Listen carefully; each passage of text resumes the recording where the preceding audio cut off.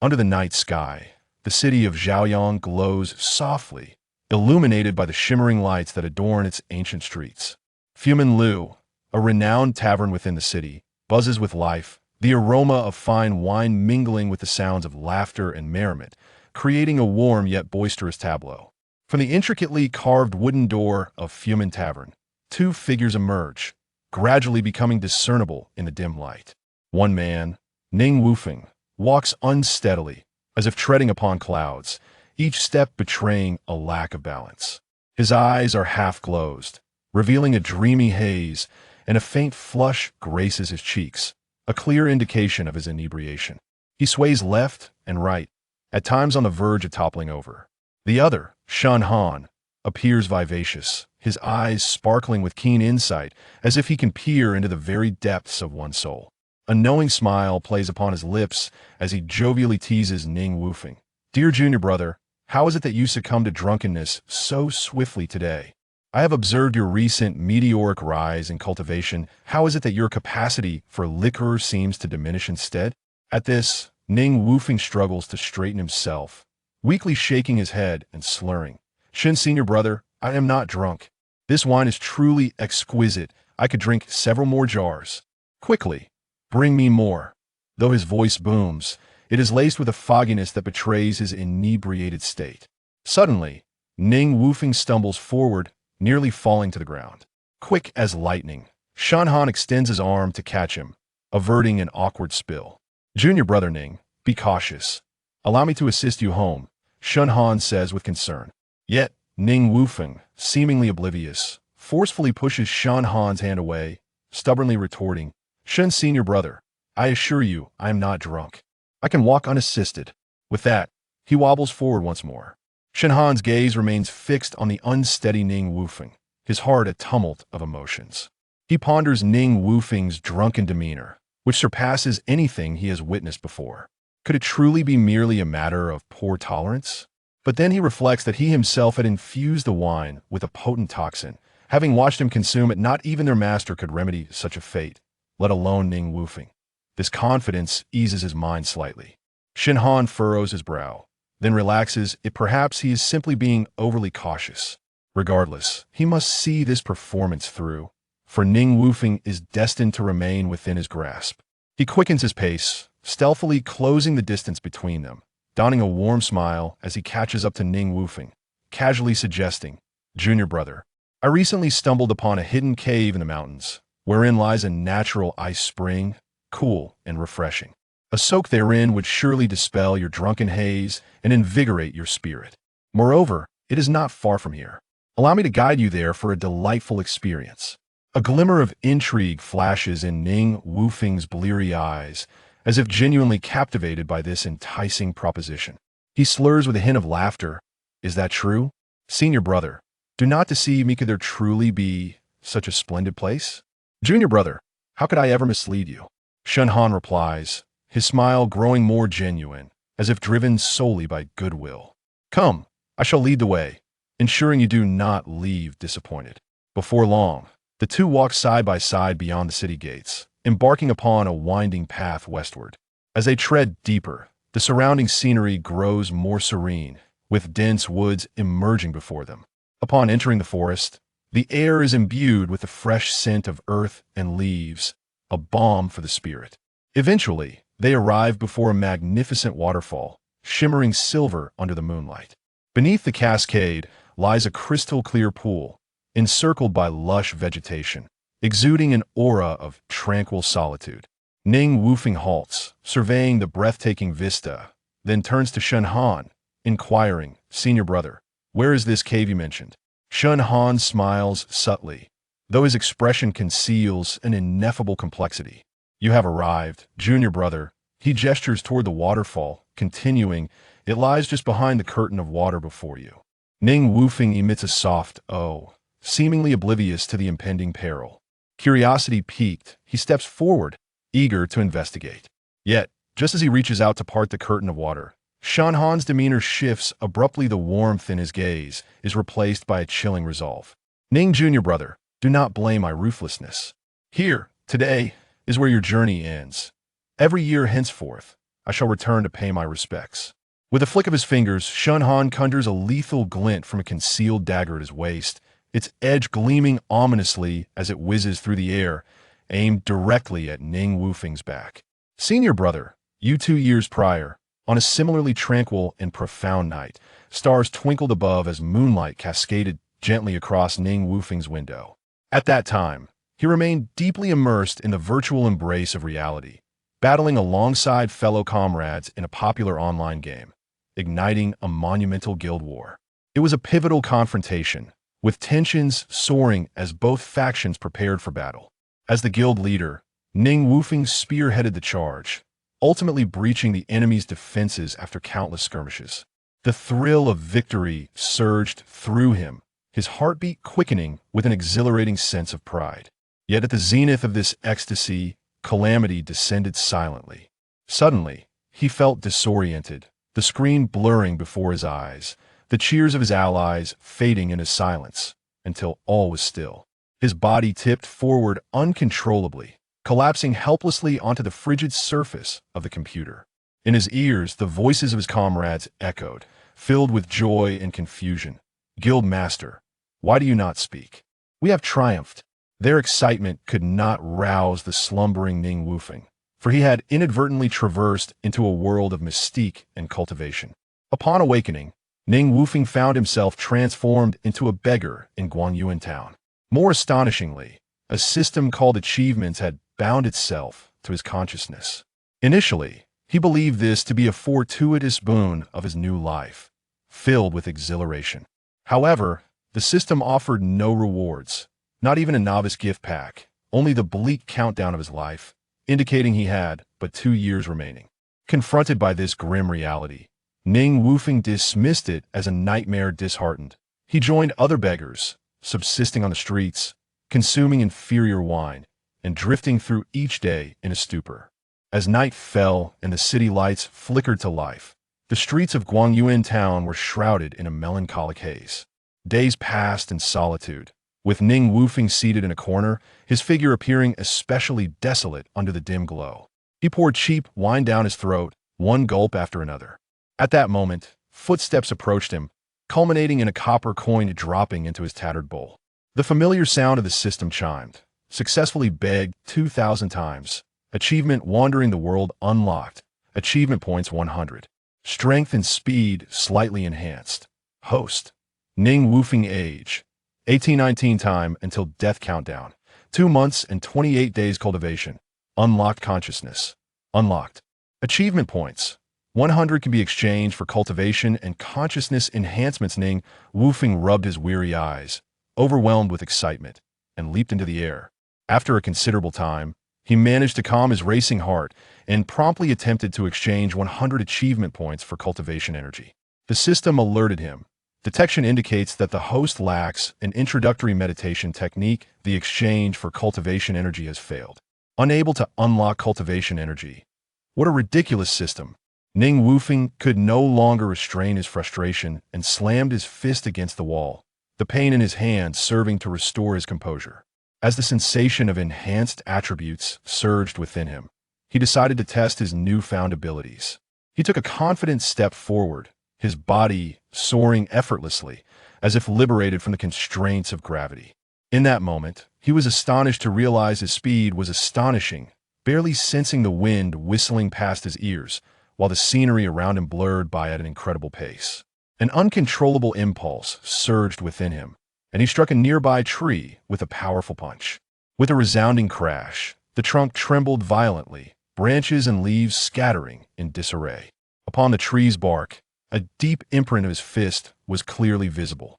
Yet, as he gazed at the profound mark, a wave of doubt washed over him. Is this truly a minor enhancement?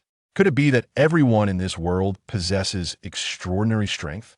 Without the luxury of further contemplation, Ning Wufeng's figure vanished into the night. Chapter 2. Interfering in others' affairs in the dim twilight, Ning Wufeng found himself alone in a secluded alleyway. He paused, surveying his surroundings to ensure he was unobserved, before gracefully leaping over a low courtyard wall and landing silently within the yard. Treading lightly, he approached the door and listened intently for any signs of life within. Confirming that all was safe, he swiftly pushed the door open and entered. Once inside, he cautiously approached the wardrobe and fully opened its doors. He discovered a deep blue robe and a pair of black cloth shoes, which he quickly donned, shedding his tattered garments in the process. Clad in the new attire, Ning Wufeng stepped outside, a surge of indescribable exhilaration washing over him. Following the narrow path through the yard, he arrived at a tranquil little pond. He leaned down, cupping his hands to gather the water, gently washing away the dust from his face. Raising his gaze to the water's surface, he beheld his reflection illuminated by the moonlight. The deep blue robe fluttered softly in the breeze, exuding an air of both dignity and carefree elegance. His facial features were sharply defined, with thick brows and large eyes that conveyed a sense of determination and courage. Although his physique was somewhat lean and his skin bore the sun's kiss, there was still a hint of youthfulness about him. He smiled softly, feeling a sense of satisfaction in his appearance.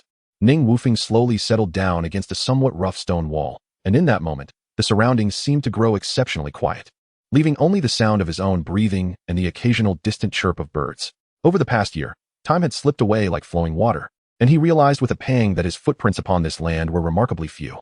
Not only did he know little of this so-called mysterious turtle continent, but even the small town of Guanyuan felt foreign to him.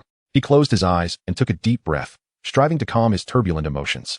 Since he could not devise a better plan at the moment, he resolved to set aside the burdens on his heart, allowing himself a much-needed rest to gather his strength for the morrow. The following morning, sunlight filtered through the sparse clouds, casting a gentle golden glow upon the streets of Guanyuan, draping the ancient county town in a delicate radiance. With a light step, Ning Wufeng made his way southward towards the market.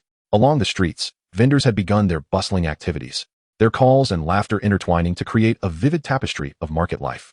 As he passed a lively tea stall, he was drawn in by the crowd gathered there. Several simple wooden tables were surrounded by animated individuals, excitedly discussing something of great interest. Ning Wufeng leaned closer, eager to catch snippets of their conversation, which revolved around a newly arrived elder from the Xiangui gang, surnamed Yin. Have you heard? The Xiangui gang has recently welcomed Elder Yin, whose martial prowess is astonishing. Last night, he smashed the gambling den of the Laihua gang in the southern part of the city. One voice exclaimed, laced with excitement. Is that true? Do they dare to intrude upon the Laihua gang's territory? Another voice questioned incredulously. At this moment, a young man stepped forward, a serious expression on his face, and declared, absolutely. I was there last night and witnessed Elder Yin not only demolish the gambling den, but also use silver needles to blind Elder Ma of the Laihua gang in one eye. The scene was truly breathtaking. With this revelation, the tea stall erupted into a flurry of chatter. Curiosity about the enigmatic Elder Yin surged among the crowd. Some marveled at his formidable skills, while others expressed admiration for his audacity in confronting the Laihua gang so brazenly. Elder Ma is no ordinary foe. He is a well-known figure in the martial world, having mastered the ancestral Ma family knife techniques that have struck fear into many skilled fighters, a middle-aged man lamented, his words tinged with regret for Elder Ma. What manner of person is this Elder Yin from the Xiangui gang? Why have we never heard of him before? Another middle-aged man inquired, clearly intrigued by the unfolding conversation. I am unsure of his origins. I only heard he hails from the direction of Zhaoyang City. Someone responded, their tone uncertain. Just as the discussions intensified, trying to piece together more information about Elder Yin from fragments of conversation, the tranquil atmosphere was abruptly shattered by the sound of heavy footsteps. A group of menacing individuals wielding sharp blades emerged into view, their expressions conveying a threatening demeanor. Their arrival cast a shadow over the previously warm ambience. The leader of the group, a burly middle-aged man with an intimidating gaze, strode forward with purpose. His voice booming like thunder. You lot, are you blind? Get the hell out of my way. His words radiated an undeniable pressure that made every onlooker's heart race. Amidst the crowd, someone muttered, these men are from the Xiangui gang. We should leave quickly. This remark rippled through the gathering like a stone thrown into a calm lake, prompting everyone to exchange alarmed glances before hastily departing, eager to avoid becoming unwitting victims of this unexpected turmoil. As the crowd dispersed, the gang members grew emboldened, walking directly into the tea stall and claiming seats for themselves. The sound of their weapons crashing onto the tables echoed ominously, each noise striking dread into the heart of the stall owner, leaving him pale and trembling. Attempting to maintain composure, the owner approached the uninvited guests with caution, his voice tinged with desperation. Gentlemen, what would you like to drink?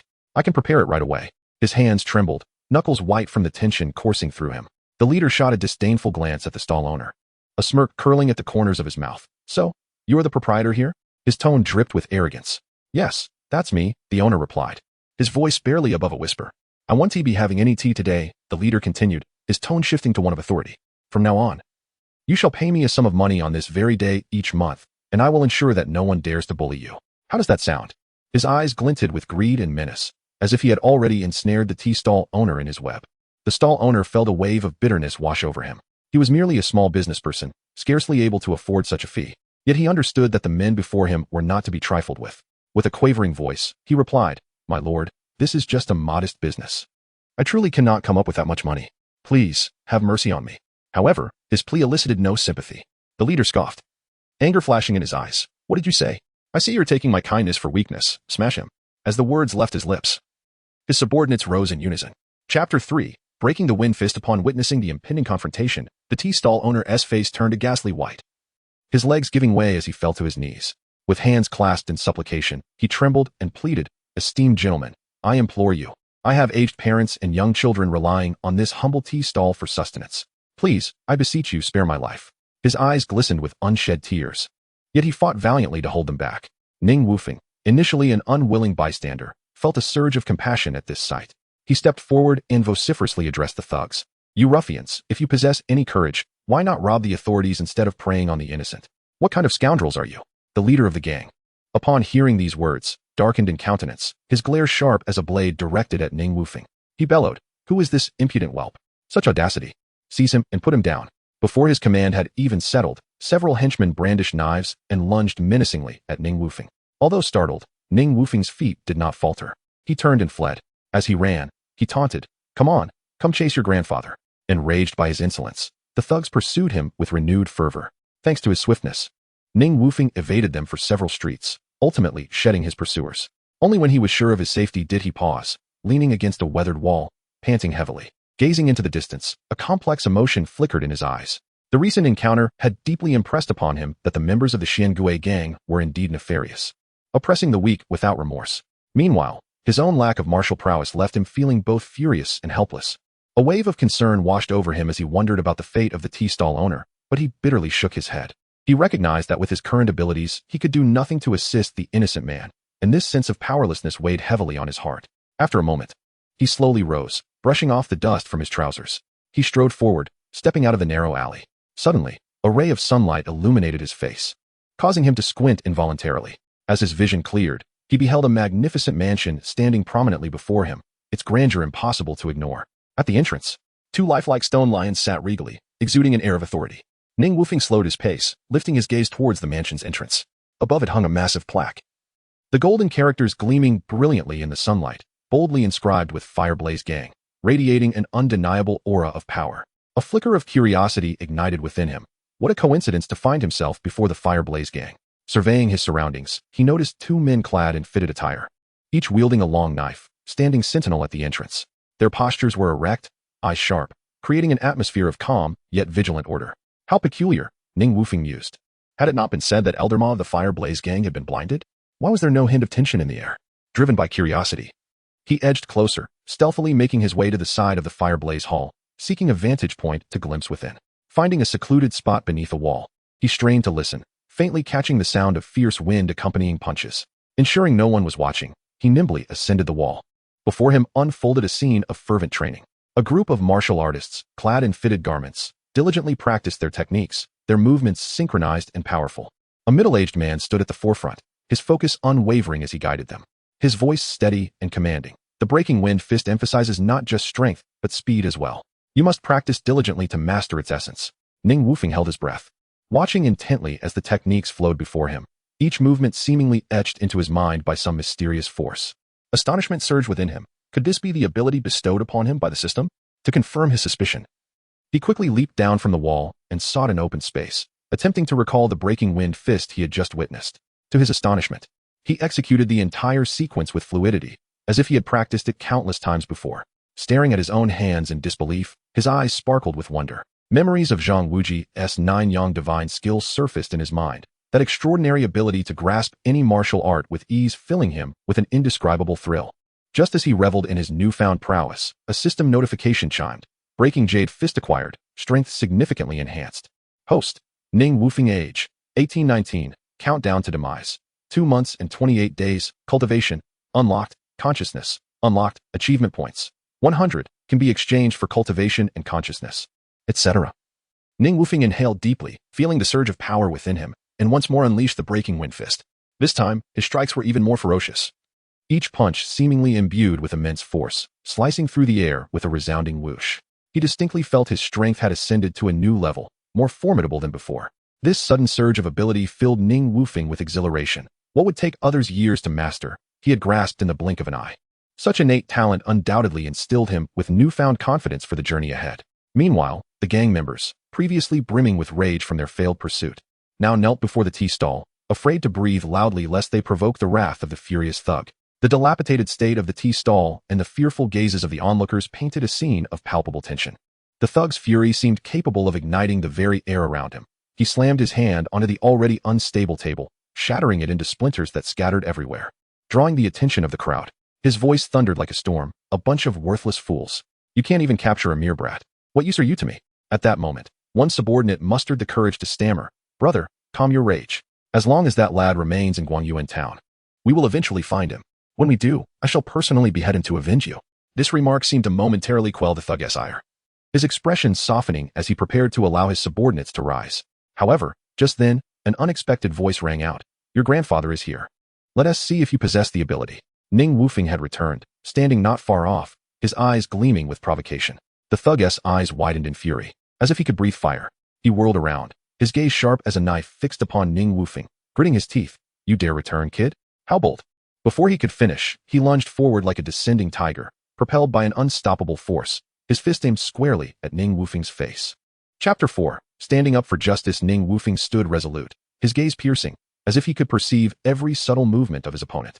When a ferocious fist, accompanied by a howling wind, surged towards his face, instead of displaying a hint of panic, a serene smile graced his lips. His body seemed to dance with the wind. He nimbly sidestepped, allowing the powerful punch to merely graze his cheek, leaving him untouched. The man, witnessing this, turned pale with rage, resembling an enraged beast. He swiftly pivoted, unleashing a torrent of punches like a violent storm, each strike so swift it left only an afterimage.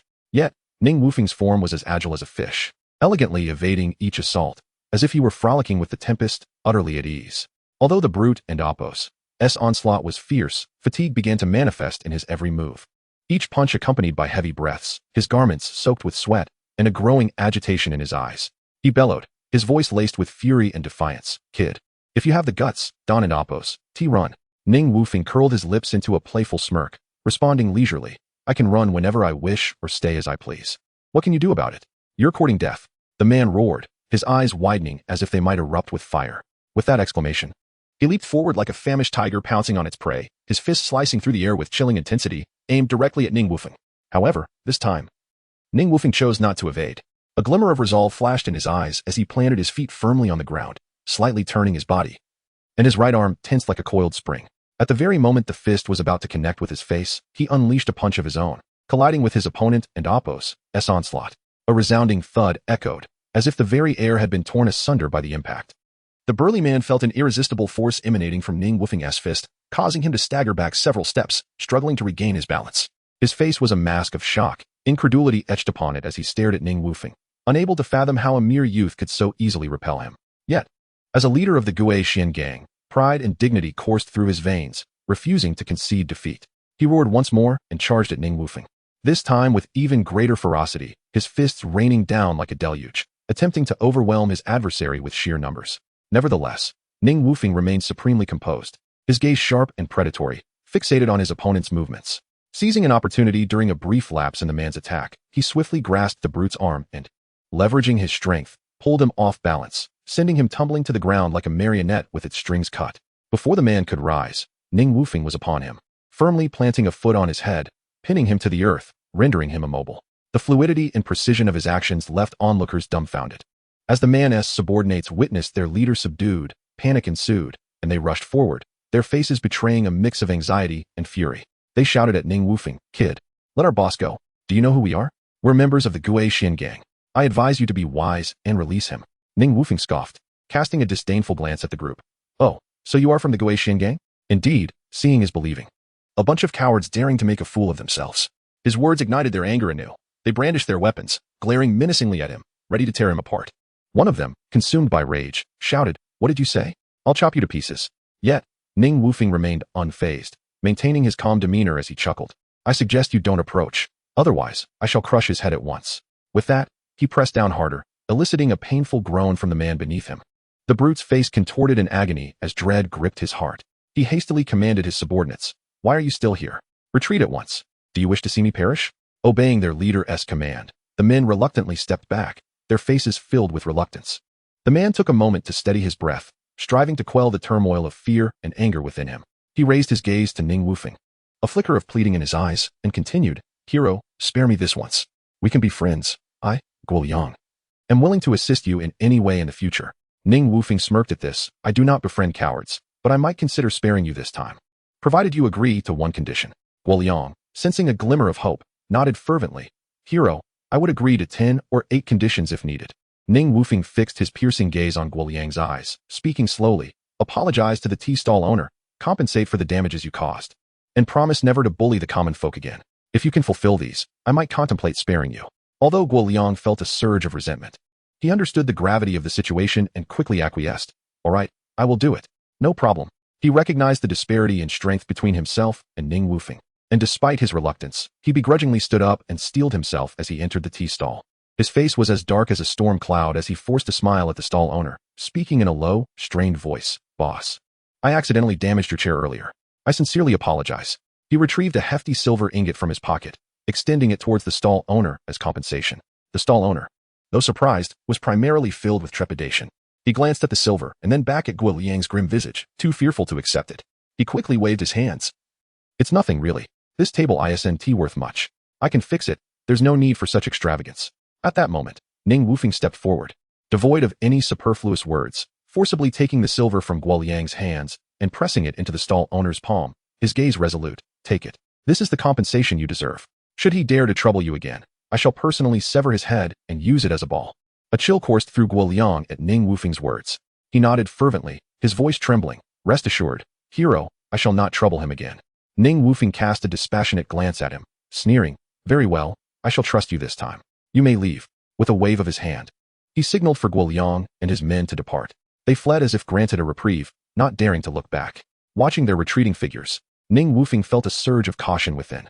He understood that although today's conflict had reached a temporary resolution, his enmity with the Gui Xian gang had been irrevocably cemented. He could not naively believe that Guo Yang and his cohorts would let the matter rest. Chapter 5. Misunderstanding. The tea stall owner watched as the shadows of the bullies gradually faded into the distance, relief washing over his face as if he had narrowly escaped a calamity. He turned, his knees buckling, and hurriedly knelt before Ning Wufeng, his voice trembling with gratitude. "Thanks to your timely intervention, young sir, my modest business would surely have suffered otherwise. I am deeply grateful." With that, he bowed his head again, expressing his sincerest appreciation. Seeing this, Ning Wufeng quickly reached out to support the tea stall owner, preventing him from continuing to bow. He smiled gently and said, "Uncle, there is no need for such formality. It is only natural to help those in distress. It was but a trifling effort on my part. Please rise." The tea stall owner, lifted by Ning Wufeng, looked at the young hero with reddened eyes filled with gratitude. He grasped Ning Wufeng's hand tightly, as if seeking solace, and guided him to a nearby wooden table to sit down. "Young sir, your great kindness is beyond my ability to repay. Allow me to extend my humble hospitality by brewing you a pot of our finest tea." "Just a moment, please." Ning Wufeng, moved by the sincerity in the tea stall owner's eyes, felt a warm current swell within him. Understanding the depth of this gratitude, he ceased to decline and nodded with a smile. "Then I shall gladly accept your kindness." "Thank you, uncle." With a chime, the system notification echoed, achievement standing up for justice unlocked. Achievement points 100. Simultaneously, his strength and agility received a slight enhancement. Host, Ning Wufeng. Age, 18-19. Countdown to death, 2 months and 28 days. Cultivation, unlocked. Spiritual awareness, unlocked. Achievement points, 200, can be used to exchange for cultivation and spiritual awareness, etc. Is this truly permissible? He had not anticipated that a simple act of kindness would trigger the system's reward mechanism, igniting his imagination about whether his extraordinary life was about to unfold. Excitement surged like a tide, but Ning Wufeng soon took a deep breath, striving to calm his racing thoughts. The tea stall owner wore a warm smile, steadying a steaming cup of tea before Ning Wufeng. "Young sir, please enjoy. This tea has just been brewed and is invigorating to the mind." Ning Wufeng accepted the cup, gently dispersing the rising steam before taking a sip. The fragrance of the tea wafted through his senses, refreshing and delightful. "Excellent tea. Uncle, your skills are truly remarkable." Setting down the cup, his expression turned serious, and concern flickered in his eyes. "Uncle, I wish to inquire about something. The Xiangui gang in Guangyuan town, do they routinely oppress the common folk without any oversight?" Upon hearing this, the tea stall owner's expression shifted slightly. He glanced around to ensure no one was eavesdropping before lowering his voice cautiously. Young sir, you may not be aware, but the Xiangui gang is indeed a formidable force in Guangyuan town. While they have always engaged in dubious dealings, they kept a low profile. However, since that elder Yin arrived, their behavior has become increasingly audacious. They dare to bully the populace and seize property brazenly, leaving chaos in their wake. Yet, the gang's power is vast, and ordinary folk dare not provoke them, enduring their tyranny day by day. He sighed deeply, his voice tinged with worry. Recently, there have been strange occurrences. Women have been mysteriously disappearing at night, some vanishing right from their homes, instilling fear and anxiety among the townsfolk, who dread that disaster may soon befall them. Ning Wufeng's heart stirred at the tea stall owner's words. Reflecting on the undercurrents swirling in the seemingly small town of Guangyuan, realizing that the world of martial arts was far more intricate than he had imagined, he then asked, "Is there truly no one in the Lihua gang who can contend with Elder Yin?" The tea stall owner shook his head, a complex expression crossing his face. "I cannot say for certain. However, the Lihua gang's remaining leader has always been strict with his subordinates, and I have seldom heard of them abusing their power." After leaving the tea stall, Ning Wufeng concluded that perhaps the Lihua gang would be a promising avenue. Thus, he resolved to seek refuge there, hoping to acquire a volume of martial arts techniques along the way. The following dawn, as the first light of day broke, Ning Wufeng arrived at the entrance of the Lihua gang.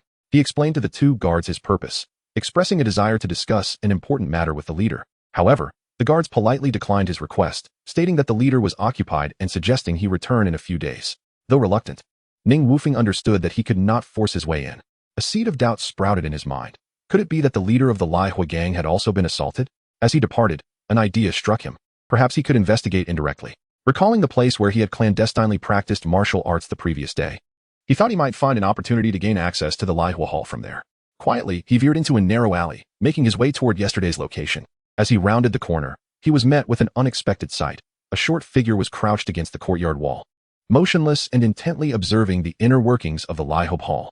The individual seemed entirely oblivious to Ning Wufeng's approach, remaining fully engrossed in their watch. Startled, Ning Wufeng quickly halted, holding his breath, fearful of startling the figure. He pondered, who is this person? Why are they here? Are they also investigating the Lihua gang? A mischievous thought flashed through his mind. He stealthily crept closer to the wall beneath the crouched figure. With a sudden leap, he forcefully pushed upward. The individual, clearly unprepared for an attack from below, exclaimed in surprise just before being propelled away. With a startled yelp and the subsequent thud of a heavy landing, chaos erupted in an instant, shattering the tranquility of the surroundings. The courtyard was thrown into a flurry, the Lihua gang's disciples startled into vigilance. Soon, someone shouted, "Intruder!" The alarm spread rapidly throughout the Lihua gang, and in a heartbeat, a swarm of black-clad disciples armed with weapons surged forth, encircling the man who had been pushed down. Meanwhile, Ning Wufeng stood outside, feeling a rush of triumph as he listened to the voices inside demanding, "Who are you? Daring to intrude upon the Lihua gang?" The man who had been toppled down appeared thoroughly frightened, stammering, I didn't mean to intrude. I was just on the wall, unaware that someone would push me down." Ning Wufeng couldn't help but chuckle at the situation. The fellow had failed to clarify his own predicament, inadvertently revealing his vulnerability instead. At this declaration, the atmosphere grew tense, and the disciples became increasingly alert. Two agile men sprang into action, leaping onto the wall like leopards, their sharp gazes scanning the area outside. Indeed, they soon spotted Ning Wufeng standing at the base of the wall. He awkwardly waved, forcing a smile. "Hello, I was merely passing by. I saw someone acting suspiciously on the wall and thought I might lend a hand, delivering a surprise." However, his explanation did little to assuage their suspicions. The two men exchanged glances, a glint of coldness flashing in their eyes, clearly skeptical of Ning Wufeng's words.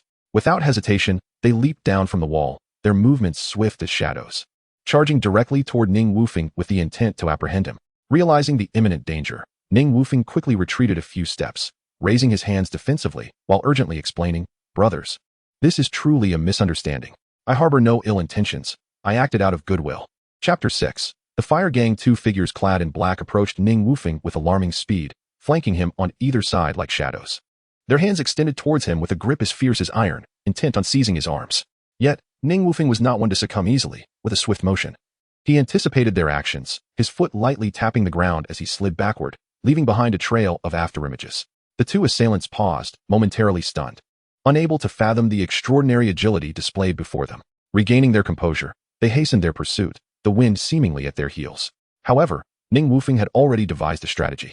He maneuvered deftly within the confined space, maintaining a delicate distance from the pair. With a graceful leap, his foot barely grazing the ground, he soared over the wall like an arrow released from its bow. By the time they refocused their vision, he had vanished from sight. In the courtyard, the disciples of the fire hall looked up in astonishment at the figure who had vaulted over the high wall, their faces etched with disbelief. No one had anticipated that this intruder would dare to invade their domain rather than flee. Ning Wufeng glided through the air with the elegance of a bird. Heading toward the depths of the hall, a sudden uproar erupted within the courtyard. "Seize him!" A commanding voice cut through the air. It was Wu Jiaodou of the fire gang, swiftly rallying a group of disciples to pursue Ning Wufeng. Yet, amidst the throng, Ning Wufeng remained composed. A faint smile graced his lips as he calculated the opportunity to confront the leader of the fire gang. As he pondered his next move, a figure appeared before him. A man standing with his back turned, exuding an aura akin to an insurmountable mountain, blocking his path.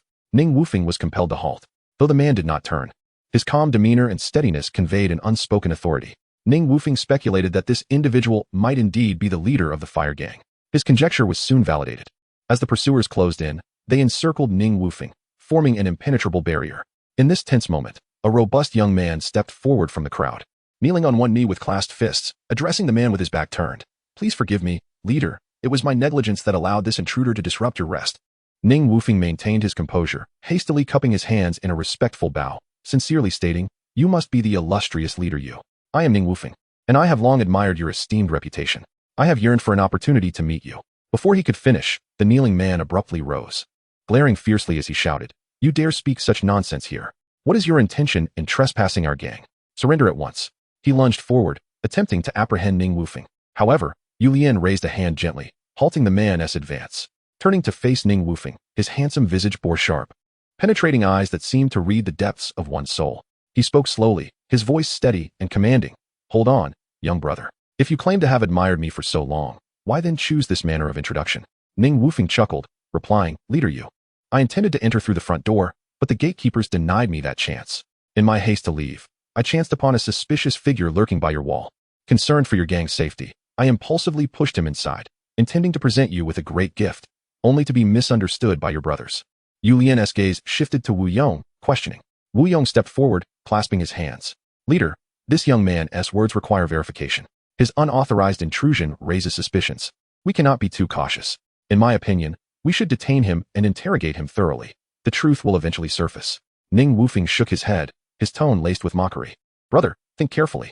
If I were truly a spy, I would have fled while you were distracted, rather than foolishly entering your territory to meet my demise. Moreover, questioning the individual lurking on the wall would clarify everything."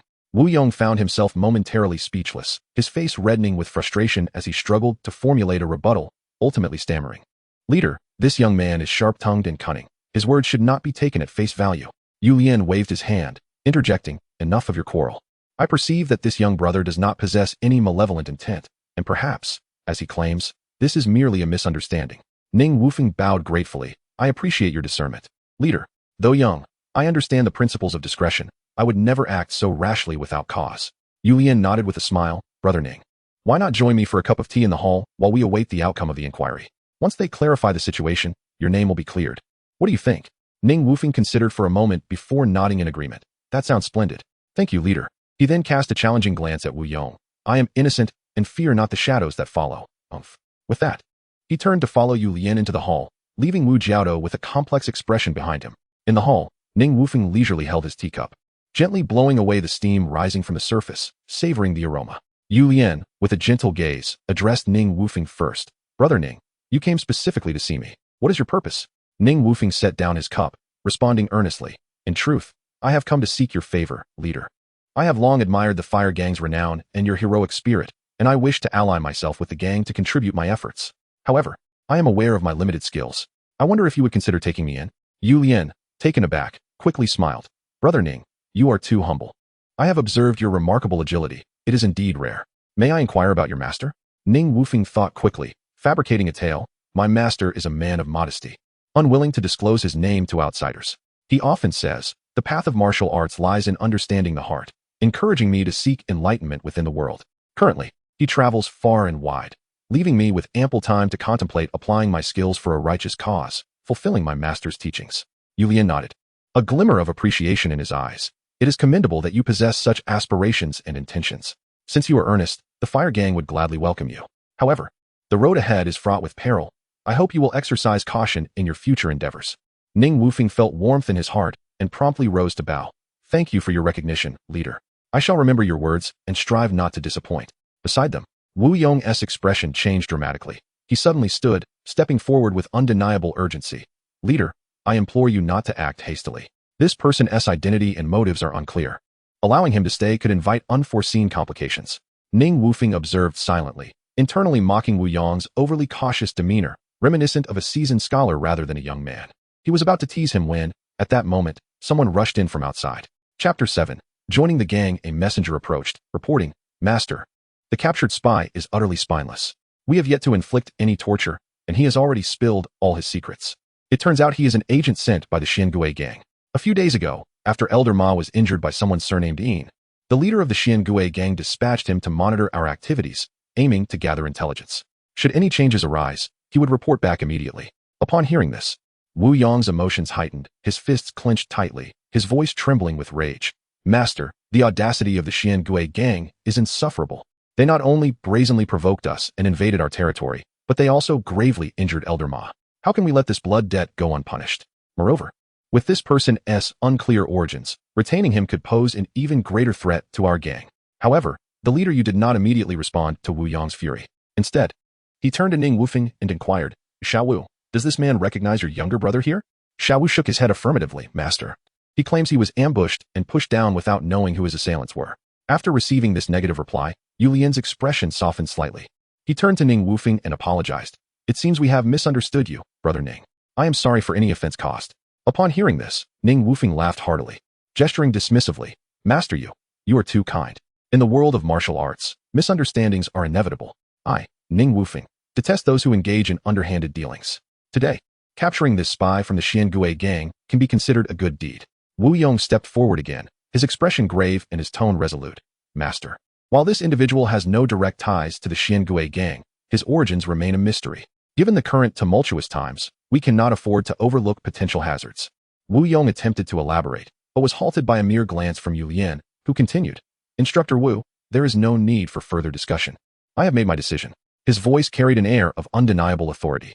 At this juncture, Yu Lian's tone shifted as he gazed at Ning Wufeng with trust. Brother Ning, since you are willing to join our fire gang, let us do this.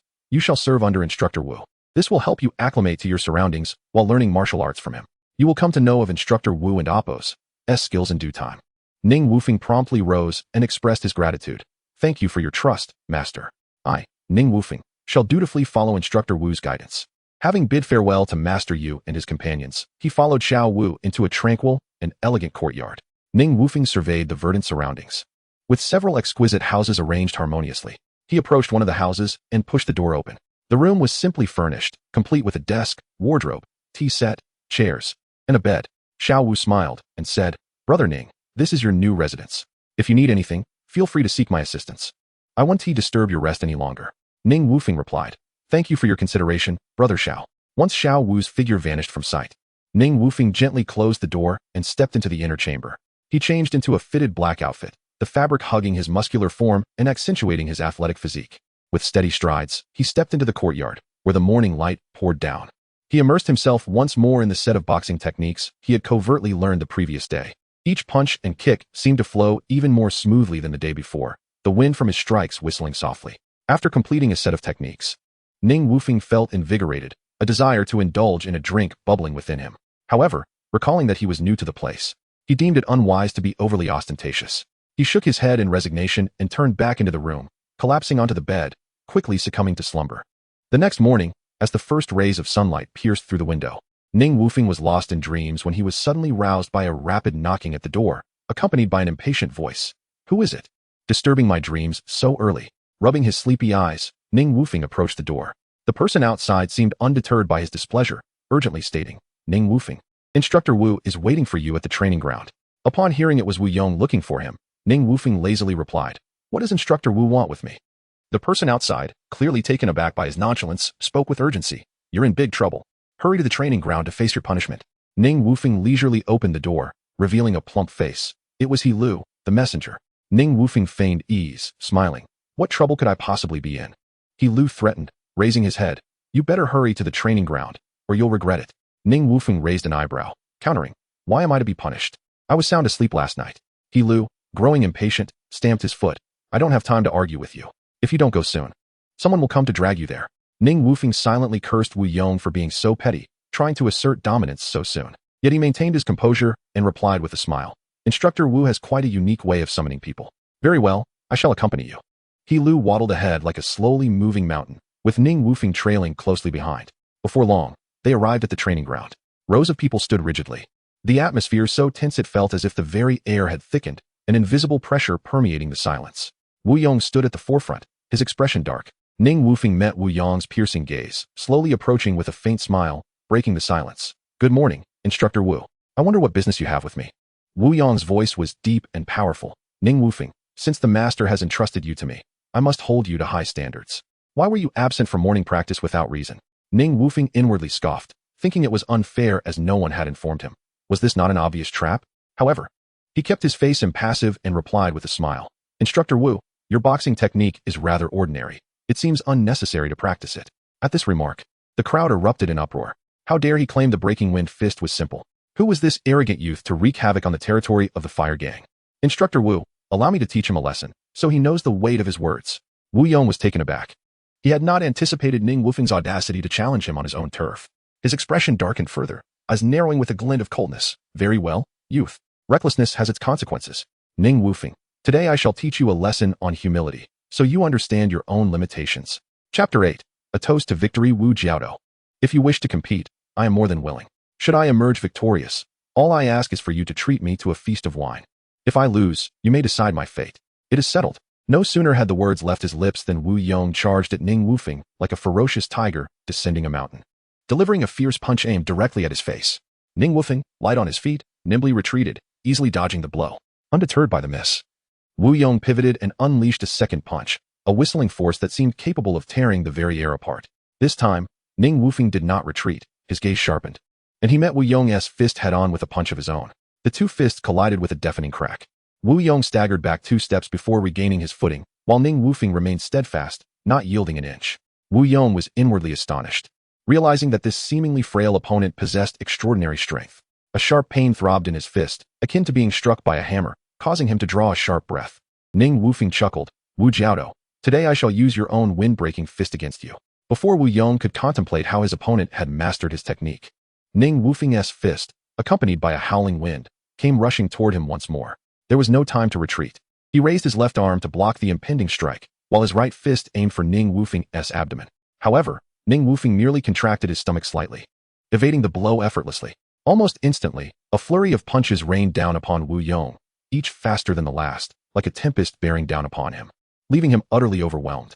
Under the absolute pressure of strength and speed, all of Wu Yong's techniques became futile. The agony in his arms intensified, and his movements slowed. Yet he clung to the last vestiges of resolve. But Ning Wufeng offered him no respite. The storm of fists surged forward once again. Wu Yong instinctively attempted to raise his arm in defense, but it was too late. A punch struck him squarely in the right eye, sending him hurtling backward. Clutching his eye, Wu Yong quickly regained his footing, confusion etched across his face. How could you possibly know the wind-breaking fist? With a calm smile, Ning Wufeng replied, Rest assured, I did not learn it from you. Remember to treat me to that drink. With that, he turned and left without a backward glance, leaving Wu Yong in stunned silence and the surrounding crowd in turmoil. The following night, as dusk settled, Xiao Liuzai entered Ning Wufeng's courtyard with a buoyant step and a beaming smile. He approached Ning Wufeng and exclaimed, Brother Ning, I bring good news. Wu Jiaodou has reserved a table at Wamanlu and extends a special invitation for you to join him. Ning Wufeng paused, momentarily taken aback, and mused inwardly. Wu Jiaodou is indeed a man of his word. Oh, since he is so gracious, how could I decline? Very well, for the sake of the wine. I shall accompany you. Excellent. Let us set off at once. Xiao Liuzai exclaimed, his joy palpable as he led the way. Before long, the two navigated through the bustling streets, mingling with the lively crowd. They soon arrived at Wamanlu. Xiao Liuzai expertly guided Ning Wufeng to the second floor, pushing open the door to a private room that was neatly arranged, with exquisite wine vessels and several small dishes adorning the table. At that moment, Wu Yong sat at the table, rising promptly to greet Ning Wufeng, his expression a blend of apology and sincerity. Brother Ning, you have arrived. Please, take a seat. I extend my sincerest apologies for any offense caused the other day. Today, I have prepared modest wine to welcome you and wash away the dust of our previous encounter. Ning Wufeng, observing Wu Yong's slightly swollen panda eyes, suppressed a chuckle, pondering why Wu Jiaodou was being so courteous today. I truly apologize for my lack of restraint yesterday and for injuring you, Wu Jiaodo. How is your injury faring? Ah, such minor flesh wounds are of no consequence. Not at all. Wu Yong waved dismissively. He quickly filled the wine cups, raising one with determination in his gaze. Brother Ning, I toast to you. We are better acquainted through our sparring. I, Wu Yong, accept my defeat with grace. Let us drink this cup to the brim. Ning Wufeng scrutinized Wu Yong. Noticing no trace of deceit in his demeanor, the sincerity shining in his eyes made him surprisingly less disagreeable. As they drank, the atmosphere grew increasingly convivial, and the barriers between them seemed to dissolve alongside the fragrant wine. Wu Yong's cheeks flushed from the drink as he patted Ning Wufeng's shoulder and shifted the conversation to his martial arts lineage. Brother, I have practiced the wind-breaking fist under my master since childhood. It has been nearly 20 years. This technique may even be older than your own. Understanding Wu Yong's implication, Ning Wufeng responded casually. Ah, Wu Dage, you may not know, but my master imparted to me a unique internal skill from a young age. The marvel of this skill lies in its ability to grant me an extraordinary comprehension of martial arts. I can grasp the essence of any technique after observing it just once. Your wind-breaking fist? I inadvertently learned it just a few days ago while watching a disciple practice. Ning Wufeng paused deliberately, gauging Wu Yong's reaction. Wu Yong's brow furrowed slightly, a flicker of curiosity and skepticism evident in his eyes, betraying his uncertainty regarding Ning Wufeng's claims. Feigning an air of mystery, Ning Wufeng smiled and continued, Wu Dage, have you ever heard of the Nine Sons Divine Skill? The Nine Sons Divine Skill? Wu Yong was momentarily taken aback, the name clearly foreign to him. I have never heard of such a remarkable technique. Do not jest with me, brother. Ning Wufeng chuckled. If you doubt me, lend me a martial arts manual, and I shall demonstrate it for you immediately. As fate would have it, I happen to possess a lightness skill manual titled Soaring with the Wind. This technique emphasizes lightness of form, akin to the wind and shadows. Yet I have yet to grasp its true essence and have not made significant progress. Since you are so confident, I shall bring this manual tomorrow. With that, Wu Yong clapped his hands, and the door swung open, revealing Mama Lu leading two young women into the room. She gestured towards one of them, saying, Young Master Ning. This is Miss Yun'er, our top performer. Yun'er, you are to attend to young Master Ning with utmost care. As Ning Wufeng turned to follow Mama Lu's words, he saw Yun'er gracefully approaching. Clad in a flowing pink gown, her figure was alluring, and her features exquisite, with bright, expressive eyes that sparkled with life. Yun'er smiled subtly, her gaze inviting, as she picked up a wine cup and sweetly said, I toast to young Master Ning. With a playful glance, she gently brought the cup to his lips and cooed, Let me feed you, young Master Ning. At that moment, Ning Wufeng's mind went blank, overwhelmed by the intoxicating sensation of the wine. Observing Ning Wufeng's dazed expression, Wu Yong burst into laughter. Brother Ning, you cannot possibly still be a novice, can you? Snapping back to reality, Ning Wufeng felt a wave of embarrassment wash over him, silently lamenting that in his past life, he had been too engrossed in his gaming pursuits to experience such moments. He hastily lifted his wine cup, stammering, But Wu Dage, you promised to treat me to drinks. Are you not disrupting my focus? Come, let us drink. A true man does not dither. Tonight, we shall not return until we are intoxicated. At this moment, Yun'er lightly perched herself on Ning Wufeng's lap, sending an electric thrill coursing through him, igniting a warmth that spread uncontrollably throughout his body. Yun'er approached Ning Wufeng, gently breathing into his ear, her voice soft and alluring as she whispered, Young Master Ning, will you not join me for a drink? Her breath seemed to possess an enchanting quality, causing Ning Wufeng's heart to race and his cheeks to flush involuntarily. At that moment, Ning Wufeng found himself at a loss, hastily rising to his feet as he stammered, Brother Wu, please continue without me. I must step out for a moment. Wu Yong, observing his flustered demeanor, could not help but chuckle, Brother Ning, do return swiftly. We shall resume our revelry upon your return. Chapter 9. The hero rescues the fair lady. Ning Wufeng had initially sought a pretext to step outside for a breath of fresh air. As he exited his room and prepared to descend the stairs, he was suddenly startled by the frantic cries of Mama Wu. Gentlemen, please, this cannot be. Miss Chiuyue trades her talent, not her body. You must not violate the rules. Immediately following her plea, a coarse and domineering voice thundered like a clap of thunder. Old woman, get out of the way. Haven't you heard that Elder Yin is in high spirits? This voice was not unfamiliar to Ning Wufeng. Following the sound, he beheld Guo Liang, the ruffian who had caused a commotion at the tea stall just days prior. Standing there in a display of bravado, Ning Wufeng cursed inwardly. This scoundrel has returned to wreak havoc again. He stepped forward, fixing a cold gaze upon Guo Liang. Initially, Guo Liang's face betrayed a flicker of panic, but recalling that Elder Yin was backing him today, he regained his bravado. Oh, it's you. I advise you to mind your own business today. Do you know who is inside? Guo Liang taunted. A sardonic smile curled at the corners of Ning Wufeng's mouth. From your words, should I be thanking you? Humph. Inside is Elder Yin of our Xiangui gang. Someone you cannot afford to provoke. If you know what is good for you, scram. Guo Liang boasted with arrogance. At that moment, terrified cries from a woman echoed from within the room. Ning Wufeng's brow furrowed, his expression dark as night. He snorted coldly. Oh, so it's Elder Yin, is it? Without hesitation, he raised his foot and forcefully kicked open the door. Inside, he saw Elder Ma pinning a woman to the bed, her face a mask of horror and helplessness. Elder Ma, alerted by the noise, swiftly turned around and, upon seeing Ning Wufeng, sneered, "Who are you, brat? How dare you ruin my fun?" Ning Wufeng appraised Elder Ma, noting his shifty eyes and flamboyant gestures, and could not help but burst into laughter. "You effeminate fool. I am your grandfather, Ning. Grandson, come forth and pay your respects. You dare to speak so arrogantly." Elder Yin scoffed, and before he could finish his words, he flicked his fingers, sending a needle as fine as a hair straight toward Ning Wufeng's vitals. Reacting swiftly, Ning Wufeng ducked to evade the flying needle and simultaneously executed a sweeping kick aimed at Elder Yin. Sensing danger, Elder Yin leaped backward, narrowly avoiding the blow. However, he did not relent, and with a flourish of his hands, multiple silver needles shot toward Ning Wufeng like a torrential downpour. Seeing no escape, Ning Wufeng swiftly grabbed a nearby table and held it before him. The needles collided with the table, clattering to the ground. Seizing the momentum, he forcefully thrust the table towards Elder Yin. Realizing the impending danger, Elder Yin hurriedly retreated. Yet, Ning Wufeng had already leapt into action, delivering a powerful punch that shattered the table and struck Elder Yin squarely in the chest. Elder Yin felt an immense force slam into him, sending him careening backward, crashing heavily to the floor. Just as Ning Wufeng was about to subdue Elder Yin, a small, glossy black orb sliced through the air, hurtling towards him. Instinctively, Ning Wufeng attempted to sidestep this unexpected assault. However, before the orb could make contact, it detonated midair. In an instant, an unusual mist enveloped the surroundings, wafting an indescribable fragrance that swiftly invaded Ning Wufeng's senses. His consciousness began to blur, the world around him fading into a hazy distance, causing his body to lose balance and collapse heavily onto the ground, plunging him into unconsciousness. Outside, several subordinates rushed into the room, anxiously gathering around Elder Yin. "Are you all right, Elder Yin?" Elder Yin's face was pale, clutching his chest as a sharp pain nearly robbed him of breath. Struggling against the agony, he waved his hand and managed to force a smile. "It's nothing, just a minor injury. Fortunately, I had the Heavenly Master's poison stone powder. Otherwise, I might have fallen victim to this brat today." Elder Yin thought grimly, casting a cold glare at the unconscious Ning Wufeng. At that moment, Guoliang approached, a glint of malice in his eyes. "Elder Yin, this is the kid who spoiled our plans last time. Now he dares to ruin your grand affair again.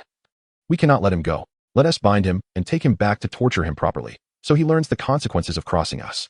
Meanwhile, Ning Wufeng lay on the ground, seemingly trapped in an endless abyss of darkness, entirely oblivious to his surroundings. He felt as though he had been ensnared in a long, drawn-out dream, surrounded by swirling clouds of obscurity. Suddenly, a system notification reverberated like thunder in his mind. "Host has been poisoned and lost consciousness. Would you like to consume 100 achievement points to detoxify?" The voice was crisp and resolute, instantly yanking Ning Wufeng back to reality. He realized he was in peril. At that moment, he could clearly hear Guoliang and others discussing their plans to bind him. Without hesitation, he opted to spend 100 achievement points to detoxify. Receiving a confirmation, detoxification successful, temporarily immune to low-level poisons. Ning Wufeng's body gradually regained control. He cautiously opened his eyes, and the surroundings came into focus. Rising swiftly, like an enraged beast, he knocked the assailants to the ground. Elder Yin, completely unprepared for Ning Wufeng, who had been poisoned, to still be unharmed, instinctively reached for his chest. However, Ning Wufeng offered him no chance. Like a flash of lightning, he lunged at Elder Yin, pinning him to the ground. Raising his fist, he struck down towards Elder Yin's head with great force, causing it to burst open, blood gushing forth as he fell unconscious. Hearing the commotion, Wu Yong rushed out. Upon seeing Ning Wufeng on top of Elder Yin, he quickly inquired, "Brother Ning, what is happening?" Ning Wufeng stood up, brushing off the dust from his clothes, and pointed to the unconscious Elder Yin, saying, "Brother Wu, this is Elder Yin of the Xin Gui gang. I happened to catch him today, and now he is in your hands for interrogation." Wu Yong gazed at the comatose Elder Yin, a flicker of surprise crossing his features. "So this is the infamous Elder Yin? Brother Ning, your prowess is extraordinary to have captured him so effortlessly. It's a shame it interrupted our drinking." With that, he hoisted Elder Yin up and began to exit.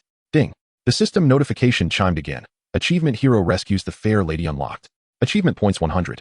Additionally, strength and agility have reached their peak. Host, Ning Wufeng age, 1819, countdown to death, 2 months and 26 days. Cultivation, unlocked. Spiritual awareness, unlocked. Achievement points, 200, can be used for cultivation and spiritual awareness, etc. Ning Wufeng was momentarily taken aback. He had not anticipated that he would so swiftly enact the role of a hero. However, Upon seeing the message indicating that his strength and speed had reached their zenith, a wave of perplexity washed over him. Could it be that he had become the strongest in the world? He shook his head and pursued Wu Yong. Chapter 10. Being a good person once more under the relentless interrogation over the past few days. The man surnamed Een ultimately divulged everything he knew in a desperate bid to preserve his life. It turned out he had been serving a mysterious immortal cultivator. To assist this enigmatic figure in better controlling the Xiangui gang, the cultivator had eliminated the original leader of the gang, fabricating a story of seclusion and meditation to obscure the truth. Een further revealed that his primary task was to search the city for young women and deliver them to a covert residence outside the city on the 15th of each month. There, this fiend would absorb the life essence of these women to augment his own power. When Yu Lian learned this shocking revelation, disbelief and astonishment painted his face. To ensure the information remained confidential, he immediately summoned Ning Wufeng and Wu Yong to discuss their strategy. Furrowing his brow, Yu Lian spoke gravely. Though I have navigated the rivers and lakes for over 20 years and have occasionally heard whispers of immortal cultivators, I have never encountered one firsthand. Now that we have captured a member of his circle, he will undoubtedly come after us and will not let us off easily. Wu Yong, upon hearing this, was instantly consumed by rage. His fists clenched, and with a trembling voice he shouted, "This monster has committed unconscionable acts. We shall fight him to the bitter end, even if it costs me my life." Yu Lian regarded the agitated Wu Yong and placed a reassuring hand on his shoulder, speaking earnestly. "Wu, I admire your courage. But even if we were to risk our lives, we may not stand a chance against him." At that moment, Ning Wufeng felt as if a dark cloud loomed over him, his eyes betraying a hint of undeniable despair. He had once held hope that mastering the internal cultivation techniques would awaken a mysterious system within him. However, after his initial failure, he had stubbornly sought more texts from the leader Yu Lian and Wu Yong to practice. Yet, the cursed system remained indifferent, suggesting that what he sought was beyond the mundane world. After finally encountering a potential immortal cultivator, he was dismayed to discover it was a fearsome demon. As he contemplated the approaching countdown of death displayed by the system, a wave of desolation washed over him. Listening to the exchange between Wu Yong and Yu Lian, he spoke slowly, his voice resolute. "Perhaps I should confront this demon alone. I am but a lone wanderer, unbound by ties. Leader, you should take the others and leave Guangyuan town for a safer refuge. If I do not return, you must flee far away." Wu Yong, upon hearing this, stood up in agitation, his eyes wide with disbelief. "How can that be? Am I, Wu Yong, one to shy away from danger? I cannot bear to watch my brother sacrifice himself. If you go, I shall go with you." Yu Lian shook his head in disagreement, aware that such an action would be tantamount to sending Ning Wufeng to his doom. He replied, "Ning, we appreciate your intentions, but we cannot allow you to take this risk alone. Let me think it over." Ning Wufeng felt as though a heavy stone pressed upon his heart, nearly suffocating him. He estimated that their adversary's strength was far beyond their own, and even gathering more men would only result in more cold corpses. Realizing that he was already in a situation of certain death, he resolved to take one last gamble in this final moment, treating a dead horse as if it were alive. With newfound determination, he inhaled deeply, striving to make his voice sound calm and steady. He spoke to Yu Lian and Wu Yong. "Leader Yu, Brother Wu, I must confess that I am terminally ill and have little time left.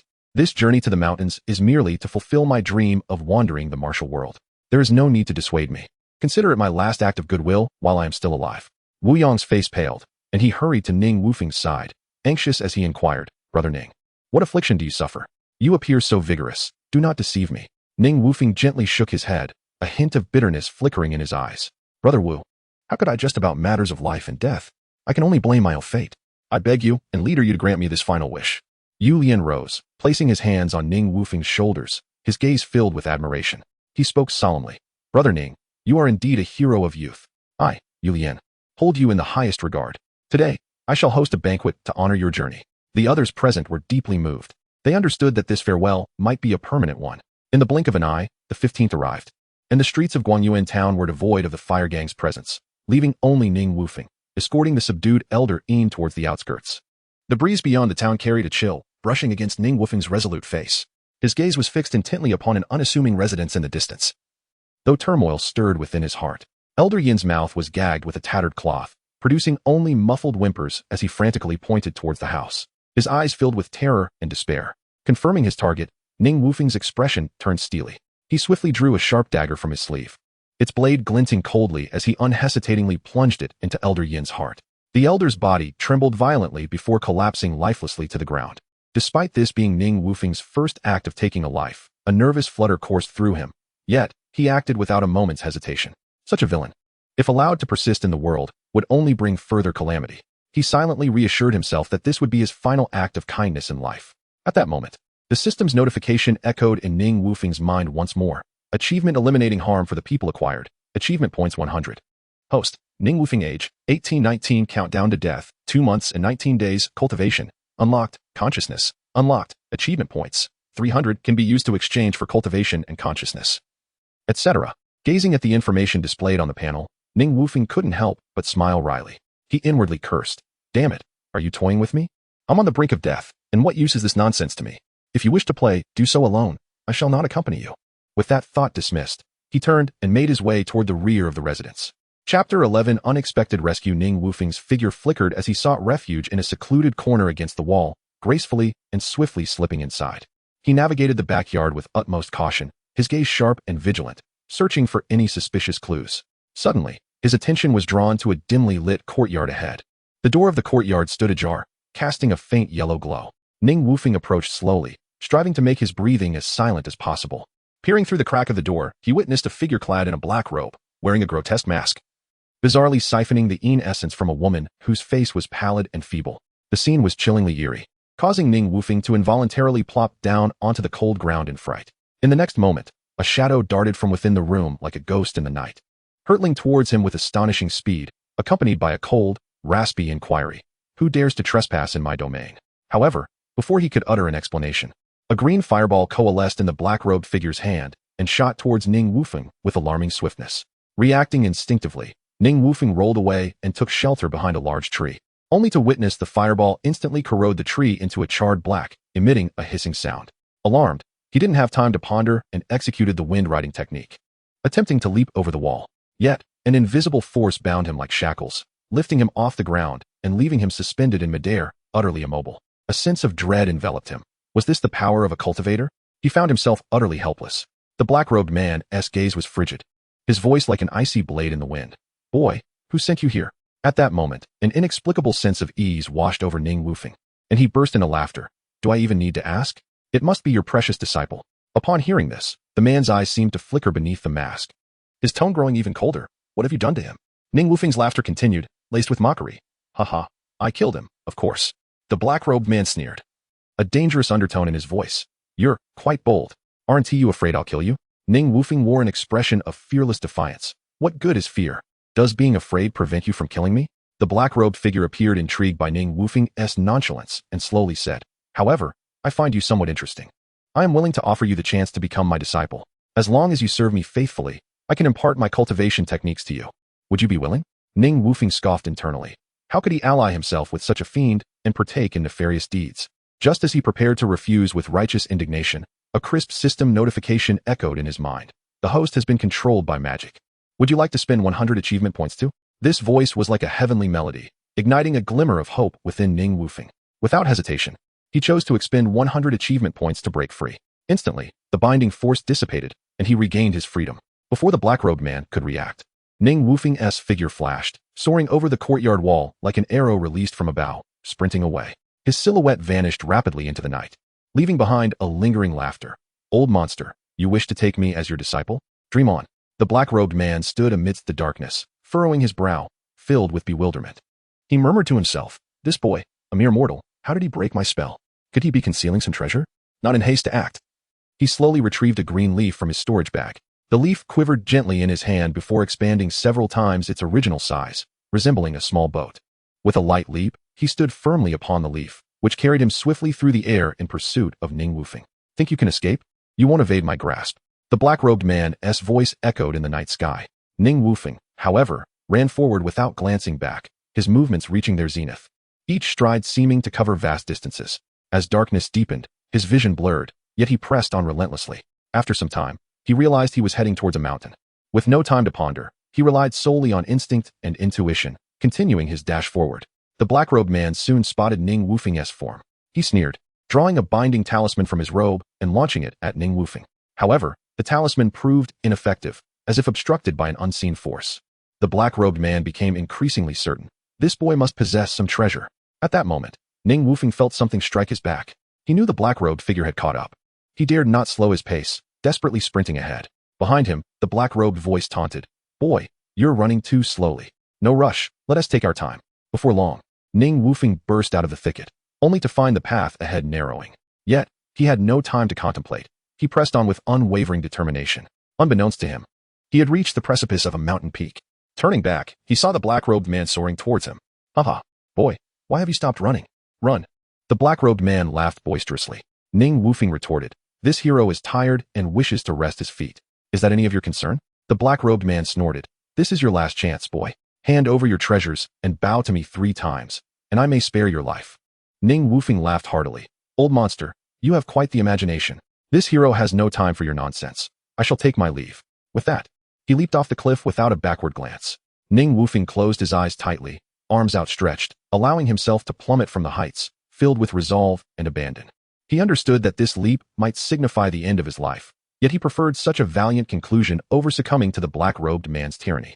However, in this life-and-death moment, he suddenly felt a gentle force enveloping him around the waist, as if a hand were tenderly cradling him. Startled, he thought, could the black-robed demon have pursued him?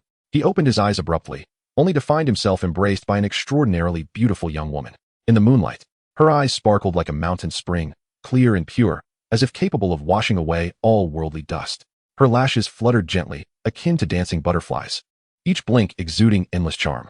Ning Wufeng was momentarily entranced, involuntarily exclaiming, "Fairy sister." The woman responded with a melodious laugh, ringing like chimes. She twirled suddenly, lifting Ning Wufeng skyward, her movements light and graceful. Startled by this unforeseen turn of events, Ning Wufeng clung tightly to the woman's form, fearful that he might tumble from the air. A delicate fragrance wafted from her, transporting him into a dreamlike reverie. Chapter 12. The 6 spiritual roots. The young woman, graceful and swift, returned to the summit with Ning Wufeng in tow. At that moment, Ning Wufeng's hands were still firmly clasped around her shoulders. A faint smile of contentment adorned his face as he reveled in a blissful dream, entirely unaware of the changes occurring in the world around him. The woman gently cleared her throat, her voice soft and melodious, akin to a spring breeze that stirred Ning Wufeng from his reverie. She slightly tilted her head and softly said, "Hey, are you not going to let go?" Awakened by the unexpected voice, Ning Wufeng abruptly opened his eyes, only to realize he was indeed holding a woman.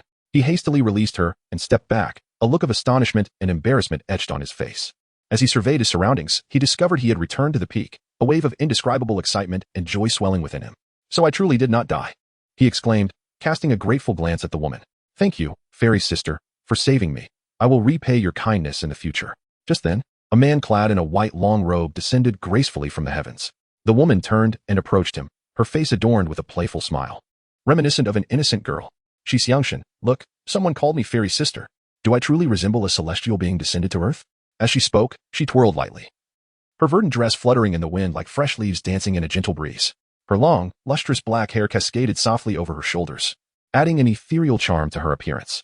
The young man, observing her mischievous demeanor, burst into hearty laughter. "Shimmy, you are indeed a little fairy who has fallen from the heavens. This young brother has discerning eyes." The man in the black robe, meanwhile, was internally astonished.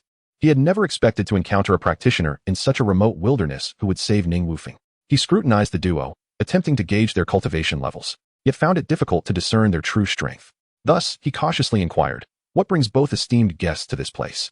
However, this young man has slain my disciple. I request that you allow me to deal with him." Upon hearing this, both individuals turned their gazes towards Ning Wufeng. Standing tall and unafraid, he boldly declared, "Indeed, I am the one who killed him. As for those who assist evildoers, I shall kill as many as I can." He then addressed the 2 practitioners, esteemed immortals. "This old fiend has cultivated some bizarre technique, specifically targeting the vitality of women. How many women in this city have perished at his hands? Alas, as a mere mortal, I am unable to act on behalf of the heavens. I implore you to eliminate him and restore peace to the citizens." The white-robed man's gaze sharpened instantly. Striding toward the black-robed man, he glared and demanded, "Is that truly the case?" The black-robed man, taken aback by the sudden intensity, felt an unprecedented fear welling up within him. Nervously, he retrieved a flying artifact, intending to flee this perilous situation. However, just as he was about to activate the artifact, the white-robed man's voice thundered in his ears, "A mere second-level chi cultivator dares to wreak havoc? Now you wish to escape? It is too late." Before he could finish speaking, the white-robed man's actions were swift as lightning. With a flick of his wrist, a gleaming dagger shot forth from his storage bag like an arrow, slicing through the air with a chilling aura, aimed directly at the black-robed man. Before Ning Wufeng could comprehend what was happening, the dagger had already pierced the chest of the black-robed figure. Blood sprayed forth like a fountain, instantly staining the ground red, the air thick with the metallic scent of blood. This scene left Ning Wufeng dumbfounded. He had never imagined the black-robed man could be so easily vanquished. He was also secretly awed by the formidable power of the white-robed man. The latter coldly regarded the corpse of the black-robed man before him, slowly approaching. He tore a cloth bag from the deceased's waist and, with a wave of his hand, ignited the body in flames. The fire blazed fiercely, quickly reducing the black-robed man to ashes. Afterward, he approached Ning Wufeng with a smile, sincerely inquiring, "Young brother, may I ask your name?" "I am Ning Wufeng," he replied, bowing respectfully. "I thank you both for your assistance on behalf of the city's inhabitants." Shen Han's eyes glimmered with admiration. "Brother Ning, your courage as a mere mortal to stand against evil is truly commendable." Hearing this, Ning Wufeng felt a flicker of embarrassment and thought to himself, "This is not bravery. It is merely the system's demand for my demise." However, encountering two cultivators today might indeed be a turning point. Gathering his courage, he earnestly requested, "Esteemed immortals, might you accept me as a disciple? I wish to learn the ways of cultivation."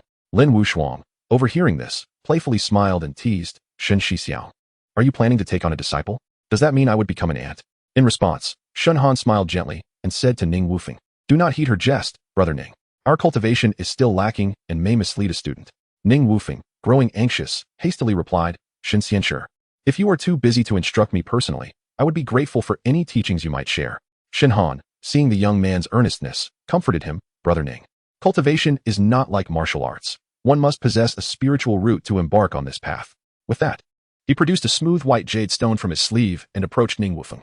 "This stone can measure your spiritual roots. Simply hold it tightly." Ning Wufeng, filled with trepidation and anticipation, grasped the measuring stone, feeling an ancient and mysterious energy coursing through his fingertips. In an instant, the surface of the stone glowed softly, and 5 distinct words gradually emerged: metal, wood, water, fire, earth.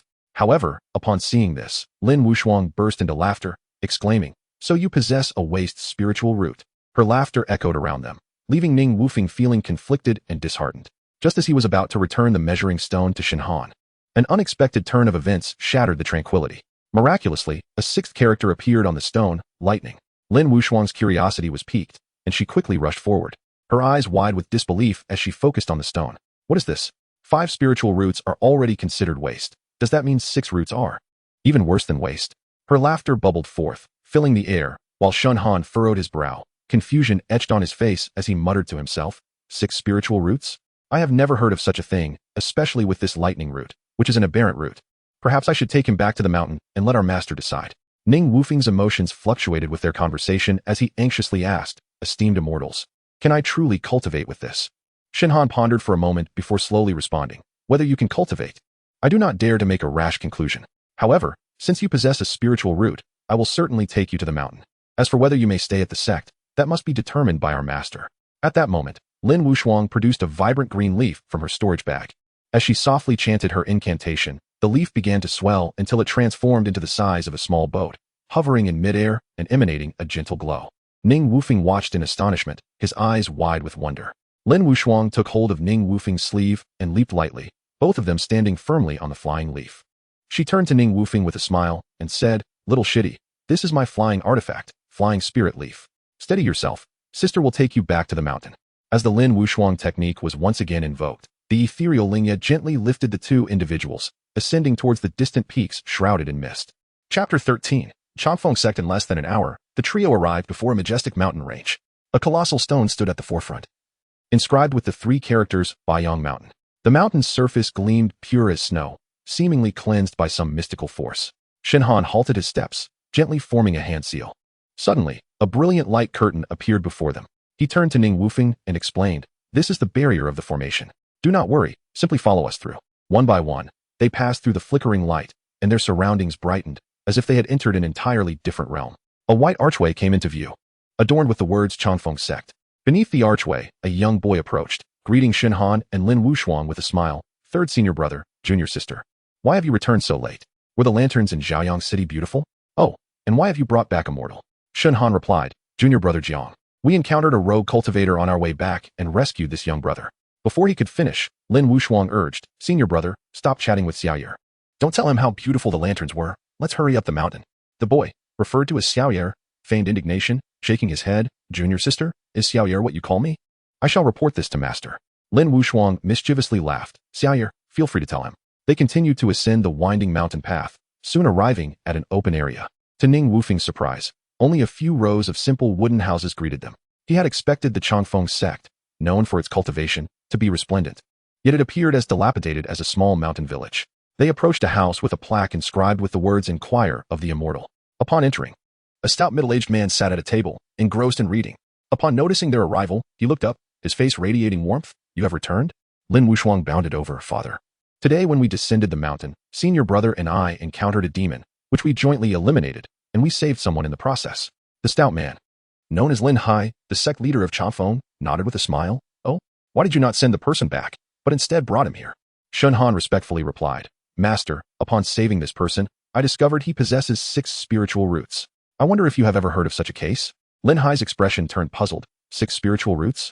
I have never heard of a cultivator with 6 roots in the cultivation realm. He retrieved a spirit testing stone and had Ning Wufeng reassess. After the test, Lin Hai stood up, pondering for a moment before speaking. "Young friend, do you know that in this vast and boundless realm of cultivation, spiritual roots are the foundation of practice? They vary widely and can be broadly categorized into the 5 elemental roots and the mutated roots. The 5 elemental roots correspond to the fundamental attributes of metal, wood, water, fire, and earth, elements that facilitate the absorption of spiritual energy from nature and its transformation into one's own spiritual power. On the other hand, mutated roots arise from the fusion of elemental roots under specific conditions, appearing as rare treasures within the cultivation world, each possessing unique and formidable powers. The wind root is light and airy. The lightning root strikes swiftly. The ice root is chilling to the bone. The shadow root is inscrutable. These mutated roots are indeed jewels of the cultivation realm. Furthermore, the quality of spiritual roots varies, classified as heavenly roots, dual roots, mortal roots, pseudo-roots, and waste roots. Heavenly roots are characterized by a single, pure attribute, highly responsive to corresponding spiritual energy, facilitating a rapid conversion rate, and ensuring a nearly unobstructed path to foundation establishment and golden core formation. Dual roots, while not as pure as heavenly roots, benefit from the synergy of 2 attributes, allowing for a cultivation speed that surpasses the ordinary, making them formidable contenders on the path to golden core.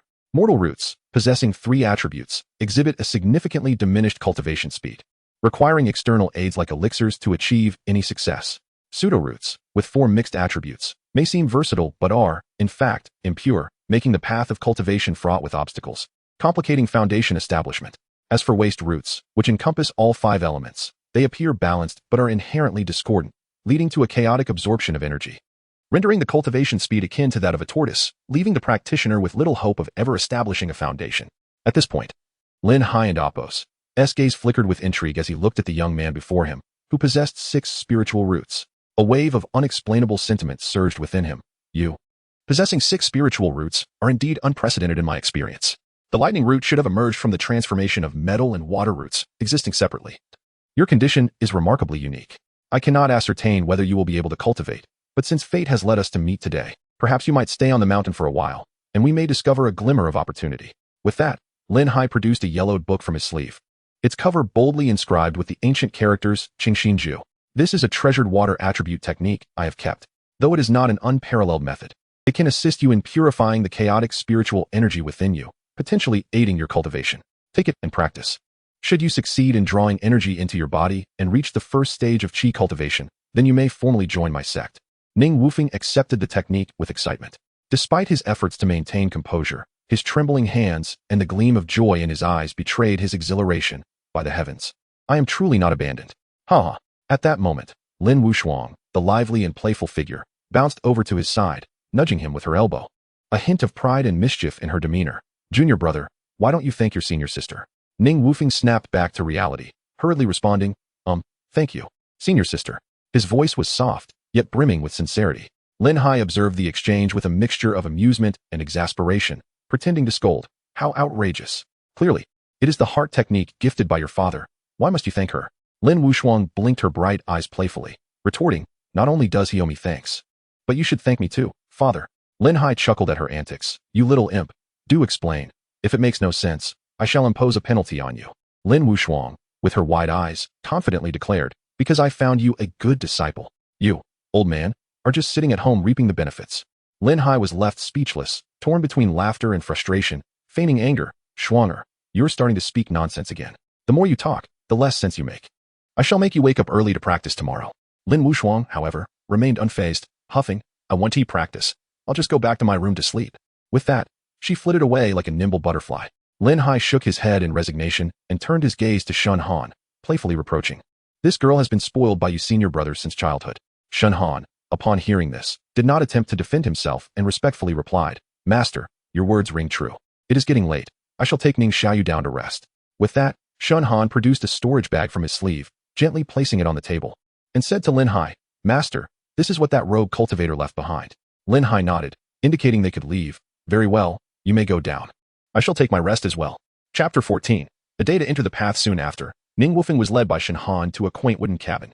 The interior was sparsely furnished, containing only a small wooden bed and a table. Shen Han remarked, Young friend Ning, this will be your abode from now on. Since the master has temporarily accepted you, make haste to cultivate. With that, he turned and departed. Eagerly, Ning Wufeng shut the door behind him, seated himself on the bed, and adjusted his breathing to enter a state of tranquility and focus. He took a deep breath and began to draw the energy into his body. Following the techniques outlined in the Qingxin Ju, gently closing his eyes, he attuned himself to the fluctuations of spiritual energy surrounding him. Gradually, he sensed a refreshing coolness gathering from all directions, permeating through his skin and slowly entering his being. This chill felt like a crystalline spring in the mountains, cleansing his meridians and nourishing his dantian. With the chime, the system notification resonated. Acquired Qingxin cultivation level and realm unlocked. Detected host possesses innate 6 spiritual roots. Cultivation speed will be significantly slower than others.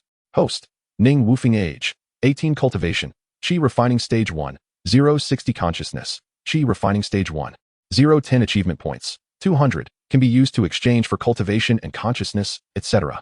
A wave of unprecedented exhilaration surged through Ning Wufeng, nearly overwhelming him. He quietly focused on the area of his dantian, where a faint yet distinct spiritual energy began to rotate, reminiscent of a rising sun, though weak. It brimmed with vitality and promise. This exhilaration stemmed not only from the awakening of spiritual energy, but also from the miraculous disappearance of the intangible countdown to death that had shadowed him for so long. This signified that he need no longer fret over the urgency of time. He could relish the beauty of the mortal realm, savor exquisite wines, and embrace life over mere existence. As his emotions gradually settled, he noted that the accumulation of achievements required for advancement was indeed 6-fold what was needed for consciousness. Currently, with only 200 achievement points in hand, even if he expended them all, he could only attain 3 levels of cultivation. Moreover, a sudden surge in cultivation speed would inevitably arouse suspicion from others, leading to unnecessary troubles. Thus, he resolved to use his achievement points to enhance his consciousness. As his awareness expanded, he felt his perceptive abilities rapidly enhance, the breadth of his perception extending until the entire world appeared clearer. When his consciousness reached the 6th level, the system abruptly notified him that he had reached the limit of his consciousness, compelling him to abandon the idea of using all his achievement points for this purpose. Lying on the bed, he closed his eyes, allowing his weary body to relax gradually. The long-standing pressure that had weighed upon him dissipated in that moment, leaving him with a profound sense of relief. He contemplated tomorrow, the future, filled with boundless hope and longing. In this tranquil anticipation, he gradually drifted into slumber. Early the next morning, as Ning Wufeng was lost in dreams, he was abruptly awakened by a series of urgent knocks at the door. Stretching lazily, it felt as though every bone in his body was freed in that moment. He rubbed his still sleepy eyes and called out, his voice slightly hoarse, "Who is it? I'll be right there." As the door creaked open, the morning light illuminated the strikingly ethereal face of Lin Wushuang, clad in elegant attire. She appeared as graceful as a lotus blooming under the dawn sun. Upon seeing her, Ning Wufeng quickly shook off his drowsiness and smiled, "Master Lin, what brings you here so early? Is there something urgent?" Lin Wushuang pouted slightly, a feigned anger playing across her features, though her bright eyes sparkled with mischief. "Junior brother, you should call me senior sister. There's no need for such formality between us. By the way, did you sleep well last night?" Ning Wufeng regarded the girl before him, who was a head shorter than he, and though she appeared to be merely 15 or 16, there was an unusual maturity and vitality about her. He couldn't help but marvel at how difficult it felt to address such a clever and beautiful girl as senior sister. Scratching the back of his head, he chuckled sheepishly. "Yes, I slept quite well. Thank you for your concern, senior." Seeing that he still hadn't complied, Lin Wushuang feigned a stern demeanor, saying, "I told you to call me senior sister. Why haven't you done so yet? Do you not regard me as your senior sister?" At a loss for words, Ning Wufeng could only manage an awkward smile. Suddenly, he seemed to recall something and exclaimed, "Oh right. The master mentioned yesterday that once I reached the 1st level of Qi refining, I could formally become his disciple. Since I'm awake now, I need to find master to pay my respects and not waste any time." With that, he attempted to sidestep Lin Wushuang and head outside. Yet, as if anticipating this, Lin Wushuang nimbly blocked the doorway, preventing his escape. Ning Wufeng had no choice but to halt and plead, "Could you please step aside?" However, Lin Wushuang remained steadfast, her eyes widening as she scrutinized him from head to toe, a hint of disbelief curling her lips. "Junior brother, you can reach the first level of qi refining in just one night? Do you take me for a fool? Today, as your senior sister, I shall teach you a lesson." With a playful smirk, she waved her hand, and suddenly, Ning Wufeng found himself losing balance, flipping through the air, only to be left hanging upside down. He was utterly astonished, never having anticipated such a turn of events, and shouted, "Hey, what are you doing? Put me down." Lin Wushuang laughed heartily, her eyes gleaming with triumph. "How do you like it now, junior brother? Do you see the power of your senior sister?" Ning Wufeng struggled for a moment, but realized he was unable to escape the predicament, surrendering with a resigned tone, all right. Senior sister is the best, unbeatable." Her laughter echoed as she pranced around him, a victorious little fox exclaiming, Now you call me senior sister, but it's too late. As punishment, you shall hang like this for an entire day. How does that sound?" Ning Wufeng lamented inwardly, thinking that indeed, the more beautiful a woman, the more challenging she seemed. He hastily defended, "Senior sister, I truly did not deceive you. I really have reached the first level of qi refining." Lin Wushuang regarded him skeptically, probing with her consciousness, and found that indeed, Ning Wufeng had made substantial progress, muttering to herself, "How did this fellow achieve this? He is faster than I was with my heavenly spiritual root." Seizing the moment, Ning Wufeng pressed, "See, senior sister? I was Li. Please let me down." Only then did Lin Wushuang wave her hand, releasing him from midair. Eagerly, she inquired, "Quickly tell me, how did you accomplish this?" Ning Wufeng scratched his head, feigning innocence. "I don't really know. I just practiced the Qingxin Ju last night. And it happened." With that, he turned and dashed towards Lin Hai's study. Lin Wushuang remained bewildered, contemplating whether his seemingly flawed spiritual root truly cultivated faster than her heavenly one. Suddenly snapping back to reality, she called out, "Junior brother, wait for me." Chapter 15. Apprenticeship. When Ning Wufeng appeared before Lin Hai was taken aback. He pondered in confusion. In the realm of cultivation, it was generally accepted that the fewer the spiritual roots, the faster the cultivation speed. Could it be that these 6 spiritual roots were of exceptional quality, perhaps even surpassing that of the heavenly roots? Observing the expression on Lin Hai's face, Ning Wufeng felt a secret sense of pride. Surely, this is beyond even the wisest of sages to comprehend. Beside them, Lin Wushuang noticed Lin Hai staring blankly at Ning Wufeng and inquired, "Father, what is wrong?" Only then did Lin Hai snap back to reality. Schwanger, please inform the disciples within the sect to come to the main hall." Before long, the main hall buzzed with activity. Lin Hai led Ning Wufeng to the forefront, taking his seat at the head of the hall and declaring, "Today, I have summoned you all to announce that I shall be taking on a new disciple." As soon as the words left his mouth, Shun Han sprang to his feet. Incredulous, "Master, are you saying that young Ning has attained enlightenment in just one day? How is that possible? Could he be faster than junior sister when she first began?" Lin Hai nodded slightly, affirming Shun Han and Appo's astonishment. The hall erupted into murmurs, all eyes converging upon Ning Wufeng, a dozen gazes seemingly piercing through him. Ning Wufeng felt overwhelmed by the sudden attention, a shiver coursing through him. Lin Hai surveyed the room and spoke solemnly. "I have yet to encounter someone born with 6 spiritual roots, yet his cultivation speed indeed surpasses even that of those with heavenly roots. Perhaps it can only be explained by the principle that extremes can lead to reversals." With that, he gestured for Ning Wufeng to step forward. Steeling himself, Ning Wufeng approached Lin Hai, bowing 3 times respectfully. He then accepted the teacup offered by Lin Hai, presenting it with reverence. Lin Hai smiled, nodding as he took a gentle sip from the cup. With a gaze imbued with depth and a tone laced with solemnity, Lin Hai addressed the young man before him. "Wufeng, you are my 11th disciple. From this day forth, I congratulate you on truly stepping into the vast, boundless world of cultivation." The qi refinement stage, as the starting point of the cultivation journey, comprises 12 levels, merely a faint touch upon the mysteries of the universe, a mere glimpse into the path ahead.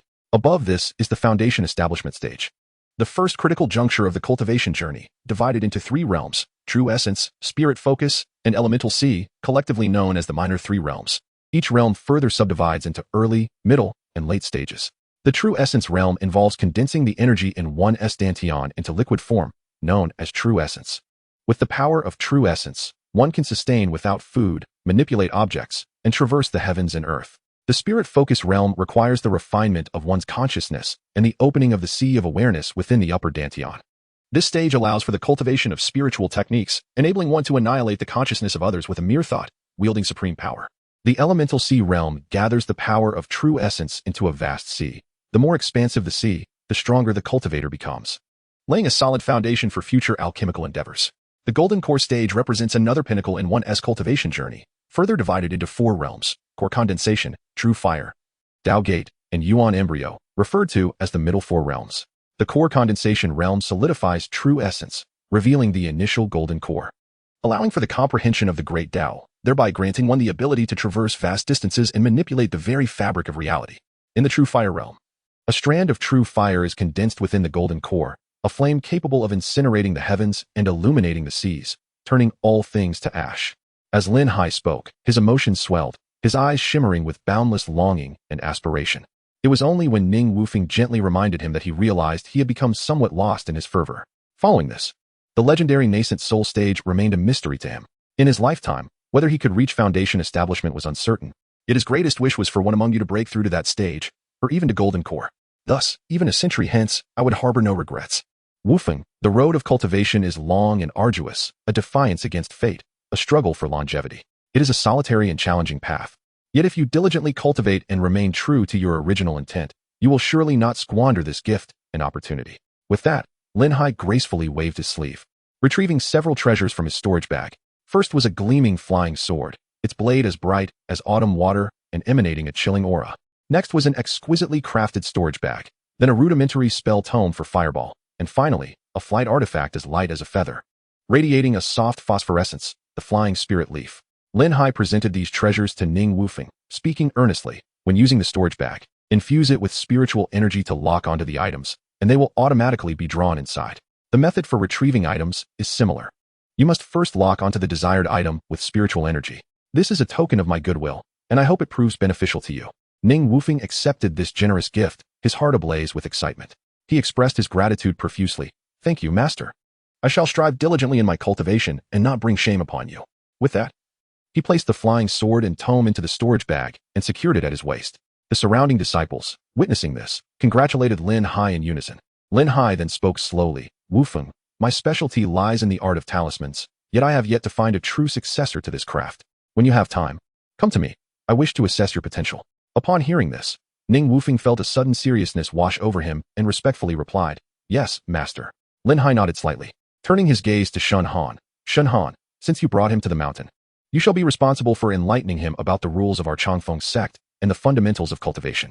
Shun Han immediately bowed, disciple obeys. After Lin Hai finished his instructions, he waved his hand. All right, you may depart now. With a chime, a system notification echoed. Achievement unlocked. First steps into the Immortal Gate. Achievement points 100. Host, Ning Wufeng age, 18 cultivation level. Qi refinement stage 1, 060 consciousness. Qi refinement stage 6. 10 achievement points, 240. Available for exchange for cultivation and consciousness boosts. Just as he contemplated how one could gain achievements through apprenticeship, a robust, dark-skinned, middle-aged man enthusiastically placed a hand on Ning Wufeng's shoulder. Seeing this, Shun Han promptly introduced, Junior brother Ning. This is our senior brother, Wu Shan. Ning Wufeng hurriedly bowed. Senior brother, I look forward to your guidance in the future. Wu Shan laughed heartily, his demeanor exuberant and carefree. Little junior brother. No need for formality. Today, I shall treat you to a welcoming feast. I have a jar of treasured Huangli wine. Shall we indulge together? Shin Han's eyes lit up. Senior brother, you finally decided to share that fine wine. Little brother is in for a treat today.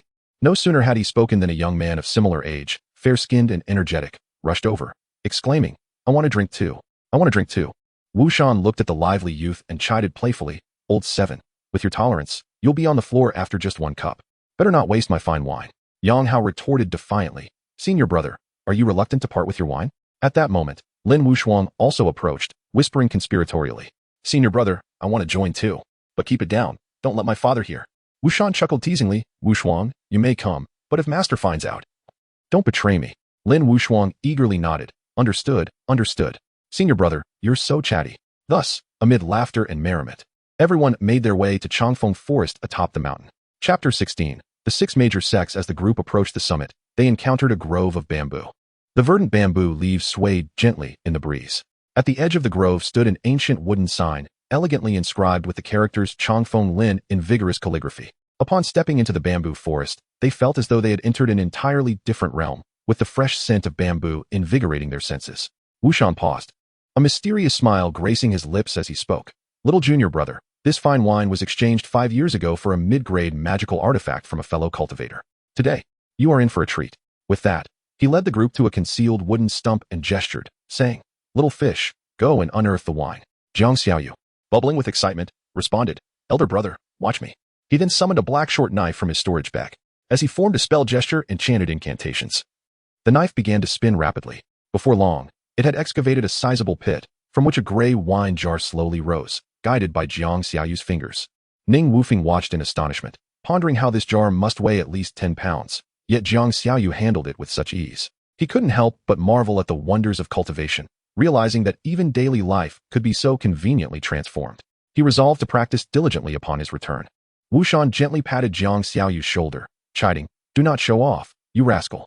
They then traversed through the bamboo grove and arrived at the mountaintop. There, on a prominent boulder at the cliff's edge, were elegantly carved characters, Wushuang Cliff. Lin Wushuang joyfully dashed to the stone and exclaimed to Ning Wufeng, "Little junior brother, behold, these characters were inscribed by yours truly." "Oh, but I must confess, I know little of calligraphy. Nevertheless, these characters truly reflect the beauty of their creator," Ning Wufeng replied. Upon hearing this, Lin Wushuang and Apos' lips curled into a slight smile. "Ah, little junior brother, you indeed possess discerning eyes. You are worthy of being saved by me, Lin Wushuang. Should danger arise again, I shall protect you once more." At the cliff and Apos' edge, there was an oval stone table surrounded by several stone stools. They sat down, gazing at the breathtaking scenery below, with a panoramic view that captivated their hearts. Ning Wufeng couldn't help but exclaim, "How beautiful!"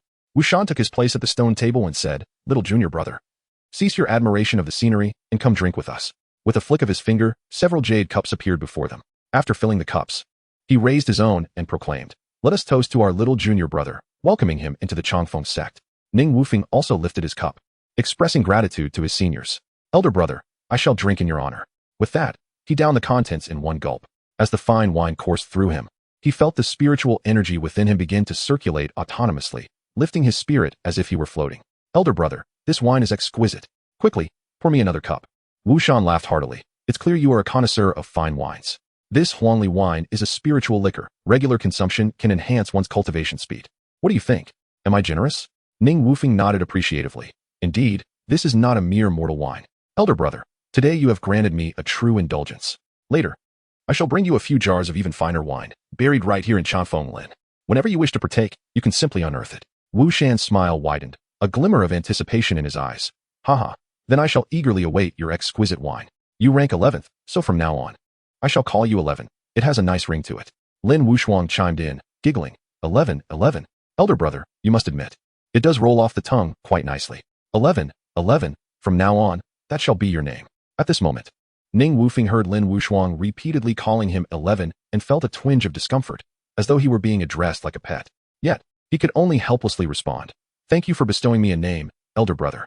Wu Shan burst into hearty laughter once more, raising his cup to Ning Wufeng. 11. Let me toast you again. We shall not return until we are thoroughly intoxicated." Ning Wufeng then remarked, "As a newcomer to this cultivation world, I feel like a frog at the bottom of a well. Perhaps my esteemed seniors could enlighten me about the vastness of the world beyond." Wu Shan's expression grew solemn and profound as he began. 11. Today I shall tell you about the 6 renowned sects in the realm of cultivation. These places are the sacred grounds that every cultivator aspires to. Among humanity, the Donghai Liu Palace is revered as the foremost sect due to its unfathomable strength and illustrious history. The Zhongyuan Chihua Hall boasts unparalleled fiery power.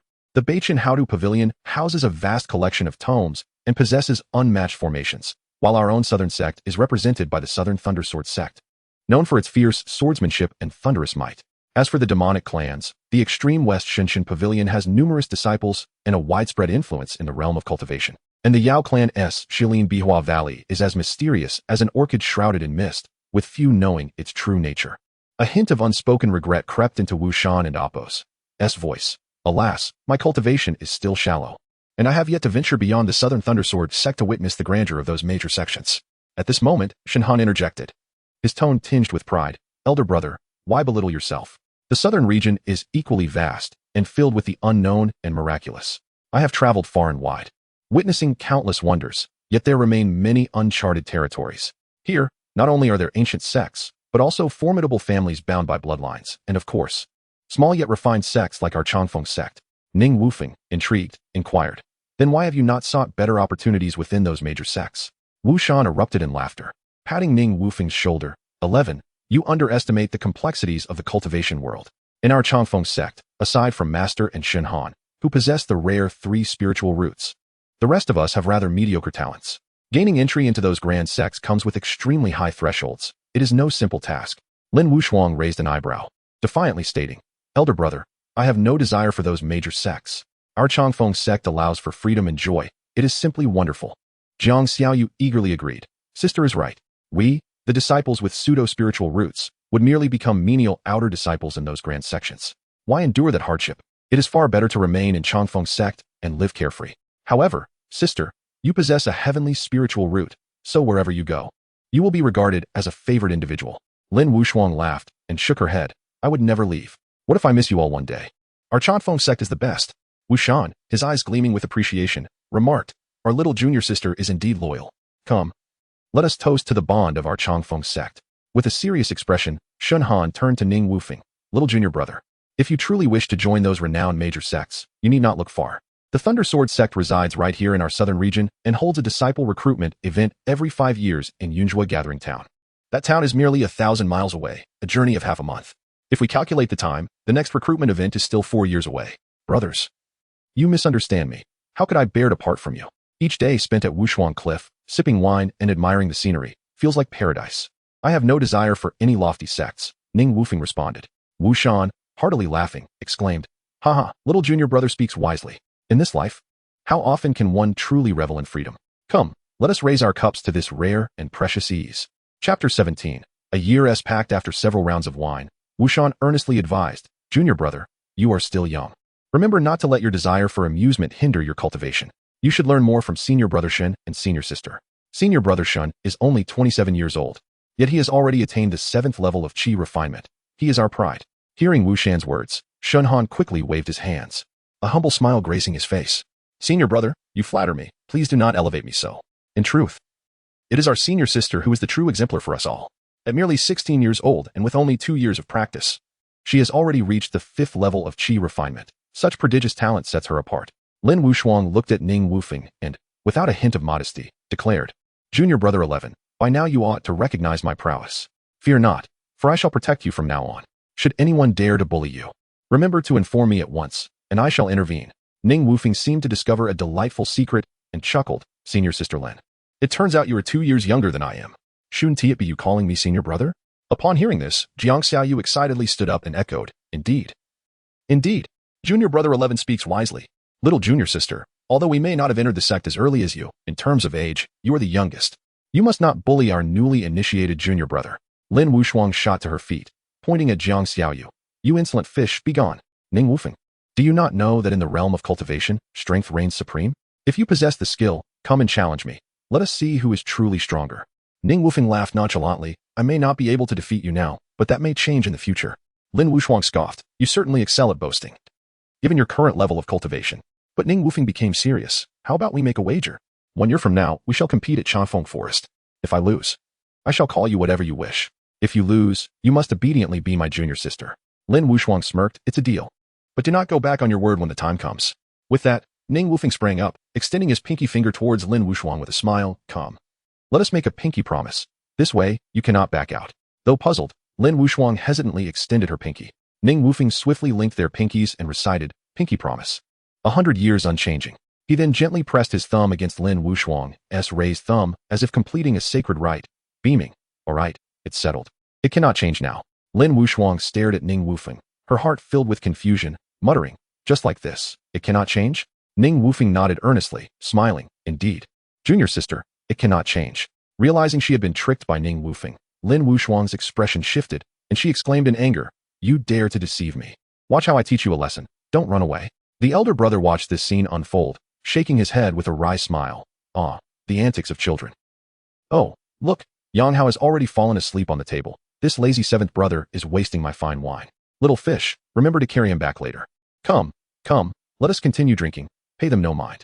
As night deepened and the moon shone brightly above, years later, when Ning Wufeng reminisced about this evening, warmth and nostalgia filled his heart. It was a time of unparalleled joy. In the early morning, sunlight filtered through the treetops, casting dappled patterns on the mountain path as Ning Wufeng hurried towards Changfeng Forest. He stood in an open area of Changfeng Forest, the morning light streaming through the sparse treetops, illuminating his focused face. From his storage bag, he retrieved the flying sword gifted by Lin Hai the previous day.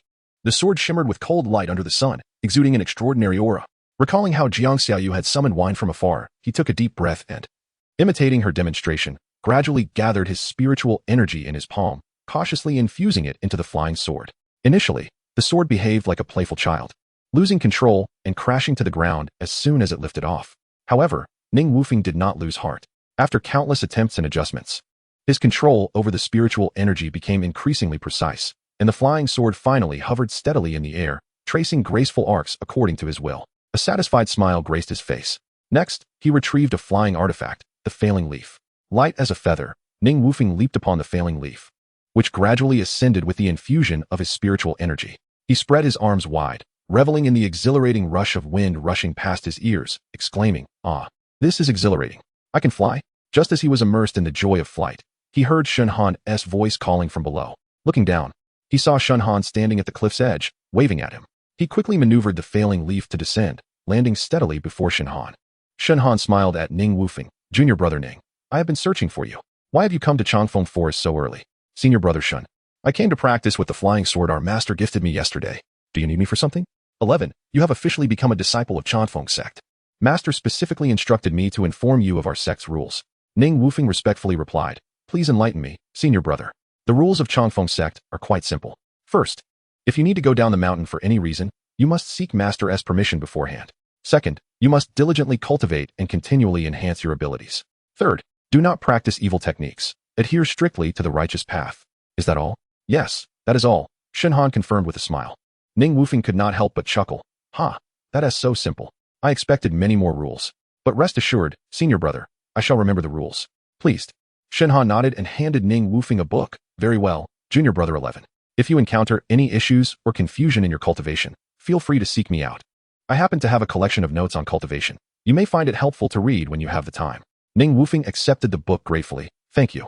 Senior brother, I shall practice diligently. Shun Han patted his shoulder and smiled. Then practice well. I will not disturb you. With that, he turned and walked away. Watching Shun Han's retreating figure, Ning Wufeng's thoughts lingered on his brothers from the Fireblaze gang. Accordingly, he informed Lin Hai of his intention to descend the mountain and return to Guangyuan town to notify the gang that the evil cultivators had been dealt with. Lin Hai merely advised him to return early. Chapter 18. The Black Soul Pearl with the aid of a flying artifact. Ning Wufeng swiftly entered Guangyuan town.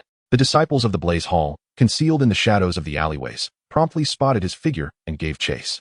Brother Ning, you have finally returned. I shall immediately send word to the leader, exclaimed Yu Lian, who approached with vigorous steps. As he entered the main hall and beheld Ning Wufeng standing there unharmed, a weight lifted from his heart. He strode forward with a few large strides, clasping Ning Wufeng's hands tightly, his eyes shimmering with excitement and gratitude. We feared the worst after not hearing from you all day yesterday. To see you return safely is truly a blessing from the heavens. Ning Wufeng wore a gentle smile. Leader, I am fortunate indeed to have encountered a cultivator who spared my life. Moreover, that fiend has been dealt with, so there is no need for everyone to worry any longer. Is that truly the case? This is splendid news. Wu Yong, standing nearby, immediately gestured grandly, instructing preparations for a feast. Today, we shall celebrate Brother Ning's safe return and not leave until we are intoxicated. During the banquet, Ning Wufeng recounted the harrowing events of his journey in great detail. The attendees marveled at his extraordinary fortune, recognizing the serendipity that had accompanied his trials. As the wine flowed freely and the atmosphere grew ever more jubilant, Ning Wufeng, aware of pressing matters, reluctantly decided to take his leave. He rose and addressed the assembly. Dear brothers, Leader Yu, Brother Wu, this gathering has been profoundly meaningful. May we meet again in the future. With that, Ning Wufeng ascended once more upon his flying artifact. As a refreshing breeze swept past him, he gradually rose into the sky, vanishing from their sight. At that moment, however, Ning Wufeng did not return directly to the Changfeng sect, but instead proceeded to the residence of the fiend. He cautiously entered the villain's chamber to search for any hidden treasures. Alas, he found nothing of value. Just as disappointment began to settle in, his sword struck a landscape painting on the wall, causing it to fall and reveal a hidden mechanism. Curiously, he turned the mechanism, and the wall slowly retracted, unveiling a staircase. Descending the stairs into a modest underground chamber, he discovered a skeleton leaning quietly in the corner. Ning Wufeng approached cautiously, examining the skeleton but finding nothing of worth. Cursing his ill luck under his breath, he inadvertently kicked the skeleton. At that moment, a black pearl tumbled from the remains and landed at his feet. Ning Wufeng picked up the pearl and scrutinized it, noting that aside from its inky hue, it bore no distinguishing features. Yet, when he attempted to channel his spiritual energy into the pearl, a beam of black light suddenly shot forth, piercing his brow. Immediately, A system prompt resonated within his mind. The host's soul is under siege by another spirit. Will you expend 100 achievement points to eliminate this spirit or 200 points to control it?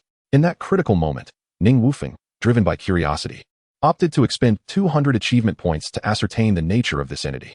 The swirling black mist abruptly ceased its movements, growing feeble. Who are you to dare harm me?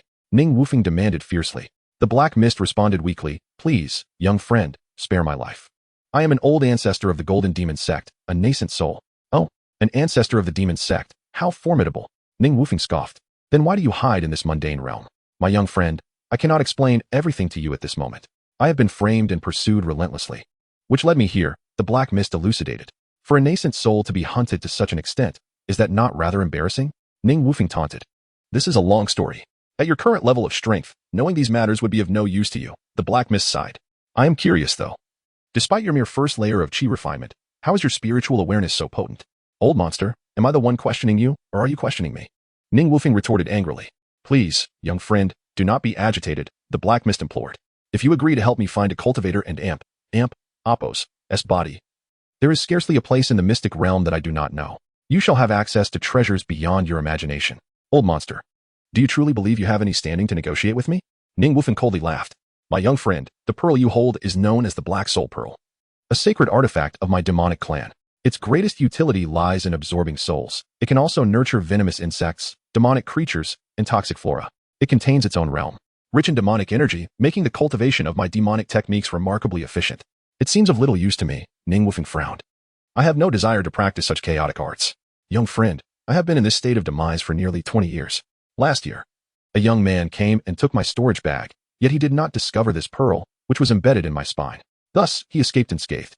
However, within that bag was a tome titled The Sacred Scriptures of Venom and Insects. You must find a way to acquire it. Only then will you comprehend its true power. Ning Wufeng pondered silently. Hadn't senior brother Shen taken that storage bag and given it to their master? Wuden and Appos, T that mean the and Appos, Sacred Scriptures of Venom and Insects and Appos, was in their master and Appos' possession? How could he possibly obtain it? With resignation, he replied, Old monster, we shall discuss that later. How do I control this pearl? The Black Soul Pearl has become a masterless object due to my demise, the Black Mist explained. All you need to do is drip your blood upon it, and it shall recognize you as its master. Old monster, you wouldn't be attempting any tricks, would you? Ning Wufeng asked warily. Rest assured, young friend, the Black Mist assured. I have needs of you and would never act against your interests. Despite the Black Mist's assurances, Ning Wufeng remained cautious. He understood that his strength was still too feeble, and having exhausted his achievement points, he could not afford to act recklessly. Thus, he decided to temporarily harbor the Black Mist within himself to monitor its movements. Old monster, you may remain within me for now. Should you try anything insidious, I shall not hesitate to respond with ruthless intent. The Black Mist immediately replied, Young friend, you need not worry. In my current state, I lack the strength to scheme against you. Moreover, I have needs of you and would never act against your interests. Ning Wufeng ceased further conversation, stowing the Black Soul Pearl in his storage bag as he turned to exit. Chapter 19. Celestial Artifact. Ning Wufeng glanced back at the bustling mortal realm, contemplating that his matters here were concluded. With a swift motion, he transformed into a streak of light, racing towards the direction of Changfeng Gate. Upon returning to Changfeng Gate, he first visited Linhai, and then proceeded directly to Wu Shan's residence. Ning Wufeng pushed open the door, only to find the room empty. Without pausing, he continued towards the back door, traversing a secluded path until he arrived at a solitary courtyard. Beneath a thatched shelter within the courtyard, Wu Shan, bare-chested, was hammering away at a magical artifact, sparks flying in all directions. Master brother, you seem busy. Ning Wufeng approached with a beaming smile, producing a flask of red jade wine from his robe. Look what I've brought for you. Wu Shan halted his work, accepting the wine flask and uncorking it to inhale the fragrant aroma. Ah, this red jade wine is delightful. You haven't forgotten your master brother, have you? He then took a hearty sip. Excellent wine. Seizing the moment, Ning Wufeng proposed, Master brother, I have a splendid idea. Why not directly forge a magical artifact capable of holding a vast quantity of wine, like a gourd or a jade bottle? Wu Shan stared at him, amusement etched on his face. You, my dear disciple, while others aspire to forge powerful artifacts for self-defense, you come here wanting to create a gourd for drinking. What am I to say? Master brother, it's not solely for myself, Ning Wufeng defended. If I encounter fine wine in the future, Wuden and Appos, it be convenient to bring you some as well? Wu Shan chuckled, shaking his head. So, after I drink a flask of wine, I must also provide a gourd? You have quite the scheme, young man. Ning Wufeng grinned. If I could forge artifacts myself, I wouldn't bother you at all, master brother. Wu Shan continued. How about you learn the art of forging from me? None of the other youngsters wish to learn, and I find myself rather bored. Your arrival is fortuitous. We could enjoy our drinks together every day? Huh? Ning Wufeng was taken aback. What are you hesitating for? Wu Shan urged. It's settled. Let me tell you. There exists a plethora of magical treasures in this world, ranging from magical artifacts to spirit tools, precious artifacts, celestial artifacts, and even the legendary divine artifacts. Each type is further categorized into inferior, medium, superior, and extraordinary grades. Just imagine, if you could forge any artifact you desire, how liberating it would be compared to seeking others for assistance. Come, let me first teach you how to forge artifacts. Once you learn, you can create any gourd you wish. With a resigned smile, Ning Wufeng conceded, then I must trouble Master Brother to teach me. Wu Shan demonstrated the steps of forging, then handed the hammer to Ning Wufeng. Strip off your clothes. Only then can you truly feel the power and relish in the exhilaration of sweat.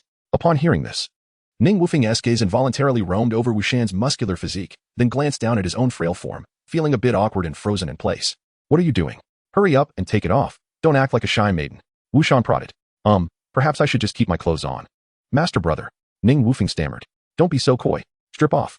I assure you, after you try it, you and Appos LL find it even more pleasurable than drinking. Wu Shan insisted, patting his chest in assurance.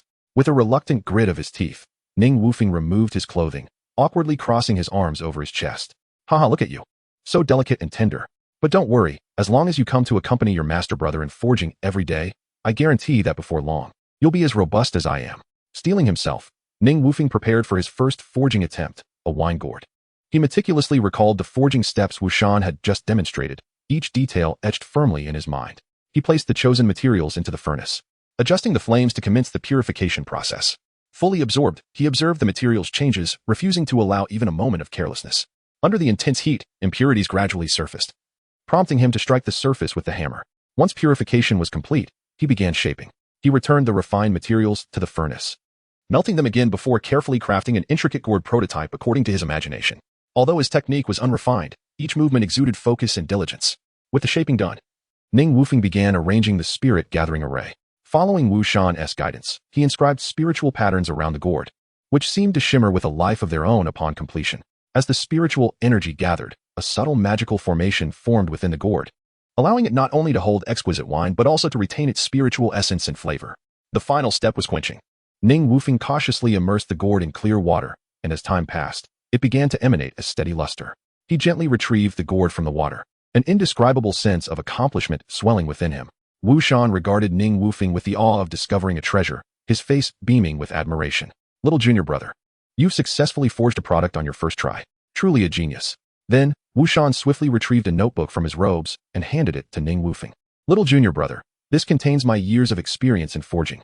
It details the compatibility and pairing of various materials, as well as techniques for inscribing runes and arranging spirit-gathering arrays.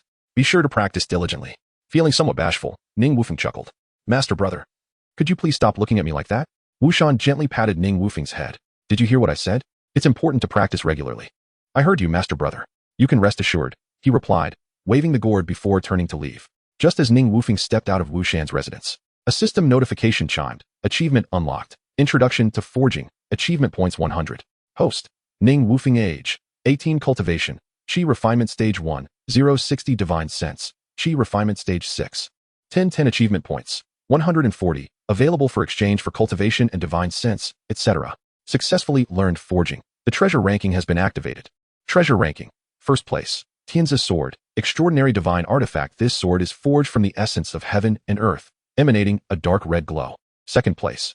Yuqin Knife. Superior divine artifact. The blade is inscribed with a full moon, which seems to illuminate the night sky whenever darkness falls. 12th place. Muyu Umbrella. Inferior celestial artifact crafted from the extremely rare Tian bamboo, adorned with floating clouds, light, and ethereal. 13th place. Heihun Pearl. Inferior celestial artifact. A pearl radiating a faint black light, its hue resembling ink, as if it could consume all surrounding light. Ning Wufeng gazed at the treasure ranking, his eyes ablaze with fervor. Could it be that the pearl he had obtained yesterday was indeed a celestial artifact?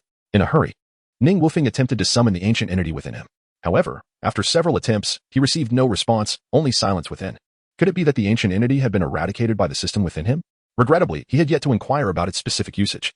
Resigned, he decided to set it aside and contemplate it later.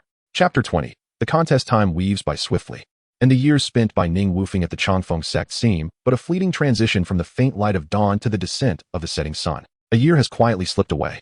Unlike other ascetics who immerse themselves in arduous seclusion in pursuit of breakthroughs, he dedicates his thoughts to the mastery of techniques. Beyond practicing the fireball technique gifted by Lin Hai, he has also acquired several minor spells from his senior brothers.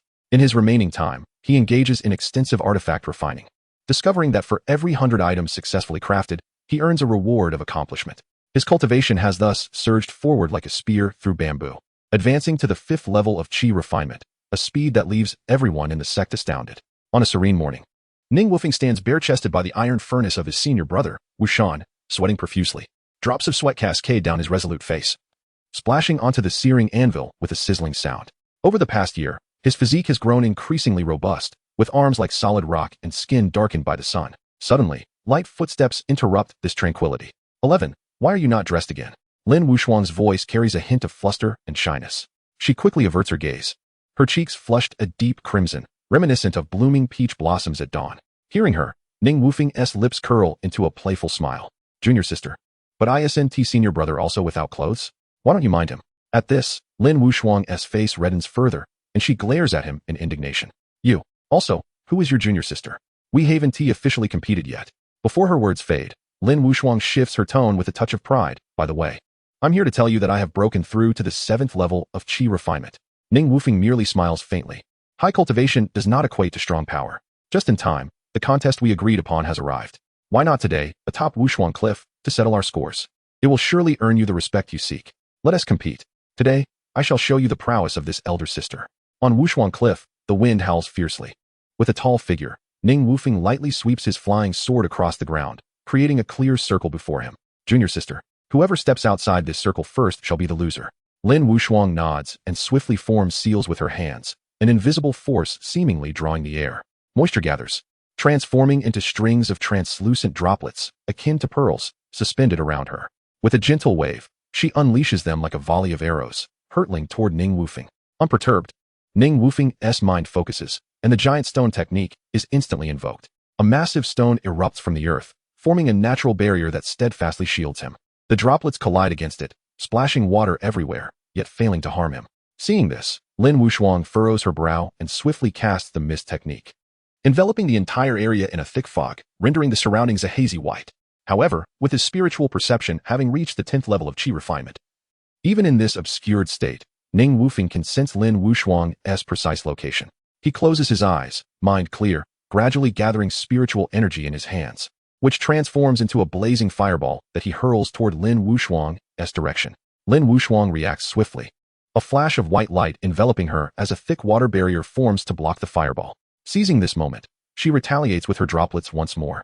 But each attack seems to be preemptively evaded by Ning Wufeng, who skillfully sidesteps. It turns out Ning Wufeng, with his superior spiritual awareness, can foresee the trajectory of the droplets and easily avert the impending danger. As the battle rages on, both their spiritual energies deplete significantly, particularly for Ning Wufeng. Despite holding the upper hand, the frequent use of his awareness and energy begins to weigh heavily on him.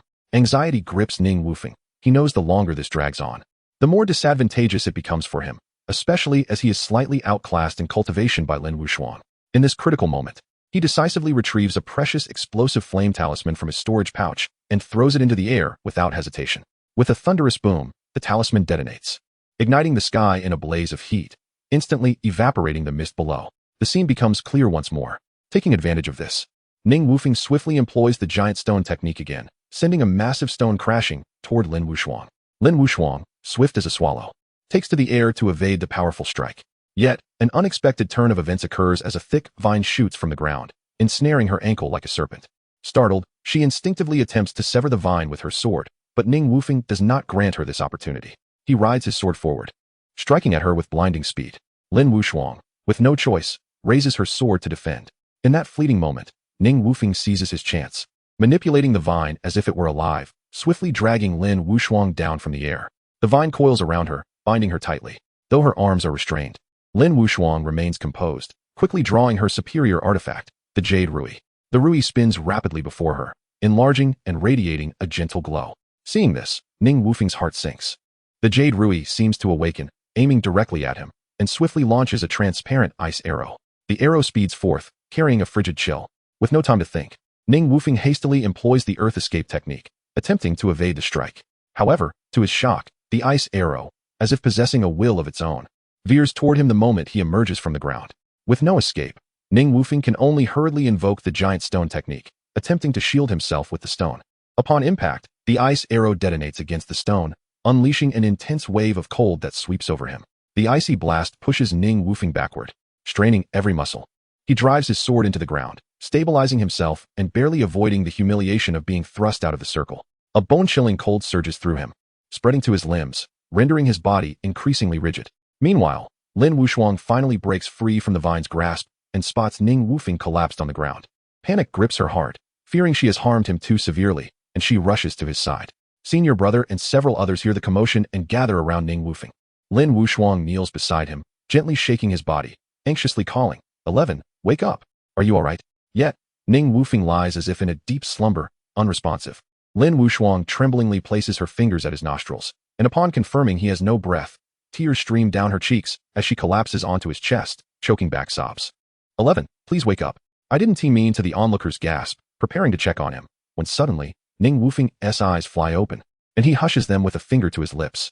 Then, he slowly raises a stiff hand and retrieves a binding talisman from his storage pouch, placing it gently on Lin Wushuang's back. Instantly, she feels her body stiffen, losing all control. Before she can react, Ning Wufeng bursts into hearty laughter. Junior sister, you've lost. Realization dawns on Lin Wushuang. Ning Wufeng had been feigning unconsciousness all along. Her cheeks flush with anger as she glares at him. 11, you scoundrel. Release me, and let us have a rematch. He merely smiled as he gently lifted Lin Wushuang and carefully set her down outside the circle. I apologize, junior sister. Your magical artifact is simply too formidable. That chill still wreaks havoc within me. It was out of sheer desperation that I devised this method. You see, you are now outside the circle. As previously agreed, whoever exits first shall be deemed the loser. Yang Hao murmured to himself, 11, you truly excel. Today, I have once again gleaned a lesson from you. Little fish, reveling in the moment, chimed in, junior sister, it seems you have finally encountered a worthy opponent. It appears you must continue as you are. Seeing Lin Wushuang's eyes redden, tears welling within, Shen Han felt a pang of sympathy. He hurried over and gently released the restraints placed upon her, softly reassuring, do not be disheartened, junior sister. You shall always be the most formidable in your elder brother and Appo's eyes. This time, 11 was simply too cunning. We shall challenge him again next time.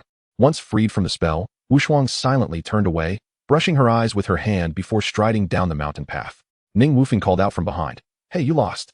You Haven and Appo's, T even called your elder brother yet. We had an agreement. However, Lin Wushuang did not pause, seemingly deaf to his words. Don and Appo's, T think that shedding tears will absolve you. You cannot escape, Ning Wufeng shouted, but Lin Wushuang quickened her pace, her figure swiftly vanishing from sight. Little fish laughed, 11. You've made the junior sister cry. You should brace for master's punishment. Watching Lin Wushuang depart sorrowfully, Shen Han's heart tightened, his brow furrowing as he hastened down the mountain after her. At that moment, the elder brother approached, playfully punching Ning Wufeng's shoulder. 11, you've got quite the talent. Come on, let us head back and have a drink. With that, the elder brother took Ning Wufeng by the arm, and the two figures gradually receded into the distance. Chapter 21. Xiaoyuanqing. Early in the morning, Ning Wufeng was summoned to the study by Lin Hai, his heart brimming with trepidation, fearing that master intended to punish him for having upset his junior sister the day before. Upon entering the study, he found his master seated at the desk, engrossed in the meticulous art of talisman drawing. Not daring to interrupt, he waited quietly until Lin Hai completed his work, at which point he respectfully greeted, good morning, master. Lin Hai looked up, recognizing Ning Wufeng. He set down his brush and said, Wufeng, you have arrived at an opportune moment. I am currently illustrating the fire serpent talisman and was about to impart this knowledge to you. Come closer and observe how I cast the spell. Heeding the instruction, Ning Wufeng approached the desk, where he witnessed Lin Hai skillfully dipping the brush tip into vermilion and beginning to inscribe the talisman on the paper. Slowly, he infused his spiritual energy through his right hand into the brush handle, and as the energy flowed, a complex design gradually emerged on the yellow paper. Once the talisman was fully formed, Lin Hai laid down the brush and turned to Ning Wufeng, saying, Wufeng, now it is your turn. Ning Wufeng took the brush and, following the pattern Lin Hai had just drawn, completed the talisman in one fluid motion. Lin Hai chuckled with delight. Wufeng, you truly are remarkable, able to grasp things at a glance. There is little more I can teach you. However, your cultivation is still lacking when competing with others. Your spiritual energy will surely fall short. It is prudent to carry more talismans, as they can prove invaluable in critical moments. Thank you for your kindness, master. I will remember your words, Ning Wufeng replied gratefully. At that moment, Shen Han entered the room and noticed Ning Wufeng's presence. Ah, junior brother 11, you are here too. Master, May I inquire what you wish to discuss with us? Lin Hai smiled and said, Shen Han, please take your junior brother to Xiao Yuanqing to broaden his horizons. Also, procure some yellow paper and danshan for me. With that, he tossed a pouch of spirit stones to Shen Han. Shen Han accepted the stones and replied, As you command. Once outside, Ning Wufing asked, Shen brother, how is our junior sister faring after yesterday? Rest easy, 11. She is quite well. She merely possesses a strong-willed nature, and after losing in front of her many brothers, she feels somewhat embarrassed. In a few days, once her stubbornness subsides, all will be well again. After all, she is still quite young at heart. Do not take it too much to heart yourself. As they conversed, they spotted Lin Wushuang approaching. Ning Wufing's heart raced with apprehension, thinking, is she here to confront me? However, to his surprise, Lin Wushuang appeared to completely overlook him, gliding past without even a glance, as if nothing had transpired the day before. Lin Wushuang turned to Shen Han and asked playfully, Brother, are you heading down the mountain? Yes, junior sister. Master has instructed me to take 11 to Xiao Yuanqing to purchase some items. To Xiao Yuanqing? I want to go too. A glimmer of excitement sparkled in her eyes. Shen Han hesitated, but junior sister, we must first seek Master's approval. I refuse to seek out my father. He would never allow me to go. Lin Wushuang pouted, her face betraying her dissatisfaction. Seeing her demeanor, Ning Wufing chuckled, Junior sister, are you planning to sneak down the mountain again? Be wary of Master's punishment. What concern is that of yours? Can't you see I'm speaking with my brother? Lin Wushuang shot Ning Wufing a fierce glare before turning back to Shen Han. Brother, please take me with you. I promise not to wander off. I will obey you completely. With that, she ran over and tugged at Shen Han's arm, her eyes sparkling with anticipation. Shen Han, unable to resist such an earnest appeal, reluctantly nodded, Very well, junior sister. But you must promise to heed my guidance once we are outside. Of course, I promise to listen to you.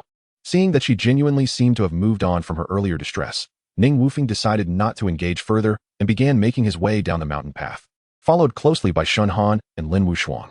As they stepped through the mountain gate, each summoned their respective flying artifacts, soaring gracefully into the air and heading southward. During their flight, noticing the curiosity gleaming in Ning Wufing's eyes, Shen Han casually began to describe Xiao Yuanqing. Xiao Yuanqing is governed by the esteemed Shao family, a force to be reckoned with. Within their ranks are 2 foundation-building cultivators, and the family head possesses remarkable prowess, being at the Yuanhai realm of foundation building. Thus, dueling is strictly forbidden within the city, and few dare cause trouble. There exists a bustling marketplace where cultivators freely exchange goods.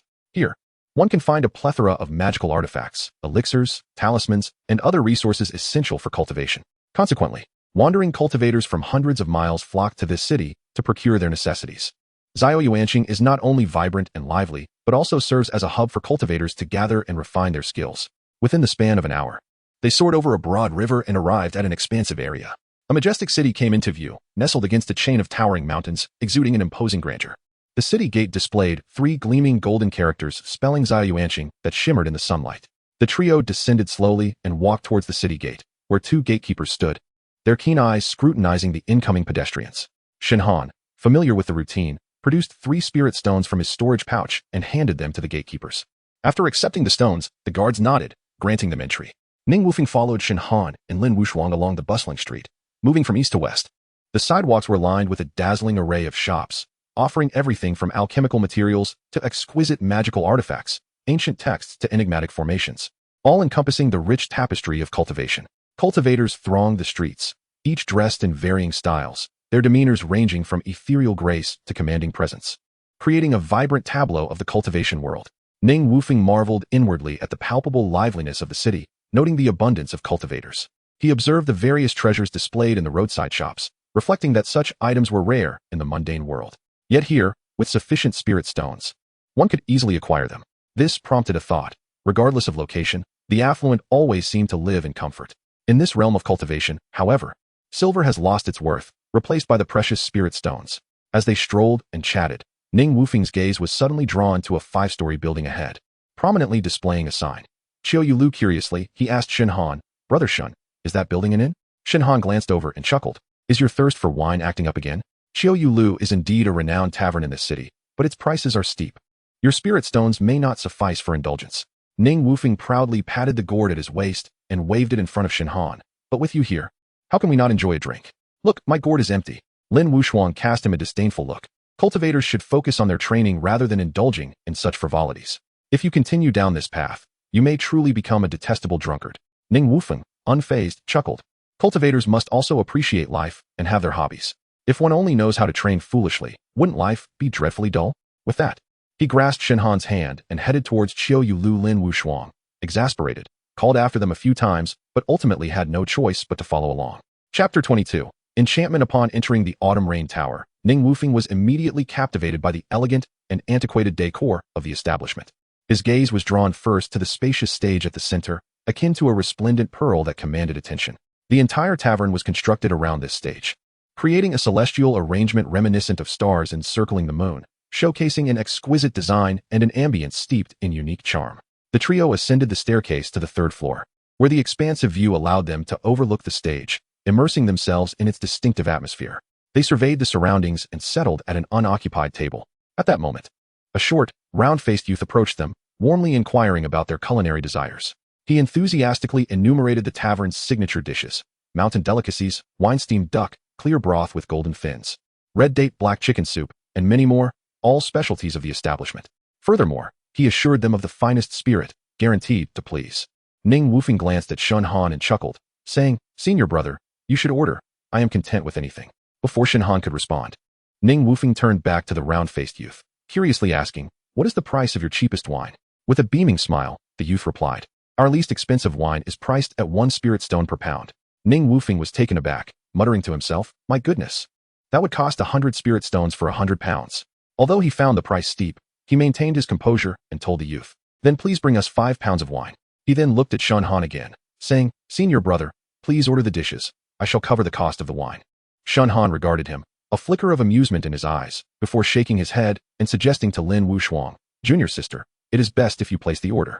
At that moment, a melodious tune floated through the air, reminiscent of a babbling brook. Ning Wufeng's attention was irresistibly drawn as he beheld several women in flowing crimson skirts gracefully gliding through the air, their movements ethereal, as if they were celestial beings descended from the heavens.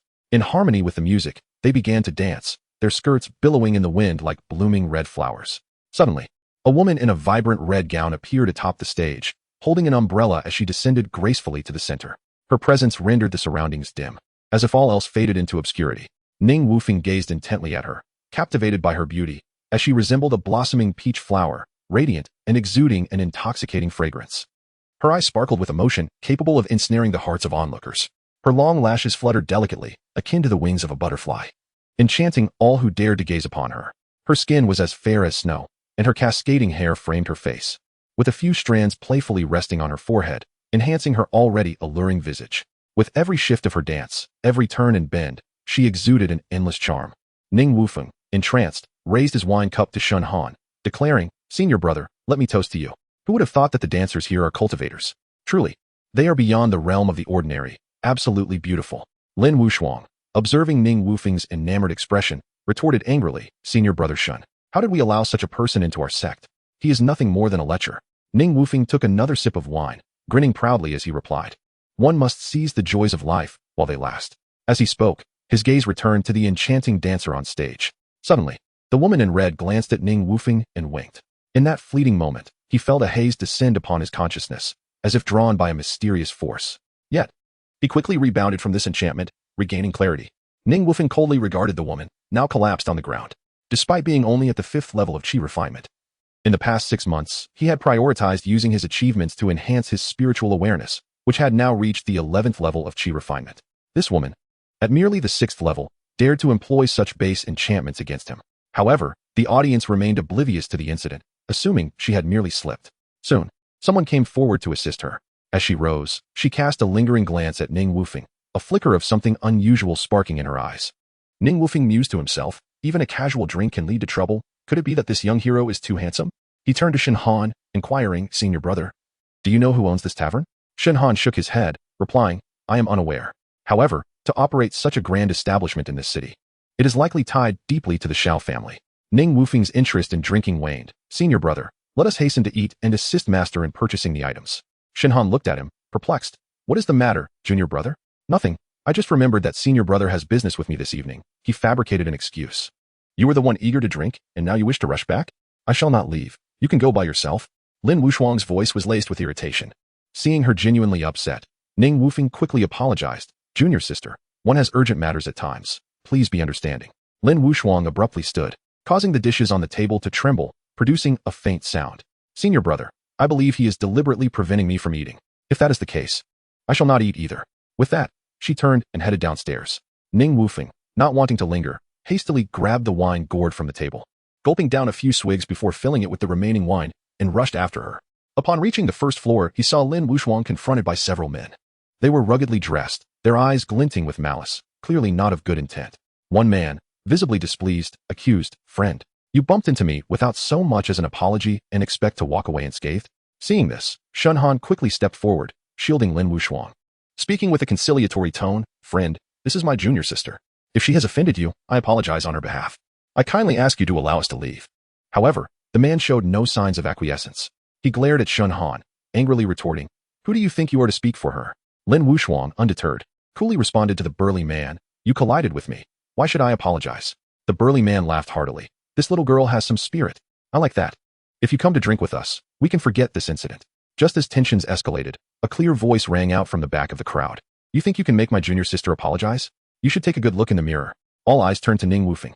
A man clad in a gray robe glanced at him, then mocked. "A mere 5th level of chi refinement dares to boast? What a joke." Ning Wufeng raised an eyebrow, undaunted, rolling up his sleeves. "You wish to fight? I am ready anytime. However, I advise you to take a moment to observe your surroundings. Just the 4 of you think you can cause chaos here?"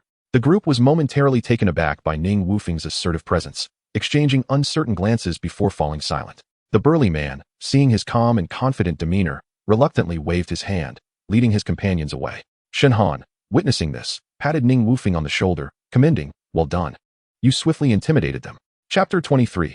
Ambush on the road. However, Lin Wuxuang appeared indifferent, casting a cold glance at Ning Wufeng before striding ahead alone. In that moment, a surge of complex emotions welled up within her. This fellow was indeed annoying at times, yet for some inexplicable reason, she found it hard to harbor any hatred towards him. The 3 of them hurriedly traversed the bustling streets, arriving at a shop dedicated to selling miscellaneous cultivation supplies. Shen Han skillfully selected the necessary yellow paper and cinnabar, paid with spirit stones, and led the other 2 onward, preparing to return to Changfeng's sect. As they walked, Ning Wufeng suddenly inquired, "Shen Shixiao, do you have any knowledge of formations? I wish to purchase a formation to study in detail." Shen Han smiled slightly and shook his head. "Junior brother, I am not well versed in the ways of formations, but since you have such an interest, I shall take you to a shop that specializes in them." Under Shen Han's guidance, they soon arrived at an antiquated and charming store. A weathered sign above the door bore the words Jinyuan Pavilion. Pushing open the wooden door, a faint scent of ink mingled with the subtle vibrations of formations greeted them. The interior was spacious and well lit, with various formation diagrams and magical tools arranged neatly on wooden shelves. Ning Wufeng's gaze flitted among the precious formation diagrams, ultimately settling on one named the Wind-Fire Formation. This formation uniquely combined the powers of wind and fire, capable of inflicting widespread flame damage while using the wind to accelerate the fire spread, rendering it formidable. However, to fully unleash the potential of the Wind-Fire Formation, a compatible wind attribute magical tool was necessary to amplify its power. After a vigorous bout of haggling, Ning Wufeng successfully acquired the Wind-Fire Formation for 30 spirit stones. Upon completing the transaction, he turned to Shen Han and asked, "Shen Shixiao, do you possess a wind attribute magical tool? May I borrow it to test the formation's power? And I shall certainly return it afterward." Shen Han pondered for a moment and replied, "I happen to have a low-grade magical tool called the Wind Spirit Fan. Though its power is not particularly outstanding."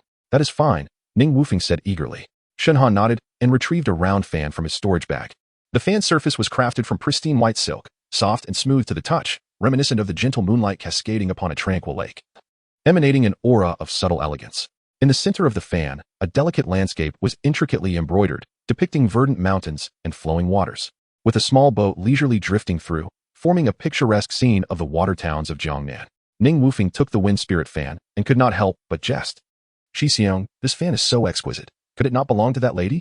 Shen Han's face flushed slightly at this remark, and he defensively replied, "Magical tools do not distinguish between genders. If you do not want it, I can just put it away." Seeing this, Ning Wufeng quickly snatched the fan from Shen Han and Appo's hand and laughed, "I want it. Thank you, Shixiao." After leaving the city, they had not gone far when 5 individuals caught up with them, surrounding them menacingly. A burly man with a brutish face glared at Ning Wufeng, eyes glinting with malice.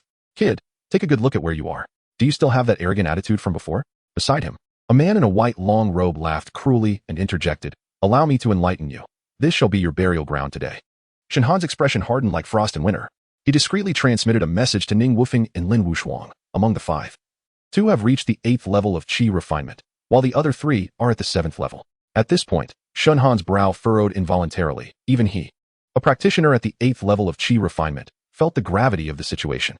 He understood that aside from himself, who could barely contend, his junior sister Lin Wushuang had just broken through to the 7th level, and junior brother Ning Wufeng was only at the 5th level. Such a disparity in strength was undoubtedly daunting. Despite this, as an elder brother, he had to maintain his composure. Taking a deep breath, Shun Han endeavored to make his voice sound as steady as possible. In a moment, I will do my utmost to hold them off and buy you time. Junior sister, you should lead junior brother to retreat swiftly and seek assistance at the mountain gate. He turned to the burly man, striving to keep his tone calm. Fellow cultivators, it is said that enemies should be resolved rather than deepened. We are all disciples of Changfeng's sect, and today we were merely following our master's orders to broaden our horizons. If we have caused any offense, I hope you will forgive us. As he spoke, he removed his storage bag from his waist, holding it in his hand. Here are 100 spirit stones. Consider it my humble apology to you all. However, the burly man merely scoffed, dismissing Shun Han's offer with disdain. A mere 100 spirit stones? Do you think I am a beggar? Regardless of your sect, I find you somewhat agreeable, so I might spare your life. As for your junior sister and junior brother, they shall be taught a lesson today. Ning Wufeng recognized that there was no chance for reconciliation. He shouted to Shun Han, Shixiang, these people are relentless. There is no need to waste words with them. I will return to inform master. Before he could finish, his figure abruptly vanished, leaving behind only an afterimage. Lin Wushuang's eyes widened in disbelief as she stared at the spot where Ning Wufeng had disappeared. Anger and disappointment intertwined within her heart, and she shouted at the now empty space. Ning Wufeng, you cowardly creature afraid of death. I truly must have been blind to have saved you. The burly man witnessed this and burst into a hearty laugh. Little beauty, do not worry, that lad cannot escape. He turned to a thin figure beside him. Dainyu, go send that brat on his way. At this critical juncture, Shun Han would not sit idly by. His eyes narrowed, and he swiftly turned his palm, unleashing a burst of searing fire that shot toward Dainyu with incredible speed. The burly man reacted swiftly. Almost instantaneously, he formed seals with his hands.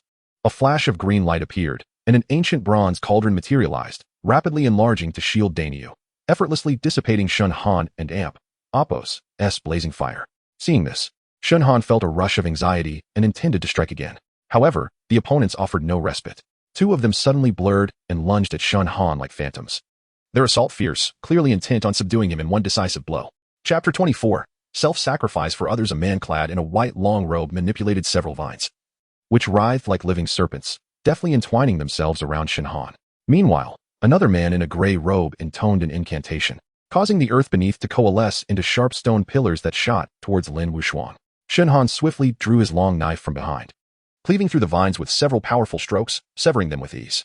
Lin Wushuang summoned a defensive spell, enveloping herself in a gentle water curtain that effortlessly deflected the sharp stone pillars. The burly man, his face a mass of flesh, observed this and retrieved a massive axe from his storage pouch. As he swung the axe, a fierce wind howled, imbued with a menacing aura aimed at Lin Wushuang. However, she evaded his attacks with graceful agility. With her hands forming intricate seals, the air around her seemed to grow moist. In an instant, water vapor condensed into myriad tiny droplets that swirled around her. She waved her hand, and the droplets shot forth like arrows towards the stout man. Startled, he hastily produced a defensive talisman from his robe. The talisman ignited in midair, transforming into a shimmering golden barrier that barely shielded him from the oncoming droplets. Simultaneously, the other 2 assailants launched a ferocious assault on Shun Han from different directions. Undeterred, Shun Han deftly dodged their attacks while retaliating with his long knife. Despite the frenzied onslaught of their 4 adversaries, Shun Han and Lin Wushuang held their ground. At this moment, Shun Han transmitted a message to Lin Wushuang. Junior sister, I will hold off these 4. You must flee swiftly. There is still a glimmer of hope. Senior brother, I will not leave. If I go, how will you manage alone? Lin Wushuang retorted. Shun Han, a hint of urgency creeping into his tone, replied, Junior sister, I have my own means of escape. Only if you leave safely can I act without concern. Before he could finish, the assailants renewed their assault, a tempest of fury descending upon them. Without hesitation, Lin Wushuang summoned a magical artifact from her storage pouch, the Jade Rui. It expanded in the air, transforming into a colossal figure aimed at the enemy. And then a crystal-clear ice arrow shot forth, imbued with a chilling aura, targeting the 4 assailants. Sensing the tremendous energy contained within the ice arrow, one of them quickly conjured a circular wooden shield, its surface shimmering faintly in an attempt to withstand the attack.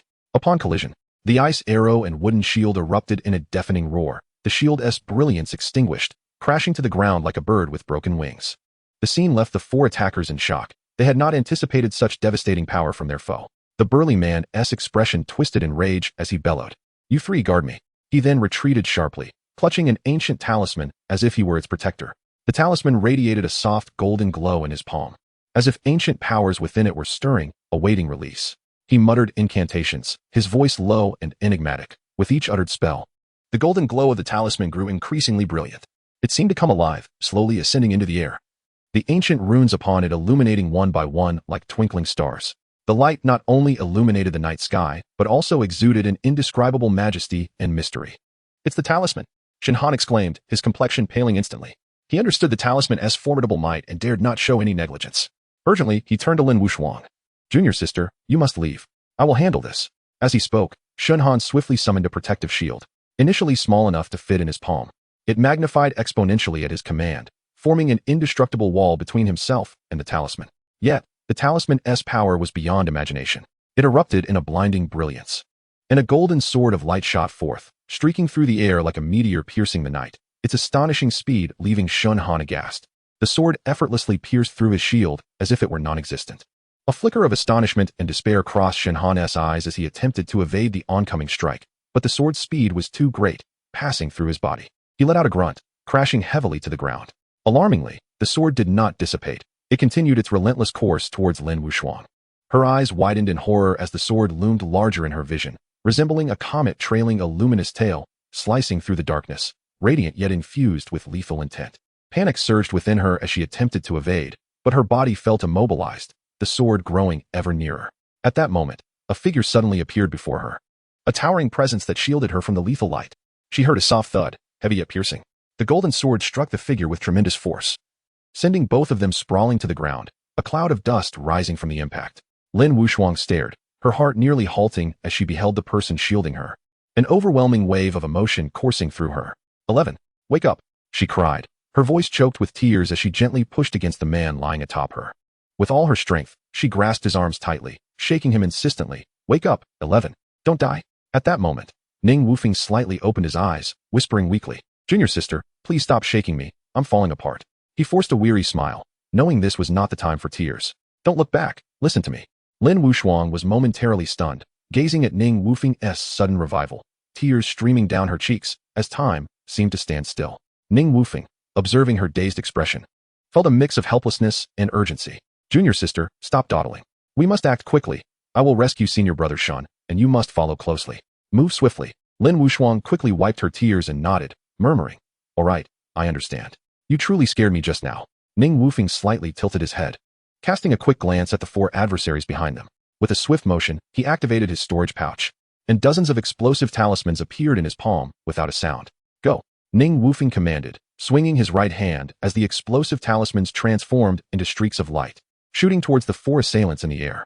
In an instant, the talismans erupted in a dazzling display of light, accompanied by deafening explosions, illuminating the entire sky as if it were daylight.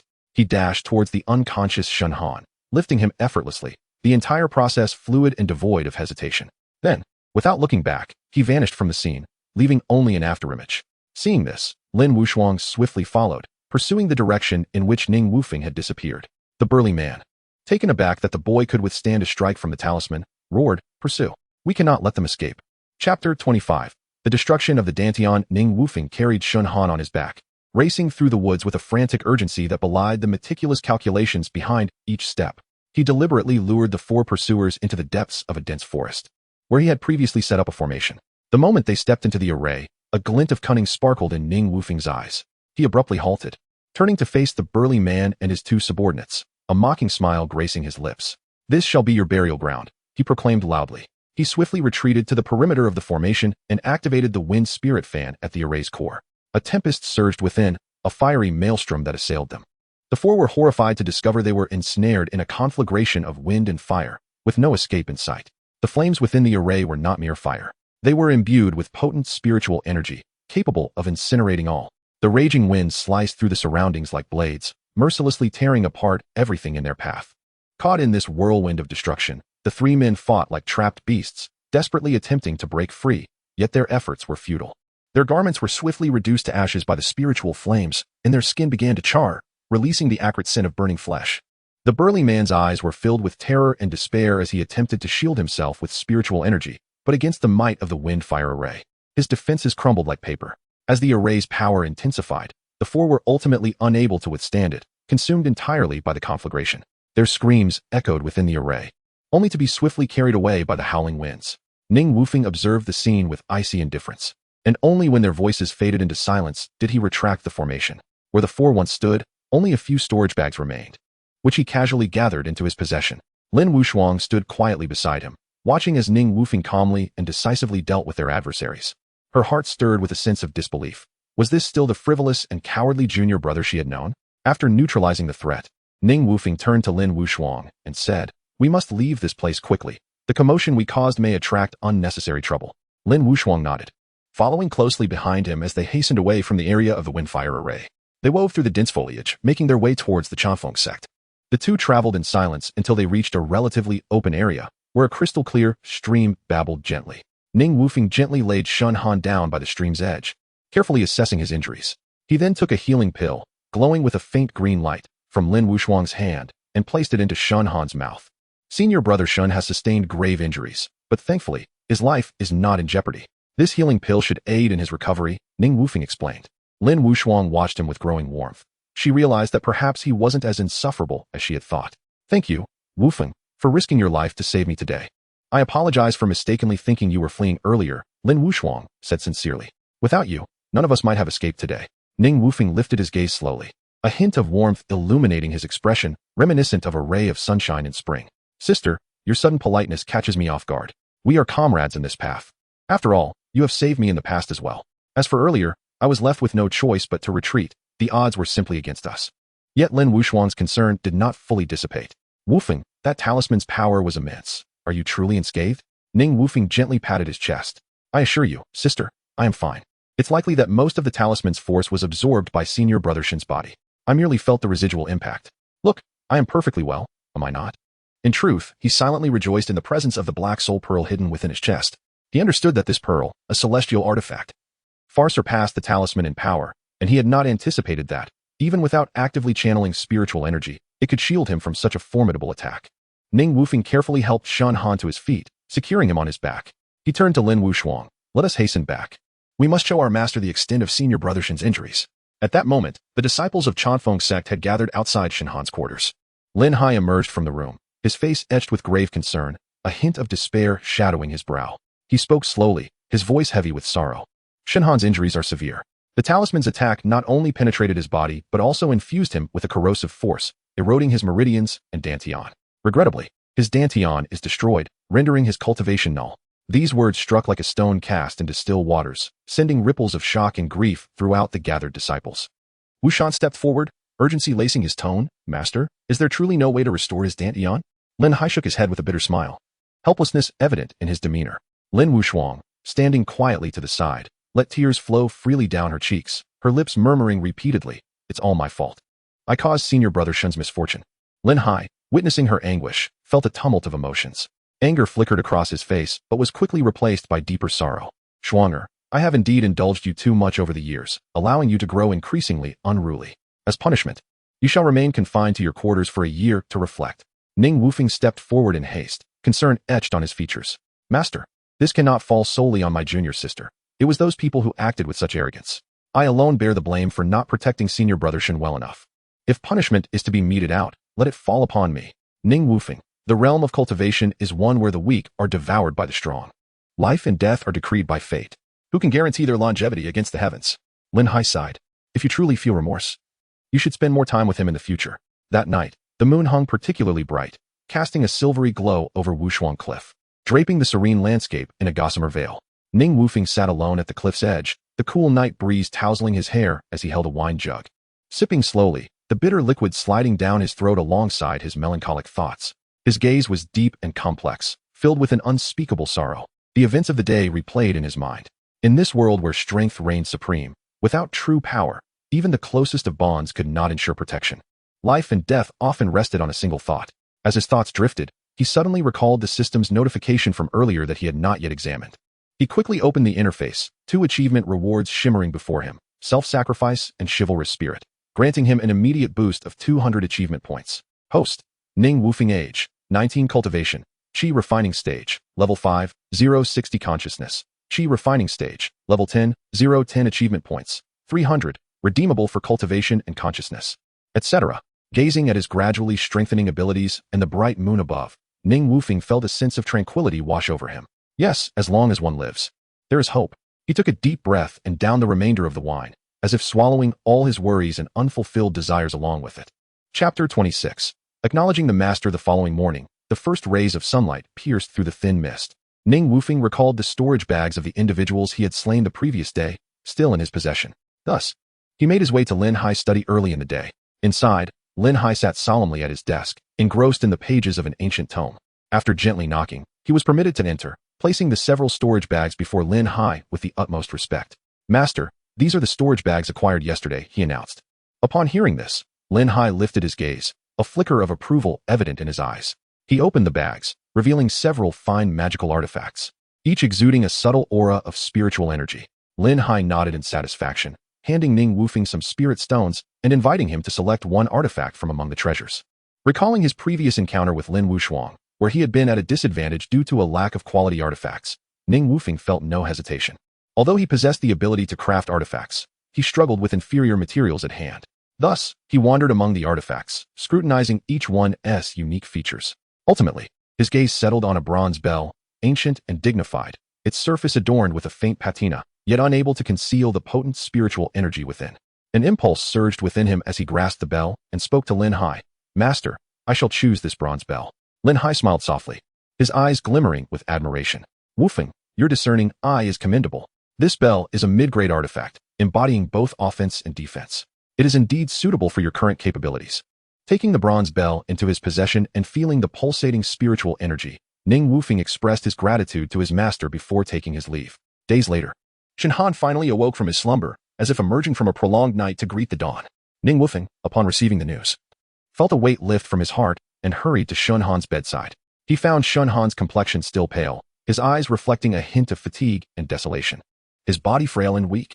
Yet, to Ning Wufeng's surprise, the moment their eyes met, the despondence in Shen Han's gaze vanished. Within those eyes lay an indescribable resilience and serenity, as if to convey that even amidst adversity, he could face the challenges with unwavering fortitude. Feigning nonchalance, Ning Wufeng remarked, "Shen Shixiang, you are awake. This is truly wonderful. It is said that those who survive great calamities are destined for greater blessings." Shen Han managed a faint smile, gratitude evident in his expression as he replied, "Junior brother, I heard from Xiao Yu that it was you who saved us. I never expected that the weakest among us had already prepared everything. Thank you for rescuing me and Shimmy." After bidding farewell to Shen Han, Ning Wufeng hastily sought out his senior brother. "Senior brother, do you know of any spirit herbs that can restore the Dantian? We cannot simply watch Shen Shixiang suffer." His tone carried an urgency. Wu Shan, observing Ning Wufeng's anxious demeanor, spoke slowly. "There are indeed such herbs spoken of in legends, but the difficulty of their refinement is beyond the capabilities of anyone below the golden core stage. It is not that we do not care. It is simply a matter of inability." Ning Wufeng's heart sank momentarily, only to reignite with hope. He resolved to assist Shen Han in locating the herb that could restore his Dantian, regardless of the challenges that lay ahead. Several days later, Ning Wufeng ventured alone to the Changfeng forest, clutching a black orb that emitted a faint glow, his heart a tumult of emotions. His previous experience had made him acutely aware of the orb's extraordinary power, yet he remained hesitant about acknowledging it.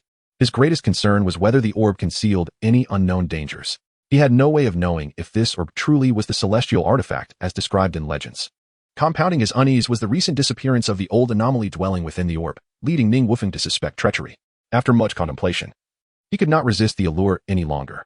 Taking a deep breath, he lightly pricked his fingertip with a blade, allowing a drop of blood to fall onto the black orb. The moment the blood made contact, a dense black mist surged forth like a tide, swiftly invading his mind, followed by an excruciating pain that threatened to tear his head asunder. As the world spun around him, Ning Wufeng felt as though he were on the brink of madness, struggling to maintain his last vestiges of consciousness against the overwhelming force. Gradually, the pain subsided, and he found himself within a bizarre realm, the sky shrouded in crimson. Oppressive and suffocating. Was this the interior world of the orb? Recalling the old anomaly and Apos' words, he recognized this place as a veritable haven for cultivating demonic arts. Saturated with malevolent energy, Ning Wufeng attempted to channel his will, and indeed, the surrounding dark energy seemed to respond, converging towards him. It appeared the old anomaly had spoken the truth. However, he had no intention of practicing demonic arts. he endeavored to extend his consciousness to explore the space, only to discover an endless void, devoid of any life or tangible objects, as if he were lost in an infinite abyss. Perhaps his insufficient cultivation level prevented him from perceiving the mysteries here. Suddenly, he recalled the old anomaly's mention of the orb's ability to absorb souls. To test this function, Ning Wufeng swiftly gathered his focus, enduring the discomfort as he drew his consciousness back to the realm of reality, regaining control of his body. Eagerly, he exited the mountain gate and deliberately sought out a low-level beast to hunt. As the beast fell, the black orb in his grasp glimmered with a cold light in the night, and with a low incantation, he awakened the orb, which began to levitate and rotate slowly. An invisible force quietly unfurled, gradually drawing the beast's feeble soul into its depths.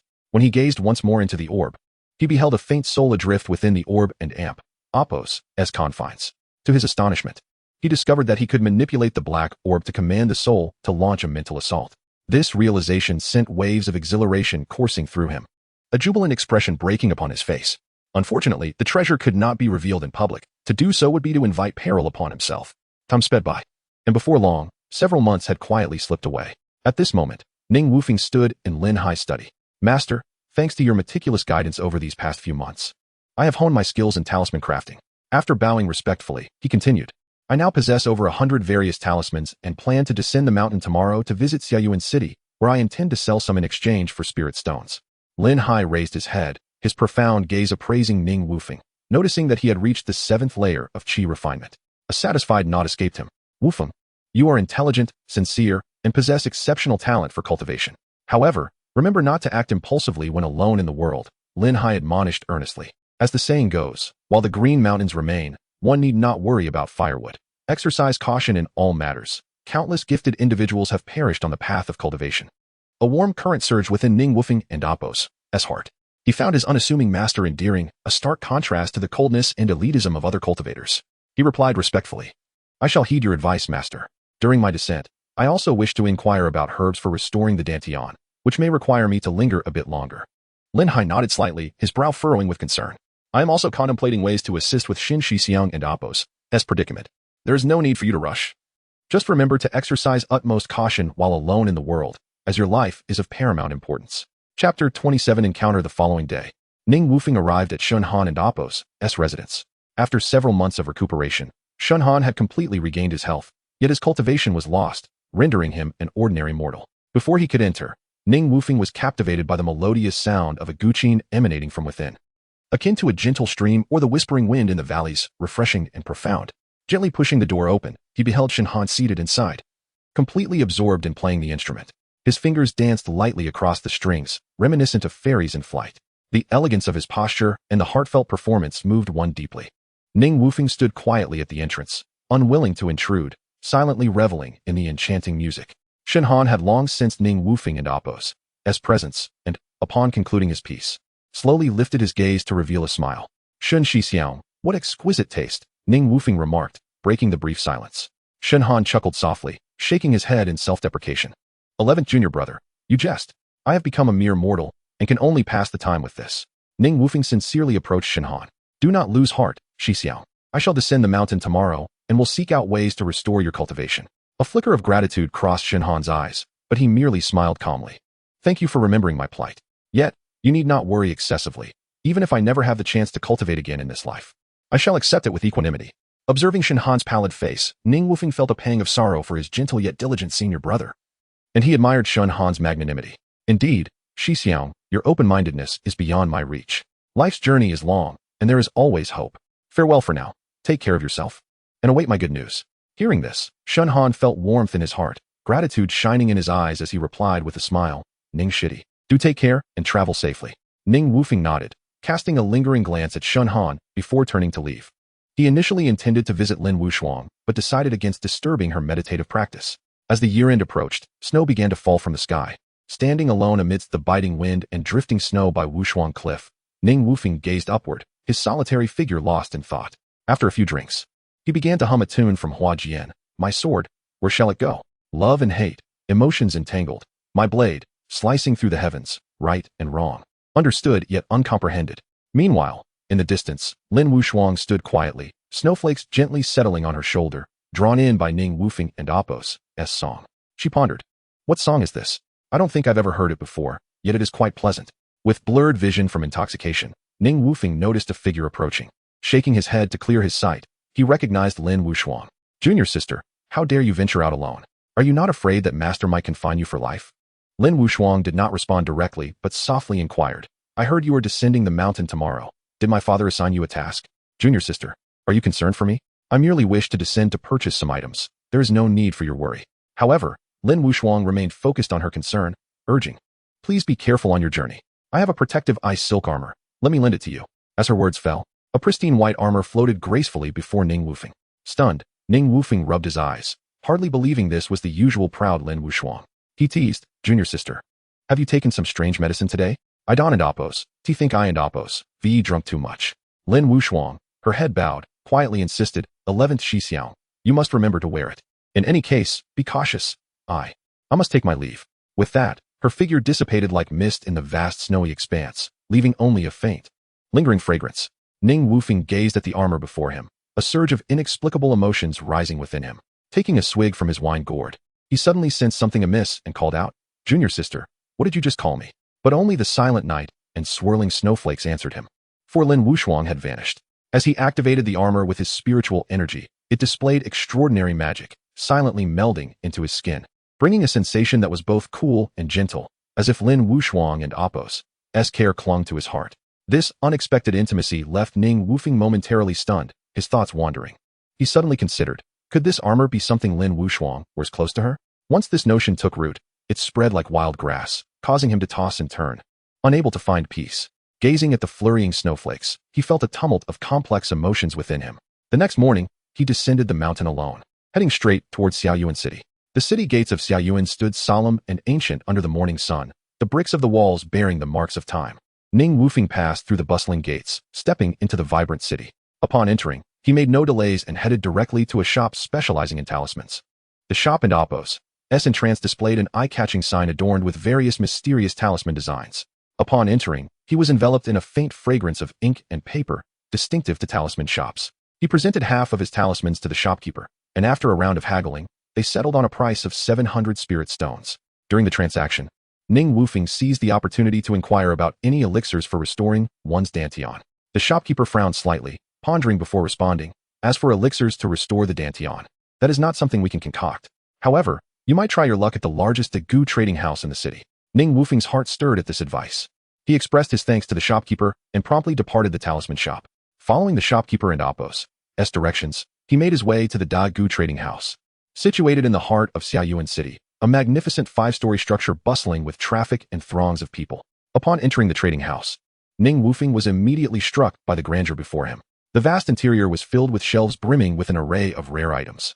He surveyed his surroundings, noting not only various magical instruments and talismans, but also precious spiritual herbs, ores, and other cultivation resources. As he approached a counter, intending to inquire about elixirs for restoring his dantian, he suddenly sensed an unusual aura. Looking around, he saw 2 women gracefully descending the stairs. One wore a pink long dress, standing elegantly. She was the same woman who had attempted to charm him at the tavern.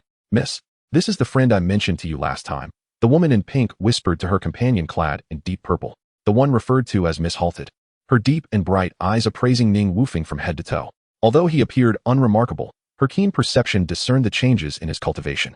Weren't you saying he was only at the 5th level of chi refinement? How has he advanced to the 7th level in just a few months? The Mrs. tone held a hint of surprise, indicating that he must have encountered some extraordinary opportunities. Ning Wufeng acutely sensed the scrutiny of the 2 women. He turned slightly, his gaze meeting theirs. Upon seeing the woman in pink, his heart skipped a beat. Wasn't she the one who had tried to enchant him before? He mused. Could it be mere coincidence that he encountered her again so soon after entering the city? Chapter 28. The transaction. As he marveled at the whims of fate, 2 graceful women approached him. The lady in the pink gown moved with an indescribable elegance and softly inquired, might I ask if you remember me? We have met before, have we not? Since ancient times, heroes have cherished beauty, and he certainly could not forget her countenance, which was etched in his memory. His words carried a hint of playful teasing. Upon hearing this, the lady covered her mouth with her hand, her laughter ringing like silver bells. If I have offended you previously, I hope you will forgive me, kind sir, and not hold it against me. With that, she gracefully stepped aside to introduce the woman beside her. This is the beloved daughter of our Lord of Shao City, my esteemed lady. She possesses a generous spirit and delights in befriending the world's heroes. Today, she has come to seek your acquaintance. Ning Wufeng's gaze shifted to the lady in the purple attire. Clad in a deep purple gown, she resembled a shadowy specter in the night, exuding an air of mystery and allure. The intricate golden patterns adorning her dress shimmered in the sunlight, each stroke delicately crafted, exuding an indescribable aura of luxury. Her lips, plump like cherries and vividly red, curled into a naturally enchanting smile. Her eyes seemed to harbor countless emotions, deep and bright, with a hint of provocation that was irresistible. Ning Wufeng could not help but acknowledge that her beauty was indeed breathtaking, capable of inciting chaos. Yet, he remained composed and inquired nonchalantly, "What brings you both to seek me?" The lady in purple smiled charmingly. "I am Xiao Wanjun. May I ask how you are addressed and where you practice your cultivation?" Ning Wufeng replied casually, "I am called Xiao Feng, a solitary wanderer without a sect, making my home wherever I roam." "Ah, it appears we are akin then. There is no need for formality, Xiao Xixiao. You may call me Wanjun," she replied with a light laugh. "I wonder what brings you here today." Ning Wufeng felt a flicker of hope. Since she was the daughter of the city lord, her knowledge must be profound. He cautiously asked, "Wanjun, have you heard of any elixirs that can restore one and Appos, Estantion?" With a mysterious smile, Xiao Wanjun responded, "Such an elixir is called the revitalizing pill, which can only be concocted by cultivators at the golden core stage. This ancient trading house surely lacks it." Hearing this, Ning Wufeng and Appos' heart sank. Was there truly no way to obtain it? But then he heard her continue, however. "What do you mean, however?" Ning Wufeng's eyes flashed with urgency as he pressed her for more details. Xiao Wanjun slowly revealed, "I happen to possess a crucial ingredient for the revitalizing pill, the Wanqing grass. This grass is exceedingly rare and is indispensable for the elixir." Ning Wufeng's eyes brightened, and he eagerly asked, "Could you possibly sell me this ingredient?"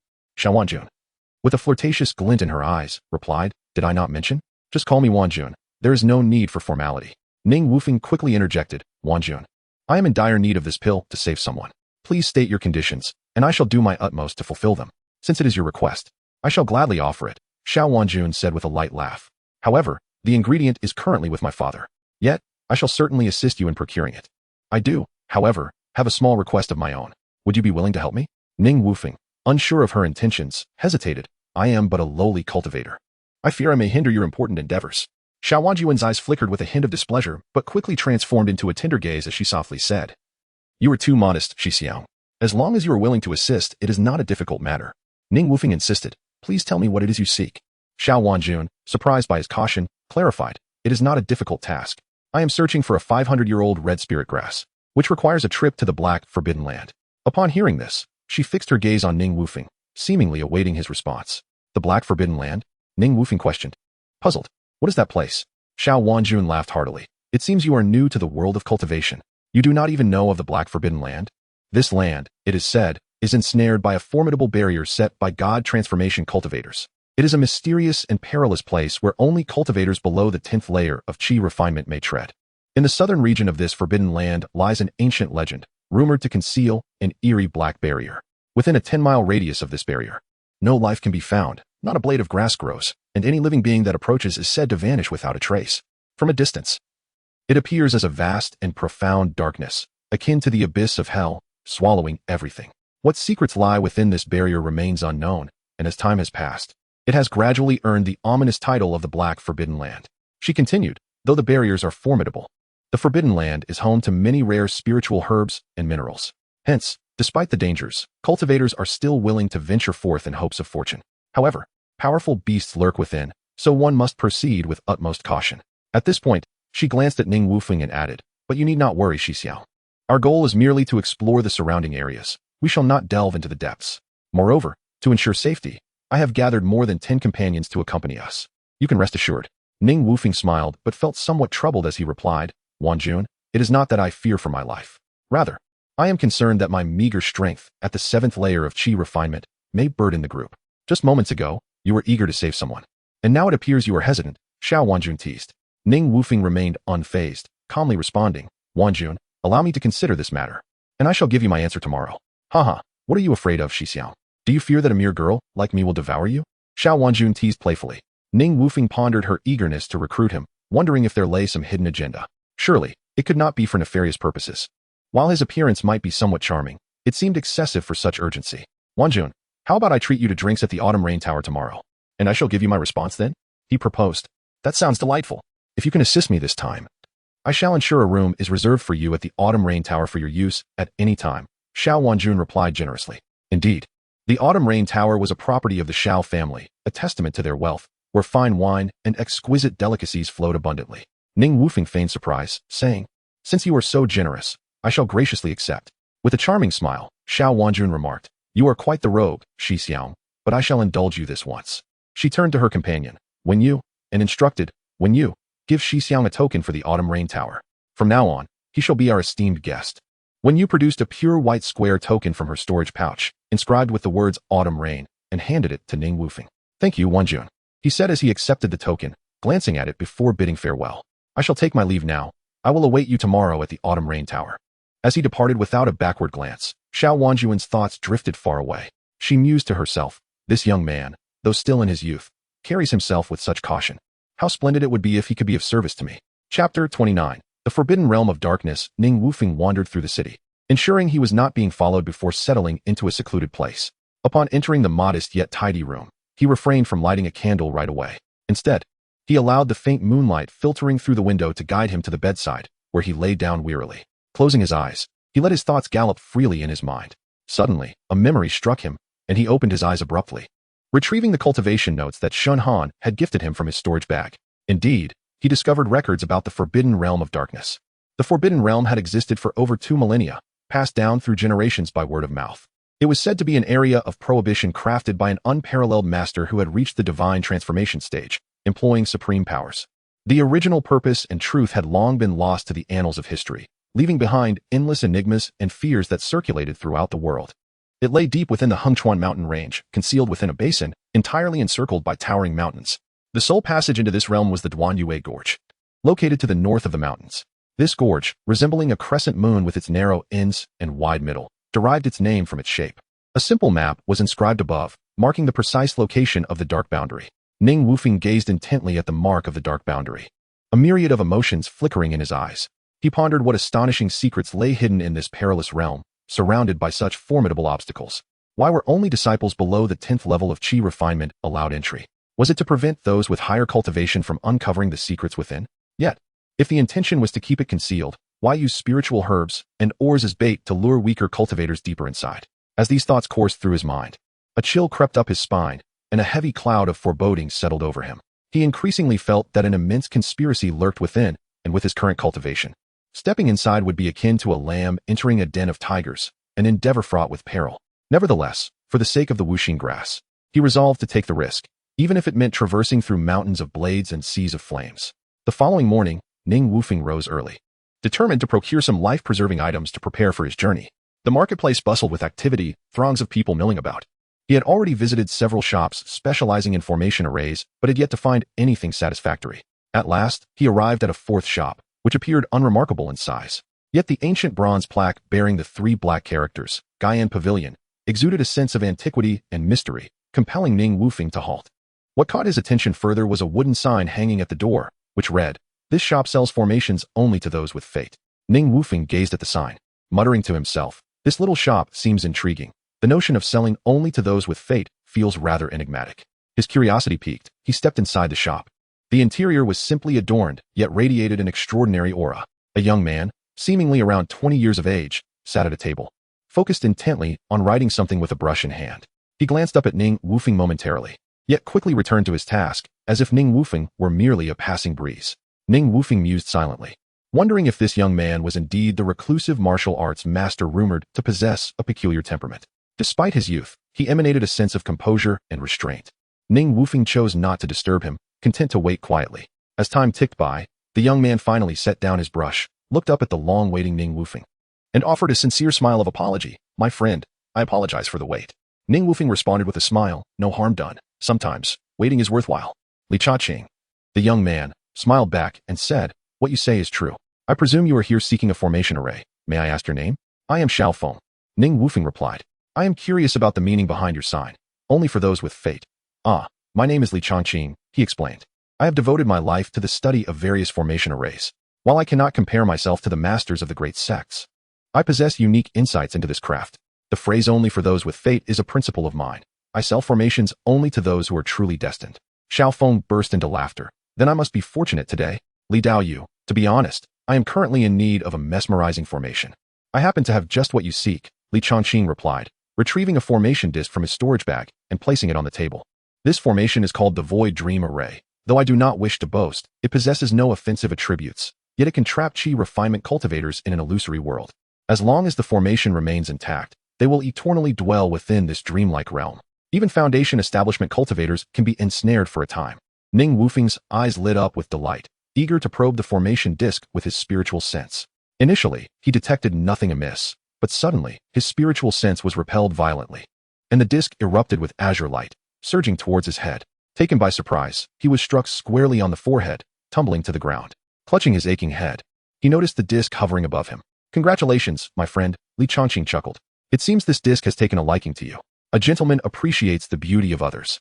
Today, I shall sell you this formation for the low price of 1,000 spirit stones." Ning Wufeng had not anticipated encountering a swindler. The phrase "only for those with fate" merely masked the young man's manipulation of the disc to collide with his head, all while he fancied himself clever, truly laughable. He pressed his throbbing forehead, refraining from immediately exposing the ruse. Instead, he shook his head with a wry smile and said, "Li Daoyu, your formation's method of favoring individuals is rather unique. However, 1,000 spirit stones seems excessive. I cannot be held accountable for its collision with my head, can I?" Li Chongqing was momentarily taken aback, realizing this fellow, despite his low cultivation, was quite astute. He forced a smile and replied, "Xiao Daoyu, you jest. This transaction must satisfy both parties. If you find it too expensive, how about 800 spirit stones?" Ning Wufeng shook his head, thinking, "Who knows if this formation is as formidable as you claim? It might be a mere trinket." Maintaining an impassive demeanor, he coolly said, "Li Daoyu, if your formation truly possesses such power, why not allow me to test it personally?" Li Chongqing, left with no choice, nodded in agreement. "Xiao Daoyu, my shop is a well-established establishment. If you truly doubt it, I can permit you to experience it firsthand." Determined not to be deceived, Ning Wufeng resolved to proceed with caution. He followed Li Chongqing out of the city to an open area where they set up the formation. Stepping within, he carefully began to experience its effects. After his trial, he discovered that the formation indeed possessed exceptional qualities. Notably, it required no manual manipulation. By simply presenting the disc, the formation flags within it would automatically arrange themselves according to the terrain, proving exceedingly convenient. After further haggling, he ultimately acquired the formation for 700 spirit stones. With this array in hand, he had gained an additional means of protection for the dangers that lay ahead. Chapter 30. Incompatible elements. As Ning Wufeng stepped through the entrance of the Qiuyu Tower, he was gracefully greeted by a woman clad in maidservant attire. She skillfully guided him through the intricate corridors of the building. Before long, they arrived at an elegant private room on the 5th floor. Upon opening the door, a subtle fragrance wafted through the air, and the sight within caused Ning Wufeng to pause momentarily. There, seated at a table, was Xiao Wanjun, sharing a drink with a man dressed in luxurious robes. Their laughter and conversation filled the room, creating a harmonious atmosphere. Upon seeing Ning Wufeng, Xiao Wanjun immediately rose to welcome him, her voice soft and alluring. "Xiao Shixiao, you have made us wait. Come, allow me to introduce you to the illustrious second young master of the Murong family, Muronghua." At this mention, Ning Wufeng's gaze instinctively shifted to Muronghua. However, the latter remained seated, offering nothing more than a faint air of disdain in his eyes. Although Ning Wufeng felt a flicker of annoyance, he displayed no outward sign, merely greeting him with a casual, "Young Master Murong, a pleasure to meet you." With that, he took a seat directly opposite Muronghua, pouring himself a drink from the jug on the table. After savoring a sip, he couldn't help but exclaim, "What a fine wine." Muronghua scrutinized Ning Wufeng and, upon realizing that he was merely at the 7th level of qi training, felt a wave of contempt wash over him. His brow furrowed slightly, discontent flickering across his countenance. Turning to Xiao Wanjun, he remarked, "Sister Wanjun, why would you invite someone of such meager cultivation? This person not only lacks skill, but is also exceedingly rude. Were it not for your presence, I would have taught him a lesson today." In response, Ning Wufeng leisurely retorted, "Ah, this self-important second young master. Yet you are merely at the 9th level of qi training. From your tone, one might think you are a formidable cultivator capable of sweeping the world." Muronghua and Appo's expression darkened instantly, his face turning a deep shade of crimson as he slammed his hand on the table, rising in anger. "What did you say, Xiao? How dare you belittle me? Today, I shall see whether your words hold true or if my fists are the stronger." Seeing the escalating tension, Xiao Wanjun quickly intervened. Feigning anger as she pouted, "If you two wish to fight, take it outside. Do not ruin my enjoyment here. Once you step out that door, we shall pretend not to know each other." At this, Muronghua hastily reined in his fury, replacing it with a forced smile. "Sister, do not be upset. Let us not allow this insignificant fellow to ruin our spirits. I shall spare him this time and refrain from stooping to his level." As he spoke, he made an exaggerated gesture with his hands, his eyes glinting with a hint of menace, as if to say, "You better watch yourself." Ning Wufeng, however, remained unfazed. Inwardly amused by the revelation of Mu Ronghua's sycophantic nature, he continued to drink, treating the threat as if it were mere air. Seeing the atmosphere somewhat calmer, Xiao Wanjun breathed a sigh of relief. She delicately reached for an exquisite wine cup, filled with clear liquid that sparkled like her own eyes.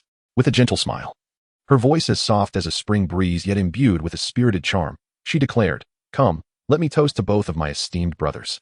With that, she raised the cup and drank it down in one go, the warmth of the wine coursing through her, a satisfied smile blooming on her face, reminiscent of flowers blooming in spring. Then, she turned her gaze to Ning Wufeng and softly inquired, "Xiao Shixiao, have you given any thought to my proposal from last night?" Meeting her gaze, Ning Wufeng replied straightforwardly, "Since Sister Wanjun has been so gracious, I can only risk my life for the beauty. However, when shall I receive what I desire?" At his words, Xiao Wanjun chuckled softly, her eyes sparkling as she replied, "Do not worry, Shixiao. Upon the successful completion of our endeavor, I shall personally present it to you, without fail." With that, she happily refilled his wine cup and raised her glass in a toast, her face radiating warmth. "May our journey be smooth and prosperous." However, at that moment, Mu Ronghua clandestinely transmitted a chilling message to Ning Wufeng. "Brad, I advise you to keep your distance from Sister Wanjun, or I assure you, your demise will be most tragic." Ning Wufeng chuckled inwardly, unexpectedly encountering a jealous suitor. He provocatively replied through the transmission, "Oh, what is your relationship with Xiao Wanjun? Your words remind me that a moment spent in spring is worth 1,000 gold. Are you not also yearning for such moments, second young master?" Mu Ronghua's fury ignited at this, his eyes blazing with rage, his face flushed. Slamming his hand on the table, wine splashed across the surface, creating a cascade of droplets. Ning Wufeng, seeing his reaction, burst into laughter. "Second young master, what troubles you? Your face is as red as a maiden's. Have I struck a nerve, causing you to blush?" Xiao Wanjun, hearing the laughter, turned her head and, noticing Mu Ronghua's furious expression, asked, "Mu Rong Shixiao, what is the matter with you today? Are you unwell? Why such anger?" Mu Ronghua, feeling the weight of her concern, struggled to suppress his ire, forcing a strained smile. "Sister, I am fine, do not worry." His voice trembled slightly, revealing his effort to control his emotions. Though Xiao Wanjun sensed the unease, she refrained from probing further, changing the subject. "Today, besides you two, I have also invited another friend to join us." Mu Ronghua's eyes widened in surprise as he asked, "Who else did you invite?" With a mysterious smile, Xiao Wanjun replied, "Someone you know well, Gui Yang of the beast-taming sect." At this revelation, Mu Ronghua's countenance shifted dramatically, urgency coloring his tone. "Sister, why did you invite him? He is cunning and treacherous. Bringing him along could lead to trouble." Suddenly, a cold voice resonated from outside. "Who is gossiping behind my back?" As the words fell, the door swung open. A slender youth appeared before them, holding a translucent jade flute. His attire fluttered elegantly, giving him an ethereal aura. His piercing gaze locked onto Mu Ronghua, a flicker of displeasure crossing his features. "Morong, if you have the courage, do not slander others behind their backs. Surely, the reputation you maintain outside is not something would spread across the world." The atmosphere grew tense instantly. Noticing the shift, Xiao Wanjun quickly stepped in to mediate, wearing a gentle smile as she addressed the newly arrived Gui Yang. "Gu Shidi, we were just speaking of you, and here you are." As she spoke, she gestured for Gui Yang to enter. "Gu Shidi, this is Shixiang Xiaofeng." Then she turned to Ning Wufeng, continuing, "Xiao Shixiao, this is Gui Yang from the beast-taming sect, who possesses unique insights and skills in beast taming." Ning Wufeng offered a slight smile, bringing his hands together in a deep bow. Though Gui Yang maintained his icy demeanor, he nodded slightly in return. Xiao Wanjun, her smile radiant, welcomed everyone to take their seats. She raised her glass, saying, "I am extremely grateful to all three of you for coming today. Our sole objective in entering the Black Forbidden Land is to obtain the Red Spirit Herb. Upon success, in addition to the promised rewards, I shall present an additional 1,000 spirit stones as a token of my gratitude. I hope for your unwavering support. Rest assured, sister, I shall protect you throughout this endeavor." Mu Ronghua's voice dripped with flattery. However, Gui Yang issued a disdainful chuckle, mocking, "Murong, do you not fear your tongue might slip? With your meager abilities, who could you possibly protect? It is laughable." Angered by Gui Yang's words, Mu Ronghua couldn't help but retort, "Gui Yang, do not think you can bully me just because of your superior cultivation. Do not assume I fear you." Gui Yang scoffed dismissively. "Bully you? I would not want to soil my own hands." Seeing the atmosphere grow increasingly tense, Xiao Wanjun coldly remarked, "Enough. Are you all finished? If any of you do not wish to go, I, Xiao Wanjun, shall not compel you." Her words instantly silenced the room, leaving only an awkward stillness hanging in the air. Ning Wufeng was perplexed by the apparent animosity between the two gentlemen. Their initial encounter was charged with palpable hostility. With a light chuckle, he raised his glass, relishing the chaos. "Taoist Gu, do not take offense like a petulant child. Come, let us drink." Upon hearing this, Mu Ronghua's anger flared, mistakenly believing Ning Wufeng was insulting him. What did you say? Ning Wufeng feigned innocence, responding, second young master, you are mistaken. The petulant child I referred to is a lively and endearing breed of dog known as a husky, not you. Do not overthink it. Upon hearing this, Moronghua furrowed his brow, pondering to himself, husky? That name sounds intriguing. I've never heard of such a dog. Perhaps my knowledge is limited. After several rounds of drinks, Xiao Wanjun succinctly outlined their mission. We depart in 3 days. Gather at the city gate. Prepare well. With that, she turned and left. Moronghua shot a fierce glare at Ning Wufeng before hastily following in Xiao Wanjun's footsteps. Ning Wufeng, watching their retreating figures, continued to clink glasses and drink with Gui Yang, unfazed by the playful banter that had transpired. Chapter 31. Beast taming. Ning Wufeng and Gui Yang were still indulging in merriment at the autumn rain tower. Under the warm glow of the lanterns, a rosy hue graced their cheeks as their glasses clinked frequently, producing a cheerful sound. Suddenly, Ning Wufeng recalled something and curiously inquired, Brother Gu, since we have no pressing matters at hand, why don't you regale me with tales of your beast-taming sect? Gui Yang, taken aback, expressed his surprise, my friend. How could you have never heard of our esteemed beast-taming sect? His words reflected a hint of confusion. Feeling somewhat embarrassed, Ning Wufeng rubbed his nose and chuckled. I am but a novice in my pursuits. Please do not mock my ignorance, dear friend. He raised his cup in a toast to Gui Yang, attempting to alleviate the awkwardness. Seeing this, Gui Yang erupted in laughter. Since Brother Xiao is at leisure today, allow me to introduce you to our beast-taming sect. After a brief pause, he continued, our sect is renowned throughout the Southern Gate, highly esteemed within 1,000 miles. We specialize in the art of beast taming, controlling mystical creatures to fight on our behalf. Ning Wufeng nodded in comprehension. I see. Pray tell, what kind of mystical creature do you currently employ? Might I have the pleasure of witnessing it? His eyes sparkled with anticipation. Gui Yang waved his hand dismissively. Brother Xiao, perhaps it would be best not to. My creature is merely a firestone chicken, obtained for free within the sect. I would feel embarrassed to showcase it. A hint of awkwardness crossed his face. Brother Gu, you are overthinking this, Ning Wufeng laughed. If there is to be jest, let it be at my expense for my limited knowledge. With a sigh, Gui Yang conceded. Very well, you shall see it in a few days. With that, he summoned a plump gray chicken from his yellow pouch. The chicken quickly enlarged, standing dully by his feet without a hint of movement. Ning Wufeng surveyed the hefty creature, estimating its weight to be around 10 pounds, and couldn't help but chuckle. This chicken is indeed quite rotund. Curiously, he asked, what prowess does this firestone chicken possess? Not stone, but fire, Gui Yang clarified, beginning to explain with a touch of exasperation. The firestone chicken is a low-tier mystical beast, its sole attack method being fire breath. However, as we are indoors, I shall refrain from a demonstration. It does possess a unique petrification skill. As he spoke, he made a simple gesture. The previously listless gray chicken trembled and transformed into a massive stone statue, standing immobile like a small mountain. Do not underestimate this defensive skill, Gui Yang continued. This statue can withstand full-force attacks from a 12th-layer Qi refining practitioner, making it quite practical. Unfortunately, its offensive capabilities are rather simplistic. Ning Wufeng gazed at the imposing stone figure, a glimmer of astonishment in his eyes.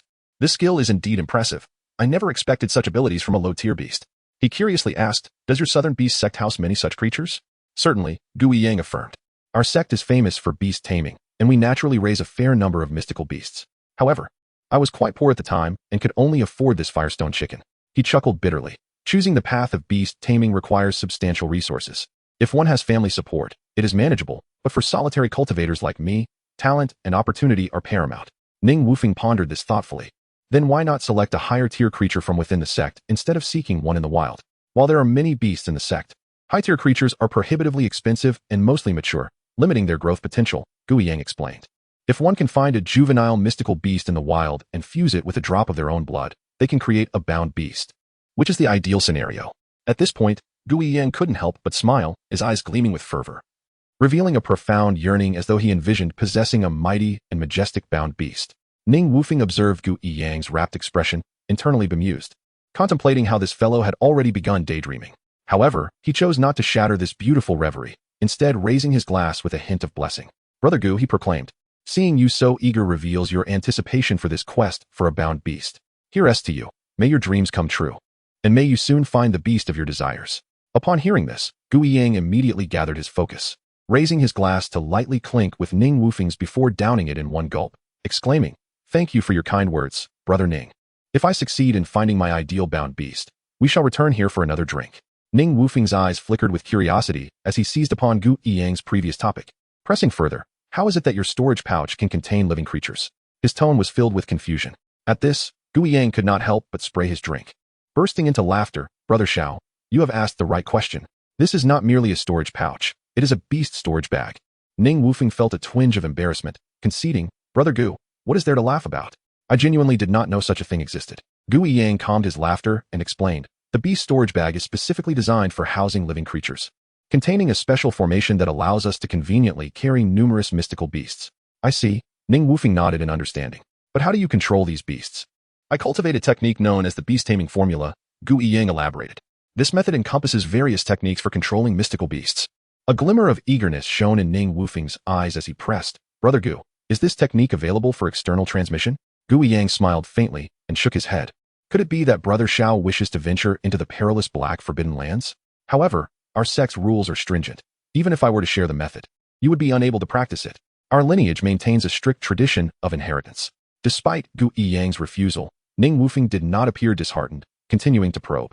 If you could share this technique with me, I would be willing to offer spirit stones in exchange. As for practicing it, I can find my own way. Gu Yang remained resolute, shaking his head in refusal. I am sorry, Brother Xiao. If you are truly interested, I could recommend you for entry into our sect. Ning Wufeng shook his head regretfully. I have not considered joining any sect at this time. It seems I must abandon this pursuit for now. He mused that since he could not obtain the beast taming formula from Gu Yang, he would need to seek alternative paths. Thus, the two continued to converse and savor their drinks, oblivious to the deepening night.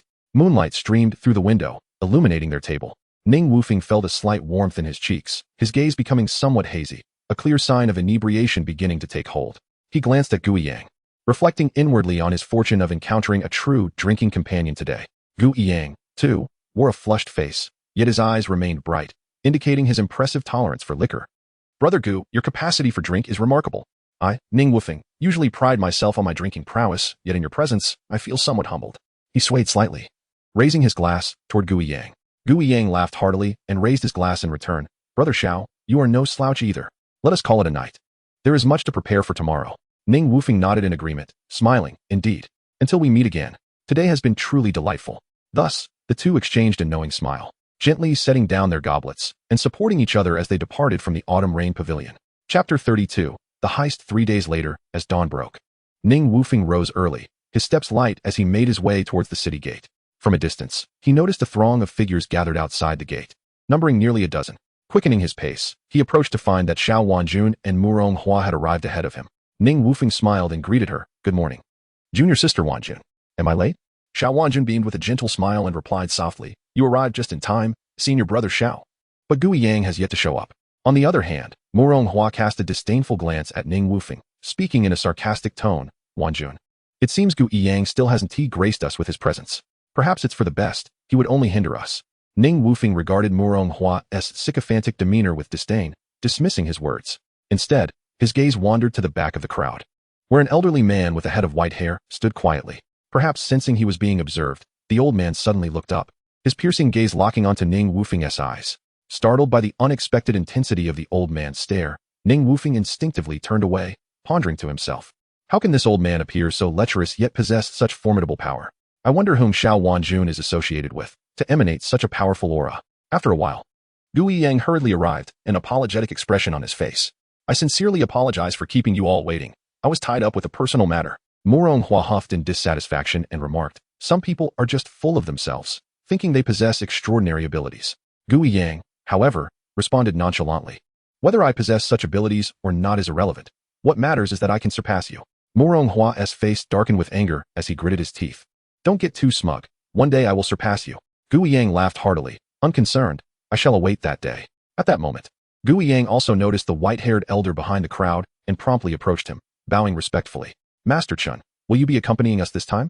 The elder cast a faint glance at him and replied, I am here to ensure the young lady's safe entry into the Black Forbidden Land. Once inside, Yang, you must protect her well.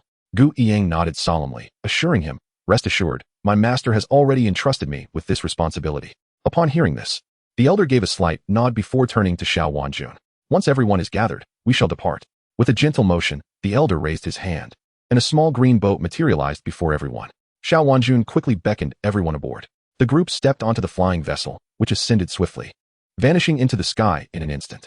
As the vessel soared like a golden meteor streaking across the heavens, Ning Wufeng marveled at its speed, far surpassing that of his own flying artifacts. Unable to contain his curiosity, he sent a thought to Gu Yang beside him. What cultivation level does Master Chen possess? Master Chen is at the late stage of the Foundation establishment realm, Gu Yang replied succinctly. The revelation struck Ning Wufeng like a thunderbolt. No wonder he felt an invisible pressure in the presence of the elder. After approximately 2 hours, the flying vessel gradually descended, landing at the mouth of the legendary Moon-Cutting Gorge. As the group disembarked, Xiao Wanjun explained, this gorge is the only passage to the Black Forbidden Land. However, due to the barriers within, we cannot fly through and must proceed on foot. Gu Yang approached Ning Wufeng, whispering, Brother Xiao, this gorge stretches over 20 miles. Not only can we not fly at high altitudes, but we also cannot use earth evasion techniques. The cliffs on both sides are steep, concealing numerous natural caves where cultivators often hide to ambush those who pass through. This area is quite complex, earning it the nickname Death Gorge. Ning Wufeng was taken aback by this revelation and curiously inquired, is there truly no one to manage them? The caves here are like a labyrinth. No one knows how many entrances there are or where they lead. Moreover, most of the wandering cultivators here are of the demonic variety, desperate individuals. Eliminating them is no simple task, Gu Yang elucidated. The group hastened towards the gorge, and as they ventured deeper, the path ahead gradually widened and flattened, the once steep cliffs becoming gentler. Yet, this tranquility did not last long. Upon reaching a more open area, a group of figures suddenly appeared ahead, clearly intent on blocking their way. Moronghua frowned and bellowed, who dares to obstruct my path? From the opposing crowd, a tall, rotund man stepped forward, a disdainful smirk on his face. If you wish to pass through here, you must pay the toll. Moronghua's face flashed with anger as he retorted, do you know who I am? I am the second son of the Morong family. If you are wise, you will leave now and spare me the trouble. The stout man merely chuckled derisively. The second son of the Morong family? I'm sorry, but I don't recognize any such noble. Let me tell you, even if your father were here today, he would need to part with 100,000 spirit stones to pass. As the atmosphere grew increasingly tense, Xiao Wanjun quickly stepped forward to intercept the fuming Moronghua. With a warm smile, she addressed the group, esteemed friends, it is indeed fate that brings us together today. I have 5,000 spirit stones here. Consider it an invitation for drinks. Let us befriend one another and allow us to pass, shall we? The stout man glanced at the spirit stones in Xiao Wanjun's hand, but remained unmoved. He turned to a slender young man behind him, whose pale complexion exuded a chilling aura. The young man smiled coldly at Xiao Wanjun. We certainly must give face to such a beauty. However, the spirit stones may be left behind, but you must stay. Xiao Wanjun, with a playful glint in her eye, replied, it is indeed my honor to attract your attention. Dear friend, however, we have urgent matters to attend to. Perhaps we could meet again once my business is concluded? The sinister young man shook his head. That won't do. Others may pass, but you must remain. Xiao Wanjun's smile faded, her voice turning icy. If that is the case, then there is nothing more to discuss. As her words fell, the temperature in the air seemed to drop several degrees. Chapter 33. Chaos. The ominous figure opposite cast a dark gaze, swiftly lunging toward Xiao Wanjun with the intent to capture her in one fell swoop. However, his scheme was abruptly disrupted by a sudden surge of energy. Chun Hengshan, positioned behind the crowd, acted decisively, unleashing a powerful palm strike imbued with immense magical force that bore down on the sinister man. Confronted with this formidable assault, the ominous figure had no choice but to abandon his pursuit of Xiao Wanjun, retreating hastily. Once stabilized, he glared at Chun Hengshan, his voice seething with fury as he demanded, who are you to thwart my endeavors? His words dripped with menace and ire. Yet, Chun Hengshan remained composed, responding with an air of calm authority. Fellow cultivator, having reached the late stage of the true Yuan realm, is it not beneath you to engage in such thievery? You risk becoming a source of mockery. His voice resonated with steadiness and power, exuding a sense of poise and command. The sinister man, incensed by Chun Hengshan's remarks, suddenly produced a large black flag from his storage pouch. The flag unfurled dramatically in the air, expanding to a colossal size as a chilling wind surged around it. From within the flag, a ball of black flame shot forth, radiating heat and destruction, hurtling toward Chun Hengshan. Unfazed by this unexpected onslaught, Chun Hengshan conjured a small azure cauldron that shimmered with a faint light, seemingly harboring a mysterious power. With a subtle wave of his hand, the cauldron began to spin rapidly, generating a powerful suction that consumed the black flame entirely. Witnessing the effortless absorption of the flame, the ominous figure was struck by shock, swiftly followed by anger and frustration. Gripping the black flag tightly, he launched another ferocious attack. The flag whipped through the air, conjuring chilling winds that threatened to engulf everything in its path. Reciting incantations, the flag's surface glowed with a ghostly black light, emanating an even more potent aura of malevolence. Chun Hengshan's expression grew grave, yet he showed not a hint of fear. Manipulating the azure cauldron, he traced intricate patterns in the air, as if setting a complex formation. Each time the sinister man's assault neared him, the cauldron would timely intercept, dissipating the attacks into nothingness. The battle reached a stalemate. The sinister man's strikes became increasingly fierce. Yet he could not breach Chun Hongshan's defenses. Meanwhile, Chun Hongshan bided his time, seemingly awaiting a pivotal opportunity. At last, as the ominous figure swung the flag with renewed vigor, attempting to shatter the deadlock, a glimmer of insight sparked in Chun Hongshan's eyes. He deftly maneuvered the azure cauldron to circumvent the man's attack at an astonishing speed, aiming directly for his vital points. In that critical moment, a massive shield materialized before the sinister man, akin to a divine guardian, absorbing the potentially lethal blow with a resounding thud that reverberated through the air. The sinister man's face darkened as he turned to the bald man beside him, growling, "Brother, we can no longer delay. We must confront them head-on." The bald man's gaze hardened, replying, "You and I will join forces to ensnare this old fool, allowing our brothers to eliminate the others." With that, he transformed his spear into a streak of silver lightning, lunging at Chun Hongshan, plunging them into an intense clash of weapons and wills. Meanwhile, at the other end of the battlefield, Murong Hua demonstrated his exceptional archery skills. His silver longbow seemed to resonate with the heavens, and as the bowstring twanged, 3 transparent arrows materialized, soaring through the air with an overwhelming might toward the enemy ranks. As the arrows cut through the atmosphere, it seemed as though the air itself was torn apart, accompanied by tremendous booms as several foes fell, tumbling backward in disarray. Yet, the enemy, undeterred by the strike, surged forward with renewed fervor toward Ning Wufeng and his companions. In that moment, he silently retrieved the formation plate for the Void Dream Array from his storage pouch, flicking his wrist to send it racing backward like a streak of light. Ning Wufeng mused to himself, having come here in search of opportunities. It would be truly regrettable to leave empty-handed, sacrificing my life in the process. Just as his thoughts wandered, a sharp folding fan sliced through the air like a bolt of lightning, aiming directly for his face. Reacting swiftly, Ning Wufeng summoned the bronze bell he had acquired from their previous skirmish. The bell expanded instantly, emanating a brilliant azure glow, forming an impenetrable shield that barely blocked the fan's fierce strike, producing a dull thud that caused the surrounding air to quiver. Taking advantage of this fleeting moment, Ning Wufeng glanced in the direction from which the fan had come, spotting a slender figure clad in black, a wide-brimmed hat concealing most of their face, rendering them particularly enigmatic. "Hey, you little imp. Why are you attacking me from the shadows? With that outfit, do you have something to hide? Or are you simply too ugly to face anyone?" Ning Wufeng shouted provocatively, seeking to incite a reaction from his foe. However, the figure in black seemed unfazed by his taunts, their anger flaring at his words, but they remained silent. Instead, they hurled the folding fan, which instantly transformed into dozens of sharp, flying daggers, raining down upon Ning Wufeng like a torrential downpour.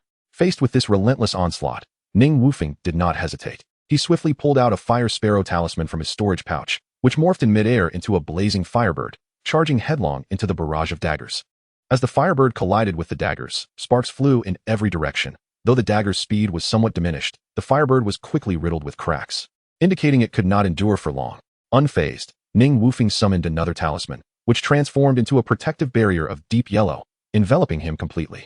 Simultaneously, he raised the bronze bell above his head, adding an extra layer of defense. The daggers pierced through the firebird, continuing their assault on Ning Wufeng. But upon striking the dual defenses of the yellow barrier and the bronze bell, their momentum waned, ultimately colliding feebly against the bell, producing a series of metallic clangs. Dimming the azure light of the bell, Ning Wufeng's heart sank. The daggers, seemingly weakened by the fire sparrow talisman, still retained remarkable penetrative power, making it clear that passive defense was not a sustainable strategy. In a flash, he decisively activated a concealment talisman, vanishing like a wraith from his original position, only to reappear directly in front of the figure in black, his sword glinting menacingly, aimed at their vital points. The black-clad figure was clearly taken aback by this sudden turn of events, instinctively leaning back to evade this lethal strike, yet they were a fraction too slow. With a swift motion, Ning Wufeng's sword lightly grazed the brim of their hat, causing it to flutter to the ground like a falling leaf, revealing a cascade of lustrous black hair that flowed like a waterfall against the backdrop of the night, adding an unexpected beauty to the tense atmosphere. However, in the face of life and death, Ning Wufeng had no time to admire this unforeseen spectacle. Aware that the moment was fleeting, he seized the opportunity, pouncing forward with the swiftness of a hunting cheetah, pinning the figure in black beneath him. The black-clad woman, now fraught with anxiety, found herself momentarily disoriented. Forgetting to summon her protective treasures as she sensed a warm breath drawing near, her cheeks flushing with heat, allowing Ning Wufeng's sword to press firmly against her throat. Cold and lethal, her eyes reflected a mix of terror and indignation, a blush creeping across her cheeks, akin to peach blossoms scorched by the sun, burning fiercely yet imbued with an indescribable allure. Chapter 34. The abduction. Ning Wufeng gazed at the unexpected turn of events beneath him, his heart filled with a sense of astonishment. He had anticipated a fierce resistance, yet he was taken aback by how effortlessly he had subdued the woman. With a closer look, he could see her exquisite features and delicate skin, which appeared even more enchanting under the blush that adorned her cheeks. He couldn't help but silently admire her beauty, especially in her current bashful demeanor. She possessed a unique charm. As he observed the woman remain utterly still under his restraint, a playful notion began to take root in Ning Wufeng's mind. What are you staring at? Have you never seen a handsome man like me? However, he did not foresee that his words would ignite a firestorm within her. The moment she heard him, her body tensed as if he had struck a nerve. She suddenly struggled, her eyes wide with fury as she glared at Ning Wufeng, her voice filled with resolute threat. Shameless. Let me go? Otherwise, you will surely meet a dreadful end.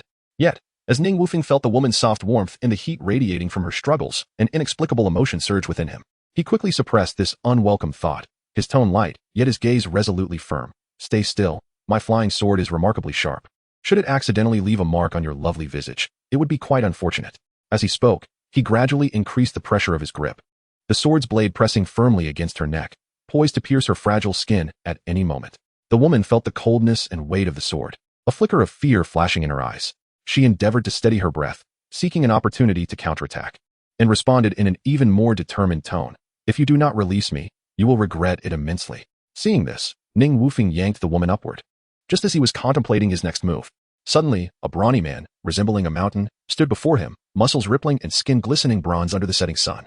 Gripping a gleaming large knife, he pointed it menacingly at Ning Wufeng, his voice booming like thunder. Kid, release our young lady at once, or I will ensure you are torn to pieces. This unexpected turn of events froze the air around them, yet Ning Wufeng remained unruffled, a glimmer of surprise flashing in his eyes. He had already calculated the implications of the brawny man's reference to the young lady and quickly weighed the pros and cons in his mind. Without further ado, he swiftly produced a faintly glowing immobilization talisman, flicking it with his finger until it transformed into a streak of light and accurately adhered to the abducted woman. The moment the talisman took effect, her form stiffened slightly, her eyes wide open, yet she found herself unable to move, letting out a faint gasp. Knowing that time was of the essence, Ning Wufeng dared not delay. He hoisted the woman onto his shoulder with swift, powerful motions, his footsteps barely touching the ground as he propelled himself like an arrow through the interplay of light and shadow, heading directly toward Gu Yang's location, leaving behind the brawny man's furious roar. Gu, catch her! Ning Wufeng's voice rang out urgently in the wind as he flung the woman toward Gu Yang. Startled by this sudden turn of events, Gu Yang's pupils constricted, and he beheld a blurred figure hurtling toward him. Acting on instinct, he opened his arms wide, catching the woman in a near-perfect princess embrace. In that fleeting moment, their proximity allowed them to hear each other's breaths, and as her face gradually came into focus, Gu Yang saw a beautiful visage adorned with a hint of panic and shyness, reminiscent of a startled lily. At that instant, a wave of emotion surged within him. He had never been so close to a woman before. Her large, pleading eyes seemed to speak volumes, rendering him momentarily frozen, as if time itself had come to a standstill. Ning Wufeng, witnessing this, teased, Gu, have you never seen a woman before? With that expression, are you not smitten? Instantly, Gu Yang's face turned crimson, akin to clouds stained by the setting sun. He fumbled for an explanation, yet his nervousness caused him to lose his composure, and his hands inadvertently released their hold. Without support, the woman lost her balance and fell heavily to the ground, letting out a cry of pain. Ah! The woman's startled scream jolted Gu Yang back to reality, and he hurriedly crouched down, repeatedly apologizing. I'm sorry. I truly didn't mean to. Are you all right? Embarrassed and furious, the woman furrowed her brow, the pain radiating from her backside causing her to glare at Gu Yang, demanding, let me go. Gu Yang stood there, bewildered, unsure of what to do, terrified of inadvertently touching her sensitive form again. Ning Wufeng shook his head, internally lamenting Gu Yang's naivete, wondering why he couldn't grasp the urgency of the situation. Quickly suppressing his amusement, he spoke with gravity. Gu, stop dawdling. This woman is not to be trifled with. Before he could finish, a flurry of urgent footsteps approached, indicating that their pursuers were closing in. Hurry, they are catching up, Ning Wufeng urged, swiftly lifting the woman again and positioning his sword across her neck as a deterrent, shouting, everyone, don't come any closer, or I will mar her beautiful face. The tactic proved effective. The pursuers halted, apprehension etched on their faces. Ning Wufeng's imposing presence intimidated them into inaction, each man exchanging wary glances, none daring to make a move. The brawny man, however, was seething with rage, his rough voice booming like thunder. Kid, if you don't want to die, release our young lady immediately. Just as the tension peaked, a bald man, locked in a fierce battle with Chun Hongshan, suddenly broke away from the fray, rushing toward them recklessly, his eyes filled with desperation and fury. He shouted, release my daughter at once, or I will crush you. Ning Wufeng understood then that the woman was indeed the cherished daughter of this bald man, which explained the relentless pursuit. He quickly assessed the situation. The opponent was a foundational-level cultivator, a force to be reckoned with. Without hesitation, he activated his defensive shield, a faint aura enveloping him and Gu Yiyang, while quietly cautioning. Be careful, Gu. The opponent is a foundational cultivator. Upon hearing this, Gu Yiyang's expression grew serious, hastily summoning his spirit beast to stand guard before them as a makeshift barrier.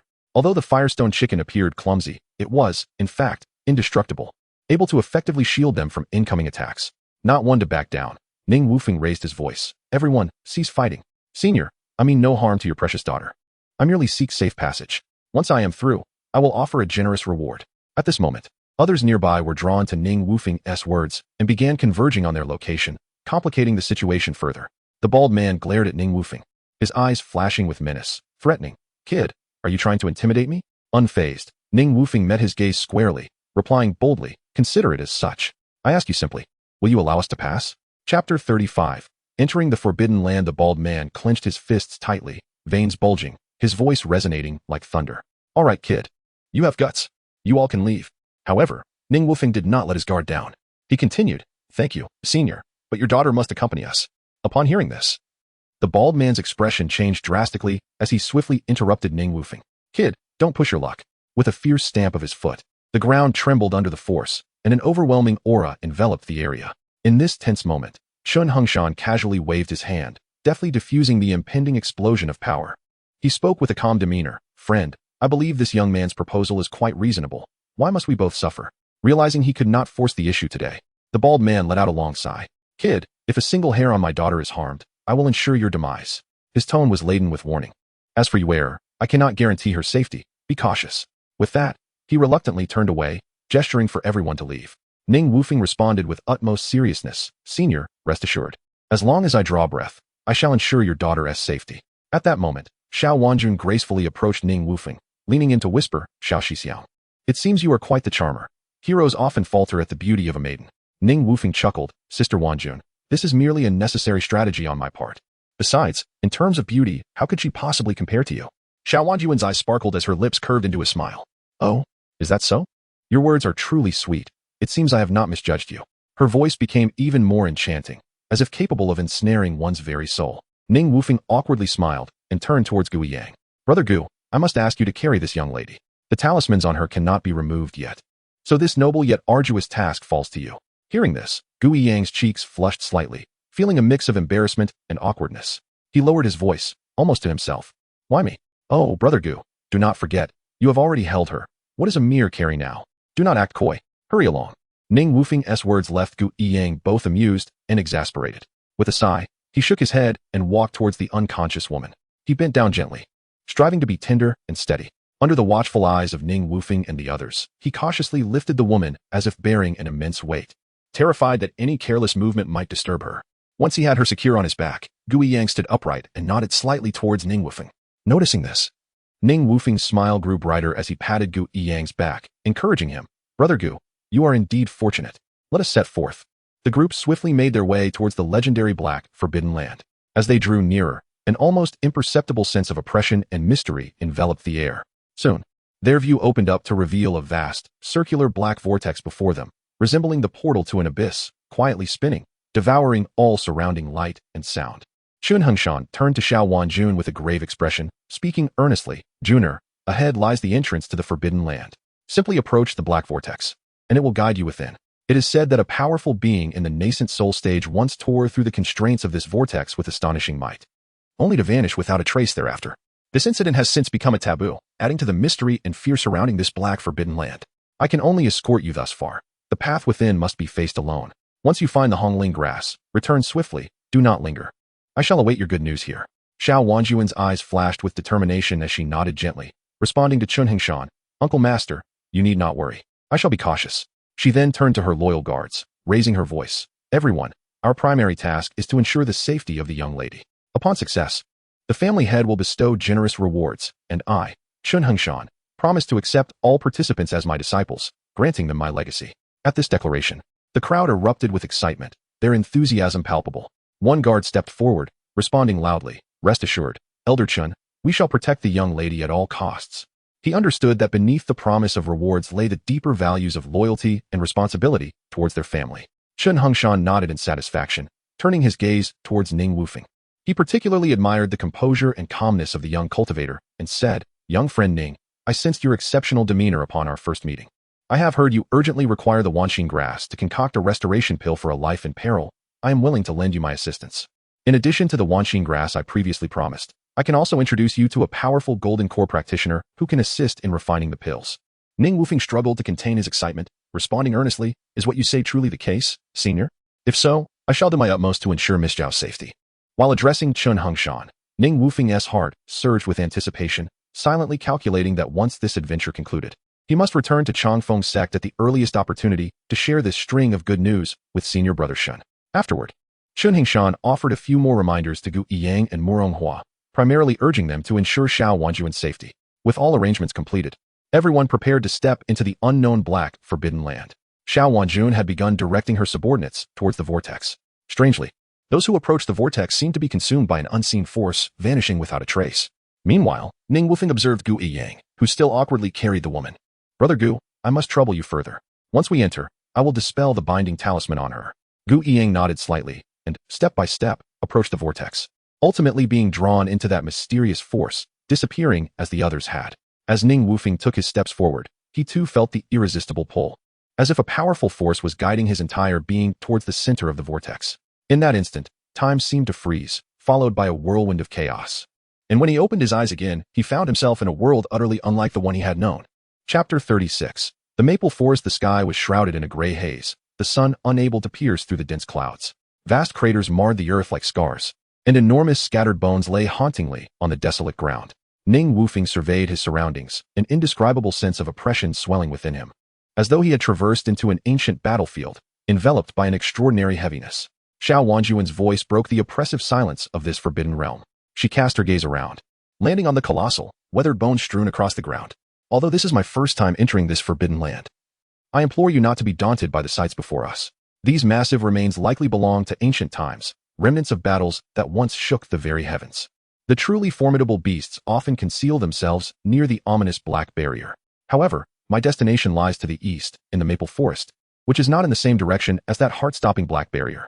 With that, she produced a gray cloth, revealing a meticulously drawn simple map, detailing the contours of the forbidden land and highlighting significant locations. The group gathered around, their eyes fixated on the spot she lightly tapped, maple forest. Her tone conveyed a sense of ease. The maple forest was a vast expanse covered in crimson maple leaves, a sanctuary far removed from the dangers of the south, allowing for a safe passage. Ning Wufeng took the map, his gaze sharp as it swiftly traversed each detail, ultimately pausing at a conspicuous red circle in the lower left corner of the southern section. Within the red circle were the words Black Jungle, accompanied by a brief note indicating its proximity to the black barrier. He lifted his eyes, trying to peer through the distant fog to glimpse the legendary barrier, only to see a solitary peak standing silently like a sentinel. Was that the direction of the black barrier, concealing untold treasures? Ning Wufeng's attention was soon diverted by Gu Yiyang. At that moment, Gu Yiyang still carried the beautiful woman on his back, prompting Ning Wufeng to tease. "Gu, why are you still carrying her? Are you addicted to carrying?" Gu Yiyang's cheeks flushed crimson. He hurriedly retorted, "Ning, do not jest. It was you who asked me to carry her, and you failed to inform me when to set her down. I am merely—" "Gu, do not be anxious. I was merely joking. Look, I will release her now." He stepped forward, gesturing lightly, and the binding spell on the woman dissipated like morning dew. Song Xiaoyu regained her freedom, swaying slightly before hastily leaping off Gu Yiyang's back. The moment her feet touched the ground, she prepared to draw her weapon against Ning Wufeng, only to be taken aback by the sudden absence of her spiritual energy. "What have you done to me? Where's my power?" she exclaimed in shock. Ning Wufeng remained unfazed, responding calmly, "There is no need for alarm. It is likely that your body is still adjusting to your newfound freedom. In a little while, your energy will naturally return." Xiaoyu's eyes brimmed with disbelief. She charged at Ning Wufeng, seemingly intent on unleashing her pent-up frustration. However, Ning Wufeng nimbly sidestepped, taking refuge behind Gu Yiyang. "Gu, quickly save me. She is repaying kindness with enmity." He feigned panic. Gu Yiyang, caught between amusement and exasperation, opened his arms to shield the two. "Xiaoyu, calm down. No matter what happens, I will stand by your side to protect you." Upon hearing this, Song Xiaoyu seemed struck by an invisible force, her earlier aggression dissipating as she lowered her head, her eyes flickering with complex emotions. Meanwhile, Ning Wufeng observed from the side, musing, "This fellow may actually be smitten." Could this be love at first sight? Lucky for you, my friend. One can only say her taste is rather poor. Murong Hua's face darkened, his brows knitted tightly, as he glared at the scene before him, his anger igniting like kindling. Throughout their journey, he had already harbored dissatisfaction towards Ning Wufeng, who, despite his meager strength, consistently drew attention. Witnessing their light-hearted banter at such a critical moment only stoked his ire further. What are you all doing? We have gathered so many people not to waste time on frivolities. Especially you, Ning Wufeng. If your antics jeopardize Wang Juan's mission, can you bear the consequences? Oh, is this not our illustrious second son? What? Now you wish to display your authority. Alas, it seems not many are familiar with your bird's son moniker. As for bearing consequences, fret not. I know my own limits, Ning Wufeng retorted, his words dripping with provocation, further darkening Murong Hua's countenance. Murong Hua trembled with rage, his finger aimed at Ning Wufeng, stammering with indignation, yet momentarily at a loss for words. Just then, Xiao Wanjun finally spoke up. Her voice, though soft, resonated with clarity and strength. Enough. Have you all finished? I have come here with an important mission. We must unite and face our challenges together. This place is unlike the outside world. Danger can strike at any moment. Please set aside your personal grievances. We must hasten our journey. Her words were like a refreshing breeze, prompting the group to rein in their emotions and prepare to proceed. Concerned that using flying artifacts might attract unnecessary trouble, they opted to continue on foot, albeit at a cautious and somewhat slower pace. After several hours of trekking, the sun's last rays gradually disappeared below the horizon, casting a veil of twilight over the surroundings.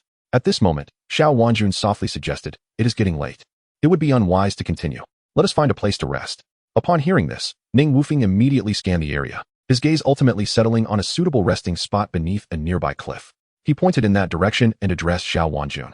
Following his gesture, Xiao Wanjun nodded in agreement. Chapter 37. The Crimson Egg. The crowd hastened their steps towards the cliff, each finding a relatively flat spot to sit against the hard stone wall. Xiao Wanjun formed a gesture with her fingers, and several golden array flags flew out from the floating formation like a fluttering swarm of butterflies, weaving together to create a luminous protective array, an invisible barrier that isolated them from the outside world. Ning Wufeng leaned against a moss-covered boulder, his gaze drifting beyond the formation, inadvertently spotting a discreet cave above the cliff. Suddenly, he sprang up onto the rock face, his boots shimmering with a faint azure light. Moving like a gecko across the steep surface, he finally steadied himself on a ledge, his eyes keenly focused on the cave within. Though the cave's entrance was small, barely wide enough for a few fists to pass through, the interior was shrouded in darkness, as if devouring all light. A thought flickered in Ning Wufeng's mind.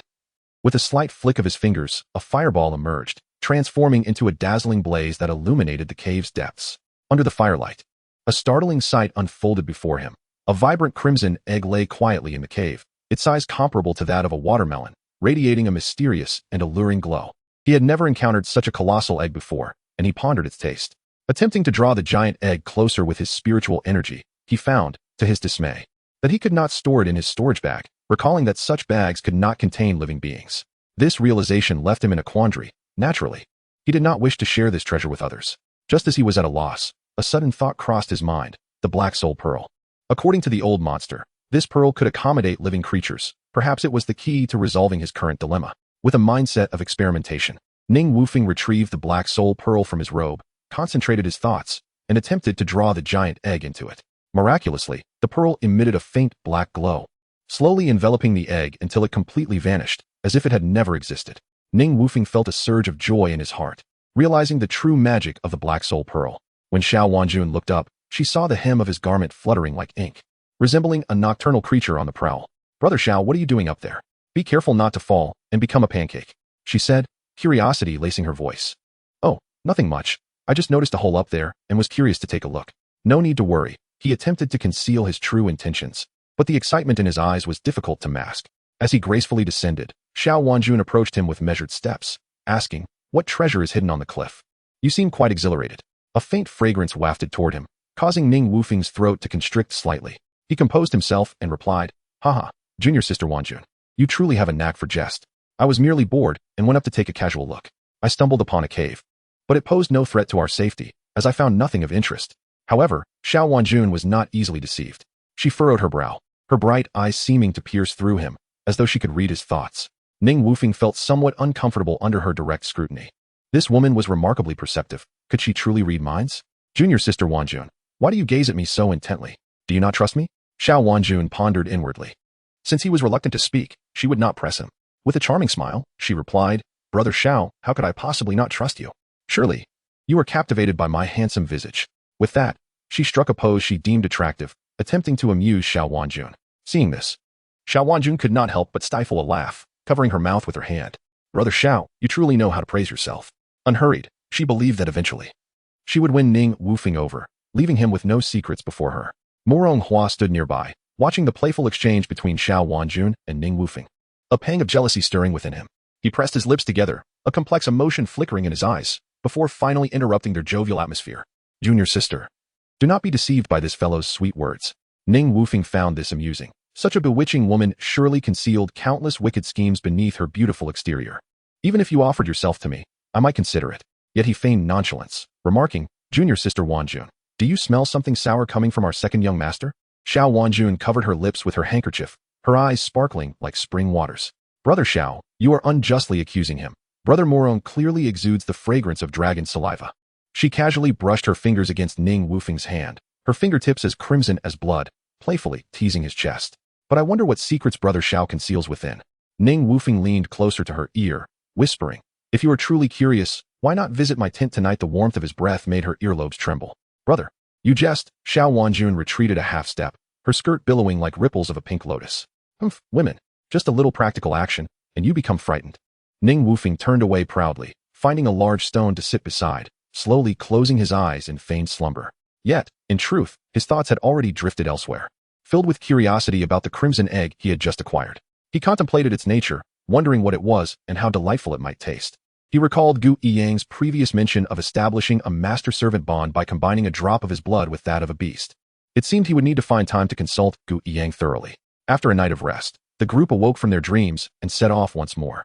When the mountains adorned in red maple leaves came into view, Ning Wufeng suddenly halted. The vast expanse of maple trees surged under the autumn sun like a sea of crimson, each leaf ablaze with color, reminiscent of the most splendid sunset, breathtakingly beautiful. A middle-aged man raised his hand, pointing towards the vibrant forest of red leaves. Miss, a few years ago, I was fortunate to step foot here. That grove ahead is the maple leaf forest. Chapter 38. The two-headed silver moon wolf Xiao Wanjun furrowed her delicate brows and gently reminded, everyone, please be cautious. Ahead lies the red leaf forest.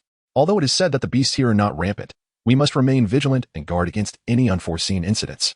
Upon entering the red leaf forest, the group felt as though they had stepped into an entirely new world. The trees grew increasingly dense, each adorned in deep crimson or light red garb, layered upon one another, casting a shadow so thick that the sky outside was nearly obscured. The path beneath their feet became rugged and uneven, strewn with fallen leaves and dead branches, necessitating careful steps to avoid slipping. Ning Wufeng's brow knitted in concentration as his gaze darted amidst the impenetrable sea of red foliage, a wave of unease swelling within him. He halted his steps. Turning to Xiao Wanjun, Junior sister Wanjun, I can't shake the feeling that wandering aimlessly like this feels rather amiss. Do you have any knowledge of the specific location of the red spirit grass within this forest? Xiao Wanjun shook her head lightly. Brother Xiao, I do not possess precise information. I only know that the red spirit grass indeed grows within this red leaf forest, but its exact whereabouts remain for us to discover. Hearing this, Ning Wufeng sighed in resignation, contemplating the vastness of the forest and the elusive nature of the red spirit grass. Such blind searching could consume an inordinate amount of time and energy. He surveyed the surroundings, the fiery red leaves casting an even deeper shadow of worry in his heart. However, Xiao Wanjun seemed to sense his thoughts, offering a reassuring smile. Brother Xiao, there is no need for excessive concern. Along the way here, I discreetly marked our path to prevent us from getting lost. Furthermore, while this red leaf forest is expansive, it ultimately has boundaries. At our pace, we should be able to search through it thoroughly within a few days. After hearing her words, Ning Wufeng's unease eased slightly. He nodded, yet the vigilance in his eyes did not dissipate. In truth, since entering the red leaf forest, he had quietly marked his own trail, ensuring that should circumstances change, he could rely on these markers for a safe retreat. Thus, the group traversed the red leaf forest for several days, seeking traces of the red spirit grass. Yet their efforts bore no fruit. Finally, after yet another bout of disappointment, they decided to halt their journey temporarily to find a relatively open area to rest for a moment. Ning Wufeng settled beside Gu Yang, the two leaning against a sturdy red leaf tree, savoring a brief moment of tranquility. He turned to Gu Yang, curiosity sparkling in his eyes, and inquired, Brother Gu, during your venture into the red leaf forest, do you have any particular beast you wish to capture? Are you prepared? The pursuit of beasts is a matter of fate. Gu Yang replied nonchalantly. The mountains and forests are vast, and the movements of the beasts are unpredictable. One cannot anticipate what preparations to make. Whatever one encounters is simply left to destiny. Ning Wufeng nodded, seemingly in agreement with Gu Yang's perspective. Yet, his curiosity remained unabated, growing even stronger, prompting him to ask. Then, Brother Gu, do you know which beasts reproduce by laying eggs? Without hesitation, Gu Yang responded, among the beasts, most reproduce through eggs, distinguishing them significantly from humans. Only a select few high-level beasts or special species give birth to live young, which is a rare occurrence. Moreover, the eggs of beasts often require a lengthy incubation period before new life emerges. Of course, there are secret techniques in the cultivation world that can accelerate this process. But mastering such techniques requires at least a foundation building level of cultivation. Ning Wufeng listened intently, prompting him to ask further. So, how can one distinguish between the eggs of different beasts? After all, there are countless species. The variety of beasts is vast beyond measure. Even recorded accounts represent only the tip of the iceberg. Accurately identifying their eggs is no simple task. However, it is not entirely impossible. Some rare beast eggs have unique appearances, colors, and patterns, which are often documented in ancient texts. As for common beast eggs, due to their sheer numbers and low value, detailed records are typically unnecessary. If we truly encounter one, I will do my utmost to enlighten you, Brother Ning. At this point, Gu Yang seemed to realize something. Shifting the conversation, however, Brother Ning, your sudden interest in beasts suggests you may have a particular plan in mind. Initially, Ning Wufeng had intended to disclose the egg he had acquired. Yet, reason ultimately prevailed over impulse. As the saying goes, wealth should not be flaunted. Human hearts are inscrutable. Revealing such information could inevitably attract greedy gazes and unnecessary conflict. If this egg were of a particularly precious lineage, once hatched, he would have gained a formidable protector. This thought made him increasingly cautious, fearing that a moment of carelessness might lead to the loss of this fortuitous egg to others. Suddenly, a rustle in the forest shattered the previously tranquil atmosphere, tightening the group's nerves as their gazes darted in search of the source of the sound. The noise grew clearer and more distinct as a creature covered in green fur, slightly rotund, yet remarkably agile, bounded into view. The gentle laughter of a middle-aged man broke the tension, like a spring breeze easing the surrounding anxiety. He explained, "Do not panic. This is a green-ground mouse. A first-level beast. It excels in speed and burrowing techniques, making it quite tricky to capture, yet it poses no threat to us." Before he could finish, the green-ground mouse seemed to realize it had become the center of attention. Its small eyes darted around, quickly changing direction, leaving behind a fleeting green shadow as it vanished into the thick foliage. Seeing this, Morong Hua shot off like an arrow in pursuit, leaving Xiao Wanjun and the others momentarily stunned. Xiao Wanjun frowned slightly, tapping her foot in agitation, her gaze reflecting both reproach and concern. Ultimately, she sighed in resignation and said to the group, "We must follow him to prevent him from venturing into danger alone." After a brief chase, they finally caught sight of Morong Hua. He was cautiously crouched behind a sturdy tree, and upon seeing the others approach, he quickly turned and gestured for silence. The group immediately became wary, stealthily making their way over. Not far ahead, a dark cave came into view, guarded by two formidable beasts. Their eyes gleamed with an eerie green light, radiating an aura of ferocity. "Miss, this is not good. These are second-level beasts, the two-headed silver moon wolves, equivalent in strength to a 10th-level chi cultivator. Their attack power is exceptionally fierce, and they often move in packs," Morong Hua whispered, a hint of greed in his voice. "With these beasts guarding the entrance, there must be treasures hidden within. Why not dispatch these two guard dogs and explore inside?" However, Gu Yang immediately voiced his opposition. "These two-headed silver moon wolves are exceedingly fierce, and there may be more of their kind lurking within. If we recklessly engage, we could easily find ourselves in a perilous situation." Xiao Wanjun, listening to their exchange, felt her resolve wavering. Unsure of how to decide, she turned her gaze to Ning Wufeng, inquiring sweetly, "Brother Xiao, what do you think? Fortune favors the bold. Since we have come this far, we cannot return empty-handed. However, Brother Gu raises valid points. We must proceed with caution. Perhaps we could send the second young master to lure these beasts away, so as not to alert others." Morong Hua immediately waved his hands in protest. "If you want to go, you go. Do not presume to command me." While the beasts were indeed powerful, they remained mere animals without intelligence. "Second young master, are you afraid? If so, I shall gladly assist you in luring them," Morong Hua taunted. Noticing the group's eyes fixed upon him, he patted his chest, speaking boldly. "What a joke. Will I, Morong Hua, fear two demonic beasts? Just wait, I shall return shortly." Ning Wufeng found the second son before him quite adorable. With that, Morong Hua swiftly darted forward, boldly striding toward the twin-headed silver moon wolf. After an exhilarating sprint, he soon lured the two demonic beasts into the ambush set by the gathered crowd. Chapter 39. The kill. Morong Hua moved with remarkable swiftness and decisiveness, almost in the blink of an eye retrieving the stringless bow from his storage pouch. With a sudden pull of his arm, an invisible yet razor-sharp force surged forth, aimed directly at the two ferocious two-headed silver moon wolves. However, These beasts were evidently not to be underestimated. They flickered and vanished from sight, moving with astonishing speed. One of them, particularly cunning, adjusted its position in an instant, lunging at Murong Hua like a bolt of black lightning. Its massive claws striking down upon the defensive barrier he had meticulously prepared.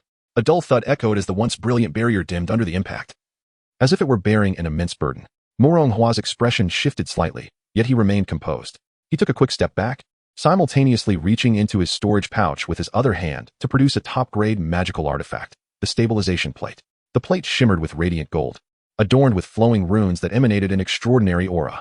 As he channeled his spiritual energy, the stabilization plate transformed into a streak of light, soaring above the heads of the two-headed silver moon wolves, abruptly erupting in a blinding golden light, akin to the blazing sun, enveloping the beast within. Under the illumination of this golden radiance, the two-headed silver moon wolf's speed noticeably waned, as though even breathing had become a struggle. A flicker of pride surged within Murong Hua's heart, and he was on the verge of delivering a lethal shot to the creature. Unexpectedly, however, the other two-headed silver moon wolf, seizing the opportunity while its companion was ensnared, unleashed two jets of vibrant green liquid from its mouths, which accurately struck the stabilization plate midair. Instantly, the golden glow of the plate began to oscillate violently, appearing to suffer a fierce corrosion, teetering on the brink of losing control. This spectacle astonished everyone present, including Ning Wufeng, who had not anticipated that these seemingly brutish beasts would exhibit such remarkable intelligence and coordinated synergy. At this moment, Xiao Wanjun recognized the urgency of the situation, leaving no room for hesitation. With a clear and resounding command, she rallied everyone, urging for a swift resolution.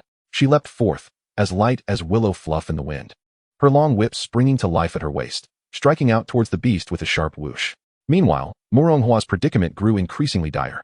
Though he had loosed several arrows from his stringless bow, the two-headed silver moon wolf within the barrier seemed to possess an immortal resilience, despite sustaining considerable injuries. It continued to thrash violently, its claws pounding relentlessly against the barrier.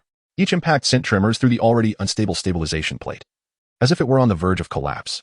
Finally, after a violent shake, the plate could bear no more and crashed to the ground, shattering into a pile of useless fragments. A wave of despair washed over Murong Hua, but there was no time to mourn the loss of his artifact. Faced with such a ferocious beast, any flicker of hesitation could prove fatal. He once again drew back the bowstring, this time pouring all his strength into the arrow, determined to turn the tide of battle. Yet the two-headed silver moon wolf seemed to discern his intent, charging forward with even greater ferocity. Its gaping maw, gleaming with bloodlust, appeared intent on tearing Murong Hua to shreds.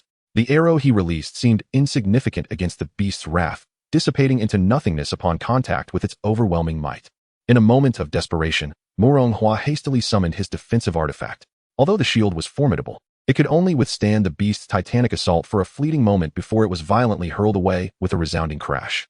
Murong Hua himself was sent flying backward, his body tracing a chaotic arc through the air before crashing heavily to the ground, dust swirling around him. Ning Wufeng, observing the pitiful state of the second young master not far away, turned to Gu Yiyang beside him and chuckled. "Brother Gu, behold how formidable this beast is, forcing our second young master into such a plight, akin to a stray dog. Aren't you going to summon your fire chicken for a heroic rescue?" Gu Yiyang smiled, his gaze fixed on the beleaguered second young master, shaking his head gently.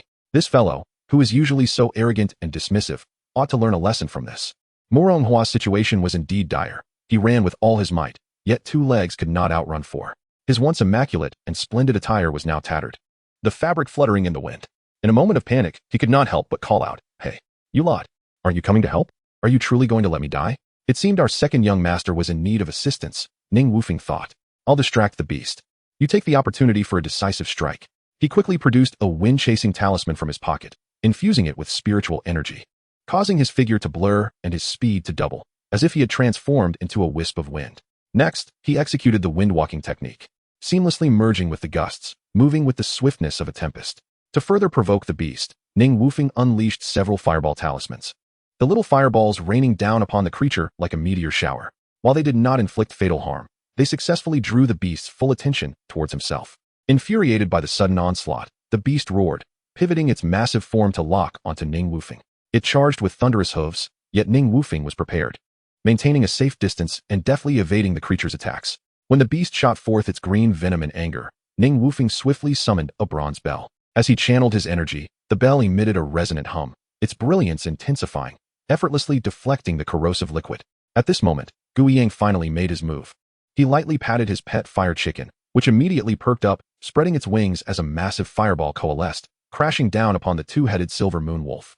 Upon impact, the fireball erupted in a dazzling blaze, flames rapidly engulfing the beast in a sea of fire. Yet this was not the end. Gu Yang then gently retrieved his qingyin flute from his waist, placing it to his lips, and a melodious tune floated through the air. This melody seemed to possess a certain enchantment, exacerbating the pain of the two-headed silver moon wolf as it writhed in the fiery inferno. Desperately rolling on the ground in an attempt to extinguish the flames, the fires only intensified, transforming from red to an eerie azure hue under the influence of the flute's melody. The beast's anguished cries echoed as it struggled futilely against the flames. But no matter how it twisted, it could not extinguish the inferno consuming it. As time passed, its struggles grew weaker until it finally lay still, leaving behind a charred corpse that reeked of burnt flesh. Ning Wufeng was taken aback by Gu Yang's prowess. This unique combat style had truly broadened his horizons. Out of the corner of his eye, he caught sight of Xiaoyu, her starry-eyed gaze fixated on Gu Yang, and he couldn't help but think how lacking in insight she was. Have I inadvertently played matchmaker? Yet the system offers no reward. Gu Yang stowed away his flute, and as the clamor of battle subsided, he approached the charred, two-headed silver moon wolf, a hint of regret flashing across his face. What a pity, such a splendid beast hide. He turned to Xiaoyu, a hint of regret in his tone, yet swiftly shifted the conversation, saying, however, its eyes are indeed exquisite materials for forging offensive artifacts, and I shall procure them for you. Song Xiaoyu seemed oblivious to Gu Yang's words, gazing at him with a dazed expression, completely immersed in her own world. Ah, it seems that having a woman makes one forget his brothers. I just risked my life to divert the beast's attention. Even if I have no credit, I certainly endured hardship. Gu Yang chuckled helplessly, already accustomed to Ning Wufeng's sharp tongue. Brother Xiao, I cannot contend with you. How about this? As a token of gratitude for your unwavering support, I shall present you with a fine jar of spirit wine in the future. Upon hearing the mention of spirit wine, Ning Wufeng's eyes sparkled with excitement, as if they could emit light. Are you serious? I shall remember this. But one jar is hardly sufficient. Make it 10. Let us agree on this. He rubbed his hands together in enthusiasm, as if already savoring the alluring aroma of the wine. Gu Yang shook his head with a smile. Brother Xiao, you truly are incorrigible. At the same moment, a flash of light from his sword precisely extracted the eyes of the two-headed silver moon wolf. The green orb swayed gently at the tip of the sword, emanating a faint glow, as if harboring an unknown power. Gu Yang meticulously cleaned the orb before handing it to Xiaoyu, who finally snapped back to reality and shyly accepted it, her eyes shimmering with excitement. Ning Wufeng, finding their display of affection tiresome, surveyed the surroundings and noticed that another two-headed silver moon wolf had also fallen, ultimately succumbing to the treasures and wisdom of human cultivators. Seizing the moment when no one was paying attention, Ning Wufeng gently activated the black soul orb in his hand. A sudden flash of black light erupted from the orb's surface, silently absorbing the lingering souls of the two fallen two-headed silver moon wolves. Chapter 40. Encirclement. After vanquishing the two ferocious beasts, Xiao Wanjun swiftly established a protective formation not far from the cave entrance, showcasing her adeptness and expertise in this craft. Once everything was arranged, the group cautiously ventured into the pitch-black cavern. As they delved deeper, the darkness intensified, as if the very light was being devoured. However, a white orb floated before Xiao Wanjun, emanating a faint glow that illuminated several feet ahead. They pressed on, the surroundings so silent that only the occasional sound of water droplets hitting the stones echoed through the profound cave. The depth remained a mystery, but they could faintly discern several massive caverns scattered across the opposing cliff face. Suddenly, the path beneath their feet came to an abrupt halt, forcing them to pause. Ning Wufeng gradually expanded his consciousness, only to discover what appeared to be an underground river flowing gently below. The destination of the cave entrance across was indiscernible. He marveled internally at the vastness of the cave. Perhaps we should send a few individuals to scout ahead, Ning Wufeng suggested. Yet, despite the absence of dissent, no one seemed willing to take the initiative to brave the unknown. The atmosphere grew as somber as the silence within the cave, every breath taken with utmost caution. The darkness of the unknown invariably ignites a primal fear, and in this moment, how many fearless heroes remained? Noticing the silence, Xiao Wanjun gently cleared her throat. Surely, you won't send a mere woman to pave the way for you? Hearing this, Moronghua, despite his own trepidation, stepped forward. He licked his lips and addressed Xiao Wanjun. Rest assured, Sister Wanjun, I shall venture forth to ascertain the situation. One must admit, there are times when a devoted admirer can exhibit such reckless valor for the sake of a beloved. Ning Wufeng, observing Moronghua's eager demeanor, shook his head internally but nonetheless commended him. Young master, you are commendable. Go swiftly and return quickly. We shall await your return here. As Moronghua retrieved the flying spirit leaf and resolutely soared towards the opposite side, a flicker of concern crossed Ning Wufeng's eyes. He discreetly retreated a few steps and conveyed through sound transmission to Gu Yiyang, "Brother Gu, the circumstances within are unclear. Should anything amiss occur, make haste to flee." Indeed. It was not long before a tremendous noise erupted from the other side, accompanied by a gust of wind. As a figure shot towards them like an arrow released from a bowstring. Simultaneously, numerous greenish glimmers ignited upon the opposing cliff face. Ning Wufeng reacted swiftly, shouting for everyone to run as he leapt towards the safety above the cave entrance. A cacophony of anguished cries echoed within the cave, mingling with an ominous aura that seeped through the air. Ning Wufeng ran without looking back, summoning the vigor of a sprinter, ultimately being the first to burst forth from the cave, embodying the essence of a champion as he slid into the protective formation established by Xiao Wanjun. As for Moronghua, upon successfully leaping to the other side, he hastily chose a cavern to enter. The cave was dimly lit, with only the faint glow of his artifact illuminating his path. Not long after, the ground beneath him gave way, revealing what seemed to be an unfathomable abyss below. He halted, hearing the crisp, resonant sound of water droplets cascading below, and cautiously descended. As he ventured further, eerie lights began to materialize beneath, exuding a chilling aura. Yet, just as he pondered this phenomenon, the points of light surged towards him. Fortunately, our second young master was not caught unawares. He immediately recognized the peril and fled without hesitation. "Help!" he cried out in desperation as he ran. However, his fury only intensified upon realizing that those who were supposed to assist him had scattered like frightened birds, fleeing faster than the wind. "Where's the promised support?" Before long, several others emerged, equally disheveled, their faces etched with terror and panic. Hot on Moronhua's heels were a horde of ferocious, two-headed silver moon wolves, their sharp fangs and menacing gazes sending chills down one's spine. Fortunately, Moronghua possessed an array of artifacts, using them to fend off the wolves' attacks as he fled. Despite the harrowing experience, he managed to escape into the formation, preserving his life. As the number of two-headed silver moon wolves emerging from the cave continued to swell, the defensive formation was soon encircled by a dense throng of silvery figures, far exceeding their expectations. They surged like a dark tide, swiftly enveloping the entire formation, with their numbers estimated to be in the hundreds, and still growing. Ning Wufeng observed silently, contemplating whether they had inadvertently disturbed a hornet's nest. He dared not relax, discreetly retrieving the array plate of the Void Dream formation from his storage pouch. With a flick of his wrist, the array plate transformed into a streak of light. Soaring towards the north, he recalled a map and noted a location north of the Red Leaf Forest, known as Fragrant Valley. Perhaps there, they could find a sliver of hope. This scene left everyone feeling a deep sense of dread. Even Xiao Wanjun, who was typically unflappable, could not conceal her fear. Why have so many two-headed silver moon wolves congregated here? What could possibly draw them into this cave? Her voice trembled with unease. The middle-aged man beside her shook his head in confusion. "This is my first encounter with such a situation. While the Red Leaf Forest has seen its share of beasts, never before have I witnessed such a massive gathering." Xiao Wanjun's thoughts swirled chaotically, akin to leaves caught in a tempest, as she struggled to comprehend the current predicament, only to find her thoughts tangled and elusive. She cast an anxious glance at Gu Yiyang and Ning Wufeng, her eyes brimming with hope. Gu Yiyang's expression was equally grave. He recognized the precariousness of their situation, yet years of experience allowed him to swiftly recalibrate his mindset, seeking a glimmer of opportunity for the group. "Sister Xiao, the situation is dire. This formation may not hold for long. We cannot remain passive. We must take the initiative and seek an opportunity to break through.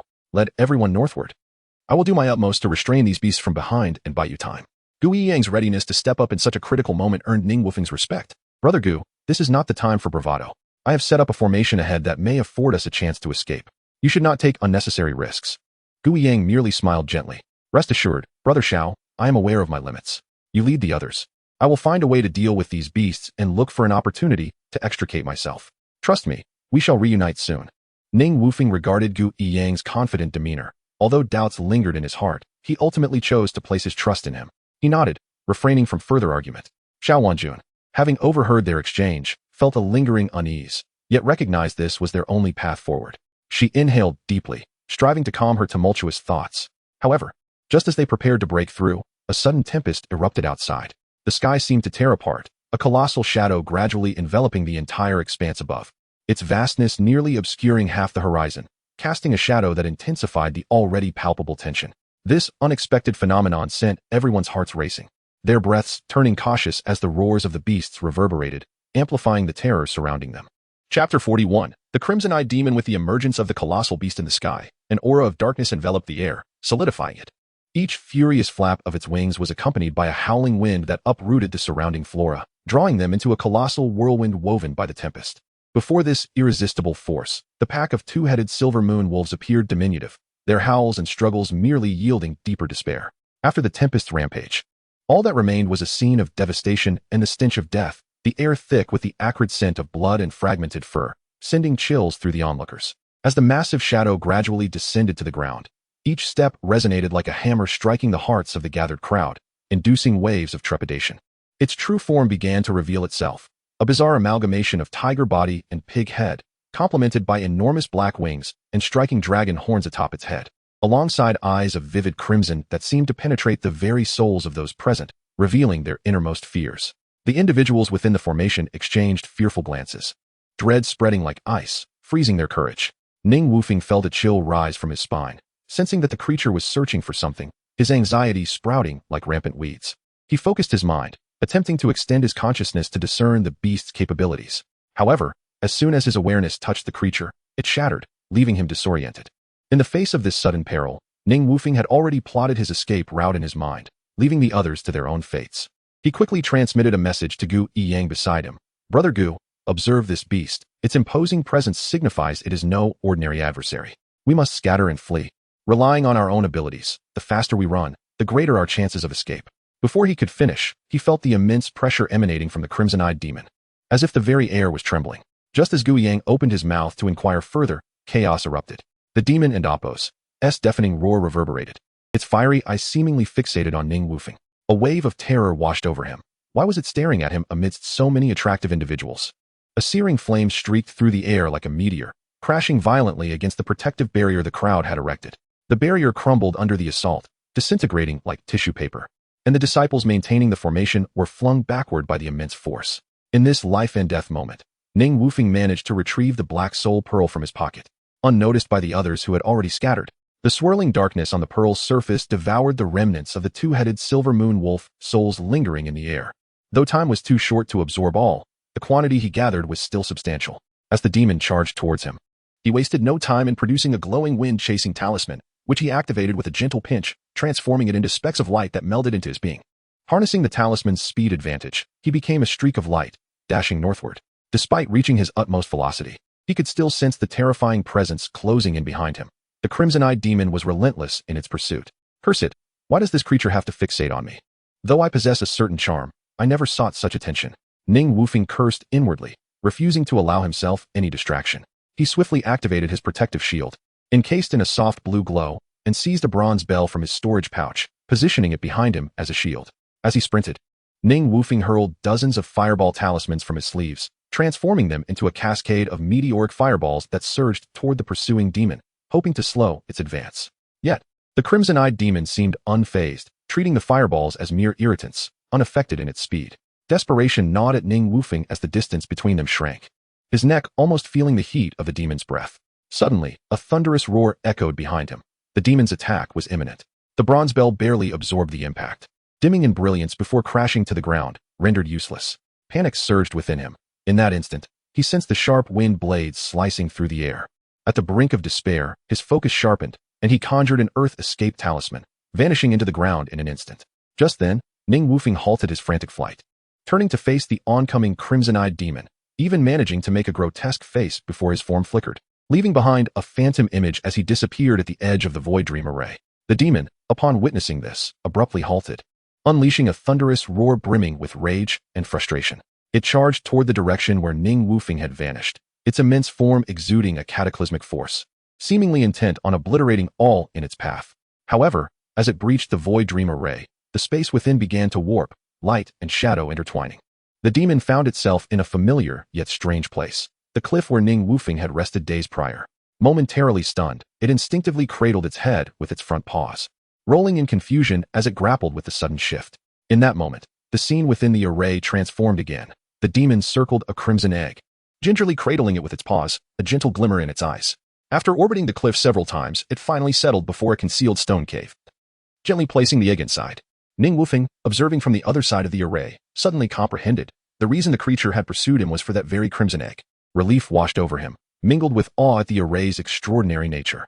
He had not anticipated that it could manifest one's thoughts and, to some extent, influence the minds of those who entered. Yet, he realized the array could not confound the demon for long. He needed to depart swiftly. With a swift motion, Ning Wufeng propelled himself forward like an arrow loosed from a bow, racing towards the fragrant valley. Chapter 42. The Pavilion of Cherished Connections. Ning Wufeng hurried along, his heart taut with tension, scarcely pausing to admire the fleeting scenery that flitted by like wisps of smoke. It was not until he beheld the profound gorge before him that he slowed his pace. The sights within the valley were invigorating and serene, adorned with luxuriant vegetation that flourished in vibrant hues, as if nature had unleashed its most masterful strokes upon the canvas of the earth. Wildflowers bloomed in a riot of colors, fiery reds, golden yellows, and snowy whites, intertwining into a splendid tapestry of blossoms. The air was suffused with a delicate fragrance of flowers mingled with the fresh scent of earth, while the melodious chirping of birds crafted a harmonious and tranquil ambience. Indeed, the scenery was breathtaking, yet he dared not let his guard down. Finally, he arrived at a secluded lakeside where the water glimmered like a mirror, its beauty overwhelming. Beside the lake stood an ancient stone, stoically upright, engraved with the words Calm Lake in robust characters, revealing a charm born of time's passage. As Ning Wufeng gazed at those three characters, he mused, could this place have once been home to a pair of celestial lovers? He shook his head gently, chuckling at the absurdity of indulging in such romantic reveries at this moment. He then gathered his thoughts and cast his gaze across the lake, where in the center stood a solitary pavilion, seemingly detached from the world, exuding an air of tranquility. Driven by curiosity, he moved closer, gliding across the water as if walking on air, and soon found himself at the pavilion's base. Though it appeared humble, constructed entirely of thatch, it possessed a unique charm.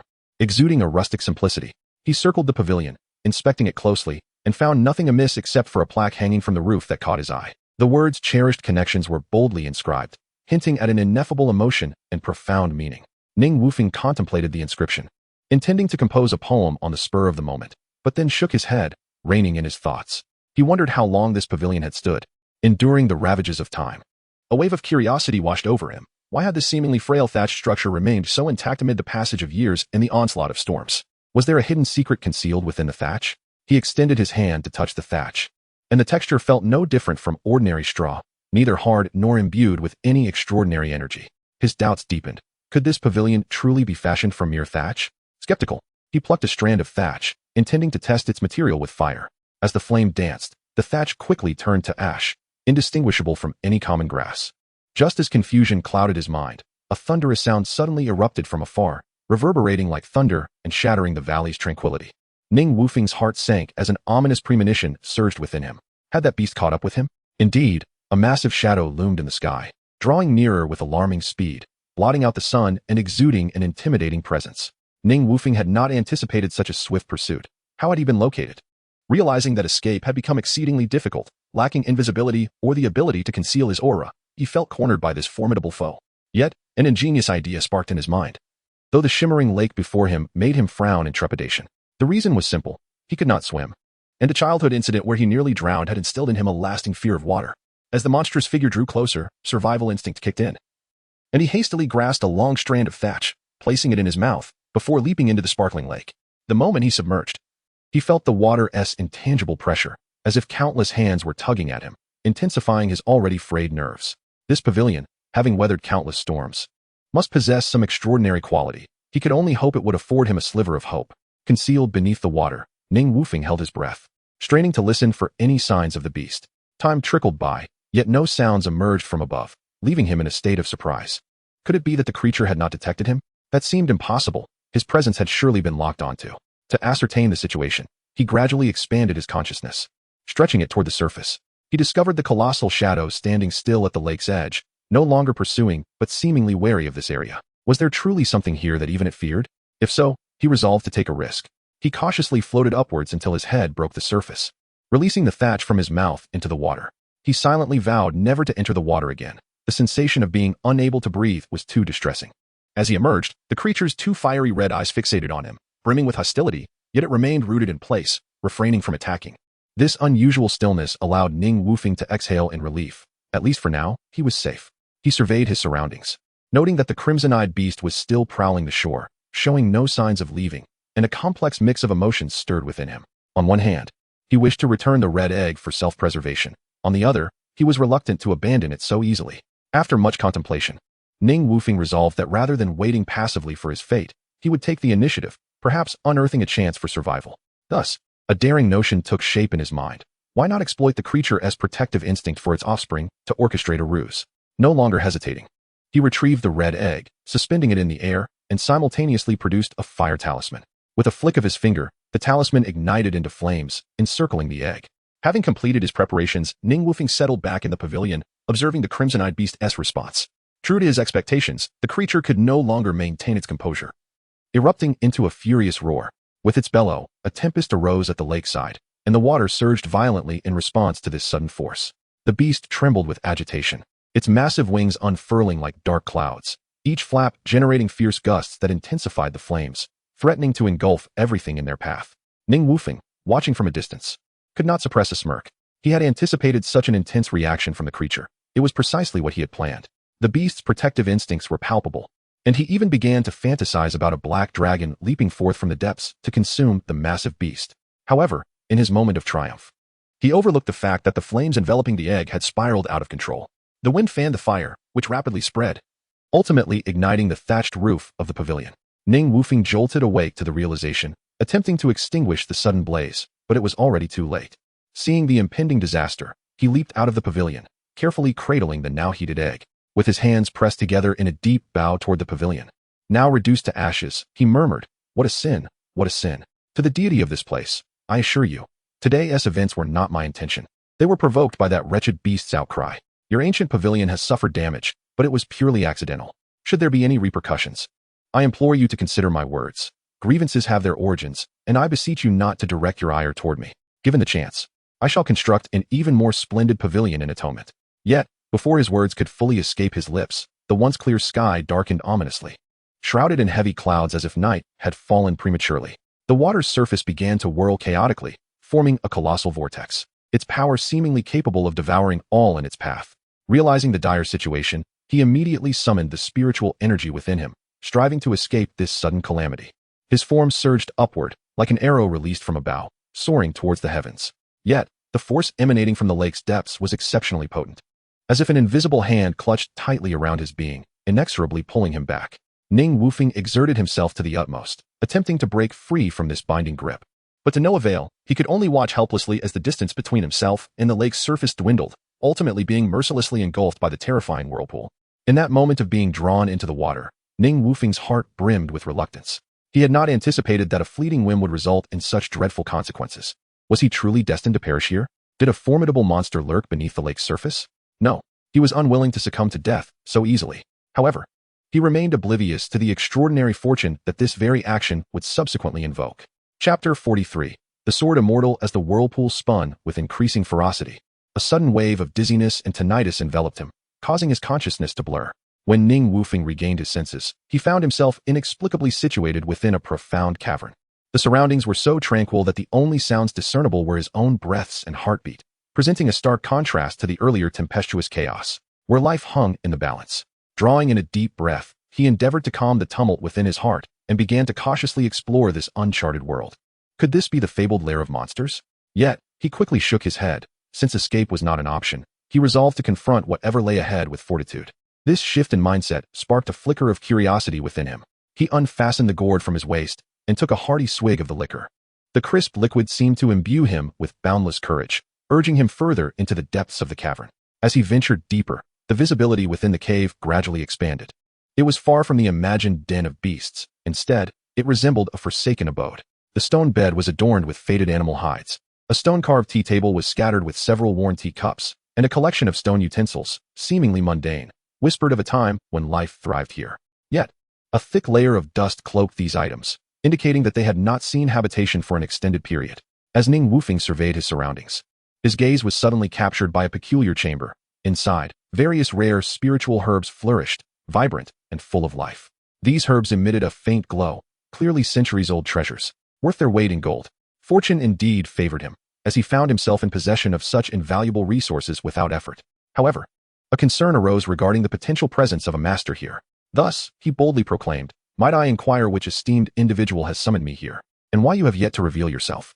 If you wish to take my life, I implore you to do so swiftly." Suddenly, a nebulous figure appeared in the air, clad in a flowing white robe, resembling a celestial being from the clouds. With long hair cascading like a waterfall, it exuded an extraordinary aura. Yet, a veil of mist obscured its features, rendering its true visage a mystery. A deep, resonant voice echoed through the air, imbued with undeniable authority. "Little one, Why did you set fire to my pavilion?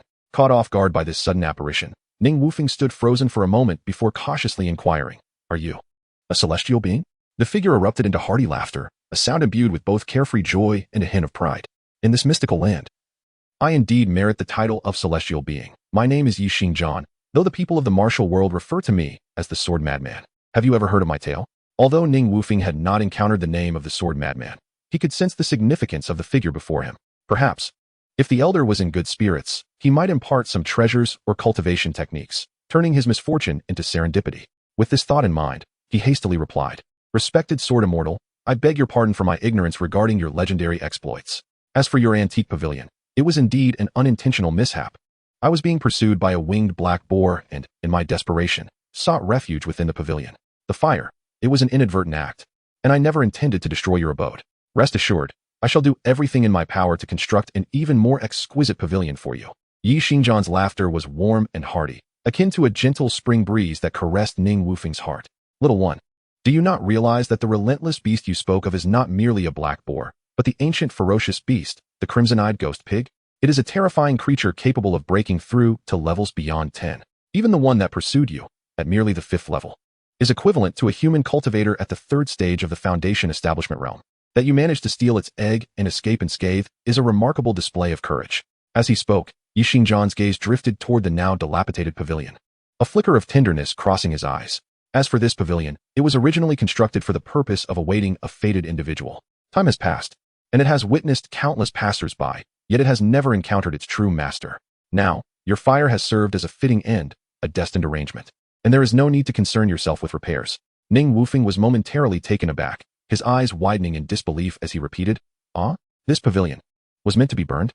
Realizing his lapse in composure, an awkward smile crept onto his face. "Indeed, it is so," Yi Xingzhan chuckled. 2,000 years ago, I took my leave from this world, leaving behind a fragment of my soul to await a destined one. Little did I anticipate that I would wait through the ages until today, when you finally appeared." Ning Wufeng's initial astonishment transformed into exhilaration. He realized he was the destined individual. His heart raced with anticipation as he joyfully retrieved the gourd of wine hanging from his waist, a broad smile lighting up his face as he presented it to Yi Xingzhan. "Respected Sword Immortal, this wine is my favorite. While it may not compare to celestial nectar, it possesses its own unique charm. Having waited in solitude for so many years, you must feel lonely. Allow us to share a drink and revel in the moment." Yi Xingzhan's smile grew warmer as he accepted the gourd, his eyes shimmering with nostalgia for bygone days. "Little one, you are indeed an amusing character." Without hesitation, he took a sip, and the aroma of the wine filled the air. "Consider this wine as your initiation gift." This simple statement carried profound significance. The perceptive Ning Wufeng immediately understood Yi Xingzhan's intention. Without a moment's hesitation, he knelt with solemnity and reverence, declaring, "Master, please allow your disciple, Ning Wufeng, to pay my respects." He then bowed deeply 3 times. Yi Xingzhan regarded his youthful disciple with a glimmer of satisfaction in his eyes and spoke slowly, "Once, I too was a carefree youth like you, unrestrained and filled with lofty aspirations. However, as time flows swiftly, like a fleeting shadow, I have all but forgotten the path I once tread. I had the opportunity to ascend to the upper realms, yet alas, I ultimately fell short of my goal. Death is but a part of life, and one cannot escape regret. Yet there remains one matter in my heart that I cannot let go." At this juncture, Yi Xingzhan's expression grew grave, as if piercing through the mists of time to gaze into a distant past. He looked into Ning Wufeng's eyes, which sparkled with trust. "Are you willing to assist me? Help me fulfill this uncompleted wish." Ning Wufeng's heart raced as he contemplated the possibilities. If Yi Xingzhan were to impart his lifelong cultivation to him, granting him unparalleled power, he would capture all that flew in the sky and swam in the waters. Yet, what he voiced was, "Master, please do not hesitate to speak, as long as it is within my capabilities.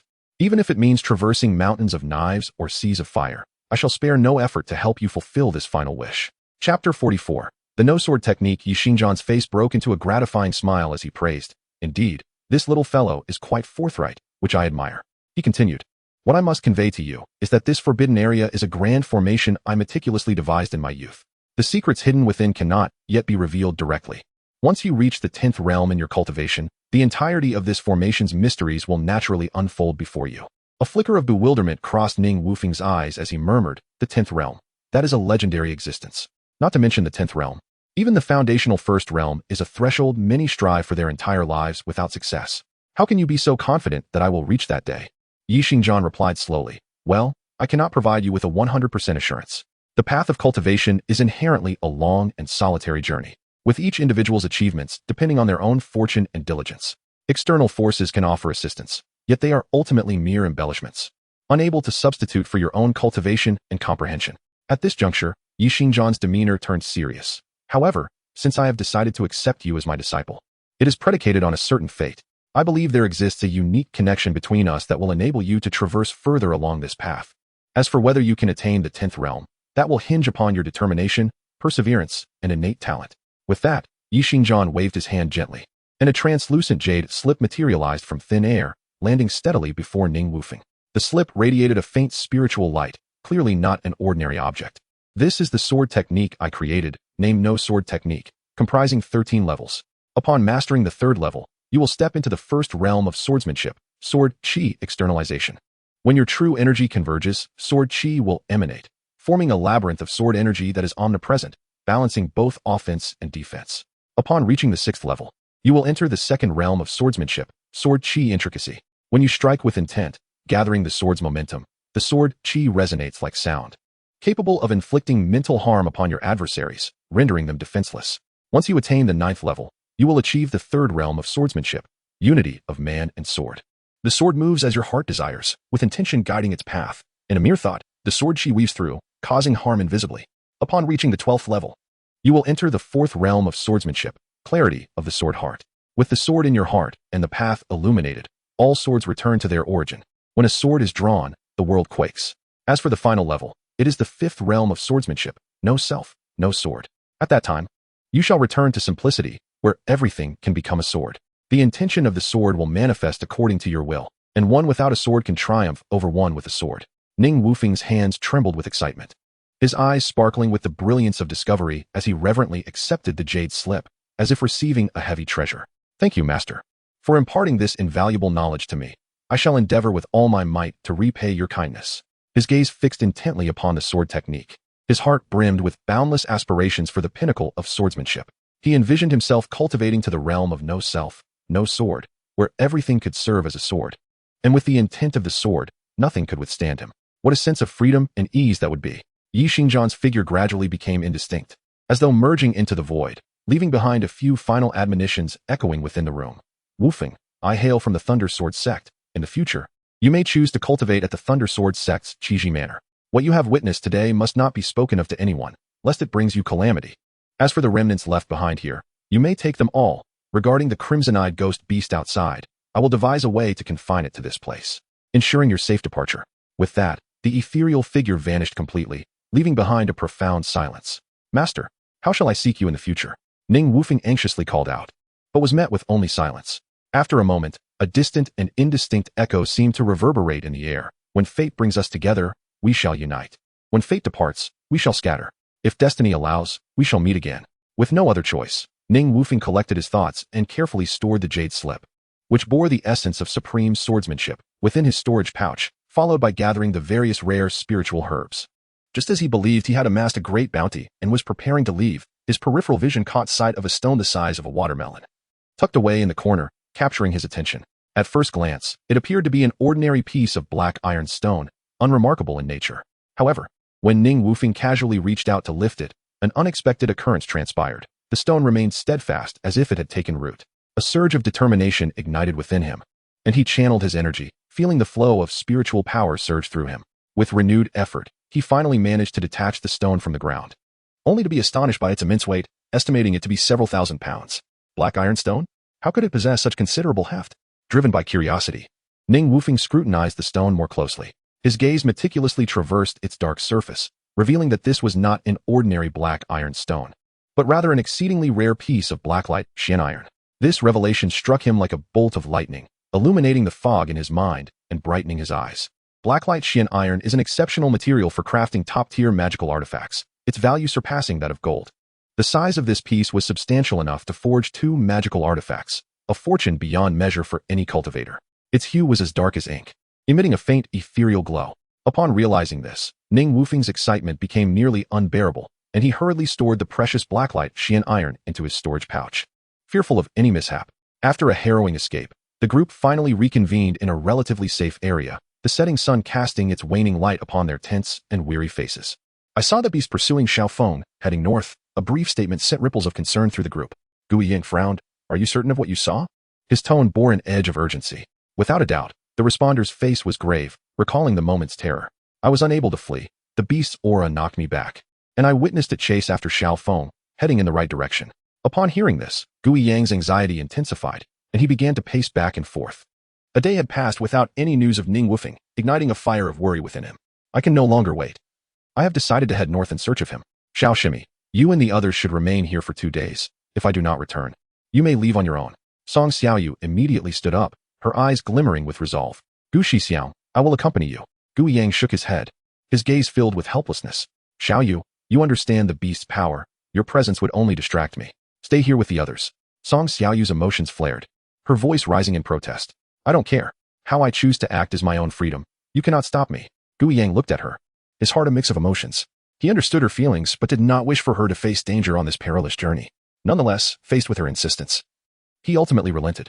Very well, then we shall go together. At that moment, Moronghua interjected with a hint of mockery. Gu Yang, I advise you against going. It's possible that Xiao Feng is already in grave danger. Your efforts may be in vain, and you shouldn't delay Wan Mei's important matters. Gu Yang paid no heed to Moronghua's words, not even turning his head, resolutely grasping Song Xiaoyu's hand as they strode boldly toward the north. Chapter 45. The azure lotus seed Ning Wufeng slowly ascended from the depths of the murky lake, casting a glance around him. Yet he found no trace of the terrifying crimson-eyed specter, the ghost Pong. Uncertain of where his master had led him, he had no time for contemplation and swiftly adjusted his demeanor, racing towards the valley's mouth. Not long after emerging from the valley, Ning Wufeng keenly sensed 2 figures swiftly approaching. As they drew nearer, he discerned that they were Gu Ying and Song Xiaoyu, who had come searching for him. A warmth spread through his heart, yet he feigned a nonchalant grin and quipped, Ah, brother Gu, what exquisite taste you have, escorting a beauty. Where might you be headed? At his words, Song Xiaoyu's brow immediately furrowed, her tone laced with displeasure. Xiao Feng, cease your frivolous banter. Brother Gu has been deeply concerned for your safety and specifically came to find you. How can you be so thoughtless? Gu Yang, noticing her ire, hurried to placate her. Xiaoyu, do not be upset. Brother Xiao is just playful with words. There is no need to take offense. Ning Wufeng shrugged helplessly. All right. Spare me your display of affection, you too. Finally, Gu Yang turned serious. By the way, Brother Xiao, did not that beast pursue you? How did you manage to escape? With a slight smile, Ning Wufeng and Appo's eyes glimmered with relief. It's a long story. During its pursuit, the beast inadvertently triggered some sort of restriction at the lake and Appo's bottom, rendering it unable to surface. In any case, I have narrowly escaped calamity and shall surely be rewarded for it. Brother Xiao, you are indeed fortunate to come through unscathed. We should not linger here. Let us hasten back and reunite with the others. Moronghua rubbed his eyes vigorously, unable to believe the sight before him. Xiao Feng stood before him completely unharmed. Internally, he cursed, this brat is incredibly lucky. That beast possessed strength at least at the 3rd realm of Yuan Hai, and yet he managed to evade it? Xiao Wanjun, too, was astonished that Ning Wufeng was alive. She rushed over and enveloped him in a tight embrace, her voice tinged with emotion. Brother Xiao, you frightened me to death. I thought I would never see you again. Ning Wufeng couldn't help but think her reaction was overly dramatic. After all, he was still alive. Sister Wanjun, thanks to your good fortune, I have miraculously returned from the brink. There are many eyes upon us. Let us discuss serious matters. Brother Xiao fears nothing. Let them watch if they wish. Now, tell me, what shall be our next course of action? Only then did Wanjun reluctantly release her hold. Moronghua observed with gritted teeth, delivering a heavy punch to a nearby tree, silently lamenting, Sister Wanjun, how could you possibly be attracted to this waste? Can't you see how charming I am? The beast they had encountered had already breached a restriction and was temporarily incapacitated. Therefore, we must seize the opportunity to search for the red spirit herb in the forest. However, with so many beasts suddenly appearing in the crimson leaf forest, we must proceed with caution. As Ning Wufeng exhibited his decisive command, Xiao Wanjun felt a burgeoning admiration for not only his resourcefulness but also his intellect. The sole drawback might be his difficulty in being controlled. Yet if he could be swayed, he would indeed make a fine partner. Unbeknownst to Ning Wufeng, he was being scrutinized by her, which left him feeling like a lamb awaiting slaughter. The group retraced their steps, and the place where they had set the formation the previous day lay in ruins. The carcasses of beasts strewn about. The air was thick with the stench of blood, evoking a sense of dread. Furrowing his brow, Ning Wufeng surveyed the desolation, a torrent of complex emotions surging within him. He broke the silence. After the commotion yesterday, there should be no beasts left in this cave. Sister Xiao, since you did not find what you sought, shall we descend once more? Moronghua's expression shifted slightly. He seemed still haunted by yesterday's terror. He quickly retorted, if you choose to descend, Then so be it. I shall not partake in this venture today. Ning Wufeng cast him a disdainful glance and retorted, suit yourself. Come or go as you please. But I must warn you, should a treasure arise within, it shall not be yours.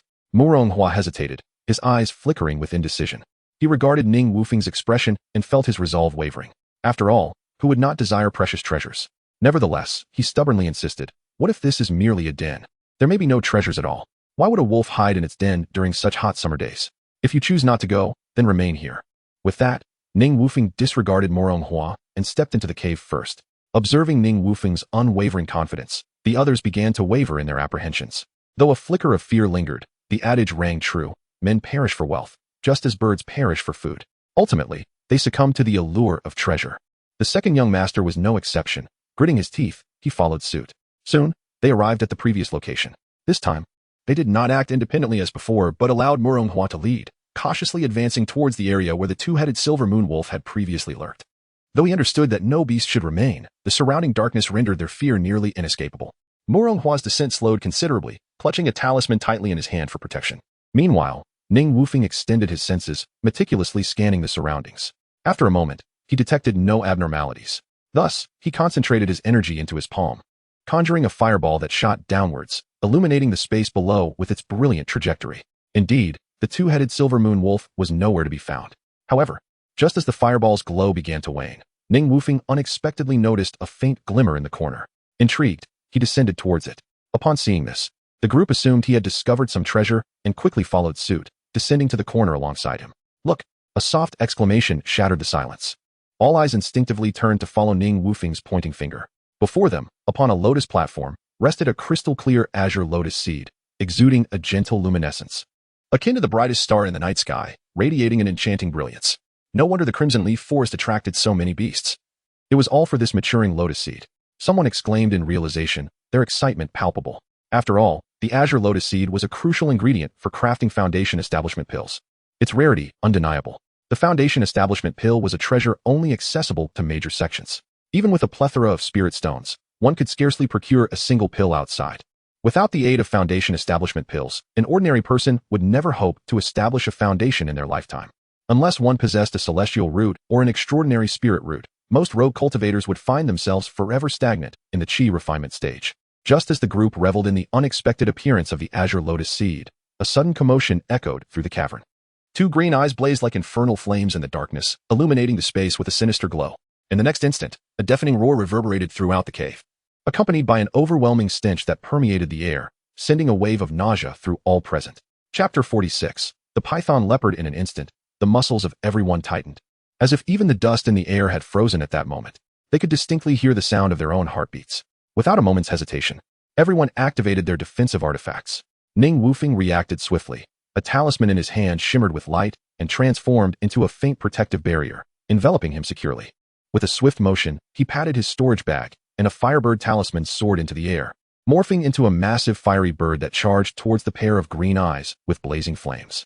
A deafening roar resounded through the air as the immense fire illuminated the entire space, as if it aimed to consume the darkness of the cave entirely.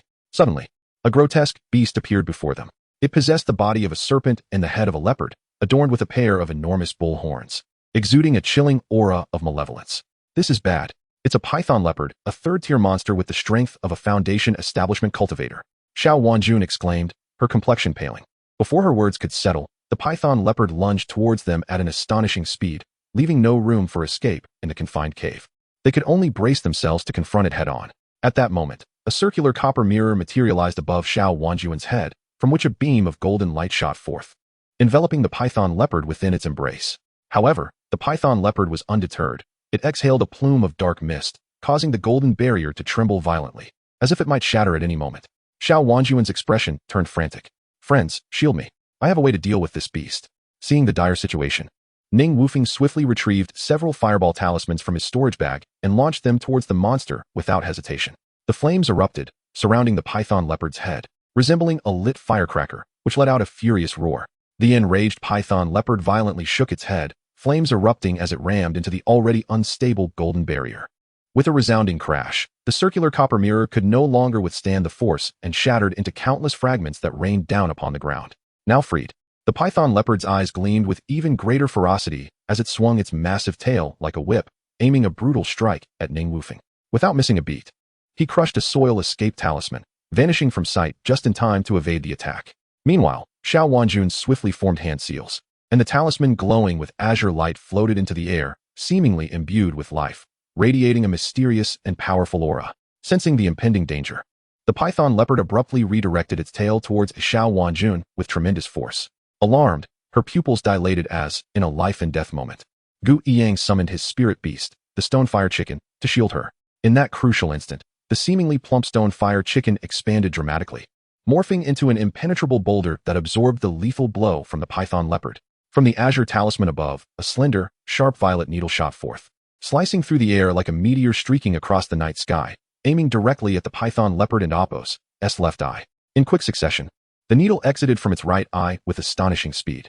In agony, the python leopard's eyes were blinded, crimson blood streaming forth, intensifying its rage. Its body writhed violently, and its tail whipped about like a colossal tree in a tempest, causing the entire space to tremble violently. Rocks continuously fell from the walls, forcing everyone to dodge left and right in search of any remaining foothold. The talisman's power was immense, yet they failed to vanquish the beast entirely. Observing the situation, Ning Wufeng felt a wave of trepidation wash over him. He had initially intended to casually pluck the precious Qinglian seed, but the python leopard's body had descended from the air, blocking the seed's path. Despite being blinded, it seemed to sense the Qinglian seed's presence, guarding it fiercely. The already cramped space became even more claustrophobic under the python leopard's rampage. Its hardened scales, akin to natural armor, rendered their attacks nearly futile, and for a moment, they found themselves unable to breach its defenses. The python leopard continued to batter the cavern walls with its tail, causing massive rocks to plummet from above, each impact accompanied by a thunderous roar and the beast's mournful howls. Ning Wufeng felt dizzy, struggling to comprehend why the python leopard was so fixated on the Qinglian seed, risking its life in such a manner. Although the seed was invaluable, it hardly justified such reckless abandon. Struggling to maintain his footing, he shouted to the others, "I will retreat for now. This python leopard seems mad. We should withdraw before the cave collapses, and we all perish." Exhausted, the group was clearly at their wit and Apos' end. Xiao Wanjuan's energy was depleted, her face pale. Gu Yang's Stonefire Chicken was injured and curled up nearby, and several others lay gravely wounded, unable to move. Though reluctant to part with the Qinglian seed, the gravity of the situation rendered everything else trivial. "Then let us retreat," Xiao Wanjun agreed. Ning Wufeng was the first to emerge from the cave and Apos' rocky recess, poised to fly across when a beast suddenly erupted from below, its two green glowing eyes resembling ghostly flames. Charging straight at him, Ning Wufeng was taken aback. He never anticipated that beneath the seemingly tranquil rock wall lay another ferocious python leopard. In midair, he could not deploy the soil escape talisman, forcing him to evade the lethal ambush with all his might. Yet he was a moment too late, colliding heavily with the beast's massive body, sending a deafening crash echoing through the walls as if the very heavens trembled. The others were paralyzed with fear at the unexpected turn of events. Who would have thought that within this perilous cave lurked another beast? From now on, who would dare claim that monsters are mindless? Ning Wufeng felt his blood surge within him. Gritting his teeth against the pain, he rubbed his chest, attempting to alleviate the excruciating ache. However, the python leopard and Apos' colossal tail swept towards him once more, accompanied by a howling wind, as if beckoning him to meet his demise. At that moment, Ning Wufeng could no longer afford to attend to his pained muscles. He quickly descended, unleashing several fireball talismans in a swift motion. Countless small fireballs erupted like brilliant stars upon the python leopard, illuminating the entire cave. Seeing the urgency of the situation, Gu Yang had no time to ponder. He commanded his injured Stonefire Chicken to unleash its flames once more. Though the fireballs it expelled were no longer as robust, they still burst forth. The python leopard, incensed by the sudden barrage of fireballs, became even more frenzied. It roared at the group, its deafening voice causing them to plummet from their flying artifacts. Chapter 47. Drinking water. Ning Wufeng moved like lightning, swiftly rescuing Gu Yang and Xiao Wanjun. However, before he could catch his breath, the formidable tail of the python leopard swept towards them with a roaring wind, its might astonishing. His expression darkened as he realized he had no choice but to descend rapidly with Gu Yang and Xiao Wanjun. Soon, they reached the bottom of the cave. But the sight before him made his heart sink. Indeed, they had stumbled upon an underground river. Ning Wufeng and Apos' face turned ashen. He couldn't and Apos' swim, and a past experience of nearly drowning in a lake had instilled in him an enduring dread of water. What to do? Panic surged within him as he glanced back, seeing that the python leopard was closing in at an alarming speed. "Damn it, this is too much. I will fight you to the death. I refuse to enter the water." He quickly retrieved his only fire serpent talisman from his storage bag, a superior talisman of immense power. With deft movements, Ning Wufeng formed hand seals, and with a sharp command, a massive fire serpent materialized in the air. It opened its gaping maw and shot towards the python leopard, its blazing flames seemingly capable of incinerating all in their path. The fire serpent coiled around the python leopard, flames erupting fiercely, filling the air with a pungent, charred scent. The python leopard let out a ferocious roar, clearly enduring unprecedented agony. He called out urgently, "Wanjun, do you have any more talismans? This fire serpent won't hold much longer." Xiao Wanjun, drained of her spiritual energy, paled, her lips tinged with white as she weakly replied, "Brother Xiao, you and Amp. Oppos. Rejoking. Talismans aren't and Amp. Oppos. Tea cabbages. Even if I had one now, I couldn't and Oppos. To use it." Ning Wufeng managed a bitter smile, thinking to himself, "If you had one, I could use it." The struggle between the fire serpent and the python leopard intensified, their collision shaking the entire cave as if on the verge of collapse. The python leopard thrashed its massive tail, each swing accompanied by earth-shattering sounds, causing rocks to rain down incessantly. In the chaos, Xiao Wanjun had no time to evade. But fortunately, one of her subordinates stepped in front of her. Nevertheless, she was still thrown off balance by the violent tremors and plunged into the frigid underground river. Simultaneously, Gu Yiyang, in a desperate attempt to save Song Xiaoyu, charged recklessly towards a massive boulder that was about to crush her. The boulder struck him mercilessly, blood gushing from his mouth, yet he still managed to utter, "Xiaoyu, I promise to keep you safe." The scene was heart-wrenching.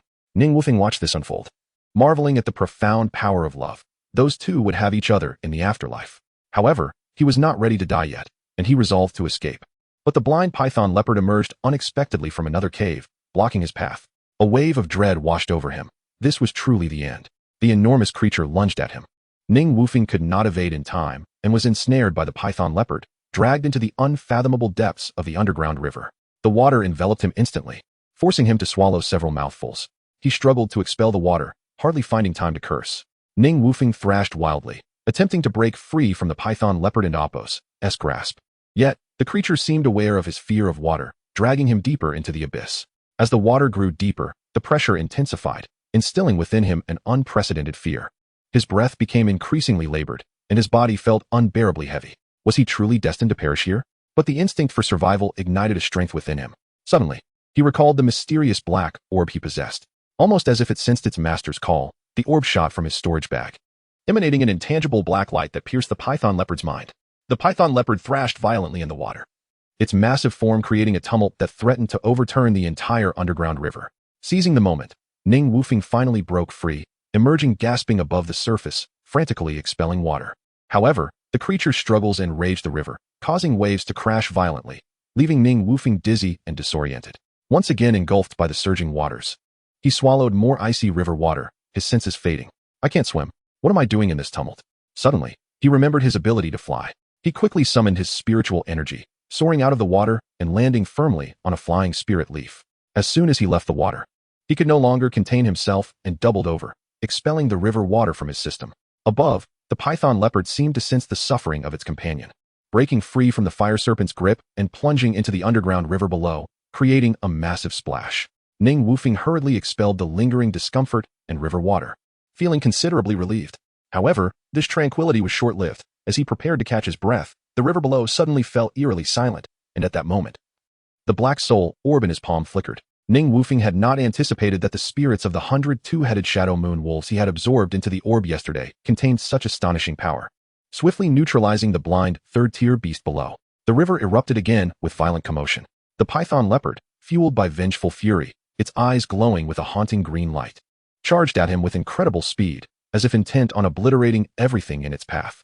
Without hesitation, Ning Wufeng activated the black soul orb once more. A beam of black light shot from his palm, penetrating the python leopard's head. The creature's massive form halted mid-air, as if bound by an unseen force, before crashing back into the water, sending a colossal splash that shook the entire underground cavern. Yet, this surge of wild energy was fleeting. Soon after, the water surface returned to tranquility as if nothing had transpired. The atmosphere within the cave grew exceedingly eerie, oscillating between suffocating calm and frenzied upheaval due to the python leopard's struggles, akin to riding a roller coaster. The few clinging to the rock wall were utterly disoriented by the sudden turn of events, barely able to glimpse Ning Wufeng's frantic movements. The dim light within the cave, combined with the continuous tremors and sounds, left their minds in disarray. Just then, Two massive forms began to drift slowly to the surface, lying still upon the water, devoid of any movement. Someone exclaimed, "Look, those two python leopards are dead. How did they die?" Xiao Wanjun questioned, perplexed. "Brother Xiao, did you kill them?" Ning Wufeng, still retching, waved his hand, wiping his mouth and pale face as he replied, "Wanjun, they are creatures that even talismans cannot kill. What could I possibly use to slay them? Even if we all perished here today, it wouldn't suffice to sate these two beasts." However, seeing the disbelief on their faces, he added, "Perhaps they fought each other over the green lotus seeds?" Chapter 48, Blood Spirit Grass. It was once again the time for harvest. Ning Wufeng effortlessly stowed away the two enormous python leopards into his storage bag and then returned to the surface. However, as he emerged from the cave, Moronghua seemed to descend from the heavens, timely appearing in everyone's sight. "Wame, are you all right? I just regained some spiritual energy and was preparing to descend to rescue you. Yet you all emerged so swiftly," Ning Wufeng thought to himself. No wonder he had not seen this young man before. It turned out he was the true king of survival. He had previously underestimated him. Xiao Wanjun appeared to have sustained injuries. At this moment, she did not dwell on her grievances with Moronghua, merely nodding slightly to indicate that she was not seriously harmed. Beside her, Gui Yang could not help but let out a cold snort, callously remarking, "Cowardly creatures." The atmosphere immediately became somewhat awkward. The second young master's expression shifted slightly, and the corners of his mouth twitched as he seemed to struggle to suppress his anger. Ultimately, he merely bared his teeth slightly. Ning Wufeng directly extracted the two python leopards, each measuring over 10 meters in length. He kicked the body of the leopard and spoke, "These are third-tier demon beasts, each a treasure in its own right.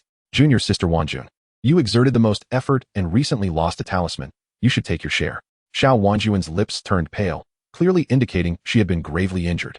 Yet she still managed to force a smile, saying, "Brother Xiao, these third-tier demon beasts possess demon crystals. How about you help me extract the demon crystal? And the remaining parts can be left for you all?" Upon hearing this, Ning Wufeng's heart stirred. The demon crystal was a crucial ingredient for refining the purple origin pill, which could enable foundation establishment cultivators to directly elevate their cultivation. For chi refining cultivators, it was invaluable, although everyone coveted the demon crystal. It was indeed Xiao Wanjun who had contributed the most, so they could not voice their discontent. Ning Wufeng naturally had no objections. Despite the rarity of the demon crystal, cultivation was never a scarce resource for him. He smiled nonchalantly, deftly wielding his flying sword. The blade flashed and accurately sliced through the massive serpent's body, effortlessly extracting the demon crystal imbued with immense power. However, an unexpected discovery astonished everyone. A yet-to-be-matured egg was nestled in the python leopard's abdomen. The egg was not encased in a hard shell, merely exuding a faint pulse of life, seemingly awaiting the moment of its emergence. Gui Yang's eyes sparkled with uncontrollable joy as he exclaimed, his voice trembling with excitement, "This undeveloped egg shall be mine. You may freely distribute the rest." Seeing that no one objected, Gui Yang cautiously stowed the egg into his beast storage bag, treating it as if it were his own child. Ning Wufeng jested, "Congratulations. Brother Gu, you have indeed acquired a precious offspring. Why not gift me your adopted son, the fire chicken?" Upon hearing this, Gui Yang displayed a simple smile, scratching his head and feigning confusion. "Brother Xiao, what nonsense are you talking about? I'm utterly lost. I don't understand a word." Ning Wufeng burst into hearty laughter. "Brother Gu, no need for formalities among us. Whenever you have the time, treat me to a fine drink." With that, he slowly moved forward, gently touching the rough yet resilient skin of the python leopard. His fingers glided across the surface until he chose a seemingly ordinary but exceptionally tough hide. Seeing that the items were nearly distributed and he had not received anything, Moronghua shamelessly stated, "I find this cow horn quite appealing. Just give it to me." Ning Wufeng regarded him as if he were a fool, mercilessly retorting, "Second young master, you may as well go cool off. No matter how good the horn is. What relevance does it have to you?" Gu Yang chimed in, "I have never encountered such brazen shamelessness." Upon hearing this, Moronghua's face turned ashen, glaring at the crowd as he trembled with rage. You conspire to bully me." Ning Wufeng laughed heartily. "Well, what's wrong with bullying you? If you have the capability, come bite me." After everyone had distributed the python leopards, they re-entered the cave, soon arriving at the location of the lotus platform. Ning Wufeng, however, appeared unusually calm as his gaze swept past the green lotus seeds, landing further ahead, where he faintly heard the sound of dripping water, piquing his curiosity. Following the sound, Ning Wufeng discovered water droplets slowly falling from the cave's ceiling and amidst the crevices of the stones. He spotted several dark red herbs growing. Wasn't he this blood spirit grass? Just as he reached out to pluck it, a figure suddenly appeared, swiftly uprooting the blood spirit grass and stowing it away. Ning Wufeng was about to inquire when he saw Xiao Wanjun smiling, her eyes sparkling with cunning. "Thank you, Brother Xiao, for helping me find this red spirit grass. Now I can consider this task successfully completed." Ning Wufeng silently pondered. Why does she insist on calling it red spirit grass when it is plainly blood spirit grass? He recalled his arduous search through ancient texts for traces of red spirit grass, only to find nothing.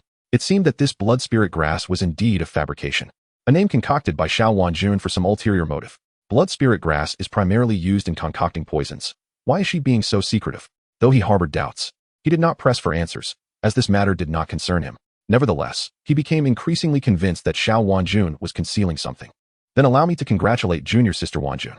Might I have the Wanxin grass now? Why are you in such a hurry, brother Xiao? Are you worried that a weak woman like me would renege on my promise? Once we leave here, I will immediately hand over the Wanxin grass to you, she replied. Ning Wufeng could only nod helplessly, secretly resolving that once he obtained the Wanxin grass, it would be best to minimize his entanglements with her. Everyone step back. The green lotus seeds are about to mature. Allow me to collect this item, Morong Hua declared loudly. Upon hearing this, Gui Yang frowned, coldly retorting, why should you be the one to collect them? If anyone is to do so, it should be me. The atmosphere between the two immediately became tense. Ning Wufeng stood to the side, thinking, the allure of the green lotus seeds is indeed great. They were just languishing moments ago, and now they are all lively. At this moment, Xiao Wanjun took out a mid-grade spirit stone from her storage bag, its brilliance shining exceptionally brightly in the dim cave. She slowly spoke, brothers, if you are willing to relinquish this lotus seed to me today, I will give each of you 10 mid-grade spirit stones. What do you say? Chapter 49. With the appearance of a mid-grade spirit stone left everyone present in astonishment. It is well known that the value of a single mid-grade spirit stone can rival that of 1,000 ordinary spirit stones. Not only does it greatly surpass ordinary spirit stones in cultivation and mana recovery, but it is also essential for powering large-scale formations. However, despite the generous offer made by Xiao Wanjun, some individuals remained hesitant. After all, the Qinglian seed is a material for foundational elixirs. Who wouldn't desire it? Seeing that no one agreed, Xiao Wanjun bit her lip, seemingly resolute. Then I shall add 5 more. This is all the spirit stones I possess. I cannot offer any more. Morong Hua, observing the situation, stepped forward and sighed, saying, Sister Wanjun, while the Qinglian seed is precious, I cannot refine it myself and still need to prepare other materials. It would be more practical to exchange it directly for spirit stones. Ning Wufeng muttered to himself, indeed. A natural sycophant. Gui Yang, sensing the atmosphere, decided not to press Xiao Wanjun too hard, especially since his master and her master were old friends. Eventually, he relented. In that case, let the Qinglian seed go to Sister Xiao. He then added, if you manage to refine 2 foundational elixirs, would you consider selling one to me? Brother Gu, such words seem distant.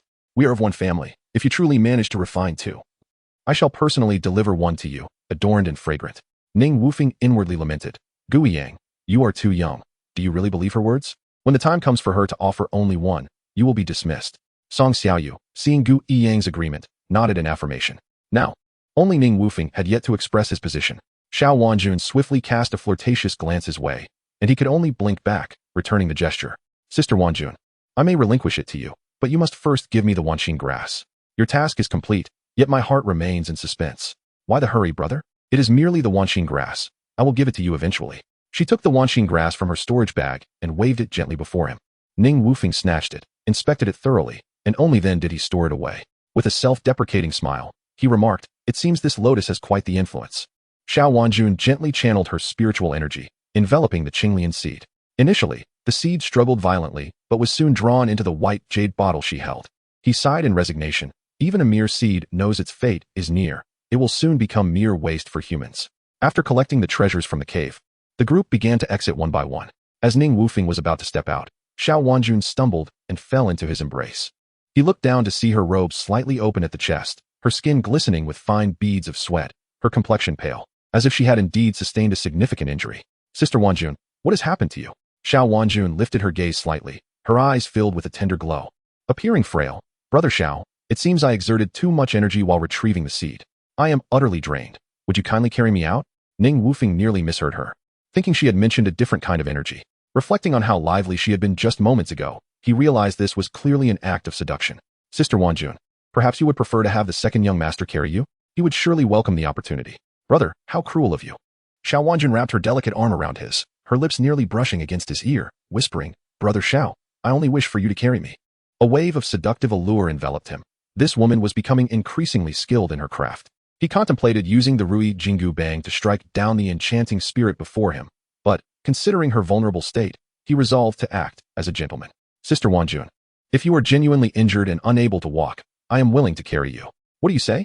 Although Xiao Wanjun appeared reluctant, she ultimately nodded, begrudgingly agreeing. The moment he lifted her, he felt a soft and warm sensation against his back, causing him to tense up, his heart racing as blood surged in his throat. The mountain breeze swept by, and sweat beaded on his forehead like a gentle rain, his clothing already soaked.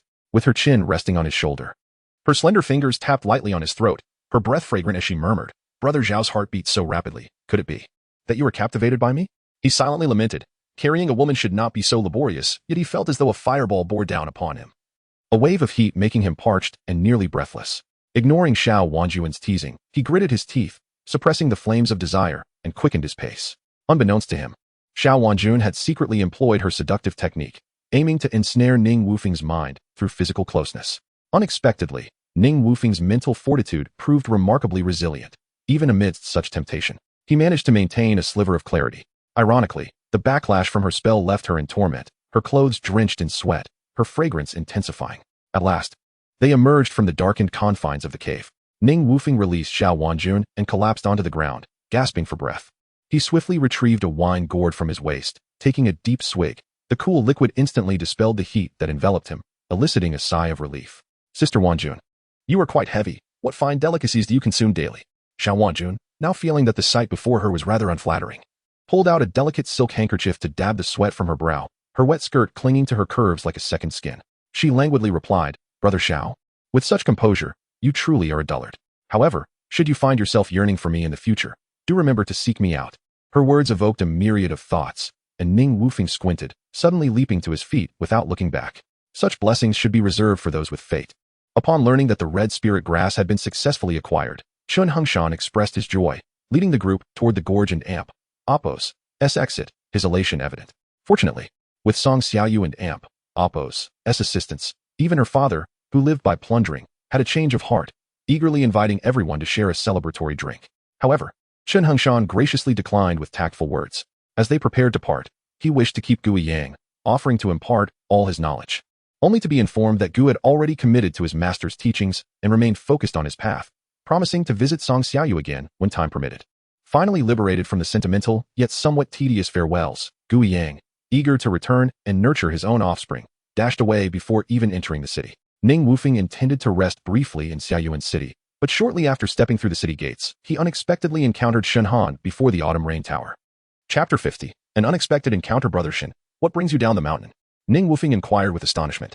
Shen Han merely responded with a brief acknowledgement, his tone tinged with a barely perceptible tension. Ning Wufeng did not notice this immediately and continued to introduce his companions to Shen Han. When he introduced Xiao Wanjun, he keenly observed the subtle exchange of glances between the two. "Do you two know each other?" Ning Wufeng asked directly. To his surprise, they both replied in unison. "We don't know each other." Xiao Wanjun quickly added, "Brother Xiao, I didn't realize you had such an elegant senior. Why didn't you introduce me sooner?" "Brother Shen, since you are Brother Xiao's senior, you are naturally my senior as well. However, I am quite fatigued today. I shall host a feast tomorrow to properly toast both esteemed brothers." With that, she took her leave. Ning Wufeng, puzzled, understood that everyone harbors their own secrets and refrained from probing further. Yet, when he glanced back at Shen Han, he was astonished to see that Shen Han's cultivation had remarkably returned to the 6th level of qi refinement. In response to Ning Wufeng's inquiry, Shen Han casually mentioned his encounter with a mysterious white-haired elder half a month prior, who, sensing Shen Han's damaged Dantian, had gifted him a white elixir that not only restored his Dantian but also reinstated 80% of his cultivation. Although Ning Wufeng found Shen Han's tale hard to believe, he raised his cup in jubilation. "Brother Shen, I am overjoyed to hear of your fortune. Let us drink to that." He then downed his drink, feeling the warmth of the liquid flow to his heart. Then, as if struck by a thought, Ning Wufeng slowly produced a faintly glowing herb from his robe. It was the coveted Wanqin grass, which he had obtained through great effort. He had intended to share this good news with Shen Han, only to discover that Shen Han's cultivation had miraculously returned to its former state. "Alas, I had hoped to share good tidings with you," Ning Wufeng lamented, shaking his head. "But since you have already recovered, this Wanqin grass seems to have been in vain." A flicker of gratitude appeared in Shen Han's eyes. He had not anticipated that this seemingly carefree junior brother would risk entering the perilous black forbidden zone for his sake. This bond filled him with warmth.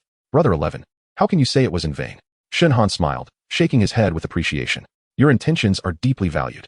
This friendship is more precious than anything. However, please refrain from engaging in such reckless endeavors in the future. Let us raise another toast, my good brother." The two exchanged smiles. The following morning, sunlight filtered through the sparse clouds, casting a warm glow on the bustling streets. Ning Wufeng rose early, intending to invite Shen Han to return to Chanfeng's sect together. but Shenhan declined due to unfinished personal matters. Reluctantly, Ning Wufeng embarked on his journey alone. Before leaving, he stopped by Chiyu Tower to purchase 20 jars of spirit wine, the aroma intoxicating, each jar worth a considerable sum, totaling several thousand spirit stones. He instructed the bill to be placed under Xiao Wanjun's name, knowing her wealth could easily accommodate the expense. After leaving Chiyu Tower, Ning Wufeng made his way to Daegu trading firm. He pondered that to practice the enigmatic Wu Jinju, his current low-grade flying sword was insufficient. Although he could purchase a magical artifact outright, he thought it might be more fulfilling to forge a sword befitting his desires from the precious Wu Guangxiantai. Upon entering the trading firm, Ning Wufeng began to search through the myriad of magical artifact schematics. After perusing several, none captivated him. Just as disappointment began to settle in, a steward approached quietly and whispered that there was a supreme magical artifact schematic available, although it came at a steep price of 20,000 spirit stones. Ning Wufeng frowned slightly, as his funds were limited. Even with the 15 medium-grade spirit stones he possessed, he could not meet the price. However, he recalled the numerous millennium herbs he held. Perhaps they could serve as barter. With a composed demeanor, he replied, "Bring it out for me to see. I could offer 5,000, if not more." The stewardess' eyes widened in surprise, quickly retrieving the schematic. Upon glancing at it, Ning Wufeng was captivated by the deep black, lustrous sword depicted, emanating an aura of mystery. "What a magnificent sword! I'll take it," he exclaimed. Though his countenance shifted as he produced a Tiangxianzi herb, which glimmered faintly, indicating its ancient age. The steward inspected the Tiangxianzi closely, astonished to find it was at least 1,500 years old, worth an estimated 50,000 spirit stones. He thought to himself, could this lad be a prodigal of some prominent family? Seeing the steward's silent contemplation over the herb, Ning Wufeng scoffed. What? Is it insufficient? In truth, he had no understanding of the herb's value, being wholly ignorant in alchemy. The steward snapped back to reality. Sufficient. Absolutely sufficient. He quickly accepted the Tiangxianzi, fearing Ning Wufeng might change his mind. He then hastily produced several high-grade magical artifacts, eager to profit from the transaction. One particular item, the Tongxin Jade Bai, caught Ning Wufeng's attention. It was a pair of intricately carved jade discs, transparent and radiant. The steward explained that not only was it visually stunning, but it also contained formidable magical power. It could emit a delicate light to effectively defend against attacks, and when the two discs were combined, they could form a powerful formation, balancing offense and defense. Even more astonishing was its special function. It could sense the location of another disc within a 1,000-mile radius. Ning Wufeng felt an immediate desire to purchase the Jade Bai. However, when the steward quoted a price of 30,000 spirit stones, he furrowed his brow, deeming the cost exorbitant. In frustration, he set the Jade Bai down and turned to leave. The steward, realizing Ning Wufeng intended to depart, hurried after him, pleading, "Please, don't go. We can negotiate the price." Ning Wufeng paused and turned back, confidently proposing 5,000 spirit stones. He knew the Jade Bai was valuable, but not worth 30,000. The steward's expression shifted as he hastily replied, "That's simply unacceptable. This is a pair of versatile high-grade magical artifacts. 5,000 spirit stones is far too low. How about I offer it to you for 7,000? Consider it a gesture of friendship."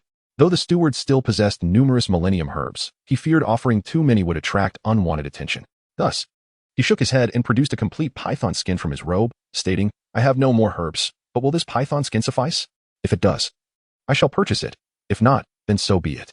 The steward examined the python skin closely. It was exceptionally large and intact, with resilient texture and a faint aura of spirit energy, an excellent material for crafting. His eyes gleamed as he exclaimed, "Sufficient.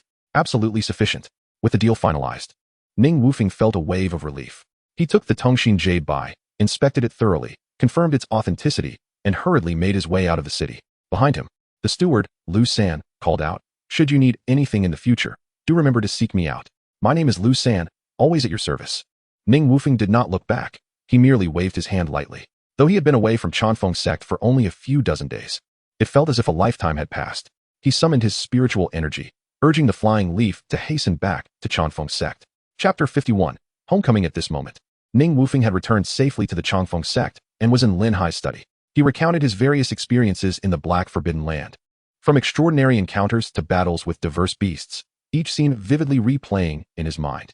However, he chose to keep the secret of the lake's depths buried within, believing that a benevolent lie at certain times not only served to protect oneself, but also safeguarded others. When the discussion turned to Shun Han's restored cultivation, Lin Hai suddenly rose, unable to conceal his excitement. "I never imagined Han'er would have such fortuitous encounters. It truly is a blessing for our Changfeng sect. A weight has lifted from my heart," he exclaimed. Yet, Ning Wufeng felt a pang of doubt. Why hadn't he seen your brother Shin inform their master and fellow disciples of this significant event immediately? Such a crucial matter should have been shared without delay. What could he possibly be hiding? Lost in thought, Ning Wufeng cautiously retrieved a crystal-clear Qianling ginseng from his storage pouch, its faint spiritual glow captivating, and respectfully presented it to Lin Hai. Master, this is a token I chanced upon in the depths of the Black Forbidden Land. It is said to possess life-extending properties, and I hope it aids you on your immortal journey. Lin Hai received the ginseng with both hands, his eyes brimming with gratitude. Wufeng, your devotion speaks volumes. My teachings have not been in vain. Though my lifespan still suffices, this Qianling ginseng will certainly assist me in breaking through the foundational bottleneck.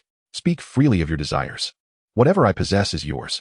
Ning Wufeng smiled, his expression warm and sincere. Master, this is but a small token of my appreciation.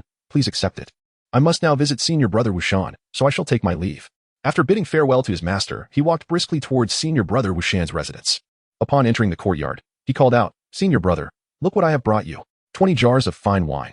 Wushan emerged at the sound, and upon seeing the jars scattered across the courtyard, he burst into hearty laughter. 11. Have you emptied your coffers? I shall never worry about running out of wine again. However, leave 1 jar behind. We shall bury the rest in the Changfeng forest, where the spiritual energy is rich, enhancing the wine's flavor. The two shared a smile, their brotherly bond deepening in that moment.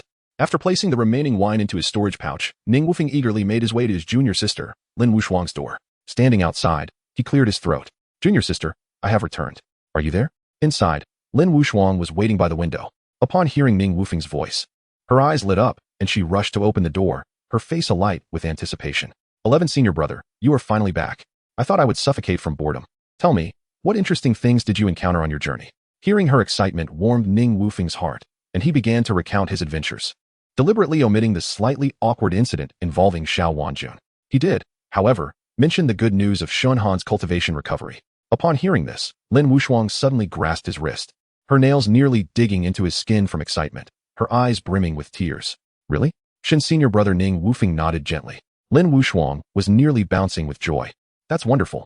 I must tell father immediately. Junior sister, do not be hasty. Master already knows of this good news. Why not let me accompany you to see him? Perhaps we can persuade him to lift your house arrest. With that, they made their way to their master's dwelling. Lin Wushuang skipped along, the long-lost joy returning to her.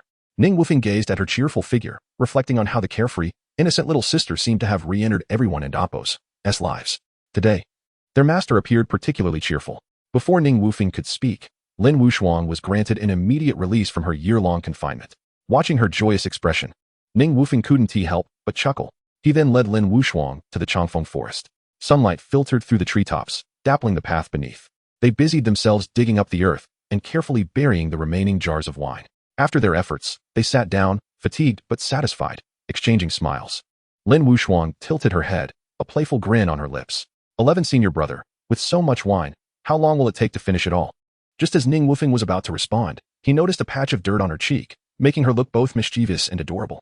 A sudden impulse struck him. Junior sister, don't move. You have dirt on your face. Let me help you wipe it off.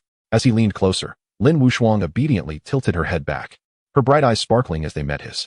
However, Ning Wufeng's hand froze mid-air, captivated by her innocent smile, reminiscent of a blooming flower, breathtakingly beautiful. Seeing him unmoving, Lin Wushuang curiously asked, 11 Senior Brother, what's wrong? Do I look bad?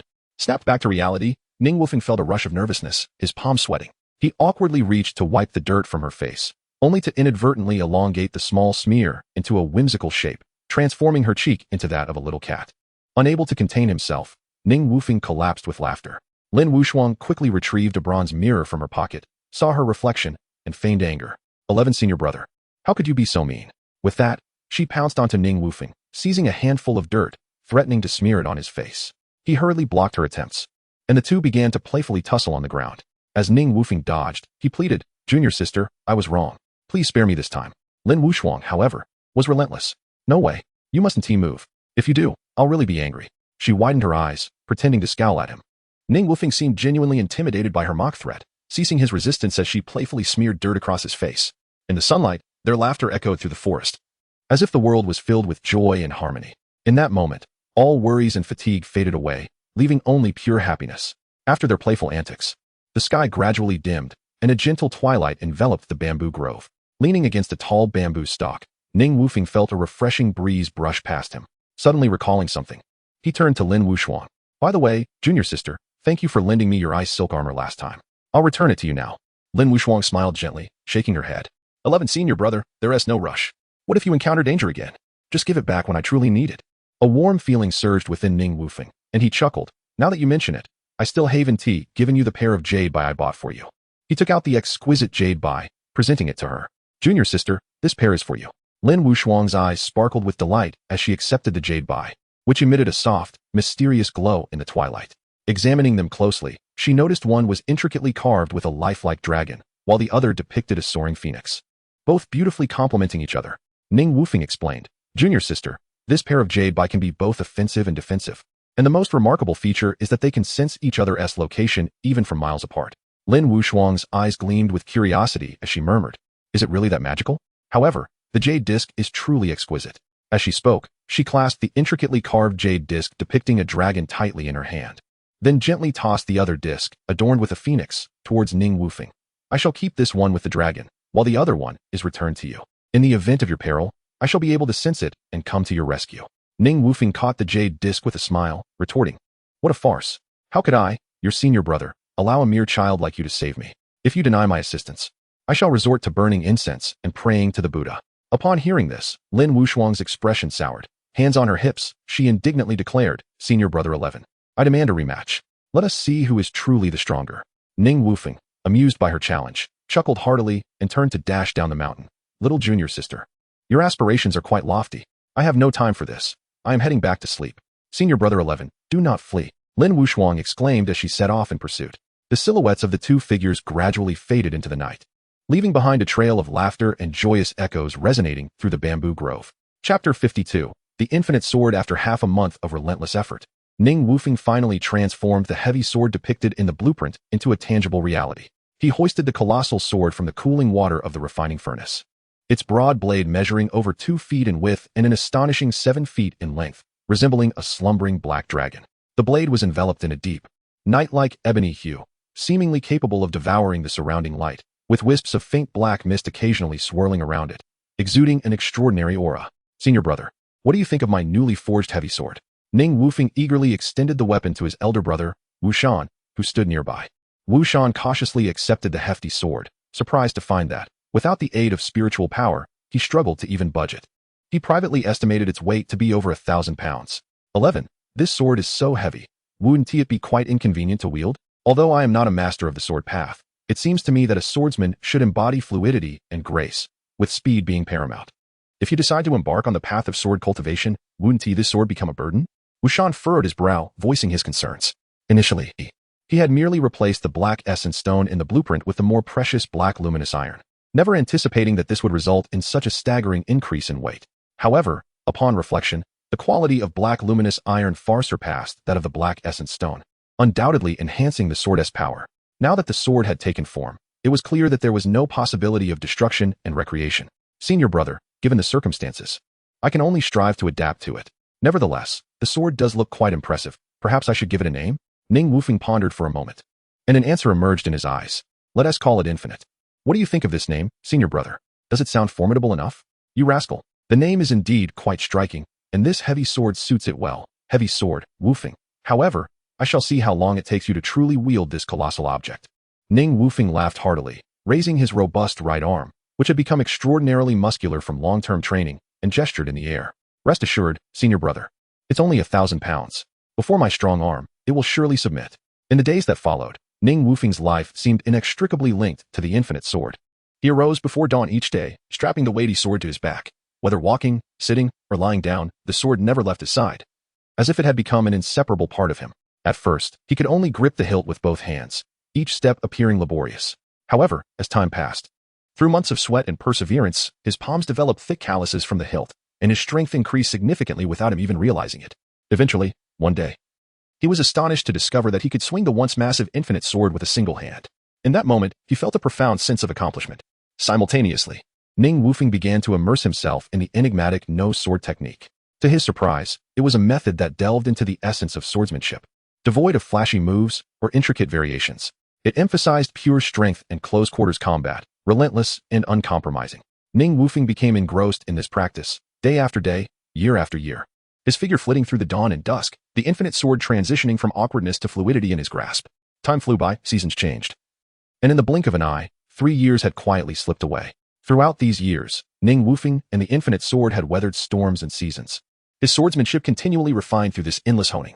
One day, in the long wind forest, Ning Wufeng walked lightly upon the breeze, his steps graceful, as if he were treading upon clouds. In his hands, the infinite sword seemed to come alive. With a mere thought, the sword's light surged like a dragon. Soaring into the air, he leaped suddenly, swinging the infinite sword horizontally. Where the blade passed, the air seemed to split in two, emitting a soft, tearing sound. The verdant bamboo grove, under the might of Ning Wufeng's strike, appeared to be drawn by an invisible force, falling in perfect unison with a series of crisp, melodious sounds. Each bamboo stalk bore a smooth sever, showcasing the precision of Ning Wufeng's sword technique and his remarkable control over power. At this moment, Ning Wufeng had cultivated the no-sword technique to its second level, an invisible sword intent enveloping him, and with each level mastered, another sword shadow would emerge, doubling his strength. His pursuit was no longer merely about the transformation of sword techniques, but rather an absolute force, achieving unparalleled dominance. Each swing of the sword felt as if it could shake mountains and rivers, as heavy as Mount Tai. Just as Ning Wufeng was about to sheath the infinite sword and conclude his practice, a round of applause suddenly erupted from behind him.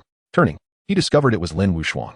11 Senior Brother, your swordsmanship has grown increasingly formidable. Lin Wushuang exclaimed, her curiosity piqued as she asked, aren't you tired of carrying that heavy sword all the time? Ning Wufeng chuckled and shook his head, turning to face Lin Wushuang. I've grown accustomed to it, and besides, don't you think I look quite dashing with this sword? Lin Wushuang shook her head earnestly, replying, not at all. This dark, bulky thing isn't appealing in the slightest.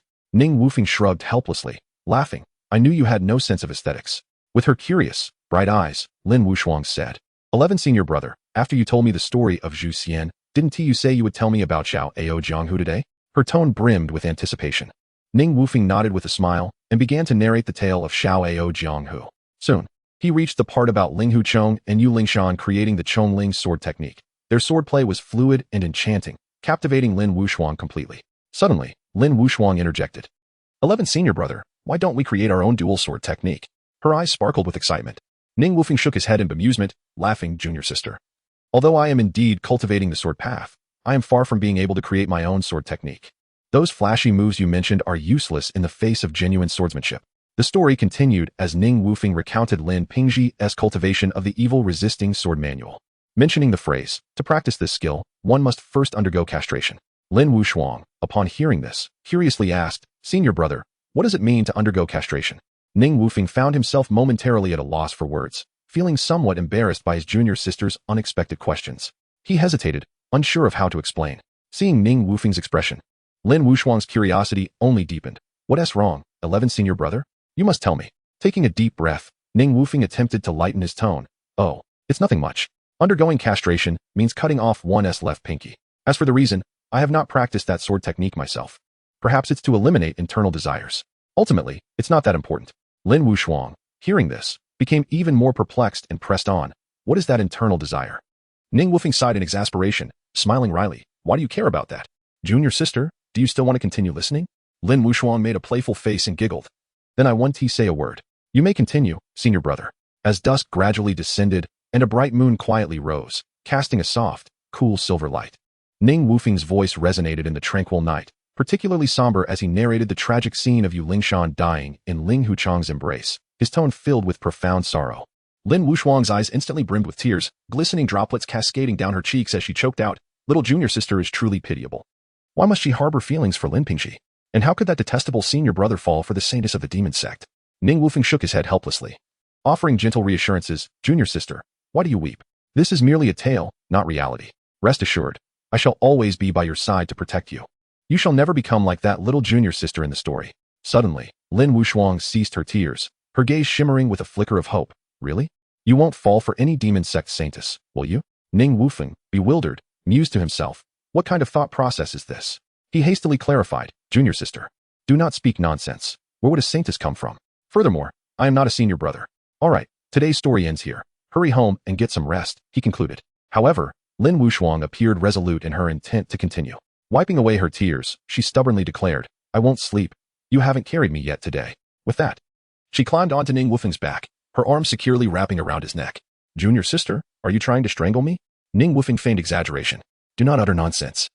Run quickly, Lin Wushuang commanded, her tone laced with playful affection. Not fast enough. 11th senior brother, hurry. I want to feel the wind, she exclaimed excitedly, her laughter echoing through the night sky. Gradually, their voices receded, leaving behind a trail of joyful laughter and footsteps. Yet, in the shadows behind them, a dark figure stood silently, observing their retreating forms with quiet intensity. Chapter 53. The Tournament for Marriage. Over the past 3 years, Ning Wufeng has been engrossed in the cultivation of the no-sword technique, day after day, with sword shadows intertwining and sword light weaving like a tapestry. His swordsmanship has become increasingly exquisite, and his strength has seen significant enhancement. Daily forging and talisman crafting have borne fruit. As the saying goes, diligent effort is rewarded by the heavens. The system, seemingly moved by his perseverance, has bestowed upon him a greater number of achievement points, leading to a substantial rise in his cultivation level. Host: Ning Wufeng. Age: 22. Cultivation level: Qi Refining Stage, 9th layer. 060. Spiritual Awareness, Qi Refining Stage. Perfected. 050. Achievement points, 230, can be exchanged for cultivation and spiritual awareness, etc. Upon reaching the perfected level of spiritual awareness, the points required for exchange have increased 5-fold, suggesting that upon achieving perfection in cultivation, the necessary points may soar to 300, far exceeding his expectations. Thus, he refrains from hastily pursuing a breakthrough in spiritual awareness, for he is still distant from the concentration realm. Without a sea of consciousness to support a powerful spiritual awareness, it is akin to a tree without roots, rendering the practice of profound mental techniques impossible. Currently, Ning Wufeng is quite satisfied with his pace of cultivation. He has not only caught up to his junior sister Lin Wushuang, but has also narrowed the gap with his senior brother, who is at the 10th layer of Qi refining. Nevertheless, he possesses enough achievement points to directly advance to the 12th layer. Yet, the speed of such a leap seems excessively rapid, prompting him to believe that a more modest approach is prudent. He considers his cultivation speed to be rather extraordinary. But ever since Shen Han's cultivation was restored, it has been as if he had activated a cheat. In a mere 2 years, his cultivation has surged to the 12th layer, leading Ning Wufeng to suspect that this fellow might possess an even more formidable system than his own. One day, while visiting Xiaoyuan City, Ning Wufeng happened to pass by Qilu. Outside, the gentle rain was accompanied by a seductive voice that pierced through the coolness of the autumn drizzle. Reaching his ears, it was the voice of Xiao Wanjun, imbued with an indescribable allure that sparked the imagination.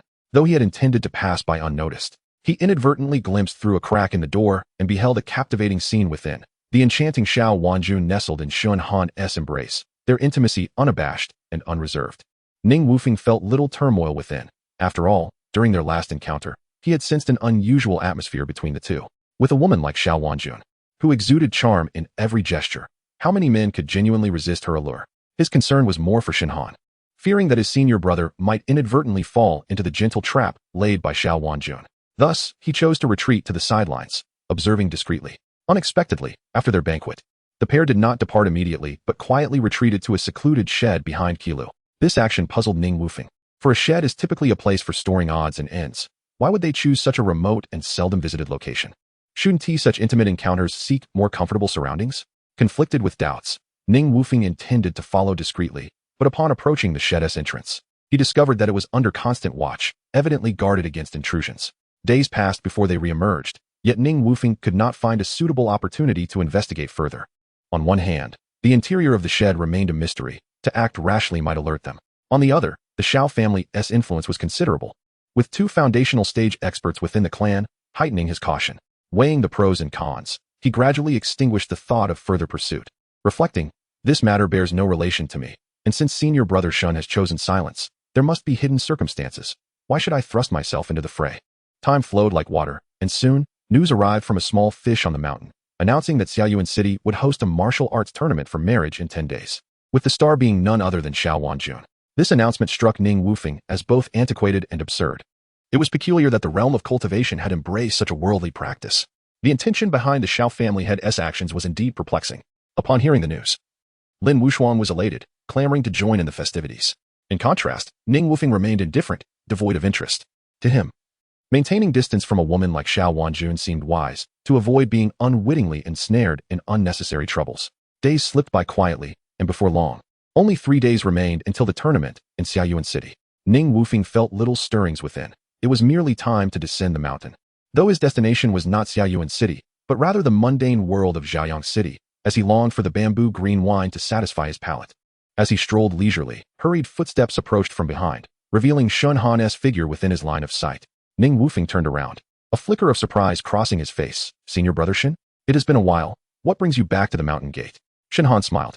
a hint of fatigue adorning his features. I have been in seclusion, hoping to break through to the foundational stage soon and surprise our master.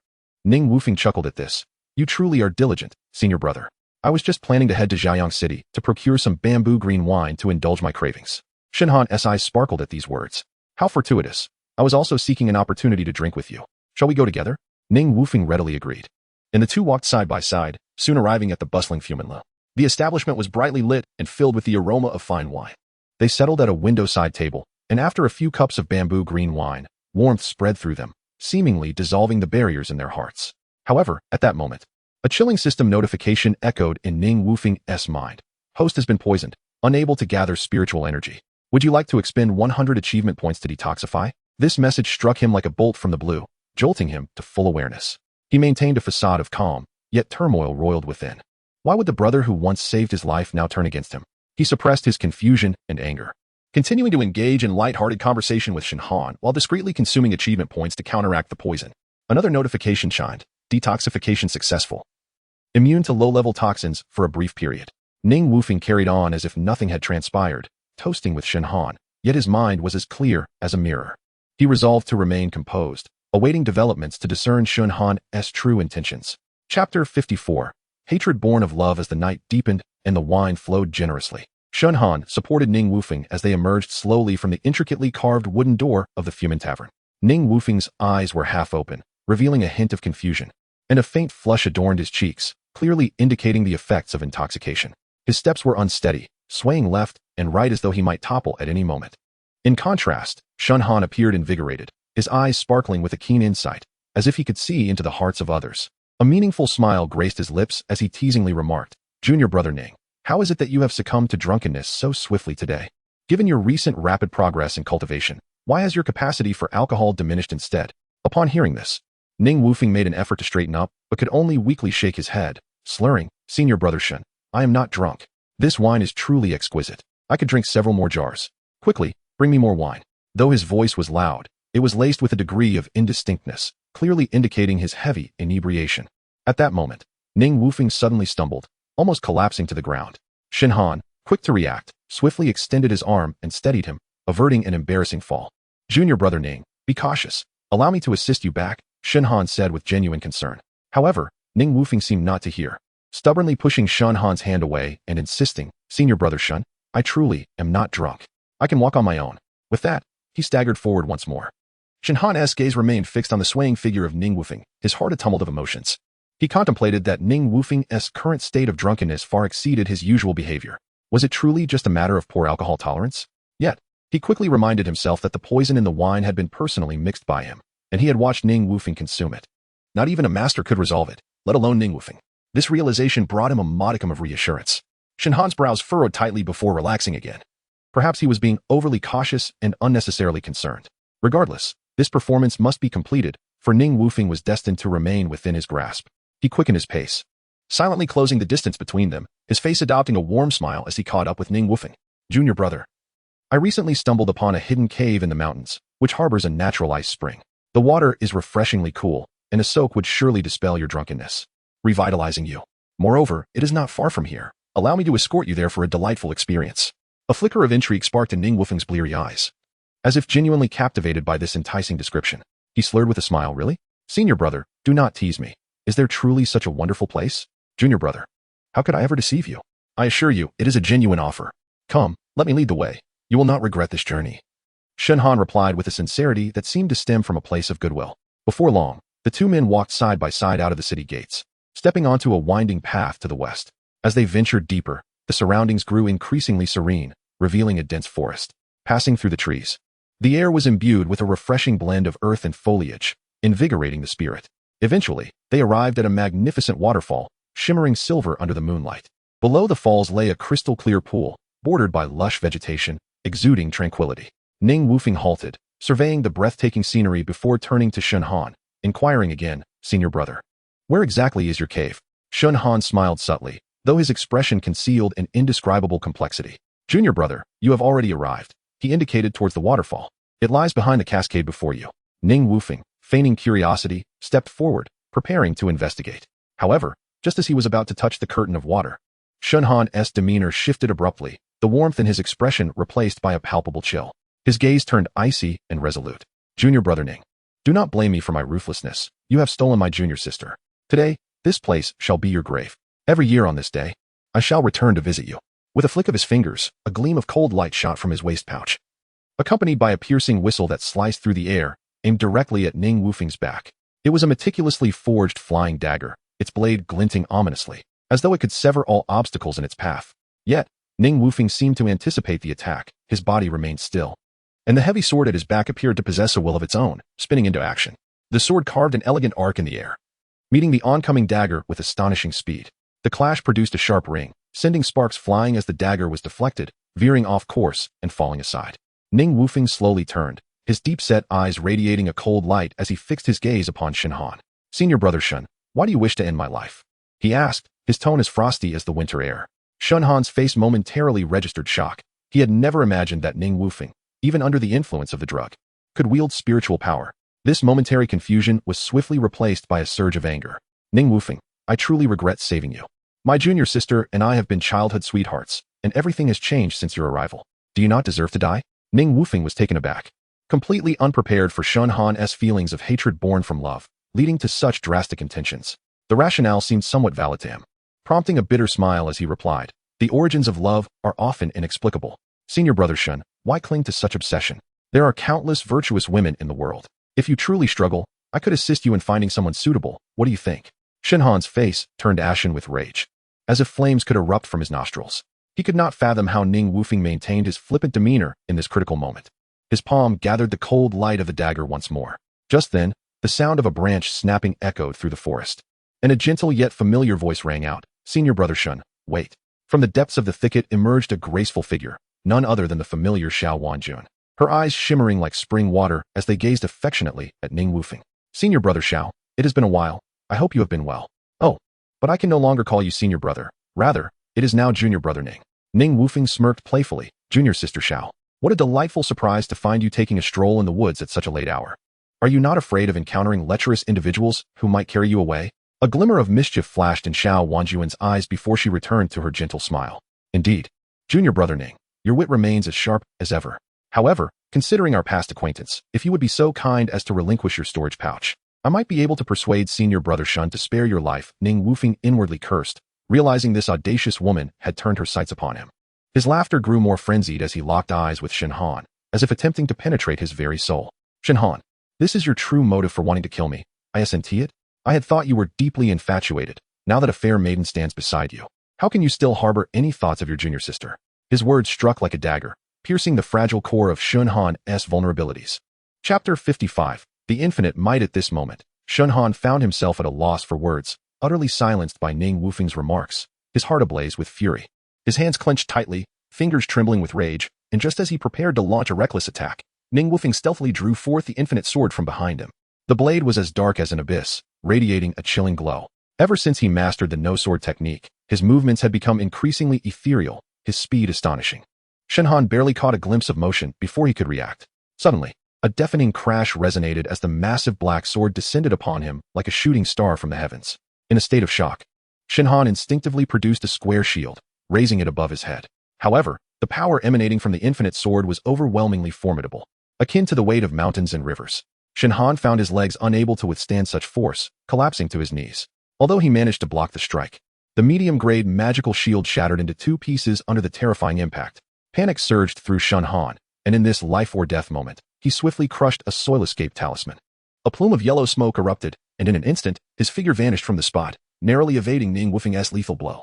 Without hesitation, Shen Han summoned a golden pagoda. The pagoda shimmered with golden light, intricately carved with runes, exuding an aura of immense pressure. Indeed, a high-grade magical artifact he had recently acquired at great expense. As Shen Han infused it with his spiritual energy, the pagoda grew rapidly, towering like a mountain, and crashed down towards Ning Wufeng's head. Ning Wufeng, undeterred, gripped the infinite sword tightly. His internal spiritual energy surged wildly, causing the azure glow on the sword to intensify. As the towering pagoda hurtled toward him, Ning Wufeng leapt into the air, resembling a dragon emerging from the sea, and hurled the infinite sword at the pagoda with a sound that pierced the air. With a thunderous roar, the pagoda was sent flying by Ning Wufeng's strike, its golden light scattering in all directions as it tumbled through the air before crashing to the ground. Shen Han's expression shifted drastically. Yet, Ning Wufeng's relentless assault continued. The infinite sword, like a specter of death, relentlessly targeted Shen Han's vital points. Despite Shen Han's higher cultivation, he found it arduous to counter Ning Wufeng's almost unscrupulous close combat style, leaving him with no choice but to adopt a defensive stance. Each strike sent his energy spiraling, his complexion paling. Beside them, Xiao Wanjun watched in astonishment, never having witnessed such a bizarre spectacle of battle. A 9th-layer Qi practitioner wielding a massive black sword relentlessly pursued a 12th-layer master. As Shen Han began to falter, she gently shook the dark red orb on her wrist. The orb erupted in a dazzling crimson light, an invisible force gathering and shooting towards Ning Wufeng's forehead. However, Ning Wufeng's awareness had already reached the pinnacle of the Qi refining stage, his perceptive abilities far beyond the ordinary. He sensed the looming threat from behind almost instantaneously, yet did not display even a hint of panic. With a firm grip on the infinite sword, he thrust it into the ground, accompanied by a deafening crash. A powerful wave radiated from the sword's tip, swiftly dissipating Xiao Wanjun's attack without a trace. The dark red orb dimmed instantly, and Xiao Wanjun's expression shifted slightly, clearly unprepared for Ning Wufeng's formidable strength. Taking a deep breath, she quickly adjusted her mindset and shouted to the still stabilizing Shen Han, "Shen Shixiao, hold him off for a moment. I have my ways to deal with him." Ning Wufeng silently muttered to himself, "Damn it, does this woman possess any talismans as a trump card? It's thanks to her fortunate lineage. A vast family with profound resources." Hearing Xiao Wanjun's call, Shen Han felt a jolt of urgency, realizing he must exert himself fully. He swiftly summoned a throwing knife, transforming it into a streak of cold light aimed directly at Ning Wufeng. Yet, Ning Wufeng moved like a specter, his speed reaching its zenith. Before the knife could reach him, he had already vanished, leaving behind only a faint afterimage. Xiao Wanjun, seeing this, was consumed by anxiety. She swiftly formed hand seals, intending to retrieve a talisman from her storage bag to deliver a decisive blow to Ning Wufeng. However, Ning Wufeng's assault was too rapid. She had no time to chant the incantation necessary to activate the talisman. With Ning Wufeng's sword poised to strike, she could only hastily draw forth the protective mirror from her bosom, shielding her chest. Clang! The sharp metallic sound of impact rang out. Although the protective mirror managed to block Ning Wufeng's strike, the immense force still sent Xiao Wanjun hurtling backward, crashing painfully to the ground. Before she could rise, the massive black sword descended upon her like a bolt of lightning.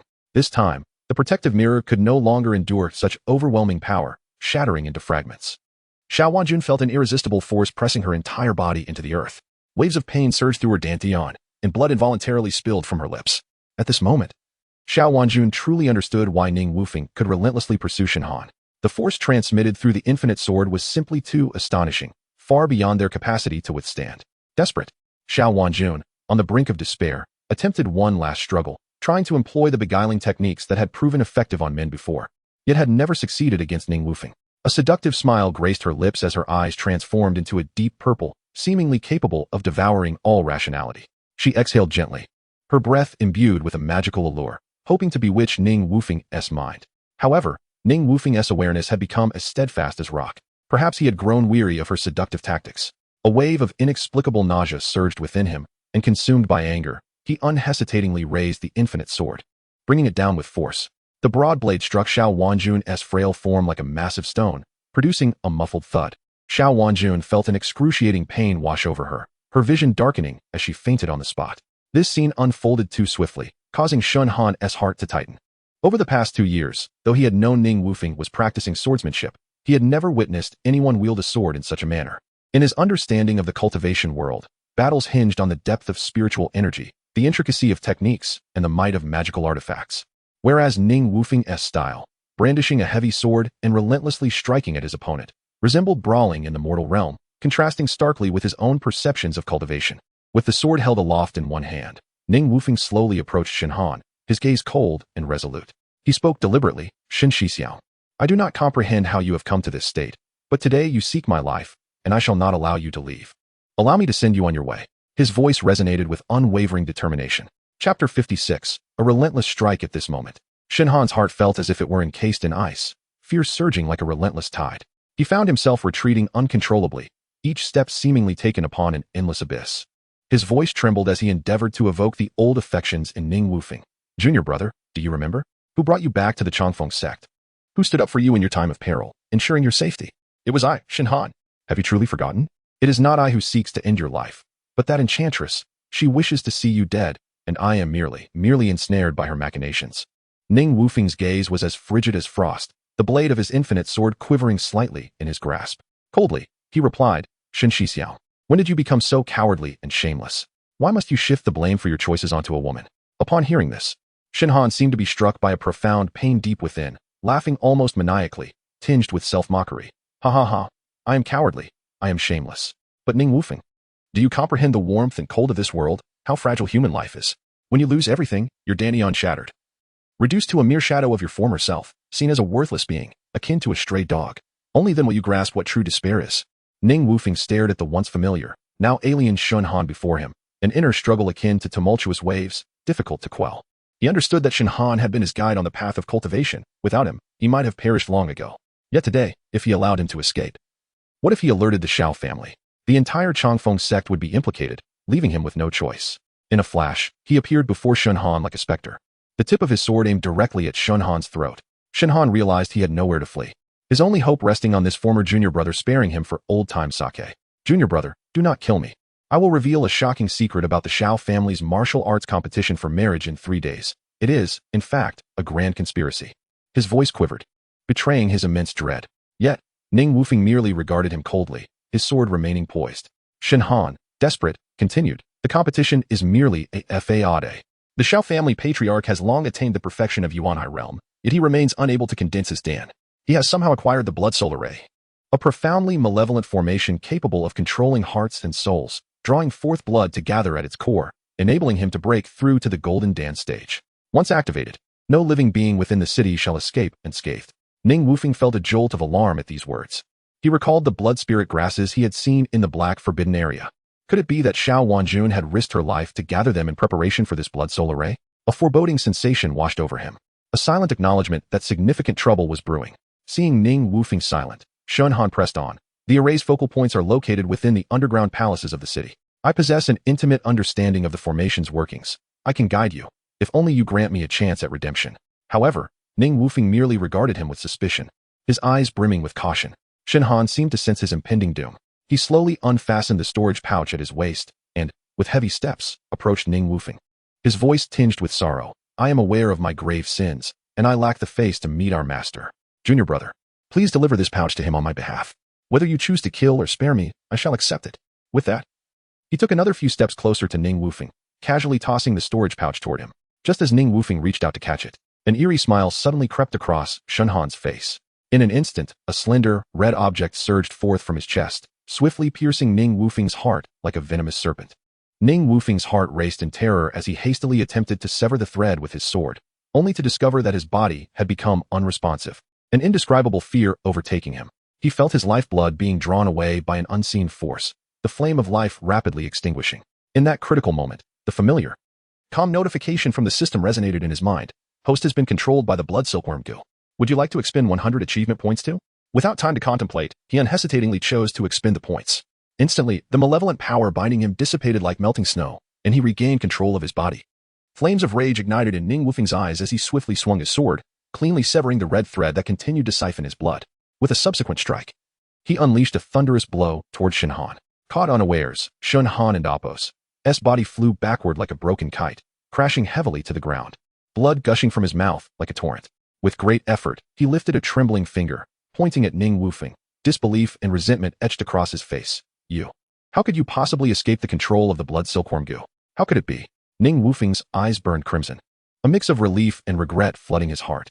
Today, he had narrowly escaped death at Shen Han's hands twice. Had it not been for the system's assistance, he might have already become one of Shen Han's victims. He focused his thoughts, bringing forth the system's attributes in his mind. Host. Ning Wufeng age. 22 cultivation. Qi refinement stage 9. 060 spirit sense. Qi refinement stage perfection. 050 achievement points. 30. Available for exchange for cultivation and spirit sense, etc. He cursed inwardly, lamenting the loss of the 200 achievement points he had painstakingly accumulated. No longer willing to show mercy, he drove his sword with ferocity toward Shen Han's Dantian, the massive blade piercing through Shen Han's Dantian sea in an instant. Shen Han's gaze gradually dulled, filled with an expression of resentment as he bid farewell to this world. Ning Wufeng coldly remarked, Shen Shixiang, do not blame your junior brother for being ruthless. If blame is to be assigned, it should be for your own misdeeds. What began as a brotherly encounter turned dark. Ning Wufeng had intended to bury Shen Han where he lay, But unexpectedly, a blood-red silkworm began to crawl out from Shun Han's chest. Though small, it was grotesquely plump, its writhing form evoking a chill. Ning Wufeng was taken aback, wondering if this was the very creature that had drained his blood. Instinctively tightening his grip on his sword, he contemplated striking it down, but then reconsidered. Such a peculiar creature might prove invaluable in the future. Thus, he swiftly retrieved the glowing black soul orb, waving it gently. And the blood-red silkworm was drawn in by an invisible force, slowly being absorbed within the orb. Having dealt with this, Ning Wufeng turned to examine Shen Han and Appo's storage pouch. The contents were scant. A few mid-grade magical artifacts gleamed softly, evidently treasures Shen Han had accumulated over time. Additionally, he found several sealed vials of pills, the efficacy of which he could not discern, so he decided to keep them for future needs. His gaze then fell upon an ancient formation diagram, the very one Shen Han had just mentioned regarding the blood soul array. As he studied the diagram closely, he suddenly noticed a crucial detail: blood spirit grass, an indispensable material for activating the formation. Realization struck him, and he inwardly lamented, recognizing that he had unwittingly aided a nefarious scheme. As he was immersed in this complex emotional turmoil, his fingers inadvertently brushed against the last item in the storage pouch, a weathered jade slip. With a mix of trepidation and curiosity, Ning Wufeng gently opened the slip, and the words before him instantly captivated his full attention. This was indeed the goo poison sacred scripture that the old monster had commanded him to seek at all costs. It appeared that Shen Han had secretly tampered with the pouch he submitted to their master. Chapter 57. The Blood Silkworm Goo. It turns out that the Goo Poison Bible primarily records the cultivation of goo worms and the refining of poison elixirs. It meticulously details various methods for nurturing different types of goo worms, along with the materials and techniques required for concocting various poison elixirs. As he perused the first volume, his desire for exploration intensified. However, when he attempted to delve into the secrets of the second volume, he encountered insurmountable obstacles. No matter how he concentrated his spirit, the characters on the Jade Talisman remained shrouded in a fog, obscuring their true essence. Reluctantly, he had to set it aside for the time being. Nevertheless, the contents of the first volume were sufficiently astonishing. The book cataloged an extensive array of goo worms, numbering in the hundreds. And this merely encompassed the most basic of common and spiritual worms, beyond which lay the formidable ancient and sacred worms. The blood silkworm goo that Ning Wufeng had recently acquired was, in fact, a rare spiritual worm. Primarily, it cultivates by absorbing vital blood, allowing it to continuously enhance its own prowess. The art of nurturing goo can be executed using special containers or through various mystical beasts, or even the bodies of cultivators. Of course, there are also those like Shen Han, who utilize their own vital blood to foster goo, striving to attain a state of unity between human and goo, thereby enhancing their cultivation through the power of the goo. Although this blood silkworm goo was still in its juvenile form, its potential was not to be underestimated. It could exert control over its target through blood absorption, and even more astonishing was its capacity for evolution and metamorphosis.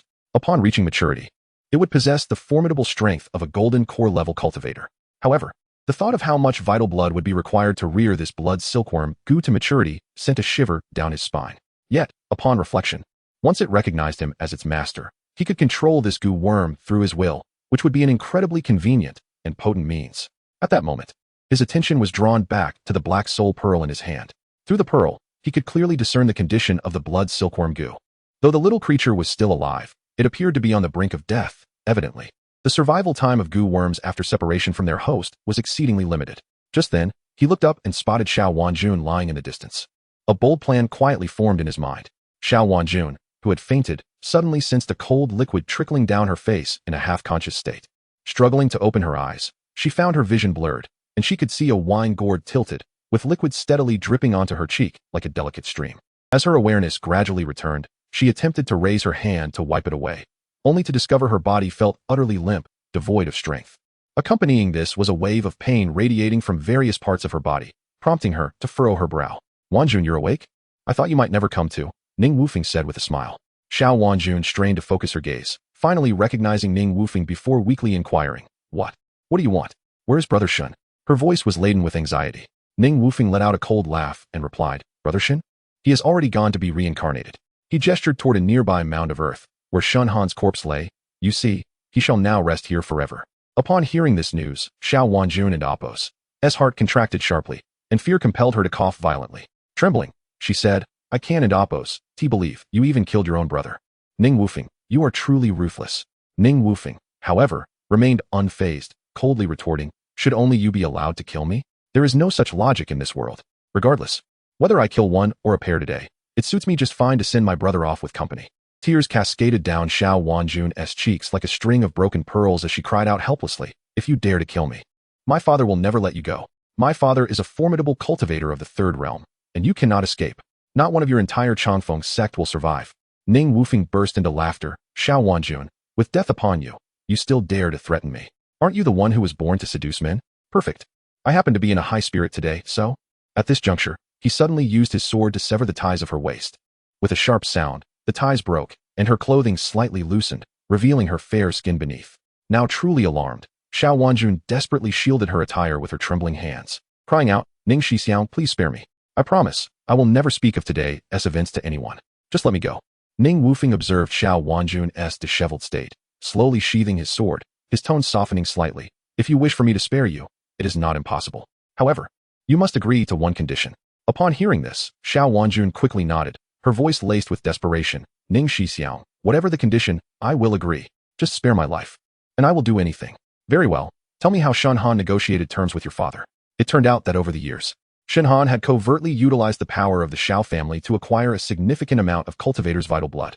However, he did not directly expose his secret of nurturing goo, but instead claimed to be practicing a particularly bizarre, demonic technique.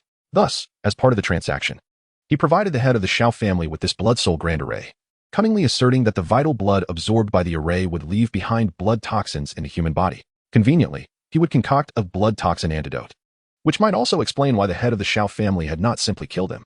All these matters stemmed from the machinations of ancient beings, resulting in the current predicament that made Ning Wufeng feel as though the gears of fate were inexorably drawing him deeper into this quagmire. He continued, "Tomorrow, you only need to do as I say. However, before that, you must first consume something delightful." With that, he slowly raised his left hand, revealing a writhing blood silkworm nestled in his palm. The creature's body exhibited an eerie crimson hue, as if steeped in blood, sending chills down the spine of anyone who beheld it. Xiao Wanjun instinctively recoiled at the sight of the grotesque worm, her face turning pale. "Wanjun, do not be afraid. This worm does not bite." Ning Wufeng's voice was lighthearted as he leaned closer to her, attempting to soothe her fears. "Now, open your mouth." Xiao Wanjun shook her head vehemently, tears streaming down her cheeks as she cried, "Ning Shixiang, please, I don't want to." Ning Wufeng's expression darkened instantly, his gaze piercing as he glared at her. His voice was as cold as ice. "Did you not just say you would agree to any condition? What, now you wish to renege? Ning Shixiao, I beg you, can we change it to something else? I will agree to anything else." Xiao Wanjun's voice was filled with desperate pleading. "I'll tell you this. I am a man of ruthless resolve. I will count to 3, 1, 2. He coldly proclaimed. Xiao Wanjun could only helplessly close her eyes, her tears rolling down like scattered pearls. Slowly, she opened her mouth. Ning Wufeng leaned forward and placed the plump blood silkworm into her mouth. The moment the blood silkworm met her warmth, it sprang to life, eagerly wriggling down her throat. Xiao Wanjun's body trembled violently. She wished to retch, but it was already too late. Chapter 58. The grand performance begins. Haha. Wanjun, my dear junior sister, look. As long as you obediently comply, everything will be just fine. At that moment, Ning Wufeng wore a smug smile on his face. He feigned consolation. All right. You can open your eyes now. Do not be afraid. That adorable little creature may have taken a bit of your blood out of hunger, but rest assured, I will not allow it to indulge excessively, and your life is not in danger. However, should you dare to disobey, I assure you it could devour your heart in an instant, and even the gods would be unable to save you. Do you understand? His tone carried an implicit threat. Xiao Wanjun's gaze was vacant, as if she had not yet recovered from her earlier fright. She foolishly nodded, her eyes blankly fixed on Ning Wufeng. Observing this, Ning Wufeng knew he had achieved the desired effect. Taking a deep breath, he softened his tone. All right, I shall not frighten you any longer. Once my task is accomplished, I will naturally assist you in extracting this cursed insect. You need not worry excessively. As he spoke, he tossed a vial towards Xiao Wanjun, which contained several healing elixirs. Do not worry, it is not poison, he said with a smile. Take it and heal quickly. When dawn arrives, we shall head to Xiao Yuan City together. Ning Wufeng nimbly climbed a towering tree, its lush foliage perfectly concealing his figure. He sat quietly on a thick branch, gazing through the gaps in the treetops. Looking up at the vast night sky, speckled with stars like brilliant gemstones scattered upon silk, shimmering with a mysterious glow. As a cultivator, he ought to transcend the mundane world, pursuing the ethereal path of immortality. Yet, at this moment, he could not help but ponder whether the path of cultivation held any other significance beyond endless training and the quest for longevity. He could not imagine himself safeguarding the lives of all beings, for that was too grand, too distant. However, as a flesh and blood individual, he inevitably possessed things he cherished and individuals he wished to protect. Although he could not clearly define why he had come to this mysterious and expansive world, he knew that if living merely for the sake of existence was all there was, then what meaning lay in cultivating for 1,000 or 10,000 years? Such a life, in his view, seemed less fulfilling than a swift demise. With a multitude of thoughts swirling in his mind, he finally realized that some matters could not be evaded. Since this affair was inextricably linked to him, he could not simply stand by and watch. Some things, even if known to be against the rules, must be acted upon. For there are always certain things that require certain individuals to undertake them. With this realization, his heart felt unburdened, as if a glimmer of light had been found. He gently closed his eyes, allowing the night breeze to caress his face, sweeping away the worries and anxieties within. Under the illumination of the starlight, he peacefully drifted into slumber. The sun had quietly risen, casting golden rays that adorned every corner of Shaoyuan City, draping the ancient town in a splendid robe. After a careful change of appearance, Ning Wufeng and Xiao Wanjun stealthily entered this bustling city. With their arrival, the number of cultivators in the city seemed to swell, myriad practitioners converging from all directions. Yet, Ning Wufeng's mood grew heavier with the swelling crowd. In a makeshift arena within the city, several young and beautiful women stood gracefully, akin to flowers blooming in spring, captivating the attention of all. At the center of the stage sat a woman, similar in stature to Xiao Wanjun, shrouded in a mysterious veil, adding to her ethereal allure. At this moment, Ning Wufeng and Xiao Wanjun sat in a tea house opposite the arena, quietly observing everything below through the window. The fragrant aroma of tea wafted through the air, yet it could not mask the turmoil within him. The arena was already a sea of people, the clamor rising and falling, creating a vibrant atmosphere. Ning Wufeng took a gentle sip of tea and smiled lightly. I did not expect so many to come to witness your splendor, junior sister Wanjun. You are indeed fortunate. It is a pity, however, that the woman on stage is not you. These spectators will likely be disappointed later. It turned out that Ning Wufeng had already instructed Xiao Wanjun to send word to her maid, merely stating urgent matters required her return later, allowing them to temporarily find someone to substitute her on stage. While this scheme could deceive the audience momentarily, it was evident that the head of the Xiao family would not be fooled. Nevertheless, Ning Wufeng had his own calculations in mind. He understood that with so many eyes present today, it was an opportune moment to fish in troubled waters. Even if the head of the Xiao family had extensive connections, it was impossible for him to oversee everything. Before long, 3 more women ascended the stage, their graceful figures and outstanding presence reminiscent of celestial beings descending to the mortal realm. One of the women cleared her throat, her voice crisp and melodious, resonating throughout the arena. Dear friends below, the competition begins now. Should any of you surpass the 3 of us, you may compete against our young miss. Those who can triumph over her shall have the opportunity to join the Xiao family and marry our young miss on a chosen day. Upon hearing this, the crowd erupted in excitement. For ordinary cultivators, this was akin to a carp leaping over the dragon gate. Success would not only win them a beautiful bride, but also elevate them to a favored son-in-law of the Xiao family, granting them endless wealth and glory. No wonder they were so fervently excited, pressing forward with all their might. Yet, there is no such thing as a free lunch in this world. Just as the crowd was fervent with anticipation, an old hunchbacked man suddenly leaped onto the stage. His figure was stooped, his skin sagging, and he appeared to be in a state of advanced age. He bowed to the 3 women and said in a hoarse voice, "Allow me to test the skills of you ladies. Shall you fight me together, or one at a time?" The audience looked at such a lecherous figure, who shamelessly referred to the 3 women as sisters, and felt a wave of revulsion. Someone could not help but shout, "Old man, how old are you? How could you possibly be worthy of such young and beautiful fairies? Indeed, old man, why don't you hurry and get down? I am still waiting to wed." Another voice chimed in. Although the crowd was filled with jeers, according to the rules, they could not simply force him off the stage. One of the women had already gathered her energy at her fingertips, a fireball forming instantly and soaring toward the old man. The fireball traced a brilliant arc through the air, radiating intense heat, as if it aimed to engulf the old man in an instant. However, the old man remained unperturbed. He retrieved a small flag from his robes and waved it gently. Instantly, the flag expanded several times in size, standing before him. The fireball collided with the flag, producing a tremendous sound and scattering sparks, yet the old man remained firmly in place, unyielding. Chapter 59. Infiltration. As the time approached, Ning Wufeng cast a glance at Xiao Wanjun, feeling disinterested in the spectacle on stage. He quietly departed from the bustling arena, making his way towards the woodshed behind Chuyu Tower, the very place where he had inadvertently stumbled upon Shun Han and Xiao Wanjun last time, and also the entrance to the underground passage. Upon reaching the door of the woodshed, the 2 guards recognized Xiao Wanjun and, though puzzled, dared not inquire further, for her status commanded respect.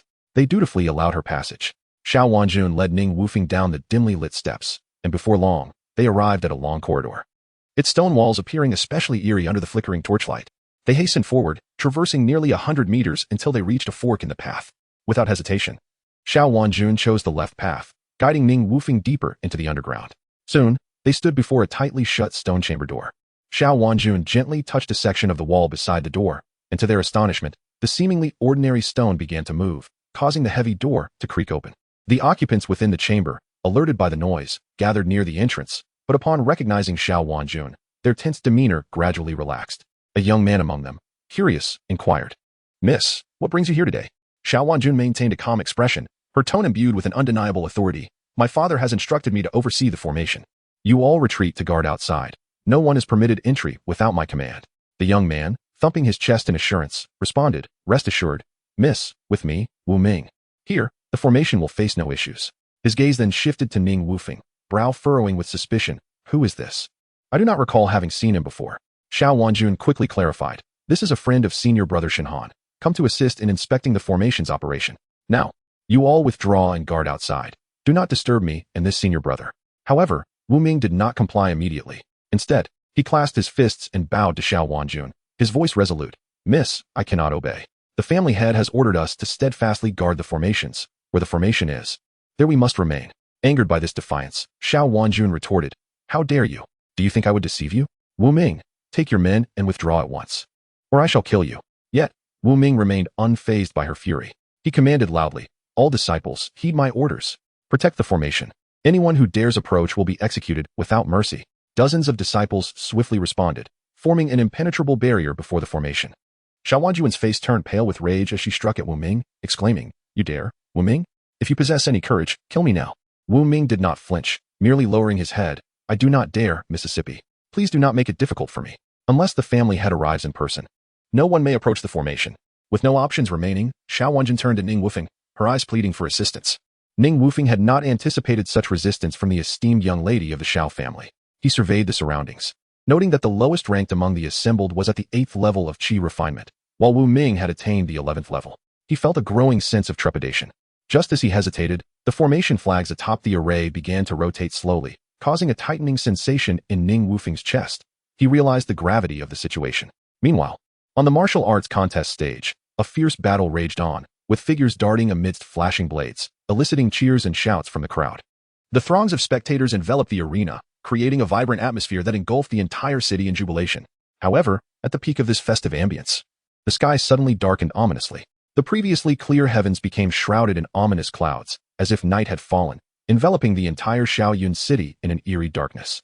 Laughter and cheer fell silent as the crowd instinctively gazed upward at the foreboding sky. In that moment, time seemed to freeze. Before the stunned populace could regain their senses, an invisible force descended upon them. All movement halted, as if bound by unseen chains, their minds stripped of will, leaving only vacant stares and rigid bodies. Suddenly, a black vortex materialized in the center of the sky, slowly spinning and exuding a chilling malevolence. This vortex, akin to a black hole, devoured all surrounding light and vitality. As it spun, blood began to seep from the eyes, noses, mouths, and ears of the onlookers, drawn inexorably towards the dark whirlpool. The air thickened with the scent of blood, a stark contrast to the earlier revelry, as Shaoyun City found itself ensnared in an unprecedented catastrophe. Ning Wufeng hesitated not for a moment. Time was of the essence. He swiftly drew his sword, its blade shimmering with a cold light, and, like an arrow released from its bow, charged toward Wu Ming. Wu Ming, ever vigilant of the previously silent Ning Wufeng, sensed the impending threat and dared not underestimate him. In an instant, he produced a folding fan from his storage bag. It appeared unremarkable, yet was, in fact, a high-grade magical artifact inscribed with intricate runes that glimmered faintly. With a flick of his wrist, Wu Ming unfurled the fan, and under his command, it began to spin rapidly, conjuring a fierce tempest that roared towards Ning Wufeng, imbued with a ferocious force intent on engulfing him. Yet, Ning Wufeng did not falter. Instead, he wielded the infinite sword to cleave the gale in two, showcasing extraordinary swordsmanship and strength. The sword light surged like a dragon, unstoppable, and he propelled himself forward, the infinite sword darting like an arrow straight for Wu Ming. Unprepared for such ferocity, Wu Ming found himself with no avenue of escape. In a moment of desperation, he raised the fan defensively, spinning it rapidly to form a barrier. However, the infinite sword proved overwhelmingly potent, and with a resounding crack, it pierced through the fan, extinguishing its magical glow and rendering it powerless. The momentum of the sword remained unyielding, continuing towards Wu Ming's chest. He felt the chilling breath of death upon him, panic seizing his heart. But it was too late for retreat. In a reflexive action, he attempted to dodge to the right, yet was a fraction too slow. The tip of the infinite sword pierced through his left shoulder blade, pinning him firmly against the stone wall, blood instantly staining his sleeve, agony etched across his face. Seeing Wu Ming injured, the others hastily summoned their magical artifacts, launching an assault upon Ning Wufeng's back. The artifacts carved brilliant arcs through the air, accompanied by a whistling sound, as if intent on devouring him whole. Ning Wufeng sensed the imminent danger approaching from behind. At that moment, the heart-mind jade by at his waist seemed to sense its master's peril, soaring into the air and radiating a vibrant green light that enveloped his form. This luminescence formed a protective barrier, deflecting the incoming magical assaults. Though the heart-mind jade by was indeed a high-grade artifact, it struggled to withstand the combined onslaught of numerous opponents. The glow began to wane, fractures appearing across the shield. Thus, Ning Wufeng swiftly withdrew the infinite sword from Wu Ming and Appo's shoulder. Ning Wufeng swung his sword, sweeping through the crowd with a fierce determination. The countless blades sliced through the air, creating a sharp glimmer, accompanied by the howling wind. In an instant, two adversaries were sent flying by the immense force of his strike. However, the sheer number of enemies made it difficult for Ning Wufeng to secure victory in that moment. Anxiousness surged within him as he swiftly wielded his sword, fending off attacks from all directions, while simultaneously conveying a message to Xiao Wanjun. Quickly summon your talisman and strike at that formation. Chapter 60. Breaking the formation, however, Xiao Wanjun remained rooted to the spot. Hesitating, she understood the significance of this formation, meticulously prepared by her father to break through to the golden core stage. Its destruction would yield unimaginable consequences. Yet he is my father. A tremor of uncertainty resonated in Xiao Wanjun's voice. Ning Wufeng, witnessing her indecision, felt a surge of anger within him and shouted, Xiao Wanjun, I assure you, if you do not act now, you will surely perish before my eyes. As he spoke, a thought surged through his mind. Xiao Wanjun felt a sudden, sharp pain in her chest. Her complexion turned pale, and her eyes brimmed with terror. At last, she uttered, I will summon the talisman now. You must cease your actions. Those surrounding Ning Wufeng shouted in alarm. The talisman hovering above Xiao Wanjun's head transformed swiftly into a radiant beam of light, igniting the stone chamber in flames. Golden sword rain cascaded like meteors towards the formation. Boom! With a resounding crash, the formation disintegrated into ashes beneath the golden deluge. Above Xiao Yinqing, the once gathered crimson vortex appeared to be driven by an unseen force, dissipating like morning mist, as if it had never existed. Sunlight pierced the thick black clouds, casting golden rays upon the earth and bringing a hint of warmth. However, this tranquility was short-lived. An elder clad in a blue robe descended from the heavens, his visage contorted, eyes ablaze with fury and murderous intent. Who dares to thwart my ambitions? I shall rend you limb from limb. The elder's roar echoed throughout the city like thunder.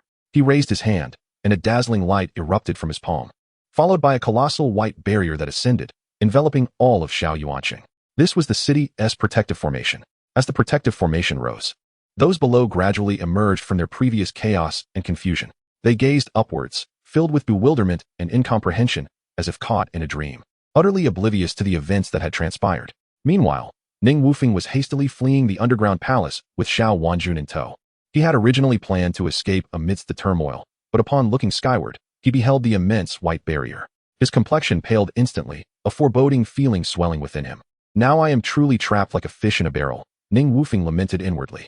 He realized he had fallen into a desperate situation and stealthily retrieved the formation disc from his storage pouch, swiftly laying down the Void Dream formation, concealing himself and Xiao Wanjun within its confines.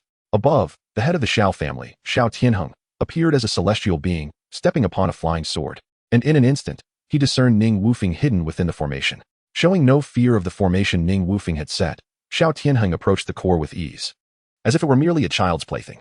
Ning Wufeng was struck with astonishment. He had presumed the formation would at least buy them some time. Yet the power of a third-realm Yuanhai expert far exceeded his expectations. The formation seemed on the verge of collapse. Faced with this overwhelming pressure, Ning Wufeng decisively emerged from the formation with Xiao Wanjun, swiftly summoning the flying spirit leaf, leaping into the air.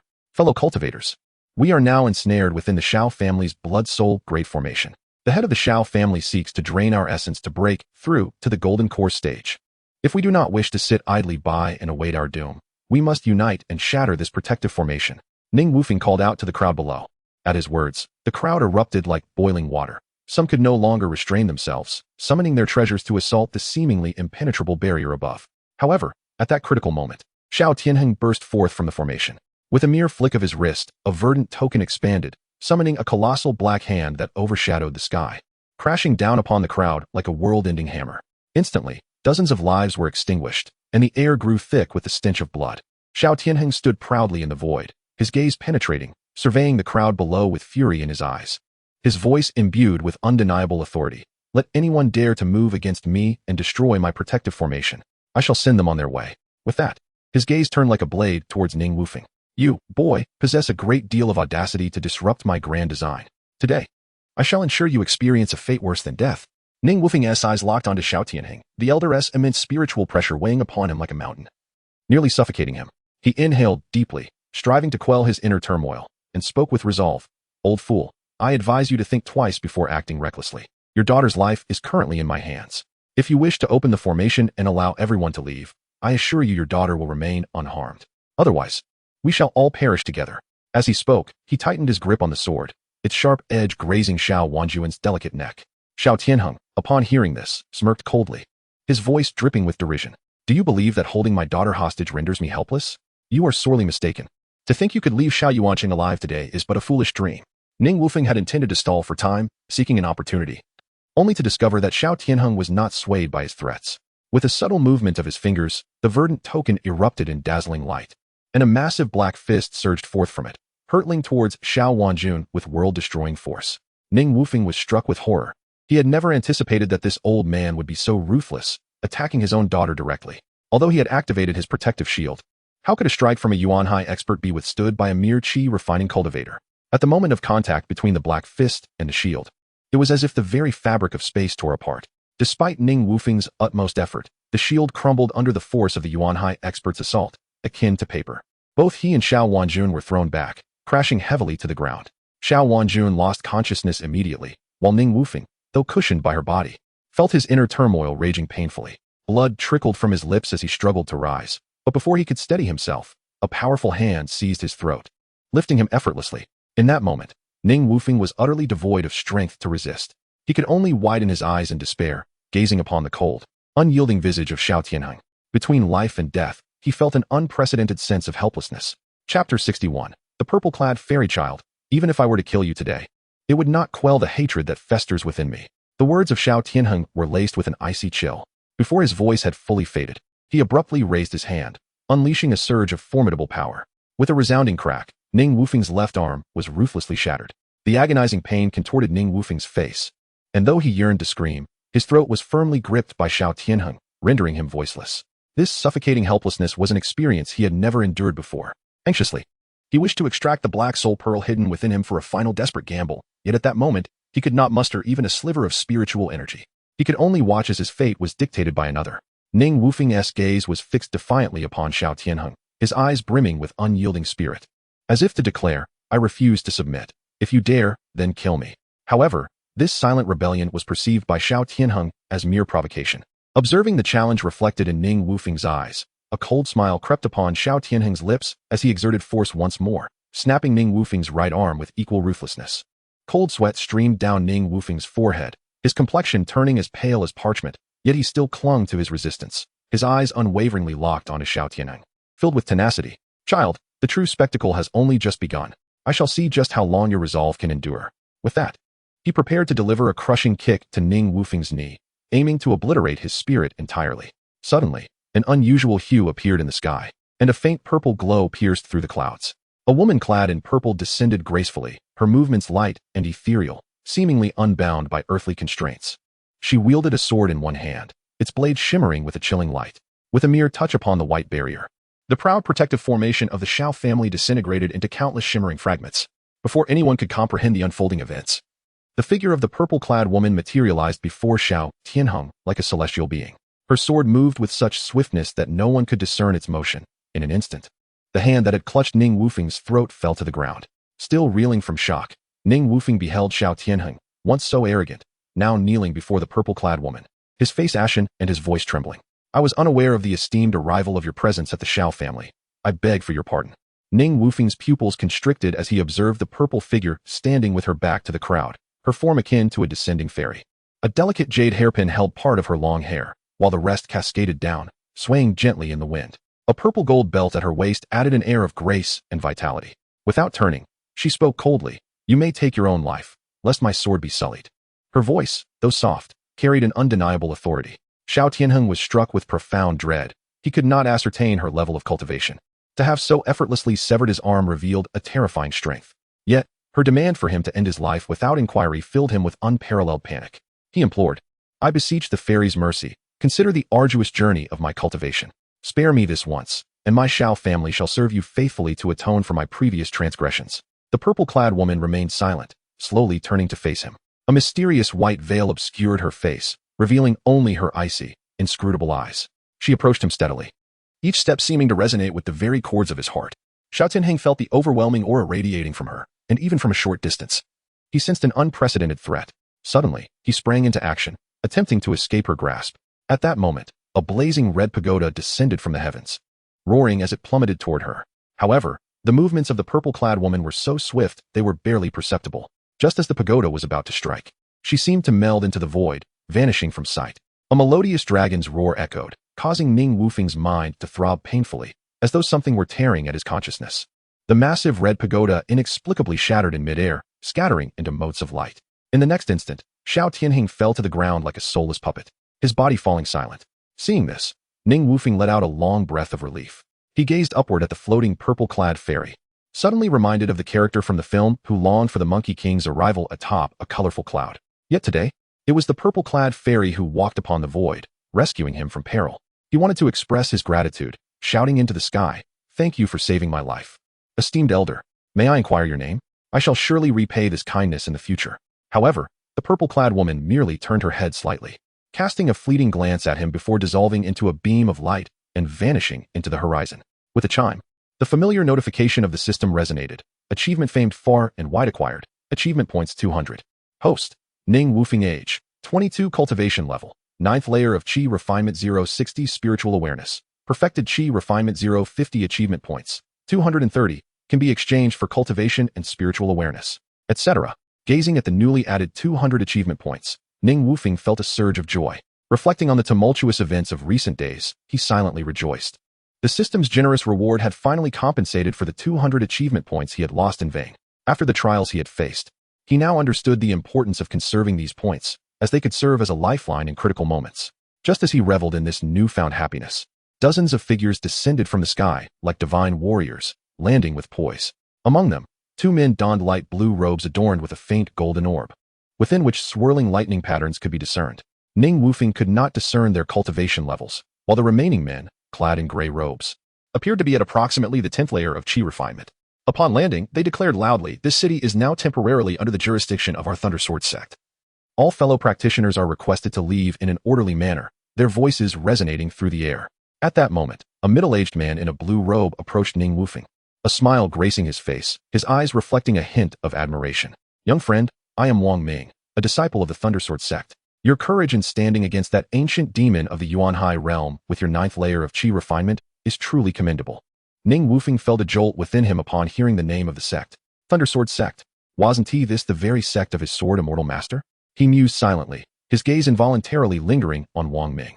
Noticing Ning Wufeng and Appos' dazed expression, Wang Ming assumed he was shaken and continued, "Young friend, I see you are gravely injured. Allow me to assist you in reattaching your severed arm." Ning Wufeng snapped back to reality, hastily expressing his gratitude. "I would be most obliged, Senior Wang." Wang Ming, skilled in his craft, swiftly reattached Ning Wufeng's arm. He inquired with concern, "May I know your esteemed name, and where you cultivate?" Ning Wufeng smiled slightly, replying respectfully, "Senior Wang, I am Ning Wufeng, merely a solitary cultivator. As for my sect, you likely have not heard of it." Wang Ming chuckled. For a solitary cultivator to reach the 9th layer of Qi refinement is no small feat in 2 months. Our Thundersword sect will be enrolling new disciples. If you are interested, do come to Juxian Town in Yin Province.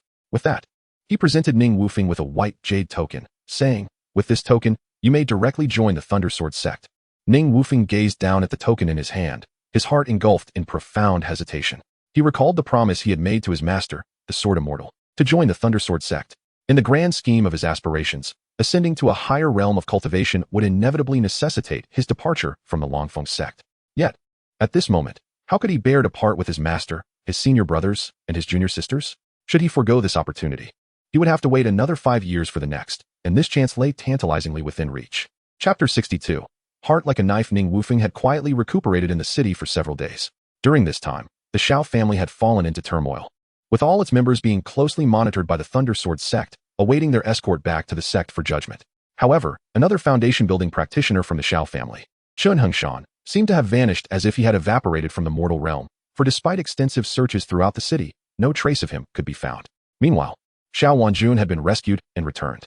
Ning Wufeng was preoccupied with the blood silkworm poison within Xiao Wanjun and Appo's body, prompting him to seek out Wang Ming and request a private meeting with her. Xiao Wanjun was currently confined alone in a room. Although her injuries had received preliminary treatment, she was still far from healed.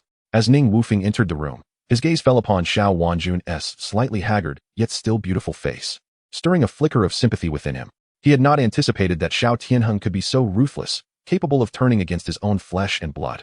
Was there truly no room for compassion on the path of cultivation? Quietly, he approached the table and took a seat, careful not to disturb her. Sensing someone's presence, Xiao Wanjun slowly opened her eyes. Upon recognizing Ning Wufeng, her anger flared instantly. She yearned to rise and kill this man who had brought ruin to her family. She resented her father for his heartlessness and loathed the man before her even more. Ning Wufeng felt the weight of her hatred and understood that further provocation would be unwise. Thus, he spoke directly. I have come solely to extract the blood silkworm from your body. Xiao Wanjun scoffed coldly. Ning Wufeng, spare me your pretenses. We are now sworn enemies. If you have the ability, kill me now, or I will surely seek revenge in the future. Ning Wufeng shook his head helplessly. Since you are already aware of the situation, I can only say that your father brought this upon himself. Even without my involvement, his actions would have been deemed intolerable by heaven. After stating this, Ning Wufeng did not wish to linger on the subject. He focused his thoughts and began to manipulate the blood silkworm hidden within Xiao Wanjun. Suddenly, she felt something wriggling within her throat. She doubled over, pressing her hands against her chest, gasping for air and instinctively clutching her throat, emitting frantic cries. Ning Wufeng's heart tightened at the sight. He was attempting to coax the silkworm out, but saw no sign of it. Instead, Xiao Wanjun's face was turning increasingly red from suffocation, and he realized that the silkworm was lodged in her neck. He muttered to himself, could it be that the worm has grown larger lately? Watching her face turn crimson, Ning Wufeng paced anxiously. He could not simply cut her throat. Suddenly, an idea struck him. He recalled the Heimlich maneuver. Xiao Wanjun, do not panic. I will save you, he assured her, quickly wrapping his arms around her abdomen. Unaware of his intentions, Xiao Wanjun struggled violently, her fear palpable.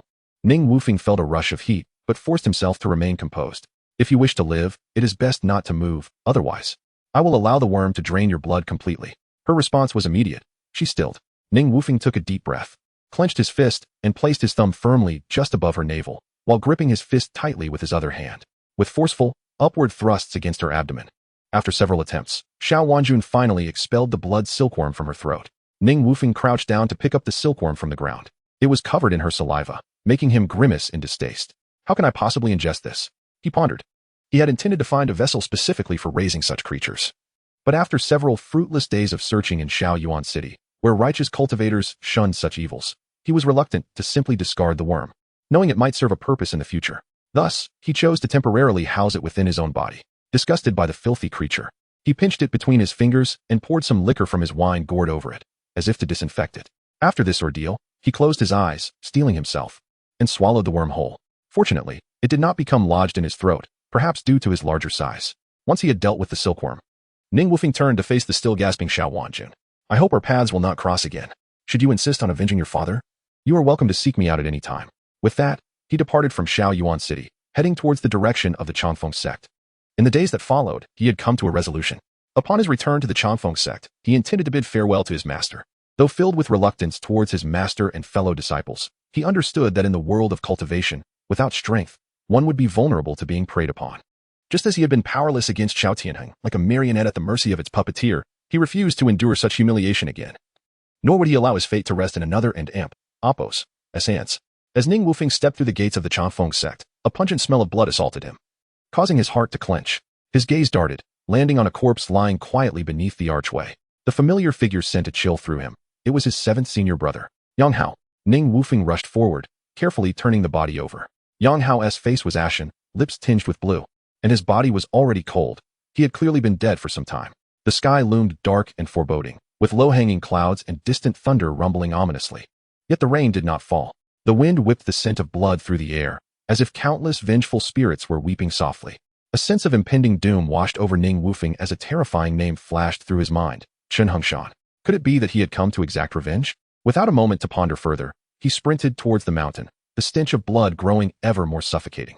His heart raced, his steps faltering, as an indescribable unease spread within him. He repeatedly reassured himself, It will be fine, it must be fine.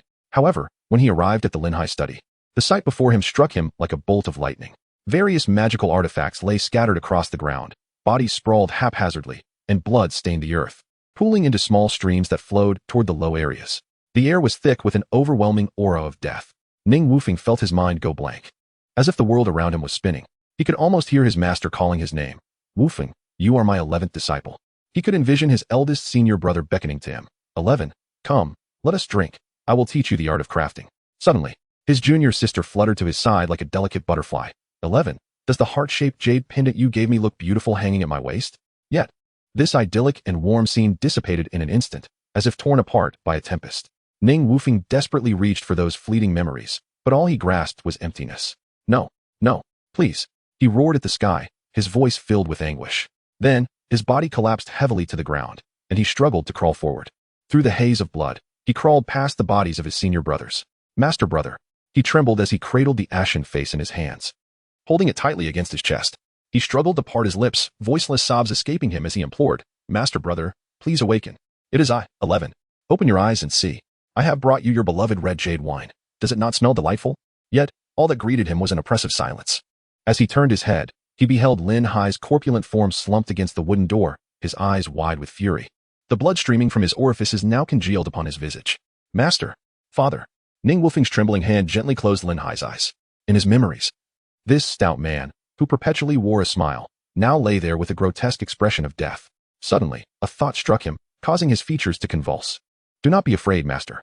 Hold on just a moment longer. Your disciple will soon transfer his vital energy to you. As he endeavored to shift Lin Hai's body, he noticed the crooked characters Wushuang etched beside his right hand. Ning Wufeng sprang to his feet, anxiety coursing through him. Where is junior sister? He frantically scanned the ground for her form, yet found no trace of her. In desperation, he cried out, Junior sister. His consciousness surged forth like a wild stallion. However, as soon as his awareness began to expand, it was abruptly repelled by a force far more potent. Chapter 63. The divine power of spirit wine. The solitary figure of Ning Wufeng appeared to be shrouded in an infinite sorrow, as he had not anticipated the presence of someone lurking in the shadows. At that moment, a frail-looking man with a delicate demeanor silently emerged behind him. A malicious smile danced upon his lips as he spoke in a sharp, piercing voice. Little brother, I have waited here for an entire day and night for you. How you have made me fret. Hand over the goods quickly, lest I be kept waiting too long. Ning Wufeng swiftly turned around, confronted by a man clad in black robes, whose cultivation level was indiscernible to him, with his left hand concealed behind him. He quietly summoned the array plate of the illusory dream formation. I do not know what you are speaking of. Where have you taken my junior sister? Ning Wufeng's voice was frigid, his eyes gleaming with a predatory light. Upon hearing this, the man chuckled darkly, his tone dripping with frivolity. Little brother, you are quite handsome. Even at this moment, you still think of the beauty. However, you will not have the chance to see her again. Why not allow me to search your person and see where you have hidden your treasures? Before he could finish, an invisible force pierced through Ning Wufeng's mind like a venomous serpent, bringing forth an unprecedented agony. He felt as if countless fine needles were simultaneously stabbing into his head, nearly causing him to lose consciousness. He struggled to lift his right hand, only to find his body trembling uncontrollably. The man's voice rang out again, laced with triumph. How does it feel, little brother? Do you sense your power waning? Today, I shall make you experience what it means to be a man. As he spoke, the man approached Ning Wufeng, brazenly laying his hands upon his firm chest, his eyes glinting with depravity. Little brother, your physique is quite impressive. I like it. Yet, in the next instant, Ning Wufeng had vanished from his spot, utilizing the Earth Escape technique. At this critical moment, the all-powerful system lifted its control, saving him once more. There was no time for sorrow, nor for disgust. He dashed desperately into the array. Enraged, the effeminate man stomped his foot, his expression shifting between fury and uncertainty. You brat, since you managed to break my soul technique, it appears you possess some skill. However, today, you shall find it impossible to escape my grasp. Ning Wufeng understood he could not remain passive. He quickly sprinted up the mountain path, hastily setting up the wind and fire array within the forest. He knew this battle could lead to his demise, yet he must ascertain his junior sister's whereabouts. He could not simply walk away. Even if it meant being buried in the long wind forest, he would not hesitate. The man's strength was evidently formidable. As he swiftly broke free from the array and pursued him into the long wind forest, a mocking smile graced his face, and his voice was sharp and grating. Little brother, what boldness. Since you haven't fled, I shall come to claim you. Before he could finish, he glided forward, his form as light as a falling leaf. Yet, in an instant, he sensed a familiar and dangerous aura, causing him to startle. He had unwittingly fallen into Ning Wufeng's trap. Gazing upwards, He noticed the previously calm air beginning to stir, flames soaring into the sky as a magnificent inferno rapidly took shape. Ning Wufeng knew he could not afford to falter at this moment. He used all the mid-grade spirit stones he had obtained from Xiao Wanjun, injecting a powerful force into the formation, significantly amplifying its potency. A colossal fireball shot through the sky like a meteor, radiating intense heat and destructive power as it hurtled towards the effeminate man. Yet, the man showed no sign of panic. He calmly raised a hand, and a red flag appeared suspended in the air. With a flick of his wrist, 3 tornadoes swiftly formed, encircling him. Upon contact with the tornadoes, the massive fireball was immediately dissipated by the fierce winds, transforming into a cascade of sparkling embers that fell upon the forest. Undeterred, Ning Wufeng swiftly retrieved the wind spirit fan from his bosom. The fan rapidly enlarged in his grasp, emitting a gentle green light, reminiscent of spring's vitality. He leapt into the air, gripping the handle tightly and forcefully waving it towards the array. As the wind spirit fan danced, a tempest surged forth, the flames spreading throughout the sky, enveloping the realm in a terrifying wave of heat. The effeminate man, now cautious, had not anticipated the array's overwhelming power. He promptly summoned a black token, which hovered in the air, emanating a faint black light that formed a sturdy barrier to deflect the falling fire rain. Gritting his teeth, Ning Wufeng poured every ounce of strength into the fan, its blades slicing through the air, as if to rend the very atmosphere apart. Despite the raging winds and towering flames, the man remained steadfast, unharmed. Ning Wufeng felt a sense of urgency. Even the spirit energy provided by the mid-grade stones was finite. If exhausted, he would be left defenseless. Just as despair began to engulf him, 20 jars of spirit wine, long buried in the forest, suddenly soared into the sky like 20 brilliant stars, swiftly converging above. The spirit energy coalesced within the array, forming an immense force. At this moment, the fireball within the array, as if summoned by an unseen hand, rapidly amalgamated into a colossal firestone, hurtling towards the effeminate man with devastating might. The man's black token shattered upon impact with the firestone, which bore down upon him with unparalleled force. Fortunately, he reacted swiftly, conjuring a red jade talisman to form a solid light shield around himself. Though the shield mitigated the direct impact of the meteorite, the immense force and accompanying heat singed his hair, filling the air with the acrid scent of charred strands. With a furious roar, his eyes aflame with rage, he glared at the sky. "Brat, once I capture you, I shall skin you alive and drink your blood." As he spoke, a wooden staff appeared in his hand, adorned with a dark red orb that radiated an eerie glow. This was his life-bound treasure, the Red Demon Staff, a low-grade spiritual artifact. He swiftly formed seals with both hands, causing the Red Demon Staff to levitate. The dark red orb blazed with intensity, and a blinding red beam shot towards the array's luminous barrier, imbued with destructive power, as if it sought to tear the entire formation asunder. This sudden assault caused the array to tremble violently, as though unable to withstand the force. With numerous cracks appearing upon the array plate, heralding its imminent collapse, Ning Wufeng realized that if this continued, he would fall into a dire predicament. In this critical moment, a flash of inspiration struck him, prompting a bold decision. Without hesitation, he poured the spirit wine suspended in the air into the array. As the alcohol met the flames, an explosion of fire erupted, igniting the entire space, as if even the air itself were ablaze. Thunderous explosions resounded, filling the atmosphere with a cacophony of sound, while thick smoke billowed, obscuring the sun and shrouding the entire formation in a veil of darkness. Chapter 64, Blood Battle in Changfeng Forest amidst the chaos. The androgynous man emerged from the thick smoke, as if reborn from flames. His crimson wand transformed into a streak of red light, aiming directly for Ning Wufeng's vital point. Caught off guard, Ning Wufeng could only swiftly shatter the talisman in his hand, a pale blue shield encasing him just in time. However, this seemingly sturdy barrier proved as fragile as paper under the ferocious impact of the crimson wand, shattering instantly. Ning Wufeng felt as though he had been struck by a heavy hammer to the chest, a wave of excruciating pain washing over him, nearly suffocating him. His body involuntarily flew backward, crashing through several bamboo stalks with a series of sharp cracks, before he landed heavily on the ground, dust swirling around him. The androgynous man descended slowly, his appearance drastically altered. His long hair, now singed by flames, lay in disarray. His pale face was marred with charred marks. As if he had just returned from hell, his robe was tattered, adorned with burnt fragments. Clutching his chest, he coughed violently, followed by a spurt of blood that splattered onto the earth beneath him, clearly indicating his own severe injuries. He glared at Ning Wufeng, his eyes seemingly ablaze with fury, and shouted, "You brat, today I shall ensure your demise." Struggling to prop himself up, Ning Wufeng's anguished laughter echoed through the forest, akin to a lament from the depths of his soul. "Demon, I shall fight you to the bitter end." The androgynous man's eyes widened in rage as he effortlessly seized Ning Wufeng, lifting him as if he were a mere chick. With a menacing tone, he declared, "You dare challenge me? You must be tired of living. I shall let you experience the taste of the soul-searching technique. I'll turn you into a fool, bound to my side as my pet." As he spoke, his fingers began to weave through the air, seemingly preparing to invoke that terrifying technique. However, Ning Wufeng would not sit idly by. In this life-and-death moment, the black soul bead in his palm suddenly shot forth a beam of dark light, akin to a meteor streaking through the night, piercing the androgynous man's brow. Instantly, the man clutched his head, emitting a heart-wrenching scream as if he were enduring unprecedented agony. His countenance twisted into a grotesque mask of terror. Yet, being a formidable early-stage practitioner of the second realm, he had already opened his mind's sea in the upper Dantian. Although Ning Wufeng's ambush was successful and hundreds of souls had entered his mind, they failed to breach his mental domain. After a brief moment of confusion, the androgynous man quickly regained his composure and began to retaliate fiercely.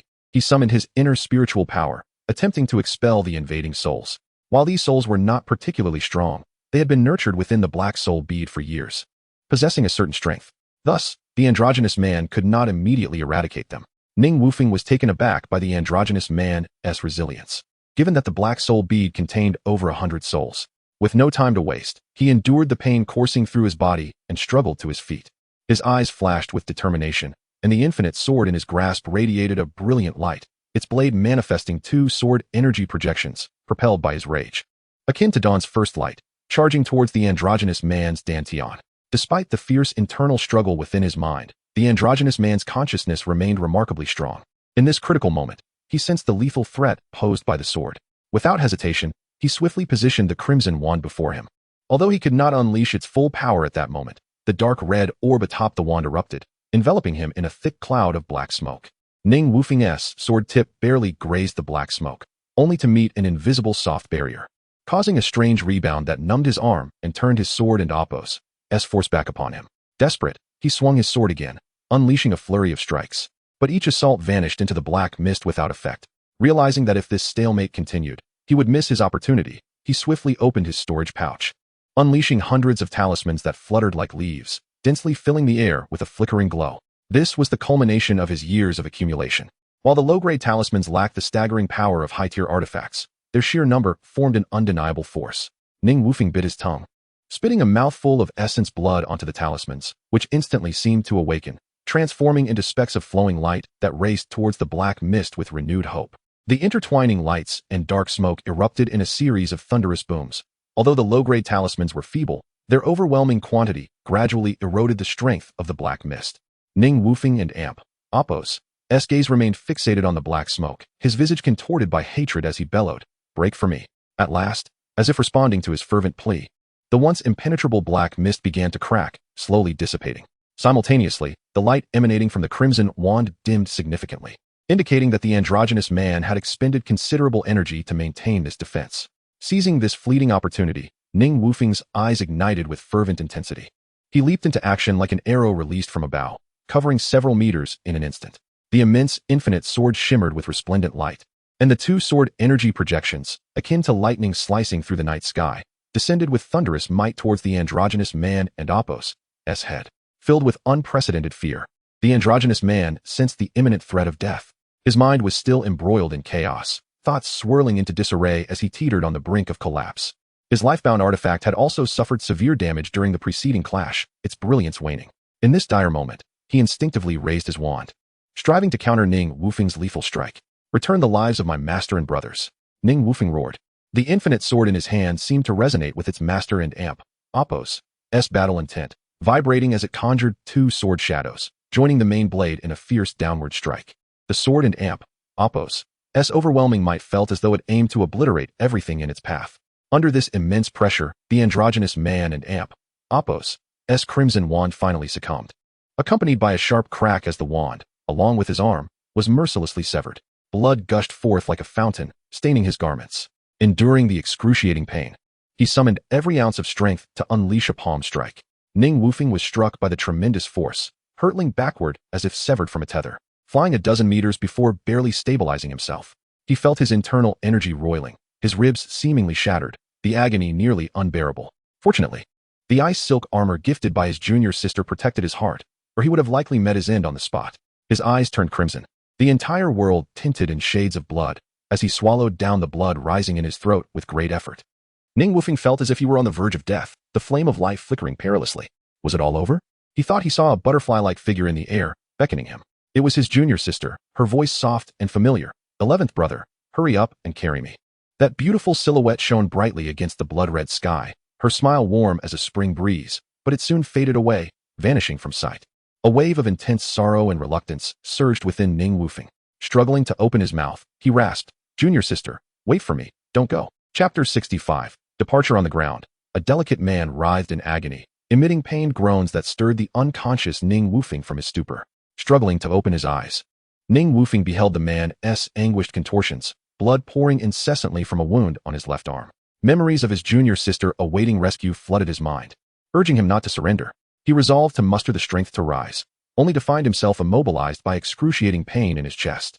Suddenly struck by inspiration, he exerted every ounce of his energy to roll over, pressing his chest against the ground, the pain nearly suffocating him.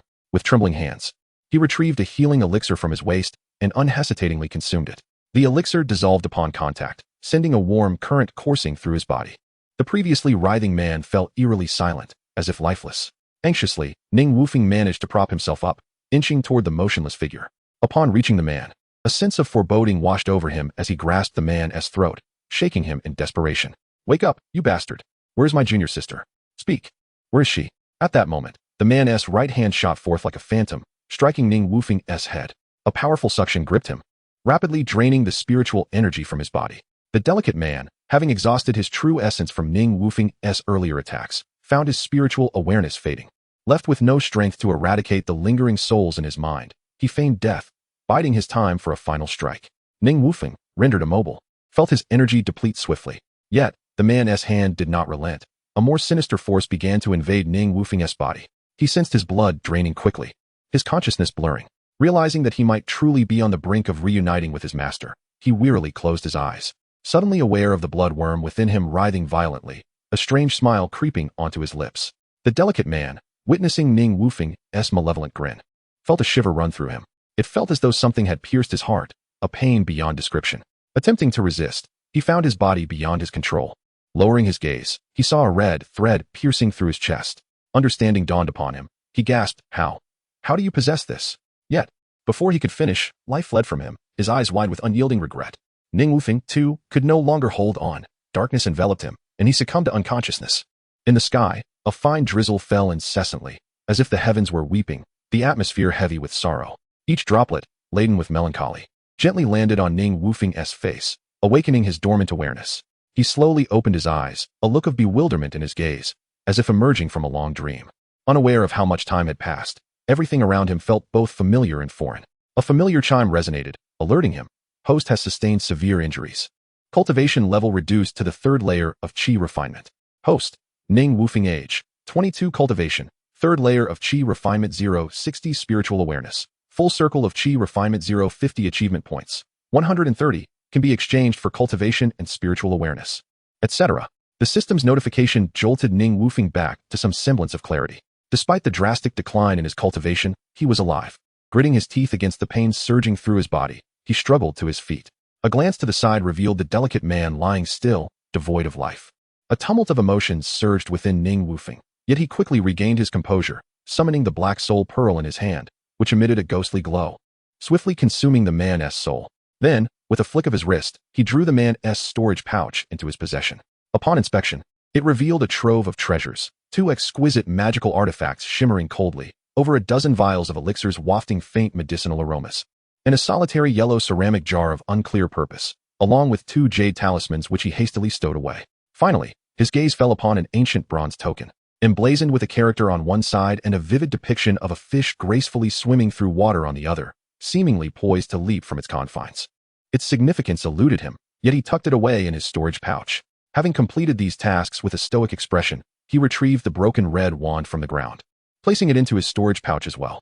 Not wishing to soil the long-foam forest with the sorcerer's remains, he dragged the cold corpse with one hand and unceremoniously cast it over the cliff, the sound of its fall echoing swiftly below. Standing alone on the precipice, rain cascading down his face, a sudden jolt of memory surged forth, unlocking the floodgates of recollection. Vivid, harrowing images surged in waves, his master and senior brother's bodies lying still before the study, their cold forms piercing his heart like a dagger. In a frenzy of urgency, He disregarded his own wounds and sprinted down the mountain path. The rain intensified, pouring down as if to submerge the entire world. Ning Wufeng's solitary figure appeared diminutive amidst the deluge, yet he pressed on, straining every muscle to carry his master's body along the treacherous, muddy trail toward Longfeng Forest. Raindrops mingled with his tears, blurring his vision as they streamed down his face, the only sound the relentless patter of rain. After what felt like an eternity, he finally laid his master and senior brother to rest. On the gravestone, he inscribed, "Grave of Lin Hai, my revered master." With Disciple 11 stands etched in the lower right corner. Exhausted from his labors, he collapsed beside his master's grave, sinking into a deep slumber, as if wishing to merge all his pain and fatigue into the very earth. As the sun rose, golden rays piercing through the clouds to illuminate the forest, Ning Wufeng awoke, kneeling before Lin Hai's grave. His eyes were devoid of tears, replaced by a serene countenance. "Master, I am inept, unable to uncover my junior sister's whereabouts. Please bless me with the strength to find her," he murmured, bowing deeply. Turning to his senior brother's gravestone, he continued, "Senior brother, I have left this bottle of red jade wine for you. I promise to return and share a drink when time allows." With that, he poured the wine upon Wu Shan's gravestone. Finally, he rose, gazing at the gravestones of his master and senior brother, bowing deeply once more. "Master, brothers, may your journeys be peaceful. I am about to embark on a distant path, unable to remain by your side. Yet, I will not let a single one of your murderers escape." With that declaration, he knelt 3 times, his head striking the ground with purpose, leaving Longfeng Forest behind. Ning Wufeng ascended Wushuang Cliff. He caressed the stone inscribed with the words Wushuang Cliff, etched by his junior sister's hand, a torrent of indescribable emotion swelling within him. Softly, he recited, "In dreams, where is my beloved? Green mountains and clear waters reflect the slanting sun. A song of yearning rends the heart. As I look back at dusk, tears flow in streams. Junior sister, no matter how far you may be, I will surely find you." With resolve, he swiftly produced the failing leaf, leaping into the air, soaring toward the heavens. However, at the moment of his impending departure, he could not resist the urge to glance back at the Changfeng Gate atop Baiyang Mountain, his one and only home. At this instant, the Changfeng Gate lay still and silent, devoid of the laughter and joyful voices of yesteryears. The scenery remained, yet the people had long since departed. Wu Feng, the path of cultivation is long and arduous, a defiance against fate, a struggle for longevity. It is a solitary and challenging journey, yet with diligent practice and unwavering resolve, one shall surely honor the gifts of talent and opportunity bestowed upon them. The voice of his master resonated once more within his heart. A wave of inexplicable sorrow and reluctance surged within him, yet ultimately, he turned and guided the flying spirit leaf toward the horizon. In his youth, with the spring breeze at his back, he rode swiftly, doubting that separations existed in this world. Joys and sorrows are frequent visitors, as the wind carries the floating duckweed. Never to reunite. End of Volume 1, Chapter 66. Gathering of Immortals Town. Yunzhou's Gathering of Immortals Town resembles a sinuous serpent, winding gracefully amidst the mist-covered mountains. The narrow, winding streets of the town are bustling with throngs of people, creating an atmosphere of extraordinary liveliness. Within an ancient tavern, a solitary figure sits by the window. A man named Ning Wufeng, clutching a gourd of wine tightly in his hand.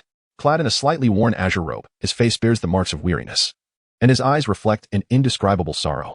Ning Wufeng had arrived at this place half a month ago, yet time had slipped away unnoticed, and the 2 months that followed had done little to alleviate the anguish within him. Recently, he had been plagued by nightmares. Fragments of memories regarding the destruction of the Changfeng sect slicing through his heart like a keen blade. Initially, he suspected Chun Hengshan of the Xiao family, but quickly dismissed the thought. Had Qin truly sought vengeance for the Xiao family, his cultivation would have rendered him unafraid of confronting Ning. The bizarre techniques employed by that demon were clearly of demonic origin, draining his spiritual energy while attempting to consume his essence. It was evident that the assailants were after the sacred scripture of poisons and the Black Soul Pearl. Contemplating this, Ning Wufeng was overwhelmed with guilt and self-reproach. He took a hearty swig from the gourd, realizing that this calamity might have stemmed from his own presence. Had he not encountered that malevolent cultivator, how could the Changfeng sect have faced such utter devastation?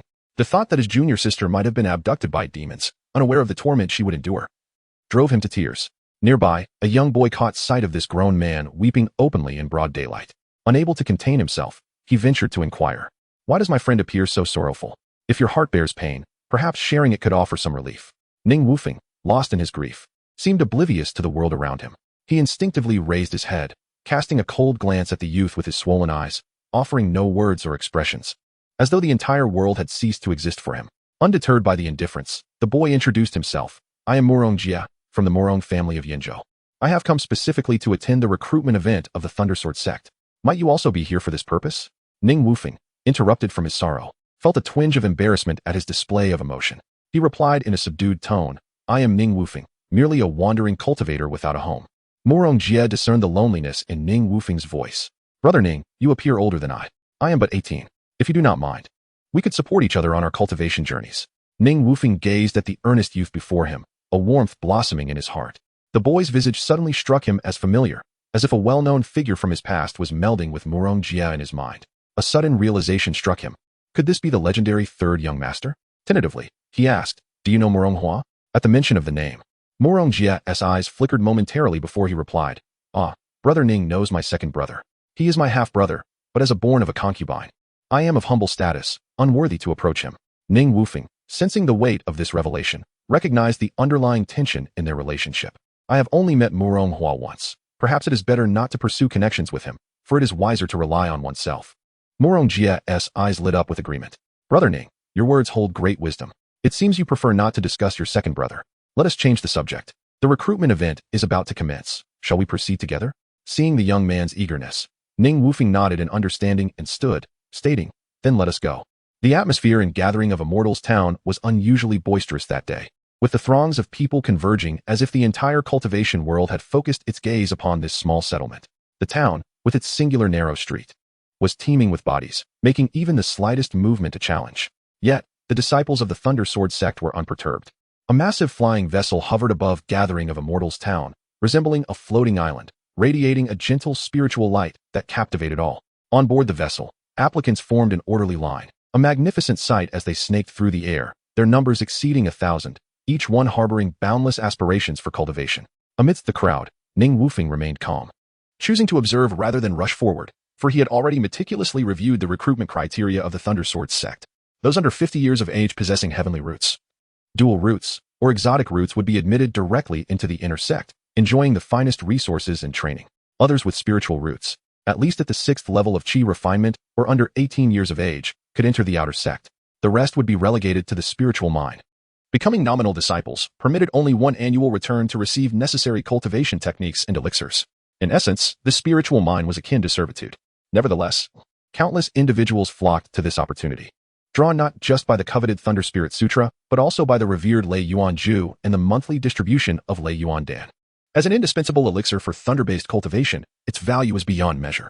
Many, yearning for the unparalleled might of thunder techniques and aspiring to advance on their cultivation paths, willingly toiled in the spiritual mine, hoping to one day emerge transformed, soaring to great heights. After suffering a decline in his cultivation, Ning Wufeng had exchanged his remaining achievements for spiritual energy, barely reaching the 5th level of chi refinement. Fortunately, he still possessed the white jade token gifted by Lu Ming. Otherwise, he would have been left with no choice but to embrace the life of a humble miner.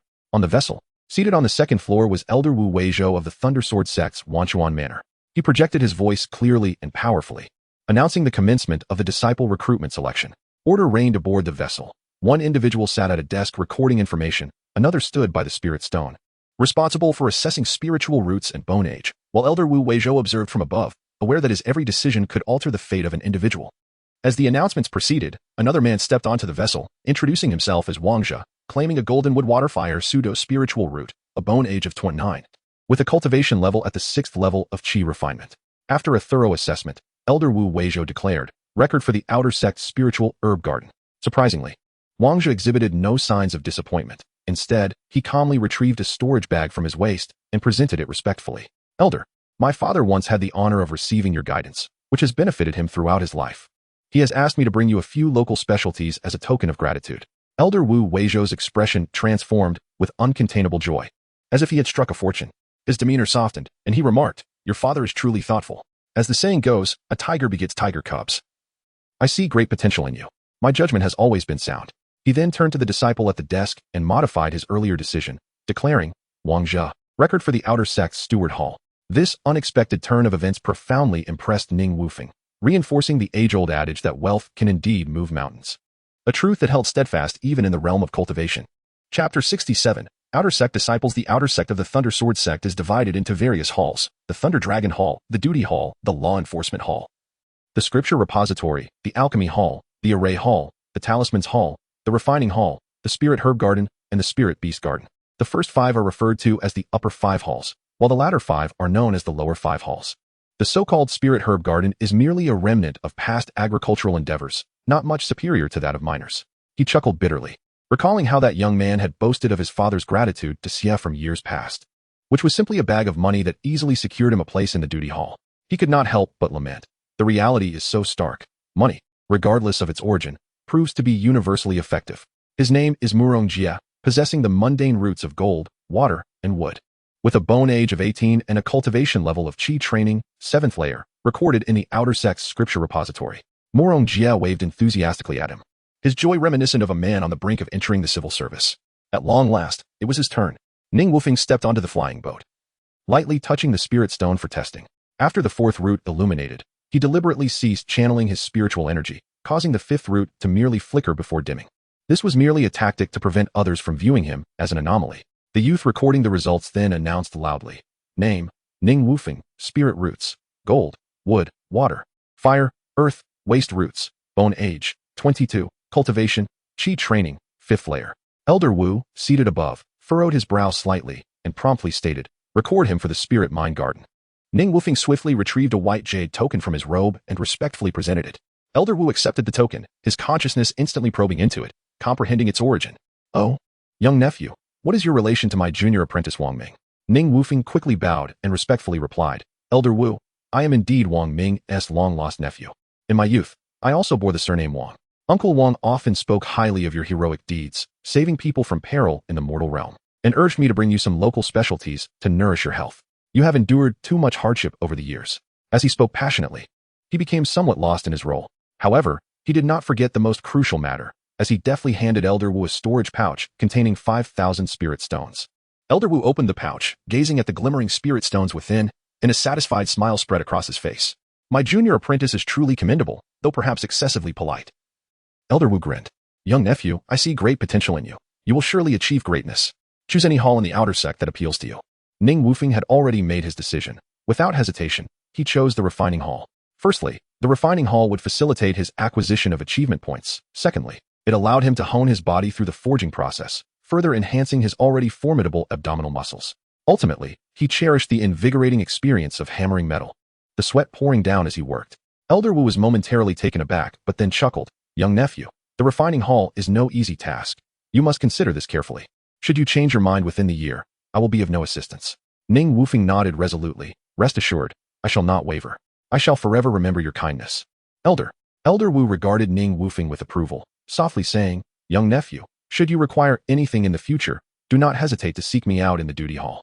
It remains uncertain whether every selection event at the Thundersword sect attracts such a multitude of disciples.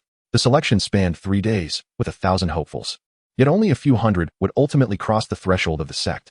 Despite the absence of prodigious talents with heavenly roots, Elder Wu's spirits appeared unaffected, for his own purse had undeniably swelled. With a wave of his arm, the grand flying boat ascended majestically, resembling a colossal silver bird soaring through the skies, gradually distancing itself from the bustling ground below, heading towards higher realms. The mountains below stretched endlessly, shrouded in mist, resembling an ethereal paradise, rendering the scene almost surreal, dreamlike. Approximately an hour later, the flying boat traversed a blue light curtain, the protective array of the Thundersword sect. It descended gently, ultimately mooring beside a vast lake, its waters shimmering under the setting sun, casting a blood-red hue across the landscape, a sight too beautiful to behold. Wow, look at that. It's stunning, exclaimed a female disciple, unable to contain her awe. Ning Wufeng was equally captivated by the scene before him, gazing into the distance at a solitary pavilion on the lake, bathed in the warm glow of the sunset, exuding an air of poetic elegance, evoking the imagery of autumn waters blending with the endless sky, where the setting sun and solitary wild geese took flight together. Elder Wu led the group forward, firmly striding along the lakeside until they reached a floating bridge spanning the water, swaying gently in the breeze, as if it connected the mundane world to the path of immortality. Standing before the bridge, Elder Wu's voice suddenly boomed, his gaze sweeping over the crowd. I trust some of you have heard of the 18-character mantra that embodies the founding principles of the Thundersword sect. Tread upon peace, seek longevity, ascend the immortal path, achieve greatness, protect the living, establish tranquility. These 18 characters were penned by the first-generation patriarch, Zheng Yuan, embodying the sect's millennial beliefs. Each disciple of the Thundersword sect must personally experience the first 3 phrases of this mantra before entering the sect, serving as the starting point on their path of cultivation. I hope you will contemplate it deeply. Elder Wu continued, at this moment, we stand upon this bridge, aptly named Peace Bridge, symbolizing the tranquility and stability one must first attain on the journey of cultivation.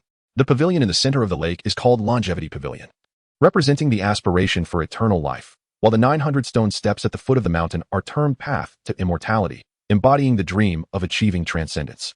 Following Elder Wu's guidance, the group stepped onto the gently swaying Peace Bridge, gazing towards the Longevity Pavilion as if glimpsing the elusive realm of eternal life. Subsequently, they ascended the path to immortality, each of the 900 steps, though lengthy, signifying a progression to a higher realm with every step taken. At last, upon reaching the final step, their vision expanded dramatically, revealing a vast plaza before them. In its center stood a grand sect hall, surrounded by an intricately arranged complex of buildings. The plaza was paved with blue stone slabs, exuding a sense of cleanliness and solemnity. In that moment, it felt as though they had been ushered into an entirely new world. Chapter 68. The rules of the sect. The Thunder Square was bustling with a throng of people, an array of curious gazes directed at their group. It was rumored that among the newly recruited disciples, only 2 possessed dual spiritual roots. The quality of disciples these days seemed to be declining with each new batch. Whispers flowed through the crowd like a tide, interspersed with sighs and headshakes. Yet, amidst the clamor, Wu Weizhou maintained a cheerful demeanor, seemingly unaffected by external opinions, as he calmly led the group across the square. One could not help but admire the utility of a thick skin. Before the palace, the golden character's Thunder Dragon Hall gleamed brilliantly in the sunlight, radiating an extraordinary brilliance. Wu Weizhou halted and addressed the seemingly youthful yet refined man before the hall. Senior Brother Qi, I am pleased to report that I have fulfilled my duty. We have a total of 118 new disciples, and I now present them to you. After Wu Weizhou departed, the man named Qi Guang nodded slightly, his gaze sweeping over the crowd. His voice was gentle yet authoritative. I am Qi Guang, the overseer of Thunder Dragon Hall. The newly arrived disciples will be managed by our hall for the time being. With that, Qi Guang led everyone to the Deacon Hall. There, each person received a storage pouch. Upon opening it, they discovered a jade talisman inscribed with the Thunder Spiritual Heart Sutra, a sect rulebook, a bottle of elixirs, 100 spirit stones, a gray robe, and a white identity token. Ning Wufeng thought to himself, is this all? Surely, this cannot be a month's salary? This grand sect is rather stingy. Qi Guang stood before them, his gaze sweeping across each individual, his tone solemn. Disciples, please change into the robes you hold. Ning Wufeng looked down at the robe in his hands. Although he felt the color was too plain and did not quite suit his handsome appearance, at least it was a medium-grade magical artifact. After donning the robes, the group followed Qi Guang to the Ancestor Hall. The hall was serene and solemn, with 3 portraits adorning the walls, beneath which lay numerous spirit tablets, each seemingly imbued with a legendary history. Ning Wufeng's gaze was first drawn to the central portrait, depicting a middle-aged man with an ethereal demeanor and a long beard, with the words Zheng Yuan Lao Zhu inscribed clearly in the lower right corner. This was the Grand Master who founded the sect, indeed a striking figure. One could only wonder if he had been reincarnated. Lost in thought, his gaze shifted to the left, and he froze in surprise. The figure in the portrait was none other than his long-cherished sword Immortal Master. He never imagined his master would hold such high esteem, being displayed alongside the portrait of the founding ancestor. Remarkable. If that were the case, how many generations of disciples was he now? Perhaps he was the highest-ranking disciple in the entire Thunder Sword sect. Just as Ning Wufeng was lost in excitement, a strikingly beautiful woman in the portrait on the right caught his attention, Chang Lan Laozu, a formidable woman who stood equal to the 2 peak male figures. At this moment, Qi Guang's voice resounded in the Ancestor Hall, carrying an undeniable authority. These are the ancestors of the Thunder Sword sect. All disciples, kneel and pay your respects to the ancestors. Upon hearing this, the crowd knelt in unison, respectfully bowing to the portraits and spirit tablets on the wall. Ning Wufeng also knelt among them, silently reciting, achieve the great way, protect the living, establish peace. A familiar sentiment washed over him. Could it be that one day he would become a sage? After the homage, Qi Guang continued, now, you have officially become disciples of the Thunder Sword sect. The 18-character true words of the ancestors must not only reside in your hearts, but must also be reflected in your actions, bringing glory to our sect. Finally, the tedious initiation ceremony concluded as the sun sank in the west, the last rays of twilight being swallowed by the night. With the ceremony's end, half of the disciples were sent out of the Thunder Sword sect to the Spirit Mind Garden, while 3 were directly taken to the inner sect. The remaining 50 or so disciples were led by a man to a cave entrance.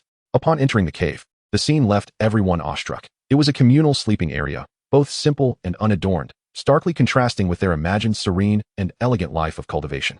The leading man briefly instructed them and allowed them to rest, strictly forbidding any wandering. Ning Wufeng felt a mix of emotions.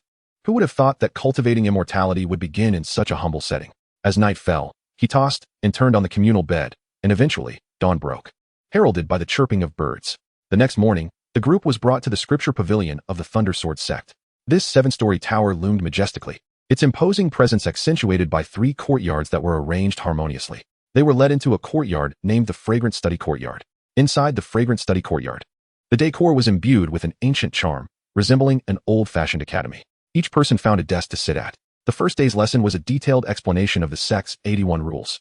The rules were numerous, ranging from respecting one's master and maintaining propriety, to refraining from indiscriminate killing and bringing suffering to living beings. Each rule underscored the sect's stringent expectations of its disciples. Among them, one rule elicited both laughter and exasperation. Disciples must not harbor improper thoughts or indulge in promiscuity. Ning Wufing could not help but exclaim. This was not just about cultivating immortality, it was akin to crafting a perfect gentleman. Would they even issue a certificate of completion, declaring him a true gentleman? Finally, the transmission master announced a startling piece of news. These rules must be memorized in full, with an examination to be held on an unspecified date. This news plunged the disciples into deep contemplation. As the morning dew had yet to dissipate, they rose and stepped into the antiquated Fragrant Study Courtyard, where they would listen day after day to the sect's history, rules, and the intricacies of the cultivation world. This routine persisted for a week, testing everyone's endurance. Yet, it was not entirely fruitless. They learned that the inner sect of the Thunder Sword sect was divided into 4 major estates: Jutian Estate, Qiqi Estate, Qixia Estate, and Looming Estate, each representing distinct paths of cultivation: Thunder Cultivation, Sword Cultivation, Tool Cultivation, and Beast Cultivation. Ning Wufing finally comprehended why his sword immortal master had guided him to the Qiqi Estate for his training. It turned out that while practicing the Wujin Ju, one also needed to concurrently cultivate the Thunder Body Ju, an extreme method that utilized thunder as a catalyst to continuously temper the strength of the physical body. Daily exposure to thunder punishment was excruciating, and only those with great willpower could endure it. Due to his initially frail physique, he could not withstand the might of heavenly thunder and had to rely on a plethora of talismans infused with thunderous energy to assist in his cultivation. This method was financially burdensome during the initial stages, rendering it nearly impossible for a loose cultivator without familial or sect support. Qiqi Estate, renowned for its sword cultivators, had merely a handful of members among the tens of thousands of disciples in the Thunder Sword sect, underscoring the difficulty of entry. Ning Wufing was puzzled as to why his master had concealed the Thunder Body Ju from him. A hint of doubt swelling within him. Was his master deliberately withholding the arduous challenges of this cultivation path, fearing he might be deterred by the difficulties? Chapter 69. The official commencement of work 10 days later, this group of individuals finally emerged from a period of dullness and tedium. Ning Wufing had at long last arrived at his new abode, an independent and tranquil cavern nestled within the mountains. Above the entrance was inscribed the title of Refining Tools Scholar. Stepping into the cave, one would find a spacious interior, partitioned into several smaller chambers. Ning Wufing was assigned a modest chamber of his own, which, despite its designation as a cave dwelling, was merely 2 slightly cramped stone rooms, devoid of windows and a view of the starry sky. At long last, he had escaped the era of communal sleeping arrangements and the accompanying discomfort of being squeezed beside 2 burly companions, as well as the cacophony of their enchanting yet unforgettable snores. However, the surroundings left much to be desired. It was hardly reminiscent of a place for cultivating immortality, but rather resembled a setting for servitude, albeit under the grandiose title of Refining Tools Scholar, a fade of elegance. The middle-aged man who had escorted him, named Jiang Baiyu, possessed a cultivation level of the 10th layer of Qi refinement. Junior Brother Ning, he stated, this cave will belong to you from now on. You can use your waste token to open this stone door whenever you wish to enter or exit. Is there anything else you require? Ning Wufing promptly expressed his gratitude. Thank you, Senior Brother Jiang. This cave is quite satisfactory and feels rather secure. Jiang Baiyu merely smiled knowingly, as if he could see through Ning Wufing and Apos' thoughts. Why don't I take you to see the scenery nearby? Thus, the two set off, with Jiang Baiyu leading the way along a winding path towards the mountain peak. The air was imbued with the refreshing sense of earth and vegetation, invigorating their spirits. After traversing a grove of peach trees, they arrived at a terrace overlooking a breathtaking lake.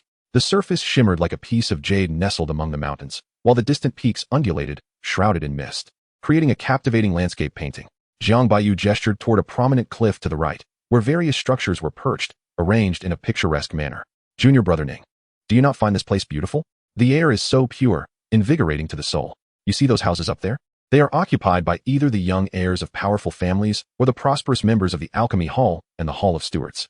If you wish to reside there, you will need to find a way to acquire spirit stones swiftly. However, it is quite challenging for us in the Refining Tools Hall to obtain spirit stones. Ning Wufing was taken aback to discover that even in the realms of cultivation, there existed luxurious villas with scenic views, a privilege evidently enjoyed by the affluent. He chuckled awkwardly in response. Senior Brother Jiang, you jest. As cultivators, how can we be so concerned with external possessions? No matter how much wealth one possesses, it is meaningless without life to spend it. I believe strength is of utmost importance. Upon hearing this, Jiang Baiyu's eyes glimmered with appreciation. Well said. It is refreshing to see such clarity and open-mindedness in one so young. Come, let me treat you to a drink. Ning Wufeng suddenly realized that sometimes one must possess certain indulgences, much like the allure of wine, which seemingly possesses a magical ability to bridge distances between individuals. It not only warms the body against the cold, but also fosters joy, imbuing conversations with intimacy and sincerity. At long last, Ning Wufeng faced the day of his official labor. Steward Zhao of the refining tools hall handed him 5 blueprints for crafting tools, stating in a solemn tone, "These are your tasks for this month. You must submit the completed items on time in a month." As long as he fulfilled the monthly tasks assigned by the hall, the remainder of his time would be his own, which was a semblance of freedom. Though it appeared to be merely 5 items for disciples with lower cultivation levels, forging 5 magical tools could easily consume 20 days. Consequently, the time left for personal cultivation dwindled, trapping them in a vicious cycle with subpar innate talent. Insufficient time for training made it increasingly difficult to achieve success. Ning Wufeng glanced at the blueprints in his hands, all of which pertained to low-grade magical tools. It seemed that due to his cultivation being only at the 5th layer of qi refinement, he was not assigned higher-grade items. He entered the courtyard, his gaze swiftly scanning the orderly array of iron furnaces, and casually selected a seemingly inconspicuous one. Following tradition, he adeptly removed his upper garment, leaned his infinite sword against the wall, and took a swig from the gourd hanging at his waist, the crisp liquor soothing his throat. With a deep, resonant shout, he swung the hammer, tracing a perfect arc through the air as it struck the metal blank on the anvil, sending sparks flying. The sound of metal clanging resonated, and beads of sweat began to bead on his forehead, cascading down his cheeks and mingling with the furnace's heat. Just as he immersed himself in this primal joy, a cacophony of footsteps shattered the tranquility. 2 young men strode toward him. One was brimming with arrogance while the other followed cautiously. "Hey, you must be new here. Do you dare to use Brother Hu and Appo's as furnace?" Ning Wufeng did not pause in his hammering, responding coldly. "Is this furnace inscribed with your name?" Upon hearing this, the man known as Brother Hu's expression darkened, clearly incensed by Ning Wufeng's words and ready to retaliate. However, the cautious companion quickly intervened, leaning close to whisper, "Brother Hu, don't act impulsively. This kid looks like a hothead. If you engage now, you'll violate the sect's rules and end up in the law hall. Let me handle him." The young man stepped forward, wearing a smile as he introduced himself. "I am Hu Hai, and this is Lu Tianhu, a well-known figure in the refining tools hall, affectionately referred to as Brother Hu. Since you are new and unaware of the customs, we shall overlook this incident today." Ning Wufeng continued to wield his hammer, responding nonchalantly. "Ah, Brother Hu, I see." Hu Hai expected Ning Wufeng to back down, but was taken aback when he received no acknowledgement, sparking his irritation. "Then why don't you hurry up and take your things and get lost?" Ning Wufeng glanced at Hu Hai and then at Lu Tianhu. "Unperturbed, I'm quite busy here. There are plenty of vacant furnaces nearby, aren't there? Hey, you're testing my patience. If Brother Hu gets angry, do you know the consequences?" Ning Wufeng continued to strike the iron, each blow precise and powerful, seemingly impervious to the disturbances around him. "Don't try to intimidate me. The sect's rules state that disciples cannot harm one another. Be careful, or I'll report you." Ning Wufeng thought to himself, fully aware of the sect's 81 rules by heart. Hu Hai, exasperated, pointed accusingly at Ning Wufeng. You clearly don't want to remain in the refining tools hall anymore, do you? Go ahead and strike if you dare. Just spare me your incessant chatter.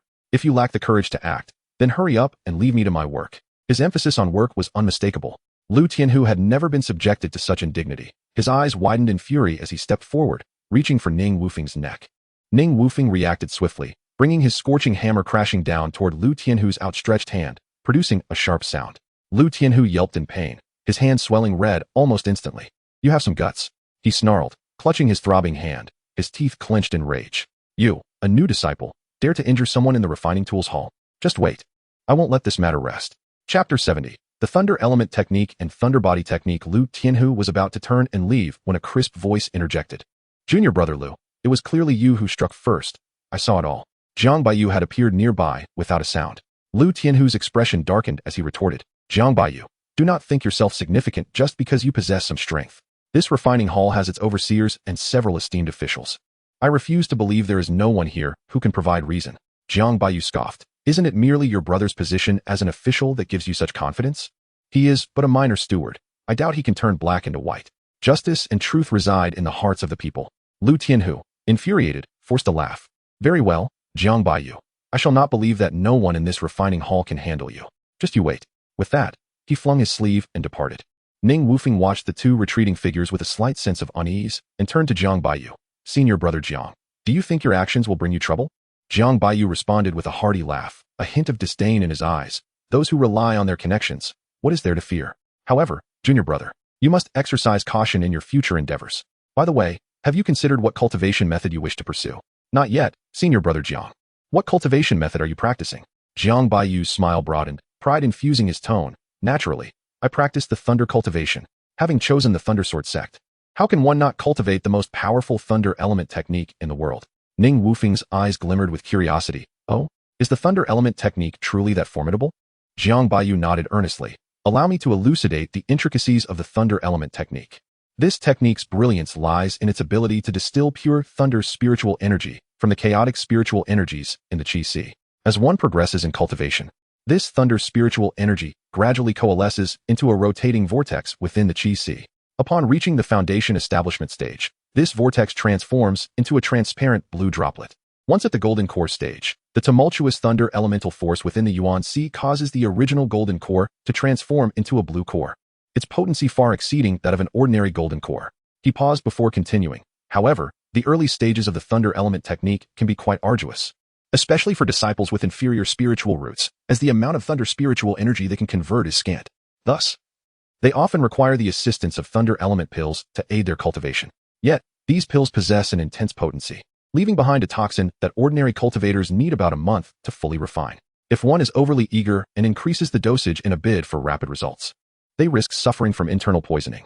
Ning Wufeng inquired with confusion. If the cultivation of this thunder technique is so challenging, why do so many cultivators flock to it? Jiang Baiyu calmly explained. Though the initial stages are indeed fraught with difficulty, once one breaks through, subsequent progress accelerates significantly. It is paramount to cultivate the thunder element technique to the third level during the Qi refining stage to establish a solid foundation. Otherwise, forcibly attempting to establish a foundation may cause the unformed vortex to dissipate, resulting in a complete loss of effort. However, once one successfully establishes a foundation, the small realms of the foundation establishment stage will be unobstructed, and one will encounter no further bottlenecks. Moreover, the power of the thunder technique far surpasses that of other spells. Cultivators of equal rank are no match for us. This could be the reason countless individuals aspire to master the thunder technique. At this point, Jiang Baiyu suddenly seemed to recall something, slapping his forehead with a laugh. I forgot to ask, what type of spiritual root do you possess? Ning Wufeng, feeling somewhat embarrassed, scratched his head sheepishly. It's better not to mention it. I have a naturally useless spiritual root. Upon hearing this, Jiang Baiyu was momentarily taken aback before quickly regaining his composure, reassuring, Junior brother Ning, it's all right. Even a useless spiritual root is still a spiritual root. Do not lose heart. In truth, I find the thunder technique to be merely average. You might consider beast cultivation. With the assistance of spiritual beasts during the Qi refining stage, your combat prowess would undoubtedly surpass that of your peers. Ning Wufeng laughed heartily at this. Did you not claim that the thunder technique is invincible? How is it now merely average? I refuse to believe that I cannot cultivate this thunder technique. Senior brother Jiang, just you wait and see. I will prove you wrong. With that, he hurriedly donned his attire and turned to head toward the scripture pavilion. Jiang Baiyu, witnessing his departure, called out urgently, Brother, I was joking. Do not take it seriously. Do not waste your prime years on futile cultivation. However, Ning Wufeng had already vanished from sight, leaving Jiang Baiyu shaking his head in exasperation. At this moment, Ning Wufeng entered the scripture pavilion, where figures bustled about, creating a vibrant atmosphere. A plethora of cultivation manuals dazzled the eyes, overwhelming him with choices. Soon, he spotted a familiar face, Murong Jie, who had surprisingly become a salesperson. Murong Jie beamed upon seeing Ning Wufeng. Big brother Ning, how have you been? Have you come to select a cultivation method today? I've been well. Are you comfortable here? By the way, how much for the thunder element technique and the thunder body technique? Murong Jie glanced around before lowering his voice. Big brother Ning, are you considering dual cultivation?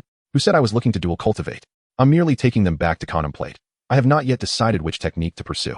Murong Jie seemed to understand. Oh, I see. However, only the first 3 levels of these 2 techniques are available on the first floor of the scripture pavilion. The first level is quite inexpensive, merely 100 spirit stones. The second level costs 1,000 spirit stones, while the third level is a staggering 5,000 spirit stones. Ning Wufeng was taken aback, realizing that a single technique could be sold in such a manner. What a shrewd merchant. As a newly admitted disciple, he was naturally reluctant to reveal his wealth, lest he attract unwarranted trouble. After pondering, he decided, I shall purchase the first level for now. It is merely for initial contemplation. With that, he produced 100 spirit stones from his pocket and handed them to Murong Jie. Murong Jie swiftly processed the transaction, handing Ning Wufeng the first-level manuals for both the Thunder Element technique and the Thunder Body technique. Eager to begin his closed-door cultivation, Ning Wufeng returned to his humble cave dwelling. He followed the instructions in the Thunder Body technique to undertake his first experience with lightning. He suspended a lightning talisman above his head, formed a hand seal, and closed his eyes. A slender bolt of lightning struck his body. Instantly, a jolt of pain coursed through him. His muscles contracted rapidly under the electric shock, causing his body to convulse uncontrollably. The intense pain rendered him incapable of concentrating to guide the current through his meridians. He could only let it wreak havoc within him. His inaugural attempt at lightning cultivation ended in utter failure. Struggling to rise, he moved his numbed limbs. Undeterred, he retrieved a second lightning talisman. Closing and reopening his eyes, another bolt of lightning struck him, bringing the same searing pain and convulsions anew. He continued with a third, fourth, and up to the 10th talisman. By the 10th strike, smoke began to rise from his head, and a charred odor filled the air. Slowly, he opened his eyes and raised his numbed hands to smooth his singed hair. This was outrageous. Since embarking on the path of cultivation, Ning Wufeng had never found himself in such a wretched state. He had mastered various spells with ease, yet today, he faced unprecedented humiliation. With all the lightning talismans expended and left half dead, he had grasped not a single principle. No wonder no one was willing to practice this sword path. No wonder only a handful of disciples remained at Chi Manor. It was pure self-torture. A path meant for no one. Chapter 71. Fairness. At this moment, Ning Wufeng lay restlessly on his bed, his mind swirling with countless thoughts. Filled with a sense of unwillingness, since the Thunder Body technique proved ineffective, he resolved to try the Thunder Spirit technique. To his dismay, this attempt only fueled his anger. After meditating for a full hour, he found that not a single trace of Thunder Spirit power had manifested in his energy sea. In a fit of rage, he made an impulsive decision to swallow the last remaining Thunder Essence pill.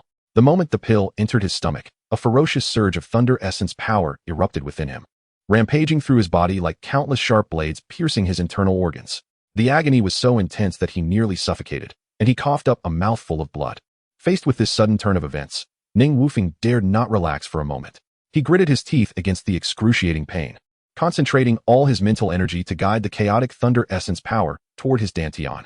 He remained in this state for an entire 3 days and nights. Throughout this prolonged ordeal, he felt as though he was undergoing a trial of life and death, ultimately managing to absorb nearly all the medicinal potency of the Thunder Essence pill. Within his energy sea, a faint and pure trace of Thunder Spirit power flickered into existence. Yet, his chest still ached. Remnants of the pill's toxicity lingered within him, not yet fully expelled.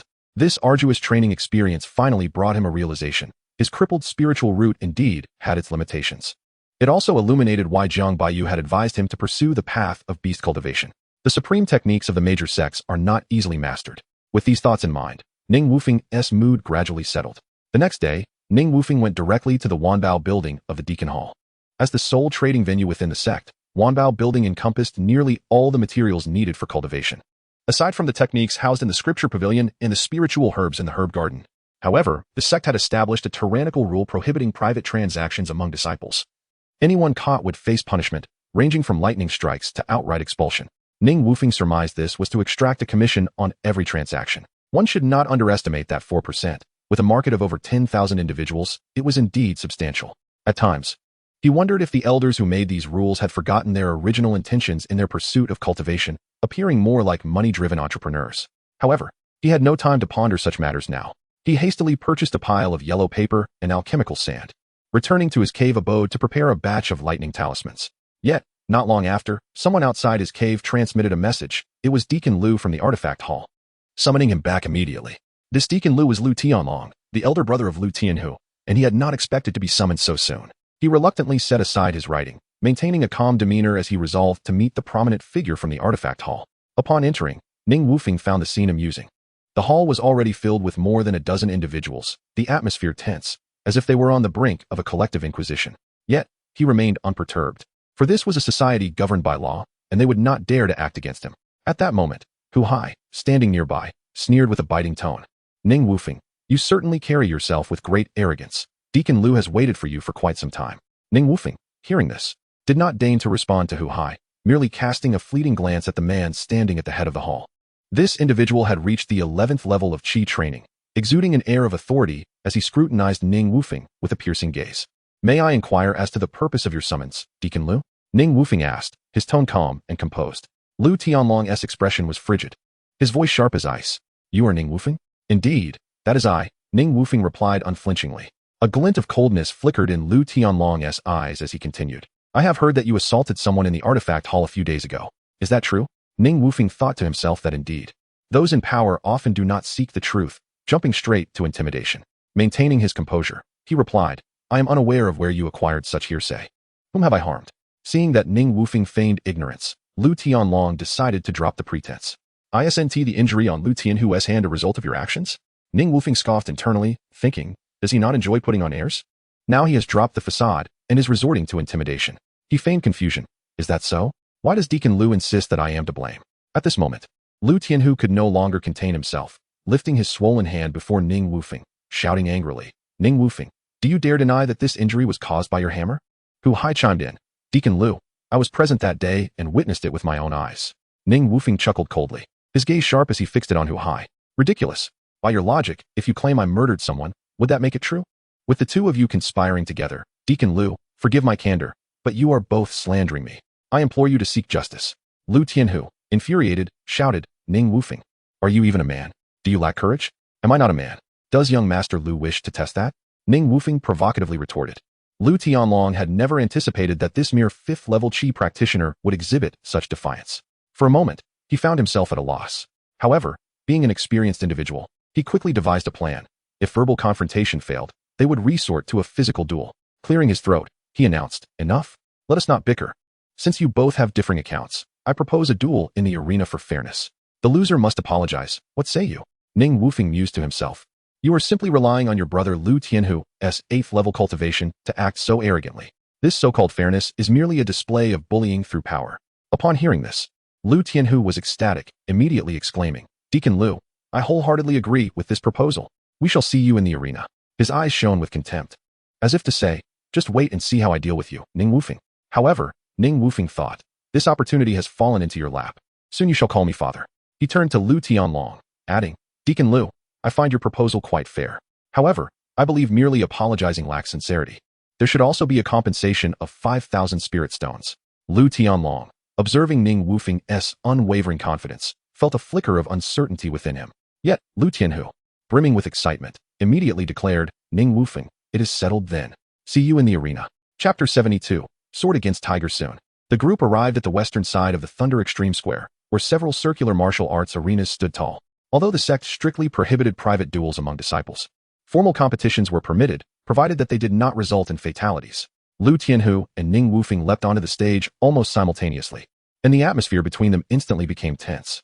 Lu Tianhu cast a disdainful glance at Ning Wufeng and provocatively declared, Ning Wufeng, if you bow to me 3 times right now, we can put our grievances behind us. Ning Wufeng regarded him as a mere buffoon, his eyes betraying his scorn.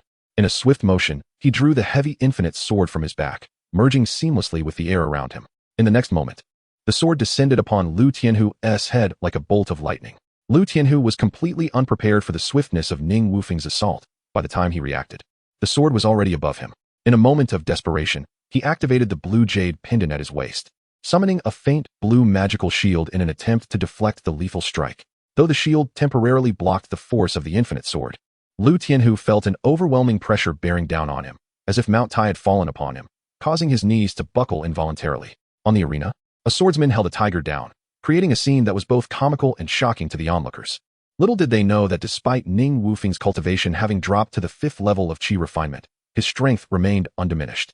Coupled with the immense weight of the infinite sword, the power behind the blow was such that even cultivators above the 10th level of Qi refinement would hesitate to withstand it. He never anticipated that this fellow, despite being at the 8th level of Qi refinement, would so eagerly submit to him. Silently shaking his head, Lu Tianhu thought, compared to the seasoned loose cultivators outside, this lad truly falls short. Brother Lu, had I known you would kneel to apologize, we should not have come to this arena. How will you maintain your reputation in the sect after this? Nevertheless, given your earnestness, I shall graciously accept the 5,000 spirit stones, Ning Wufeng declared, his voice brimming with pride.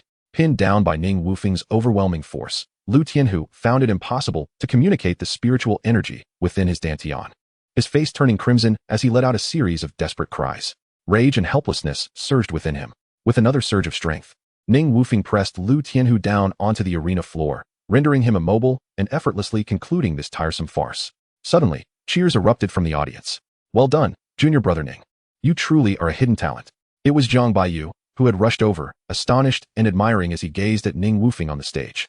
Brother Jiang, please refrain from mocking me. Just a few days ago, you suggested that I consider beast cultivation, Ning Wufing retorted. Jiang Baiyu quickly explained, do not underestimate beast cultivation. It can be a commendable path. True, it requires considerable spirit stones, but in the realm of cultivation, what does not come at a cost? By the way, you aren't truly attempting to cultivate the thunder elemental technique, are you? Ning Wufing nodded helplessly, a wry smile gracing his face. Observing Ning Wufing's expression, Jiang Baiyu laughed heartily. Have you encountered a setback? I warned you that it wouldn't suit you. Taking a deep breath, Ning Wufing replied despondently, Brother Jiang. I shall return to my cave dwelling now. Do not lose heart, junior brother Ning. Jiang Baiyu comforted him, noticing his dejected demeanor. Suddenly, Ning Wufing paused and turned back, stating, Brother Jiang, wait and see. I, Ning Wufing, will master the thunder elemental technique. Jiang Baiyu could only sigh at the stubbornness of this young man, who would not shed tears until faced with the coffin. At this moment, Lu Tianhu knelt before Lu Tianlong, his face a picture of despair, eyes swollen and red, as if he had suffered a great injustice. He choked out, Brother, that kid merely relied on his exceptional sword, and I cannot accept this loss.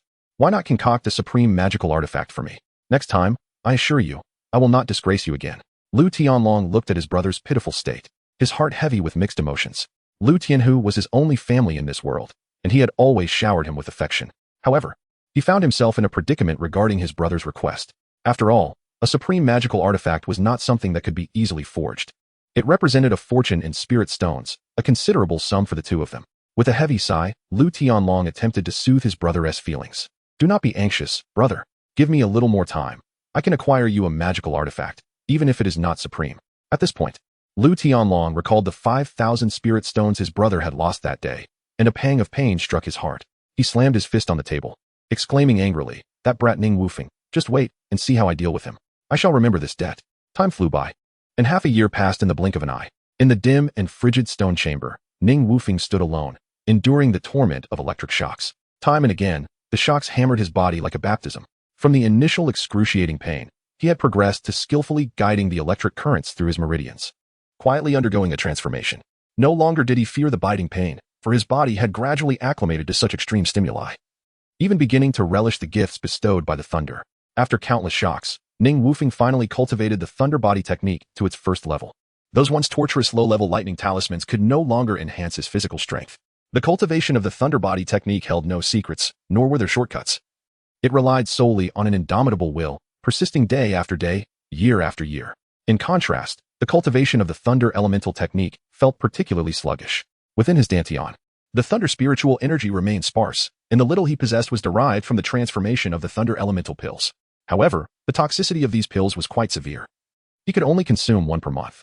Such a slow pace filled him with despair, for reaching the third level might take 500 years. Yet Ning Wufing had no intention of giving up. He merely lamented that if only there were no pill toxicity, he could take 10 or 8 a day, and he would surely graduate in no time. However, this stroke of luck had eluded him.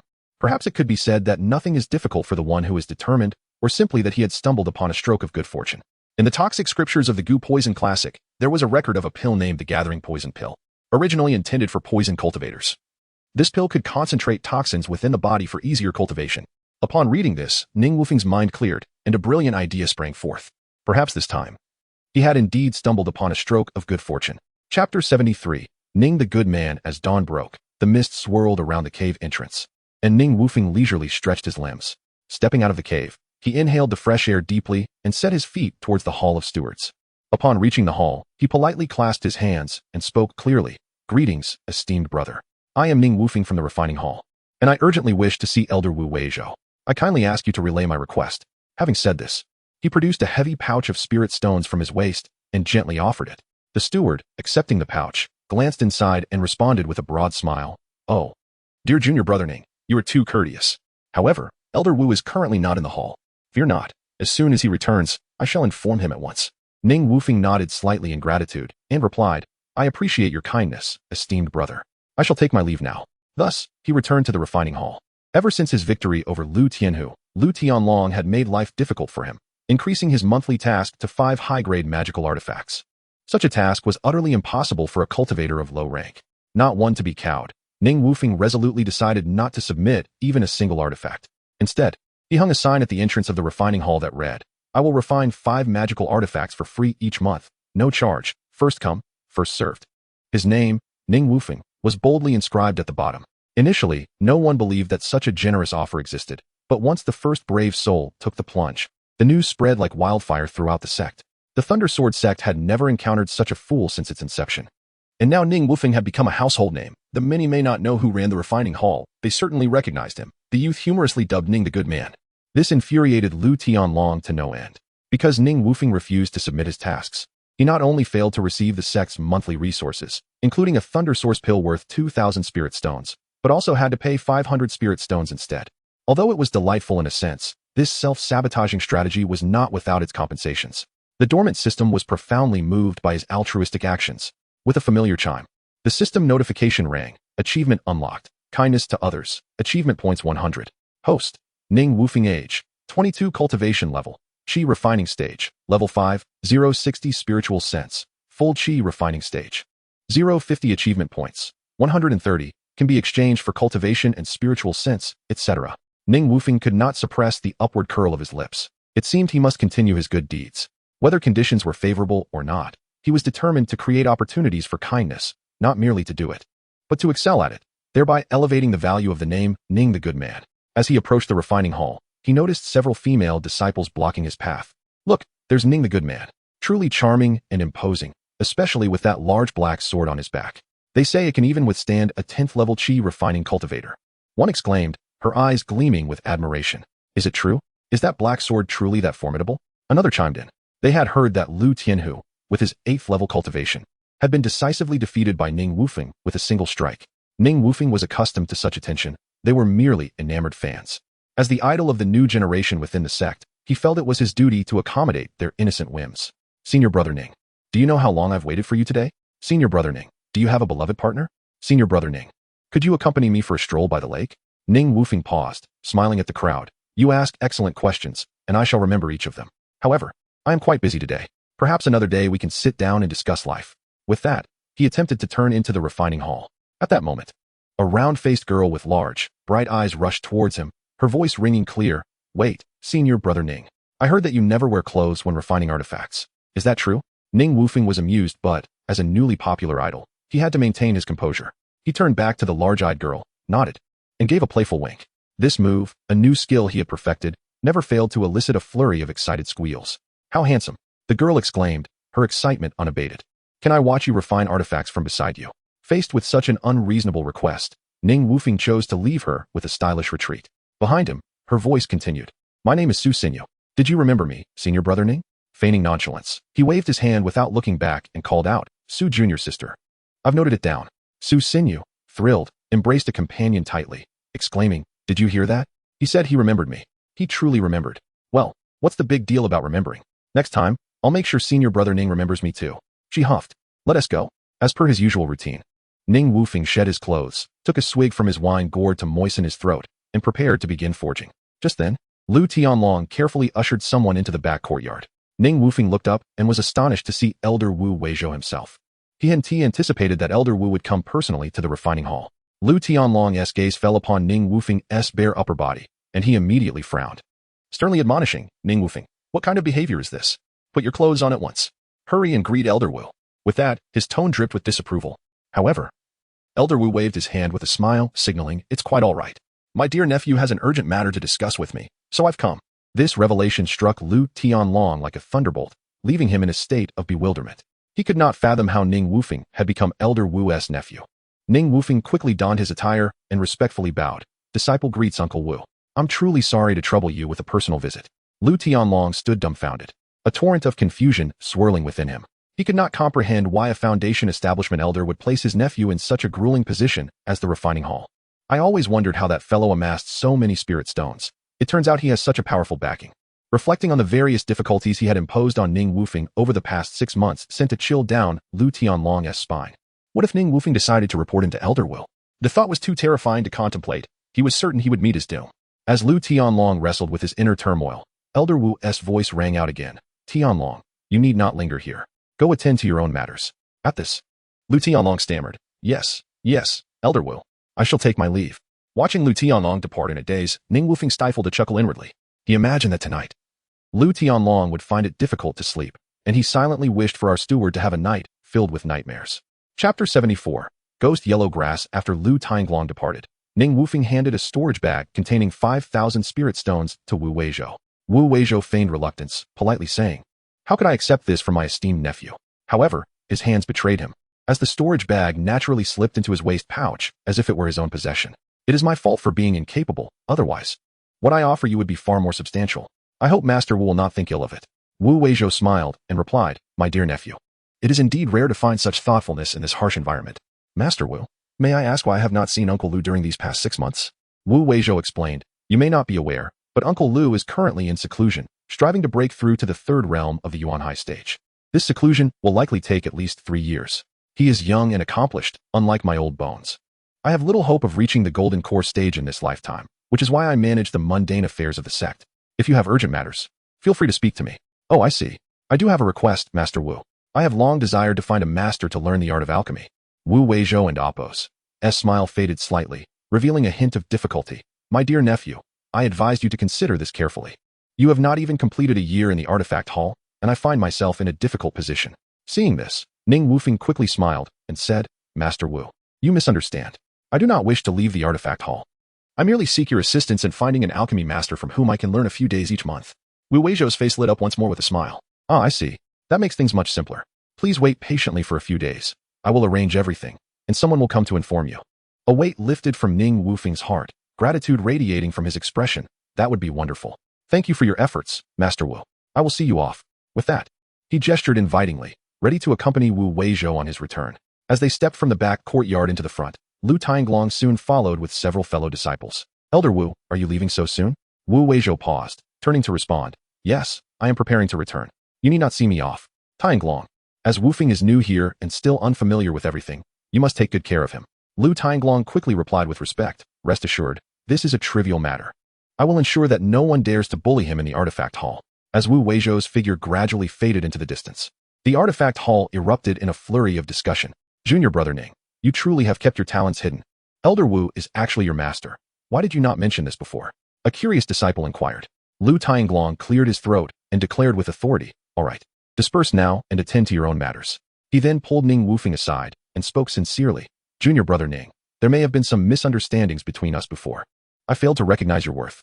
I, Lu Tianglong, apologize. From now on, I will take on your monthly tasks. How does that sound?"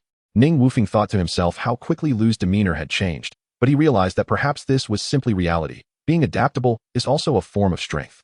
Not long after, Wu Weizhou introduced Ning Wufeng to a master, Su Qiao, the head of the alchemy hall, a formidable practitioner in the late stage of the foundation establishment realm. However, he was only a nominal disciple, thus sparing Ning Wufeng from the elaborate initiation rites. The path of alchemy is vast and profound, divided into 10 ranks. For practitioners in the qi refining stage, being able to produce second-grade elixirs is already a remarkable achievement. Under Su Qiao's guidance, Ning Wufeng grasped the method for creating second-grade elixirs in just 3 attempts, showcasing his innate talent, though he kept this ability hidden from Su Qiao. However, a minor twist of fate occurred. Su Xinyu, a young admirer who wished to see him flex his muscles, turned out to be Su Qiao's daughter. This infatuated girl seemed oblivious to the reality of her father's authority, as Su Qiao surprisingly expressed his desire to take Ning Wufeng as a closed-door disciple. Caught in a dilemma, Ning Wufeng hesitated in his cave for half a month, afraid to venture outside. He had no intention of pursuing the path of alchemy. He was only learning to concoct the gathering poison pill. To accept would mean risking his future cultivation, while refusal felt ungrateful. After all, the head of the alchemy hall wanted to take him as a disciple, and many would covet such an opportunity, especially since alchemy is a lucrative profession. In his quandary, he realized that one key ingredient, ghost yellow grass, was missing from the 3 materials needed for the gathering poison pill, and the sect's spiritual herb garden did not stock it. Thus, he decided to seize the opportunity and request leave to venture down the mountain. Upon crossing the protective barrier of the sect, the scenery transformed.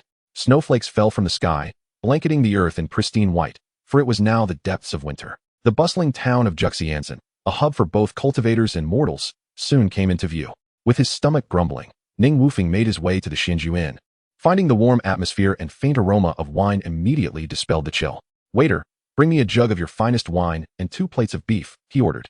As the delectable food and fragrant wine filled him, he savored every bite until he was thoroughly satisfied, even filling his wine gourd for later. Afterward, he proceeded to the Jabala in town. Compared to the Wanbeilu within the sect, the offerings here were far more diverse and splendid.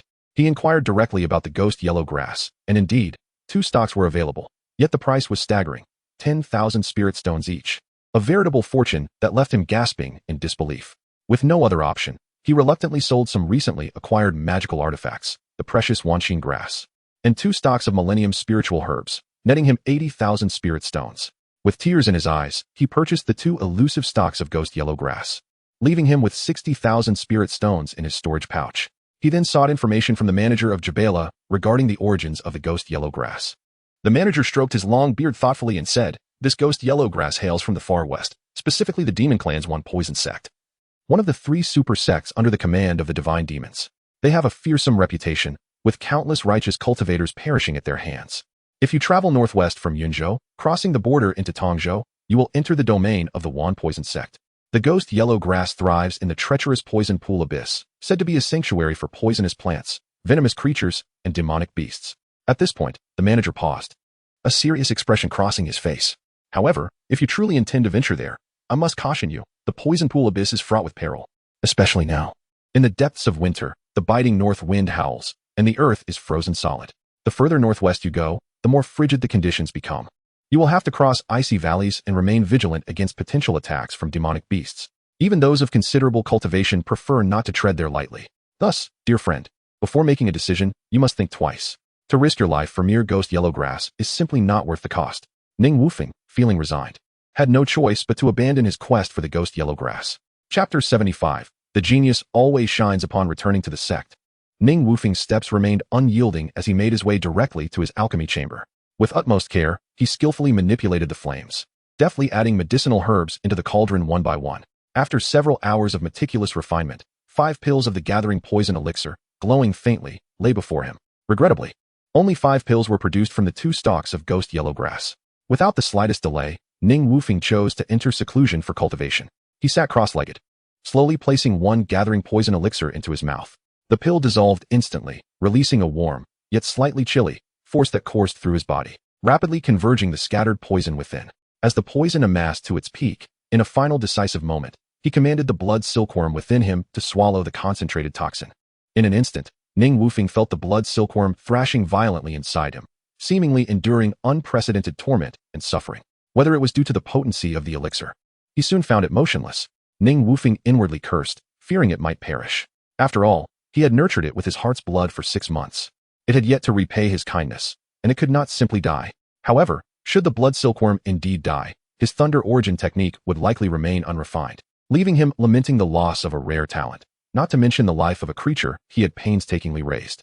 Just when he felt a profound sense of loss, a subtle movement within him signaled that the silkworm had miraculously regained its vitality. It was merely a false alarm, and Ning Wufeng's heart soared with joy, nearly eliciting laughter. At this rate, he could refine a thunder origin pill every 3 days, equating to 10 within a month, and over a year. This progress would surpass a decade of ordinary cultivation. Such a pace of advancement made him smile in his sleep. Alas, the ghost yellow grass was found in the demon realm, which posed a significant dilemma. Time flew by, and half a year passed quietly. In this fleeting time, Ning Wufeng had yet to make any notable progress in his thunder origin technique. However, his thunder body technique steadily improved, a feat made possible by the wealth he had expended. Once he reached the first level of the thunder body technique, the lower-grade lightning talismans became utterly useless. Consequently, he was compelled to invest in more expensive mid-tier lightning talismans, significantly increasing his expenditures. Ning Wufeng soon realized that his finances dwindled like water through fingers. And if this continued, the meager inheritance left by his sword immortal master would eventually vanish. Ultimately, Ning Wufeng chose to apprentice under Su Qiao, recognizing her authority in the alchemy hall and the necessity of maintaining a good relationship for his future sustenance. Naturally, Su Qiao's daughter, Su Xinyu, became Ning Wufeng's junior sister. The young girl was kind-hearted and innocent, possessing an average appearance, not breathtakingly beautiful, but undeniably charming. However, her sole flaw was her excessive clinginess, which deterred Ning Wufeng from visiting the alchemy hall. Once ensnared by her, escape was impossible for an entire day. Today, summoned by his master, Ning Wufeng steeled himself to enter the alchemy chamber. Upon entering, he beheld Su Xinyu kneeling on the ground, tears brimming in her eyes, as if she had suffered immense grievance. Upon seeing Ning Wufeng, she burst into tears, her tears cascading like a broken string of pearls. For a moment, Ning Wufeng was taken aback, as if he glimpsed another shadow, suddenly reminded of his junior sister's own sorrowful cries.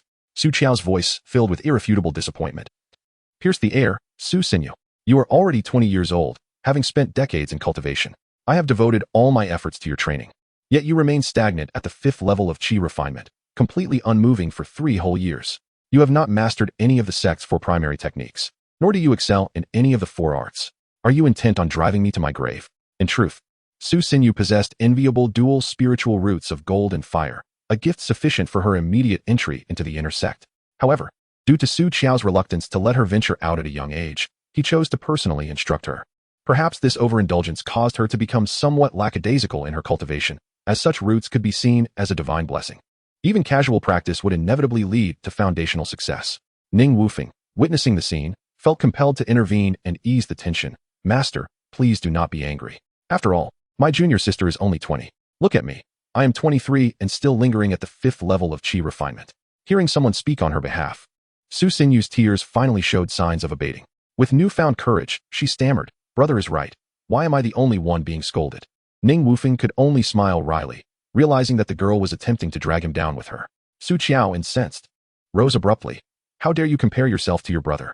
His spiritual root may be lacking, yet he has achieved remarkable accomplishments in weapon forging, talisman crafting, and alchemy. Why can't you put forth the same effort? Ah, you old fool, you were waiting for me here. What of my humble spiritual root? I take pride in my shortcomings." Yet, he continued to placate. "Master, please do not let your anger affect your health. Cultivation is not achieved overnight. Impatience will yield no results." Su Xinyu, her voice barely above a whisper, timidly remarked, "Father, brother's words do have some merit." "What merit? What nonsense!" Su Qiao roared, his voice nearly shaking the roof. Ning Wufeng felt utterly helpless, inwardly lamenting that he must have forgotten to check the auspicious calendar before stepping out today.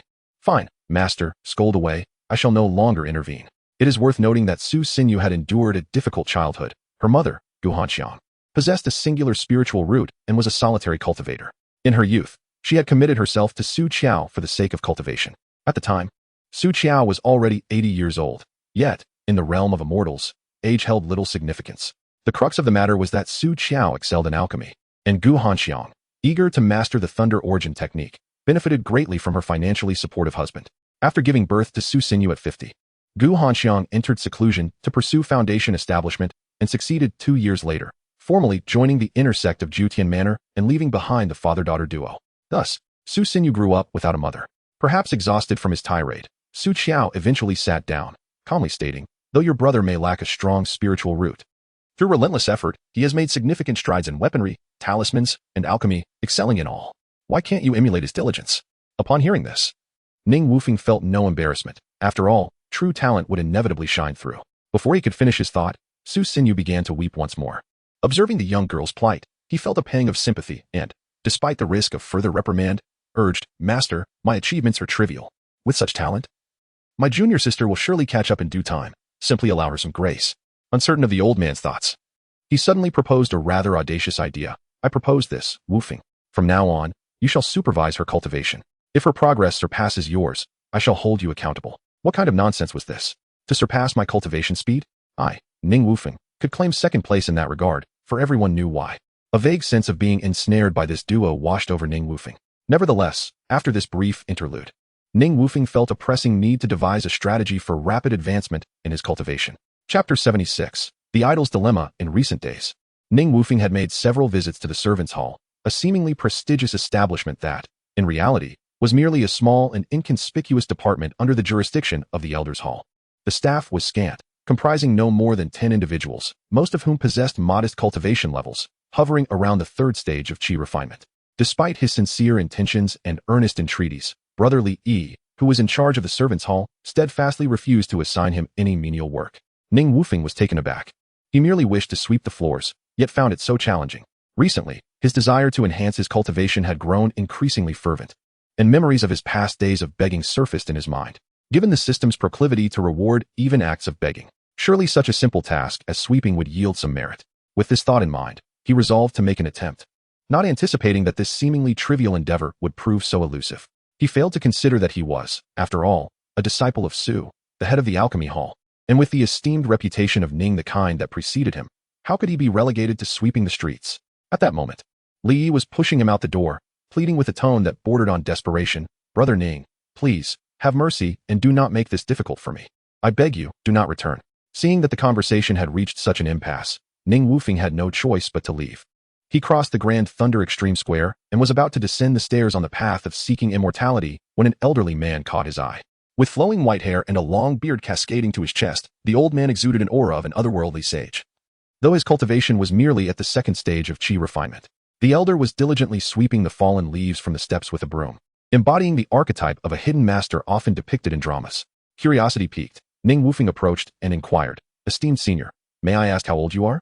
The old man, without lifting his gaze and continuing his task, replied in a calm and measured tone, "Junior, I have reached the venerable age of 88. Upon hearing this, Ning Wufeng felt a surge of respect. That is indeed a long life. Allow me to assist you in your sweeping. My family instilled in me the values of respecting the elderly and cherishing the young." Before he could finish speaking, he had already seized the broom from the old man's hands. The elder appeared somewhat anxious.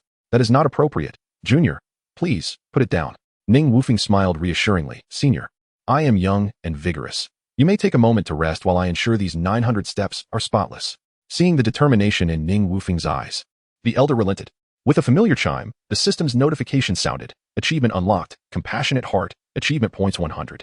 Host. Ning Wufeng age. 23 cultivation. 5th stage of Qi refinement 060 spiritual awareness. Full circle of Qi refinement 050 achievement points. 330. Redeemable for cultivation and spiritual awareness. Etc. As if summoned by the mere mention of his name, the heavens seemed to reward diligence. The old man, known as Ma Liang, soon found his sweeping duties usurped by Ning Wufeng. The reputation of Ning the Kind spread throughout the Thundersword sect. Much like a gentle spring breeze that warms the heart, some questioned whether he was merely seeking fame and fortune, attempting to elevate his status through acts of goodwill. Others believed he sought to garner attention. However, his devoted admirers vehemently disagreed. It was not uncommon for female disciples to visit the path of seeking immortality simply to catch a glimpse of him, which caused him considerable distress. Why was it so difficult to be a good person while merely wanting to sweep? He had earnestly advised his fans not to interfere with his work, suggesting that any matters could be discussed later in private. Yet, the young women remained undeterred, insisting they would wait for him through rain or shine. Even the ethereal, transcendent Ma Liang could no longer bear to witness this. He advised, "Brother Ning, your romantic prospects are exceedingly bright. I suggest you return the broom to me and take these lovely disciples to enjoy the scenery." Nonetheless, Ning Wufeng merely replied with indifference, "I find those flowers far less beautiful than the leaves at my feet." This remark left Ma Liang, who had lived nearly a century, bewildered, pondering why the young man remained so devoted to sweeping. One day, as Ning Wufeng was engrossed in clearing the leaves, an arrogant voice shattered the tranquility. "Everyone, clear the way, move aside." The usually persistent female disciples promptly parted, creating a pathway. Ning Wufeng was intrigued, wondering who possessed such charisma. A familiar voice reached his ears. "Brother Ning, how have you been?" Ning Wufeng looked up to see Xiao Wanjun, clad in a flowing light blue gown, her chest adorned with a faintly golden orb pulsating with thunderous patterns, glimmering in the sunlight. Upon closer inspection, a white porcelain vial was barely visible within, signifying her newfound status as an inner disciple of the Qixia Hall. He recalled that Wang Ming had once mentioned bringing members of the Xiao family back to the sect for judgment. He had not anticipated that Xiao Wanjun would not only emerge unscathed, but would transform into a direct disciple of the inner sect, which was indeed surprising. However, Ning Wufeng's expression quickly returned to normal, and he smiled. "Congratulations, Sister Xiao, on entering the inner sect. May your future be bright." Yet, a young man beside her interjected with disdain, "Impudent. How dare you address Sister Xiao so casually? You should refer to her as Aunt Sushitsi. It is of no consequence." "I am well acquainted with Brother Ning," she replied, dismissing the man's remark. "I simply did not expect to find Brother Ning working as a servant disciple in the Thundersword sect. Yet, your charm remains undiminished. Even wielding a broom, you still garner admiration from the female disciples." With a soft giggle, she laughed, but Ning Wufeng understood that her visit was merely to witness his humiliation. He chose not to engage further and replied coolly, "If Sister Xiao has no pressing matters, please feel free to leave. Do not impede my sweeping." The young man, incensed, retorted, "You, a lowly servant disciple, dare to be so insolent." Before he could finish, Xiao Wanjun raised a hand to silence him. She descended the steps slowly, inching closer to Ning Wufeng, her voice low yet laced with subtle mockery. "Ning Wufeng, I never imagined your cultivation would plummet to the 5th stage of Qi refinement. It seems the heavens are indeed watching." Ning Wufeng's expression hardened at her words. "What? Does Sister Xiao wish to test my sword again?" Xiao Wanjun smirked, her eyes shimmering with a hint of malice. "You remain as arrogant as ever. But do you think I am still the Xiao Wanjun you once bullied? Regardless of the secrets you harbor, one day, I shall personally unveil your fade and claim your head. I, Ning, am always at your service. But do remember, the next encounter may not be as simple as devouring insects." The mere mention of devouring insects seemed to strike a nerve within Xiao Wanjun.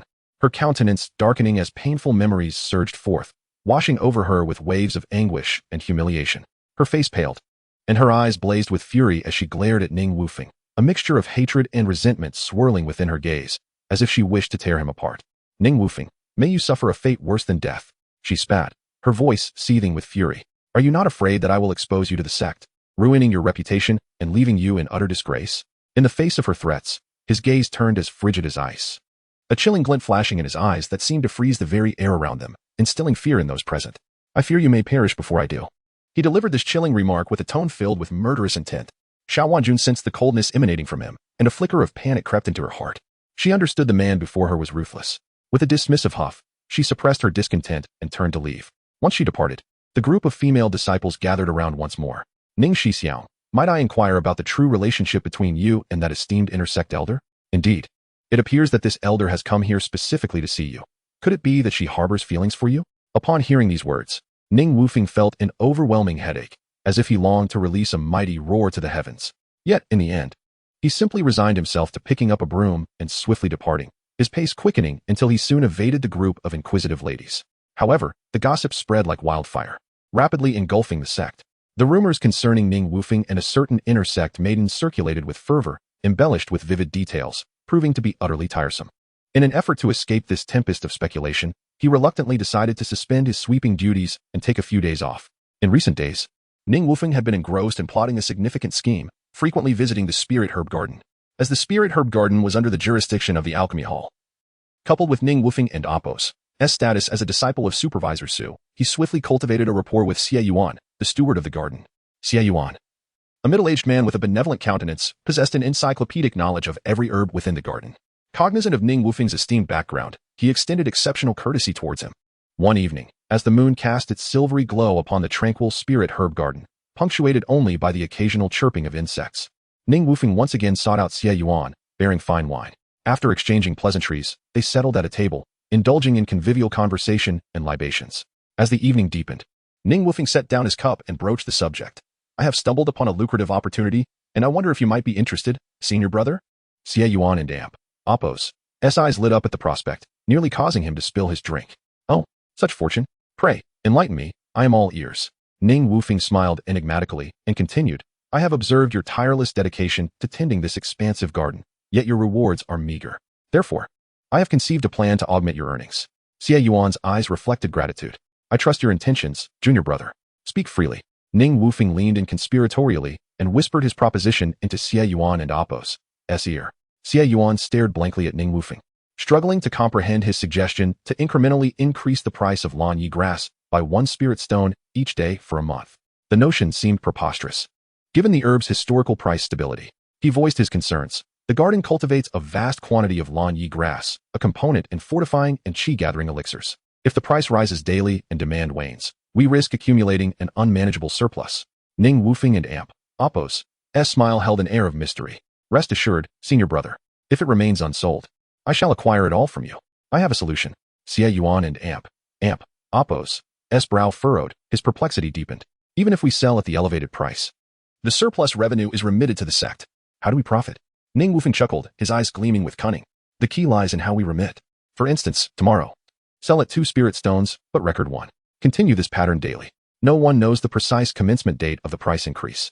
On the 31st day, remit 30 spirit stones, then maintain the price at that level. Even if an audit occurs, no discrepancies will be found. He paused for emphasis. Furthermore, the Spirit Herb Garden boasts tens of thousands of herbs. Who would scrutinize an insignificant plant like Lan Yi grass? The scheme will remain undetected, at least in the short term. Xie Yuan's mind raced as he grasped the concept. He calculated the potential earnings from the voluminous monthly consumption of Lan Yi grass, essential for qi gathering and fortifying elixirs. The prospect of netting over 50,000 spirit stones filled him with avarice. He inquired anxiously, how should I respond if the sect investigates? Ning Wufeng, sensing his compliance, reassured him, should the sect inquire, assert that you recognize the herb's significant usage and deem the price inadequate, seeking to augment the sect's revenue. Xie Yuan felt the weight lift from his shoulders. If the Lan Yi grass remains unsold, won't you incur significant losses? Ning Wufeng waved off his concern with a carefree demeanor. Relax, senior brother. Simply await the profits. How shall we divide the spoils? Ning Wufeng demurred with sincerity. I offered to assist you, so I cannot accept a share.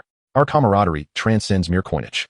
Xie Yuan reflected on Ning Wufeng's altruistic reputation within the sect, built on his consistent pro bono crafting of magical items.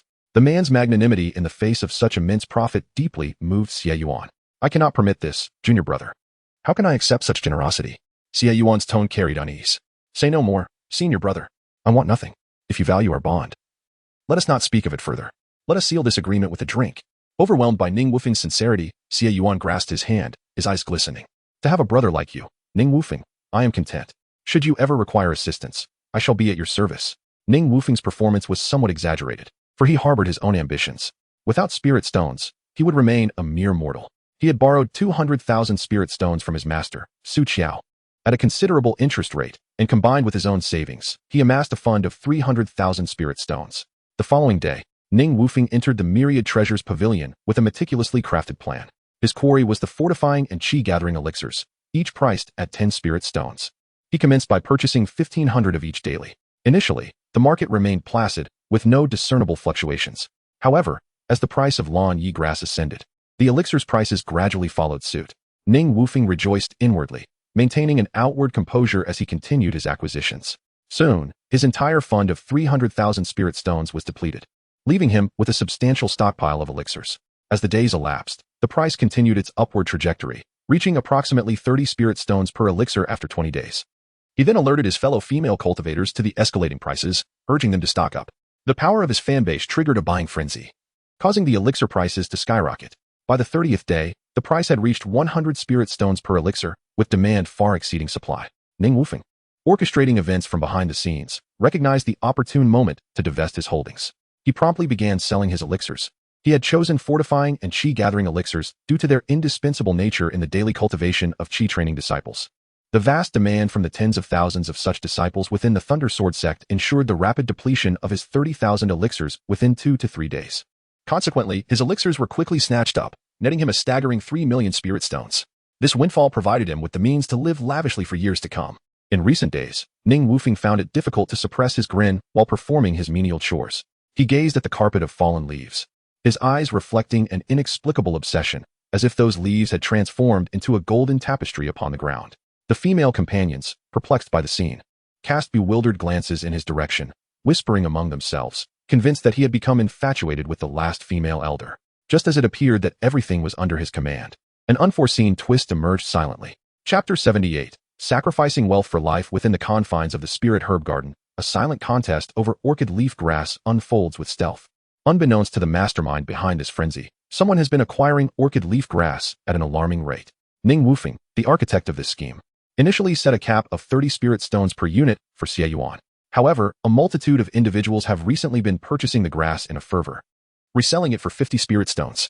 Since the herbs do not belong to Wandao Tower and can be traded legitimately in private transactions, this has led to a surge in the prices of gathering chi pills and foundation pills. His original plan was to wait a month before selling the pills, allowing Xie Yuan to gradually lower the price of the grass to stabilize the market.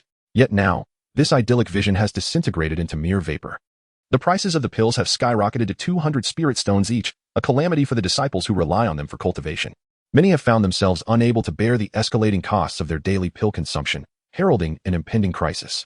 Ning Wufeng, acutely aware of the brewing storm, cautioned Xie Yuan once more yesterday, insisting he must firmly assert that their actions were solely for the benefit of the sect, and to never divulge that the idea originated from him, lest they all face dire consequences. Anxious and restless, Ning Wufeng hastened back to the sect, heading straight to Master Su Qiao's alchemy chamber.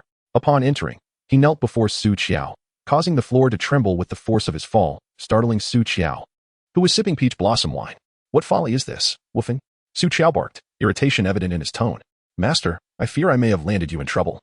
Ning Wufeng lamented. Oh, what sort of calamity could you have conjured? Have you gotten one of the female disciples with child? You fool, Su Qiao exclaimed, shaking his head vehemently. Ning Wufeng quickly denied. Master, it's far worse. I've noticed a significant rise in the prices of foundation and gathering pills, and I seized the opportunity to stockpile some, making a modest profit. As he spoke, he produced his storage bag, presenting it to Su Qiao with both hands. Su Qiao, puzzled, accepted the bag and peered inside, his eyes widening at the sight of it brimming with gleaming spirit stones, over 400,000 in total. Master, this is your 200,000 spirit stones back, with the remainder as a token of my filial respect, Ning Wufeng stated. Realization dawned upon Su Qiao, and his expression darkened. Woofing. So, you borrowed spirit stones to engage in such underhanded dealings. You are dragging me into this mess. I am exceedingly enraged. And the consequences will be severe. Kneel. Ning Wufeng straightened his posture, producing a soft cushion from his storage bag to place beneath his knees. Fear not, master. I would never implicate you in this. This matter is known only to you and me. No fifth party will ever learn of it. Unruly disciple. You dare threaten me? Watch as I do not end your life today. Su Qiao retorted, brandishing a stick that had appeared in his hand, poised to strike. Sensing the situation escalating, Ning Wufeng swiftly retrieved another storage bag and presented it to Su Qiao. The elder's raised stick fell back down. Curiosity piqued as he opened the bag to find another 40,000 spirit stones. Bending closer, he whispered conspiratorially in Ning Wufeng's ear, confess honestly. How much personal wealth have you amassed? Ning Wufeng shrugged, indicating he had given it all to him. Su Qiao slammed a hand on the Zeton table, rattling the teacups.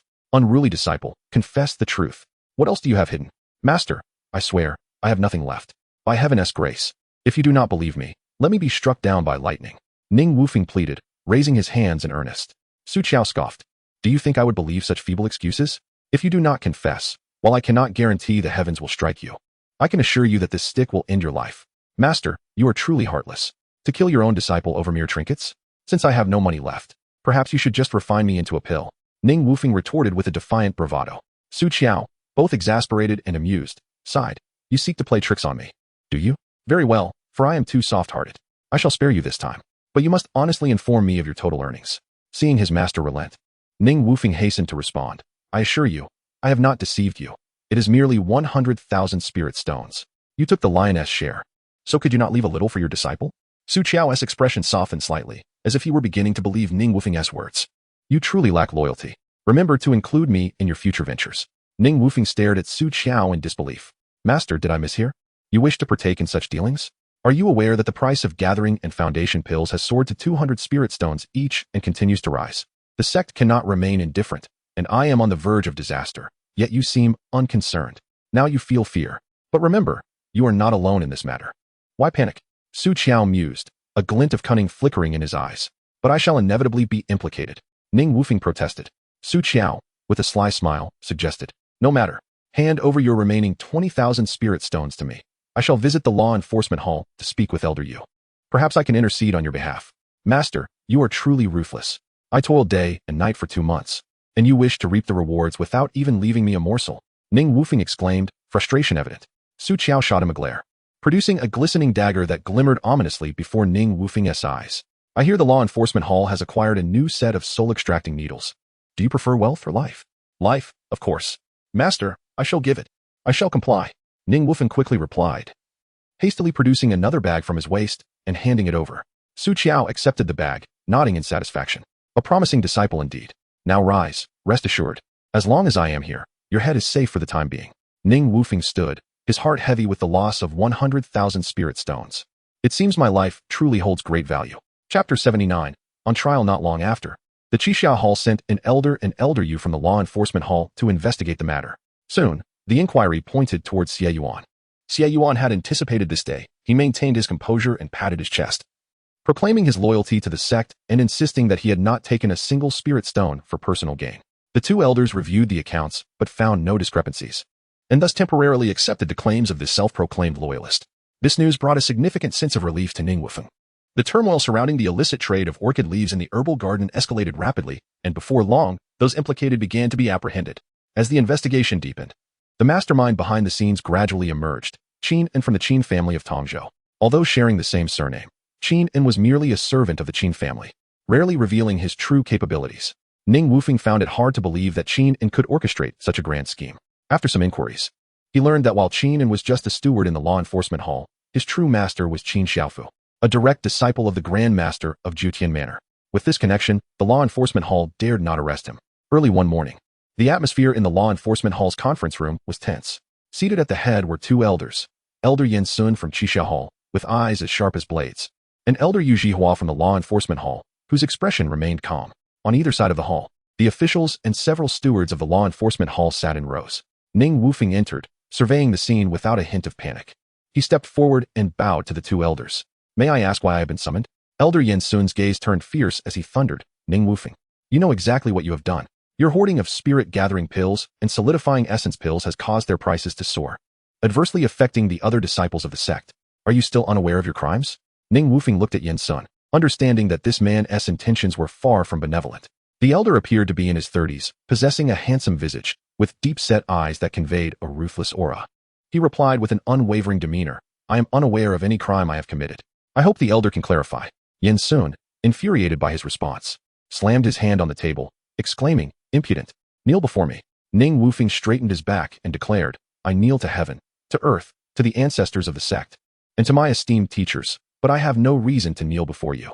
Yin Sun was taken aback by the audacity of this mere fifth-layer Qi practitioner daring to confront him directly.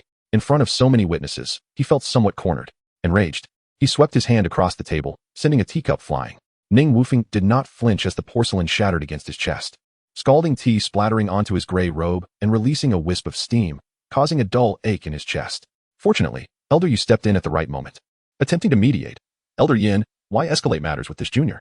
If you wish to punish him, it would be wiser to solidify the charges first. Elder Yu's words seemed to temper Yin Sun's fury, but his gaze remained sharp as he fixated on Ning Wufeng. Ning Wufeng, I am well aware of how many pills you have hoarded. No amount of your clever excuses will suffice. Elder Yin, I truly do not grasp your claims. As for your accusation of hoarding pills, I purchase only as needed each day. There is no reason for me to fabricate a defense. Ning Wufeng feigned innocence. Yin Sun's voice rose several octaves, tinged with impatience. Ning Wufeng, I will say it again. You have hoarded pills. Do not feign ignorance. Ning Wufeng remained composed, his tone resolute. I still do not understand what you mean by hoarding. I act in accordance with the sect's regulations. May I inquire which of the 81 sect rules I have violated? I request your clarification. Yin Sun, livid, leapt from his chair, trembling as he pointed a finger at Ning Wufeng. Yu, at a loss for words, he turned to Elder Yu. Elder Yu, do you see? He is defying authority. We should immediately strip him of his cultivation and expel him from the sect. Elder Yin, let us not act in haste. Elder Yu interjected, moving closer and whispering something inaudible. Suddenly, a tumultuous uproar erupted outside. Brother Ning has been wronged. The clamor reverberated, shaking the windows as disciples rushed in, brandishing a scroll bearing countless red fingerprints, sending Yin Sun's eyes twitching in disbelief. This is outrageous. Yin Sun bellowed, disperse them at once. Otherwise, seize them all. Ning Wufeng, no matter who comes today, no one shall save you. Ning Wufeng could not fathom why Yin Sun was so fixated on him. They were strangers. And if one were to liken Yin Sun to a righteous judge, Ning Wufeng would sooner believe that pigs could fly. The more he observed Yin Sun, the more his irritation grew, silently wishing for a karmic retribution for him in the next life. Elder Yu urged Yin Sun to sit and asked, Ning Wufeng, be honest, how many accomplices do you have? Elder Yu, may I dare to ask if there is a clear regulation regarding the purchase limits at 1 building? Elder Yu shook his head. Then is there any suspicion of clandestine transactions? Elder Yu pondered for a moment and replied, we are still investigating that matter. Have I violated any sect rules? Ning Wufeng pressed. Elder Yu stroked his beard thoughtfully and replied, well, it appears you have not. He then looked up, his gaze firm. Elder Yu, I conduct myself with integrity, and since joining the sect, I have never engaged in any unethical behavior. If you doubt me, feel free to inquire about my reputation. To be frank, I have no interest in wealth. Upon hearing this, Yin Sun's face darkened, and he slammed the table once more, rising angrily. Elder Yu, this boy is merely using sweet words to manipulate us. Hand him over to me for punishment, and I will report everything to the Grand Master afterward. Elder Yu waved his hand, urging Yin Sun to calm down. Elder Yin, we must not act rashly. What this young man says holds some merit. As far as I know, he has been assisting others in the artifact refining hall for free, and that is known to many. However, I have one more question for him. If you claim not to have accomplices, when did you first realize that the prices of pills would rise? Do not tell me you possess prophetic abilities. Ning Wufeng quickly clarified, Elder Yu, I truly do not have such foresight. Initially, I intended to purchase 1,000 pills for my seclusion, but to my surprise, the prices skyrocketed the following day. Out of curiosity, I continued to buy a little each day, wondering how high the prices might go. Who could have anticipated that they would continue to rise? If I truly had such foresight, I would not have limited my purchases to just that small amount.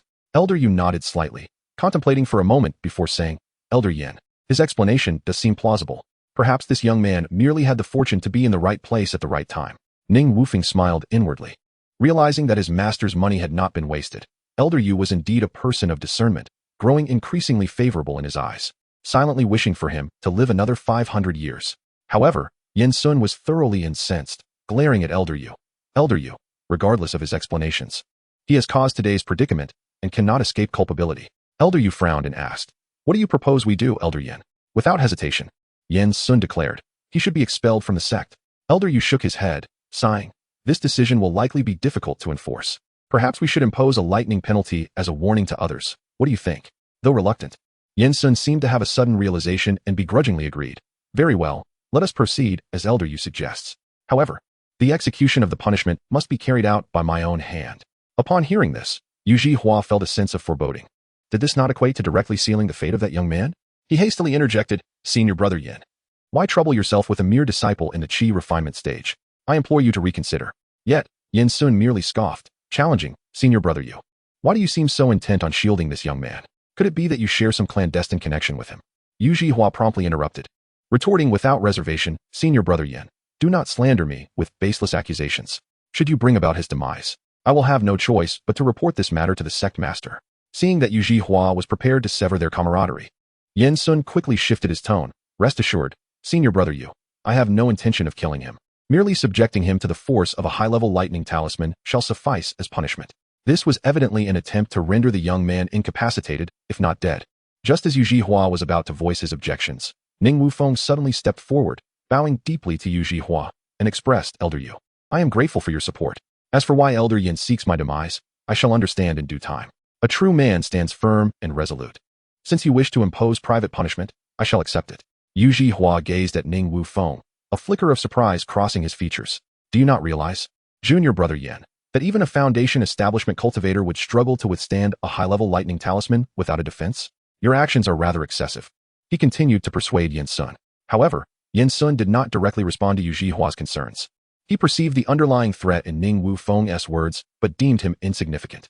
Very well. Should you endure this strike, we shall consider the matter closed, and I shall refrain from troubling you further in the future. Chapter 80, Noble Integrity.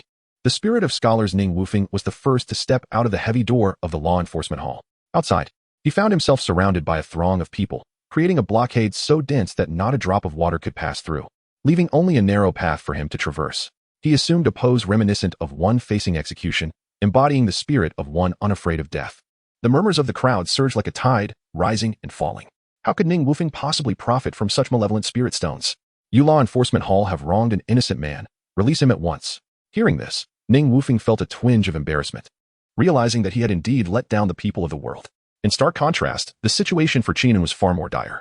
Whether it was due to the stale food from the dining hall the previous day or the rotten fruits, it all seemed to come crashing down upon him now, a shroud of mourning draping over his head. Ning Wufeng glanced back, thinking, brother, if you must lay blame, then blame your misfortune on having been born into the wrong life. Next time, be sure to open your eyes and choose a path of celestial beings or domineering leaders.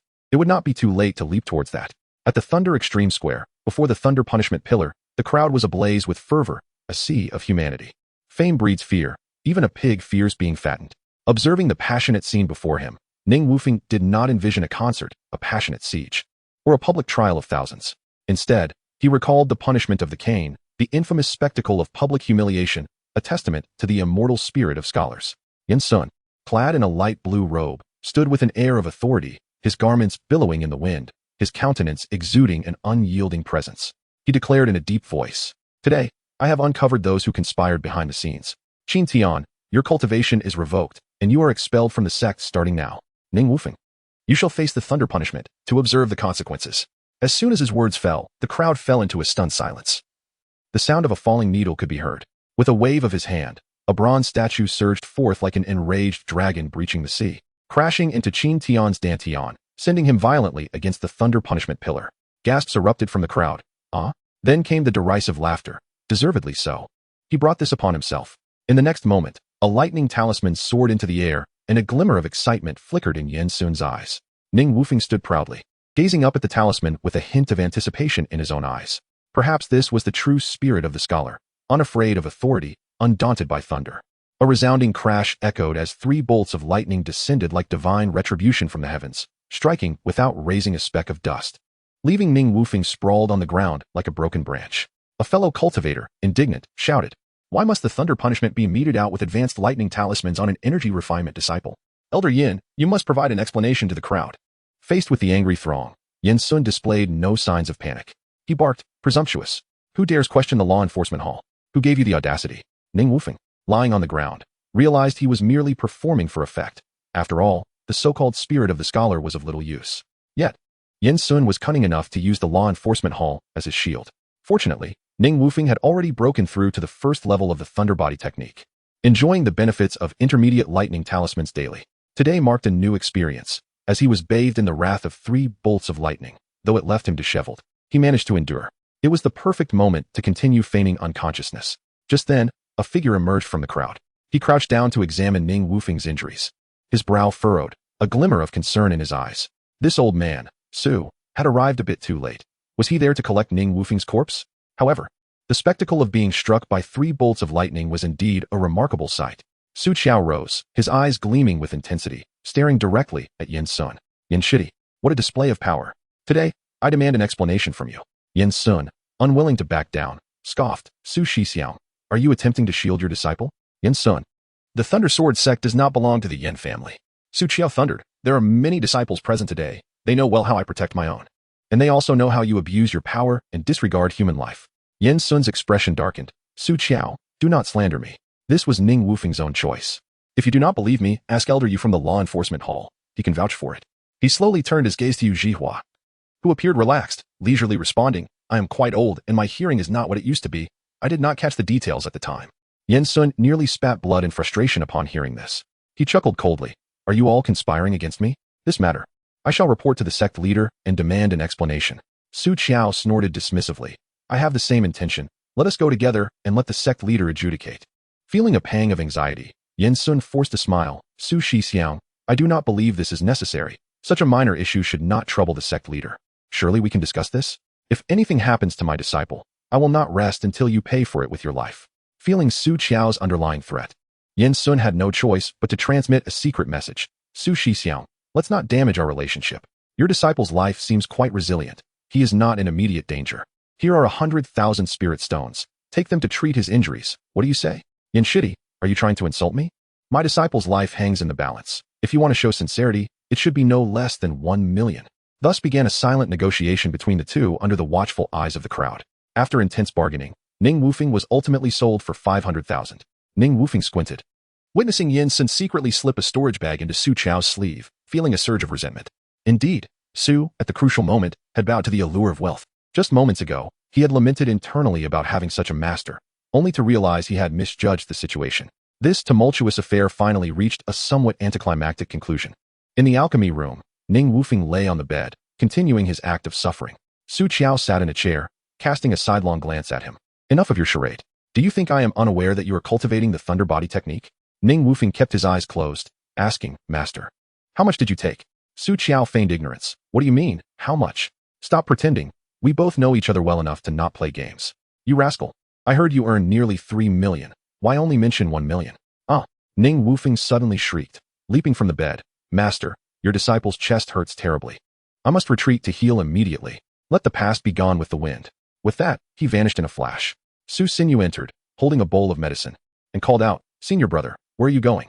Father said you need to rest. Su Qiao smugly snorted, declaring, you are still too young to challenge me. However, later, Ning Wufeng spent some spirit stones to investigate Yin Sun and Appo's background. It turned out this old rascal had been spending his days entangled with Xiao Wanjun, which explained much. Yet, Xiao Wanjun's current status was vastly different. She had become a direct disciple of the esteemed Zhuan Shizhu, Jingshu. The reasons behind this development remained a mystery, and Ning Wufeng could only chalk it up to her extraordinary luck. Nonetheless, he was unconcerned that Xiao Wanjun would use the blood silkworm Gu to threaten him. The tiny creature lay hidden within his body, making it exceedingly difficult to detect. Besides, the reputation of the Xiao family had long been tarnished. For one such as her to ascend to such heights and become a direct disciple of the Qixiao sect was a testament to the capriciousness of fate. Following these events, the rules of the Thunder Sword sect expanded from 81 to 82. However, none of the new regulations bore Ning Wufeng's name. Chapter 81. The Hybrid Fan Time Flies. 3 years later, Ning Wufeng finally restored his cultivation to the 10th level of Qi Refinement. Host: Ning Wufeng. Age: 26. Cultivation: Qi Refinement, Level 10. 060 Divine Sense. Foundation Establishment, First Realm, Late True Essence Realm. 050 Achievement Points. 480. Can be exchanged for Cultivation and Divine Sense, etc.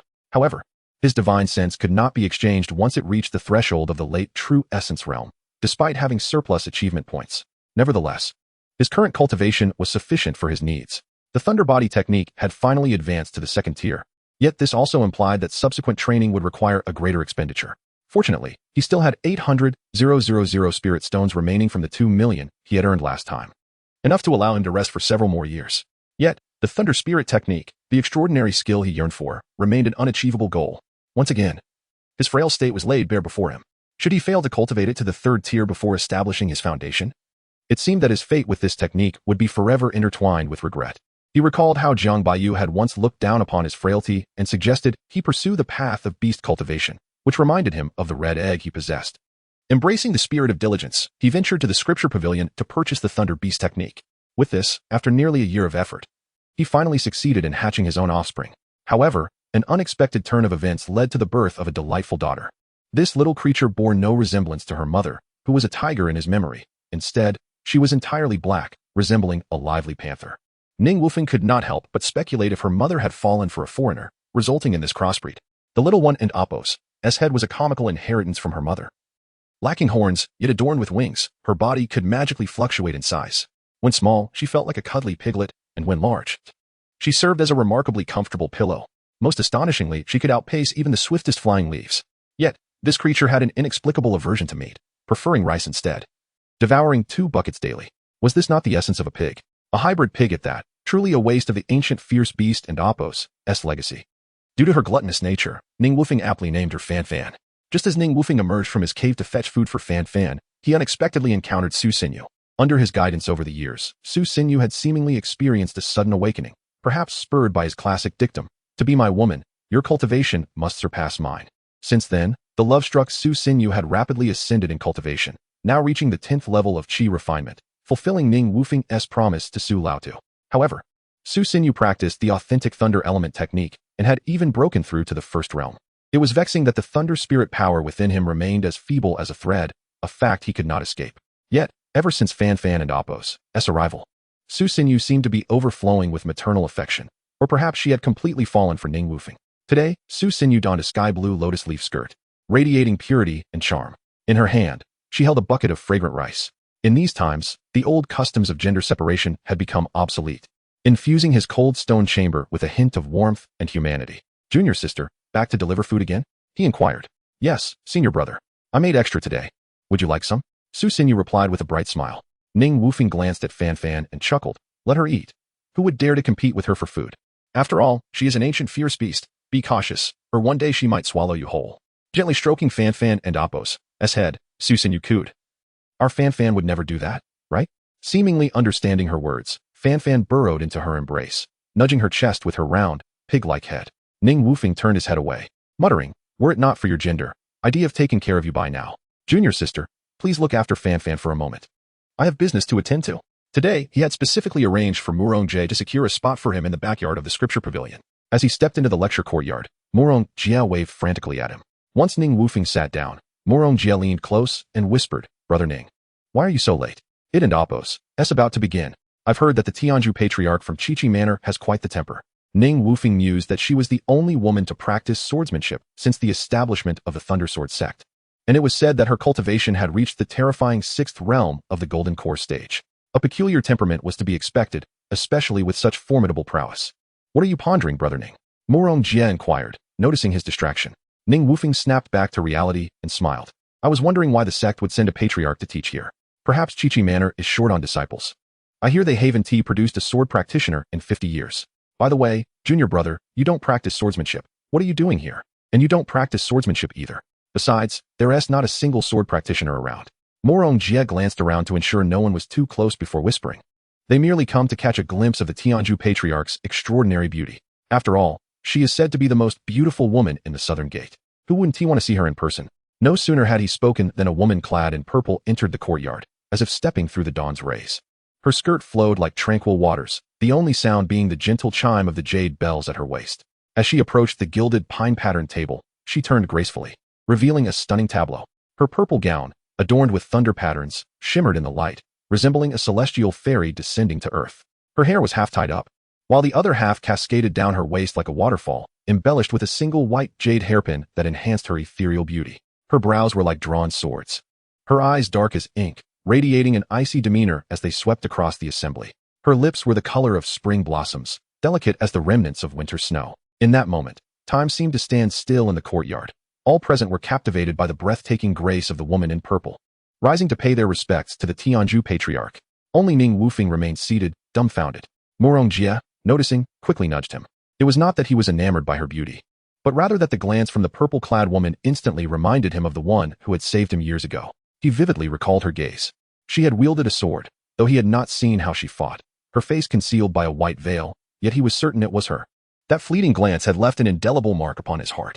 Chapter 82. The most beautiful dream in the world. Originally, he approached today with fervent enthusiasm, eager to learn and gain insights, particularly since he had yet to break through to the third level of the no-sword technique. However, at this moment, he felt as though he were enveloped in a dense fog, unable to comprehend a single word. He gazed at the unparalleled beauty of the Grandmaster before him, catching a whiff of the cool fragrance carried by the breeze, and noticed that her face seemed to be adorned with powder, which added a touch of earthly warmth to her jade-like features. It is worth noting that someone in the Golden Core's sixth realm should be at least 400 years old, yet she appeared to be in her early 20s. Looking even younger than him, Ning Wufeng. Amidst his chaotic musings, two frosty gazes pierced into his eyes, startling him to the core, compelling him to lower his head and fixate on his feet, his ears burning with embarrassment. Perhaps sensing his presence, a pair of delicate jade-like feet suddenly appeared on the stone slab beneath him. Truly, what one fears most often comes to pass. He had merely gazed at her a few extra moments. Was he to be punished by having his eyes gouged out? He swallowed hard, his throat bobbing nervously. At that moment, the ethereal figure of Grandmaster Tianzhu stood gracefully beside him, her cool voice slicing through the air like a sword. Follow me. A jolt of surprise coursed through him. What is happening? Has she recognized me? Could it be that the Grandmaster has developed feelings? His mind was in disarray, and he was oblivious to how he had exited the rear courtyard. By the time he regained his senses, they had already arrived at the Peace Bridge, where the lake shimmered as if covered in countless tiny silver pieces. The scene breathtakingly enchanting. A gentle breeze swept by, causing the floating bridge beneath their feet to sway gently with the water, intertwining his gray garments with the flowing purple-golden robe of the woman beside him. Ning Wufeng's thoughts began to wander once more, contemplating whether the world and Appos' most beautiful woman had brought him here to enact a romantic scene akin to those in illustrated tales. Can you wield a sword? The unfeeling voice pulled him back to reality, proving once again that daydreams are often difficult to manifest into reality. He was not quite sure what the most beautiful woman in the world intended, as he pondered how best to respond. I see you have been carrying this sword. The most beautiful woman in the world has me in her heart. Aha. So, I have always occupied her thoughts. Aha. With the attainment of the Golden Core and Appos' sixth realm, I shall enjoy wealth and longevity, soaring together with my companion. He could not suppress the smile that began to form at the corners of his mouth. Grandmaster Nan Tianzhu regarded the youth before her with a calm expression, wondering why his demeanor was so animated. Was her statement truly so amusing, or was he merely overly anxious? He quickly straightened his expression and respectfully replied, "Disciple is dull-witted. Indeed, I have been diligently practicing the no-sword technique since entering the sect, and I have scarcely managed to cultivate it to the second level. Yet the third level remains elusive." Nan Tianzhu's eyes flickered slightly, surprised to discover that this youth, whose bone age was not yet 30, had managed to cultivate the no-sword technique to the second level. Before he could await her response, Ning Wufeng reluctantly shifted his gaze from her, realizing that it was quite rude to stare at a young lady so intently. Suddenly, Nan Tianzhu leapt onto the water's surface, her graceful figure gliding over the lake as the sun began to set. He was unaware that she had drawn a long sword into her hand, her lithe form dancing in the afterglow, her purple-golden robe billowing in the wind like swirling purple mist, reflecting in his eyes. The sword, like a roaming dragon, lightly touched the water and Appos' surface, soaring upward. With a single stroke, 6 strands of sword energy wove into a celestial net, transforming the misty waves into countless ice shards. As droplets of water cascaded down like the Milky Way spilling into the mortal realm, she stood amidst the sunset's glow, her skirts swirling like purple clouds chasing the moon. As tranquility returned and droplets fell upon him, Ning Wufeng felt as though he were transported to a realm of immortals, unable to calm his spirit for a long while. This visage, captivating beyond compare. This form, graceful and alluring. This demeanor, extraordinary and transcendent. This skill, profound and unfathomable. Could it be that the most beautiful woman in the world desires to take me as her disciple? This must be my moment to shine. Master, you wouldn't be considering taking me as your disciple, would you? He spoke, already positioning himself to kneel at her command. However, what he received instead was a slowly retreating silhouette, without a single glance back. Only 4 words echoed in the air. Dripping water pierces stone. He called out, "Master, my name is Ning Wufeng, do you remember?" It was a rare moment for him to play the role of an enamored disciple, yet all that remained was her silent figure.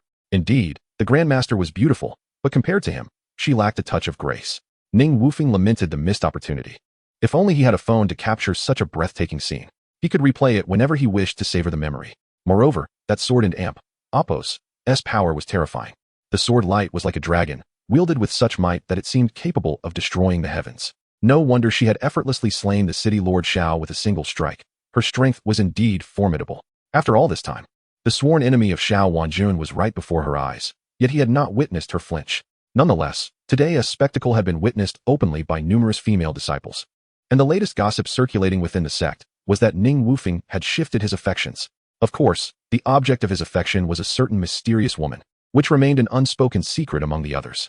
Ultimately, the conclusion drawn was that Ning Wufeng was particularly favored by women due to his enchanting peach blossom eyes.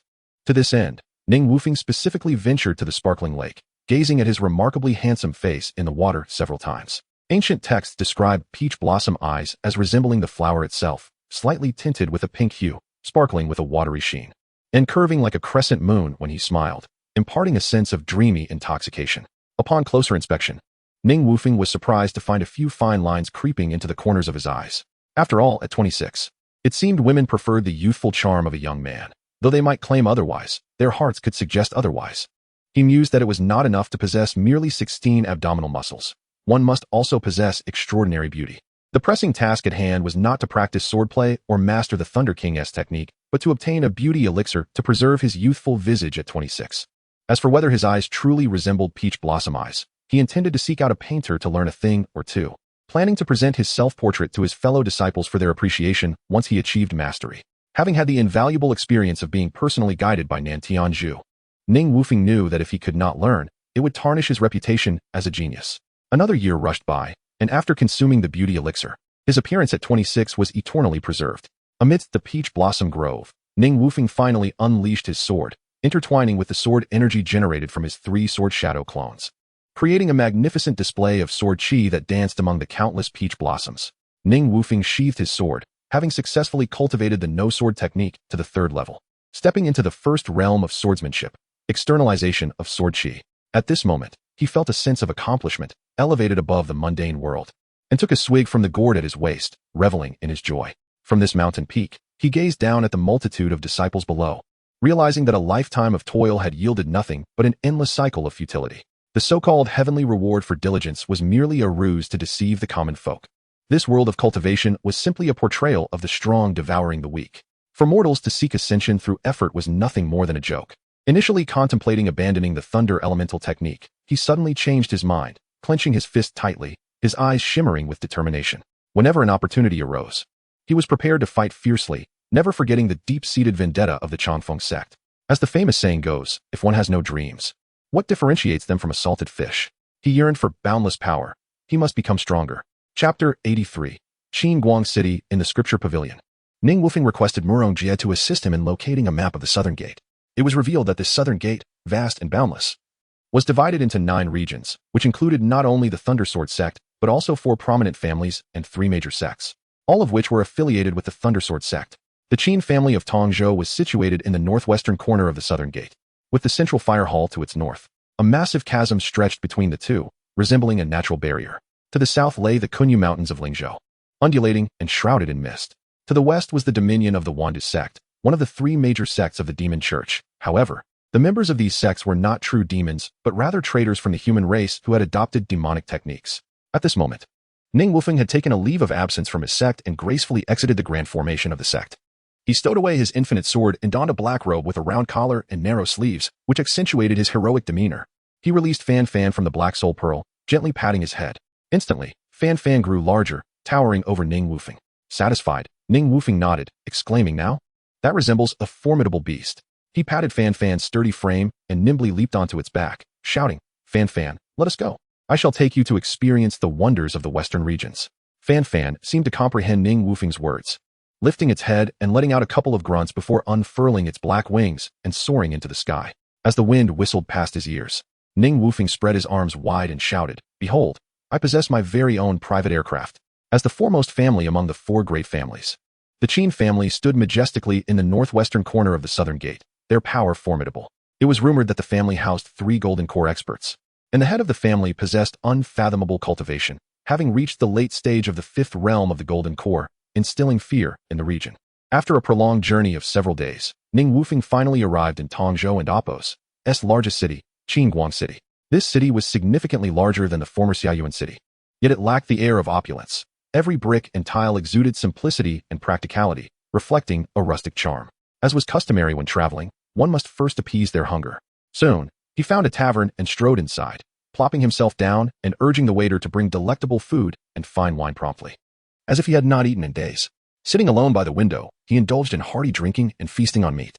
Of course, he did not forget Fan Fan, ordering a bucket of rice for the little creature. However, Fan Fan had now transformed into the size of a cat, adorably captivating. Ning Wufeng picked up a piece of beef with his chopsticks and offered it to Fan Fan, who perked up its small ears and gazed at him with round, expressive eyes, grunting in apparent dissatisfaction. Ning Wufeng appeared oblivious to its displeasure, playfully waving the meat before its mouth, as if teasing a child. Perhaps annoyed, the little creature raised its paw and swatted the piece of meat to the floor with a resounding thud. Feigning anger, Ning Wufeng exclaimed, "You little rascal are truly unacquainted with the harshness of life. Do you not understand that every grain of rice represents the toil of farmers?" Just as his lecture flowed like an unending river, the conversation at a nearby table captured Ning Wufeng's attention. He overheard them discussing a grand auction that would take place that evening at Tianbao Tower, where rare treasures would be unveiled. A scar-faced man at the adjacent table took a hearty swig of strong liquor, the liquid echoing in his throat, and then slammed his bowl down on the wooden table with a loud thud. "What does that have to do with us? Without spirit stones, we would merely be spectators," he grumbled. The elderly man in a coarse robe beside him lowered his voice. "Indeed. However, I heard that the young master of the Qin family will also attend tonight." "Oh, the young master of the Qin family?" The scar-faced man's eyes lit up momentarily before dimming again. "We, mere commoners, have no chance to approach such a figure. Why not join in the festivities?" the old man encouraged. Their words piqued Ning Wufeng's interest. After all, he had no plans for the evening and decided to visit Tianbao Tower to see what treasures awaited. Under the moonlight, which shone like silver, the three-tiered blue-tiled eaves of Tianbao Tower unfolded gracefully. The bronze bell hanging from the eaves remained still in the twilight. The 4 grand vermilion doors swung open, and the gilded plaque above gleamed brightly, the 3 characters Tianbao Tower exuding an extraordinary aura. At this moment, the entrance was already thronged with people. As Ning Wufeng approached, he was stopped by a few individuals demanding an invitation. As an unknown person, he naturally possessed no such elegant credential, rendering his attempt to enter futile. Of course, such an outcome was impossible. He was not so presumptuous. Despite feeling a sense of injustice, he handed over 100 spirit stones for a standing ticket. As he stepped through the imposing entrance, the view before him became expansive. 8 massive Nanmu pillars rose like celestial dragons, supporting the lofty hall. A 3-foot-high exhibition stage stood at the center, surrounded by 36 circular chairs, resembling stars surrounding the moon. Several palace lanterns hung from the beams above, while the second floor was adorned with elegant pavilions separated by bamboo curtains, shadows dancing behind the drapes, adding an air of mystery. It was a scene of opulence, a playground for the wealthy. Yet, here stood Ning Wufeng, a once-renowned genius of the Thundersword sect, now relegated to leaning against a pillar. Such indignity was truly intolerable. At that moment, a woman in black descended gracefully from the ceiling. Her sleeves were embroidered with golden cloud patterns, and she gently tapped a jade chime with a wooden mallet, the clear sound silencing the raucous crowd instantly. In a soft voice, the woman welcomed the attendees. "I extend my greetings to all friends who have come to participate in this auction at Tianbao Tower. The first item for bid is a jade compass, an extraordinary artifact crafted by a second-tier foundation building master, capable of dispelling illusions and toxic mists. The starting bid is 5,000 spirit stones, with increments of 1,000. 5,000 spirit stones, called out an elderly man in gray. 10,000 spirit stones, came a voice from the second floor. Ning Wufeng, though unfamiliar with the auction process, had seen such spectacles and dramas before, finding it rather unremarkable. It wasn't until the 5th item was unveiled, a purple gold alchemy furnace, a low-grade spiritual artifact, with swirling purple gold patterns that seemed heavenly. The scent of herbs filled the air, intoxicating all present. The starting bid was set at 100,000 spirit stones, with increments of 10,000. The price quickly escalated, 100,000, 110,000 until it reached 200,000. The black-clad woman, with a charming smile, spoke melodiously. 200,000 spirit stones. Is there anyone willing to bid higher?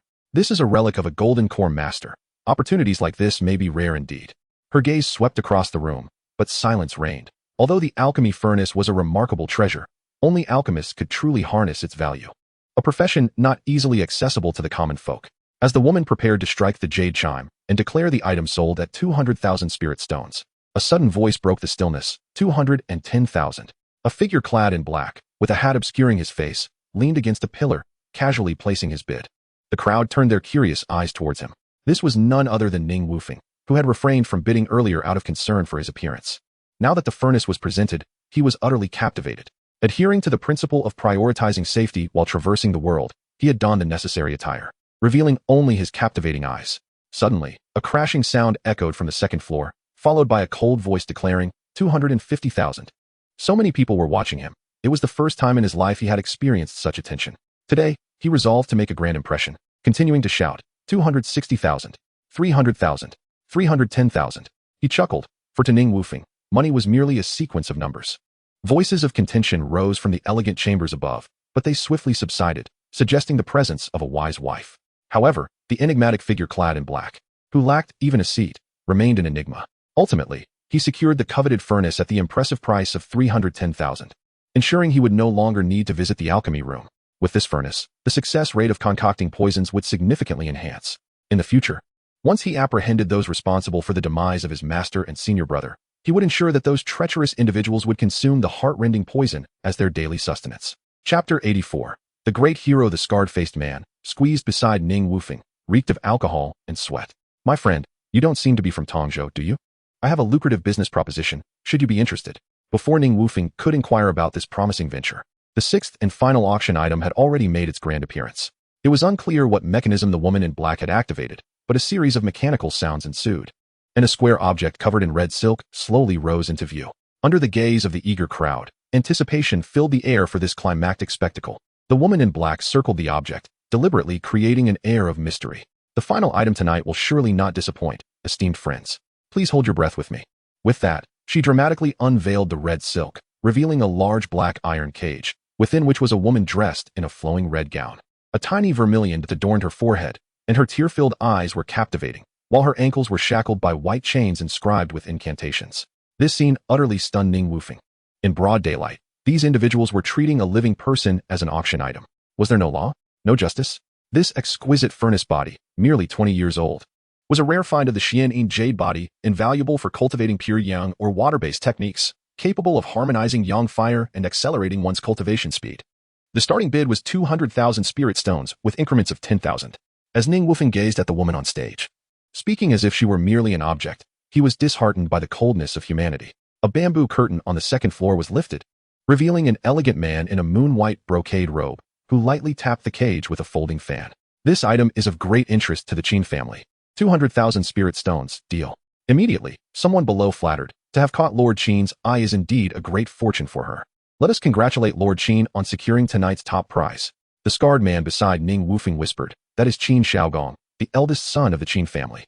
He broke through to the foundation establishment last year and entered the realm of true essence. This fellow has grown up with a silver spoon in his mouth, indulging in wine and brothels, easily reaching heights unattainable for many humble cultivators.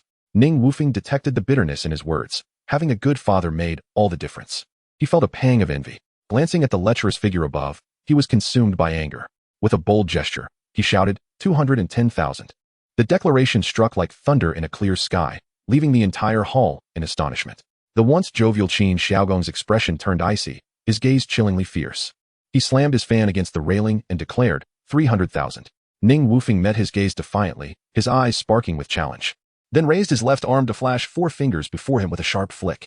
How could Qin Shaogong tolerate such provocation? His eyes blazed with fury as he bellowed, 500,000. His voice strained, almost cracking like that of a duck. At that moment, Ning Wufeng felt the weight of his remaining spirit stones in his storage bag, only 50,000 left. If he continued to bid, he would risk losing his precious Millennium Spirit Grass. As he hesitated, a melody from the legend of the Condor heroes echoed in his mind, igniting his fervor. The spirit of the great hero was swept through him, and in a moment of impulsiveness, he called out, 510,000. Qin Shaogong could no longer maintain his refined demeanor and roared, who are you to challenge the Qin family? Do you know my name? You must be seeking death. Ning Wufeng thought it best that he dropped the pretense and boldly replied, who I am is irrelevant. What matters is that I desire this woman. Such arrogance was intolerable to Qin Shaogong, who was about to raise his bid when a middle-aged man whispered in his ear, young master. This boy is merely at the 10th level of qi refinement. Why not let him have this furnace body? I assure you he won't escape your grasp. The previously enraged Qin Shaogong seemed to regain composure, casting a glance at Ning Wufeng, a wicked smile creeping onto his lips. Since you are such a lecherous fellow, I shall grant your wish today. Ning Wufeng was taken aback by his shamelessness. His goal of rescuing the woman had been achieved, and there was no need for a verbal spar with this lecherous scoundrel. He smiled. Then I thank young Master Qin for his generosity. And thus, the matter was settled. Under the glow of the palace lanterns, the dashing Ning Wufeng had successfully flaunted his prowess. He handed over the storage bag filled with 81,000 spirit stones, his heart trembling at the thought of parting with it, knowing he would soon be destitute. The woman in black accepted the bag with a beguiling smile and handed him a small key glowing with a faint green light. The pitiful woman from the cage was now before him. However, he did not rush to unlock her chains but calmly said, "Do not be alarmed. Come with me." The scarred man approached once more, eager to continue promoting his lucrative scheme. But Ning Wufeng raised a hand to halt him, saying, "Brother, can't you see I have a beauty in tow? A moment of passion is worth a fortune, do you understand? We can discuss matters tomorrow." The scarred man swallowed hard and, sensing the situation, retreated. Exiting Tianbao Tower, Ning Wufeng was soon followed by a crowd of admirers.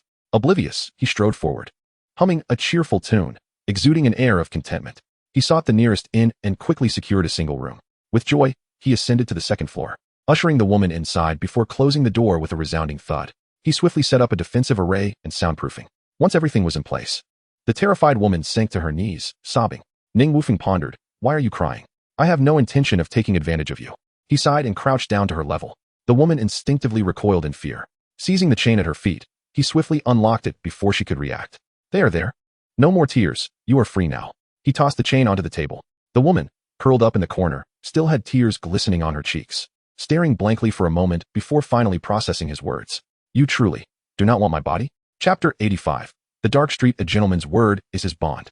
In truth, my interest in women is negligible, so you need not worry. With that, Ning Wufeng removed the black mask from his face, revealing his self-proclaimed charming countenance. It remained unclear whether the woman believed his words or was captivated by his appearance. She rose to her knees before him. "Benefactor, my name is Wei Yu. I am eternally grateful for your life-saving grace today. Please allow me to bow to you 3 times. Once." This unfortunate woman was a child of a prestigious family of cultivators. However, when she turned 13, misfortune struck. For reasons unknown, her family became the target of a demonic sect. Her parents, both formidable cultivators at the foundation establishment stage, perished in the ensuing chaos, ultimately sacrificing their lives to ensure her and her brother and Apos' escape. From that moment on, the siblings relied solely on one another. Later, her brother brought her to Qingguang City, where they established a modest home. Yet, their happiness was short-lived. Her brother succumbed to the vice of gambling, accumulating insurmountable debts, and ultimately sold his sister, whose unique physique was known as the Xianyin body, to Chuanxin Tower for a mere 50,000 spirit stones. The sheer inhumanity of it made him slam his hand on the table in fury. Then, he consoled her, "Let the past be bygones.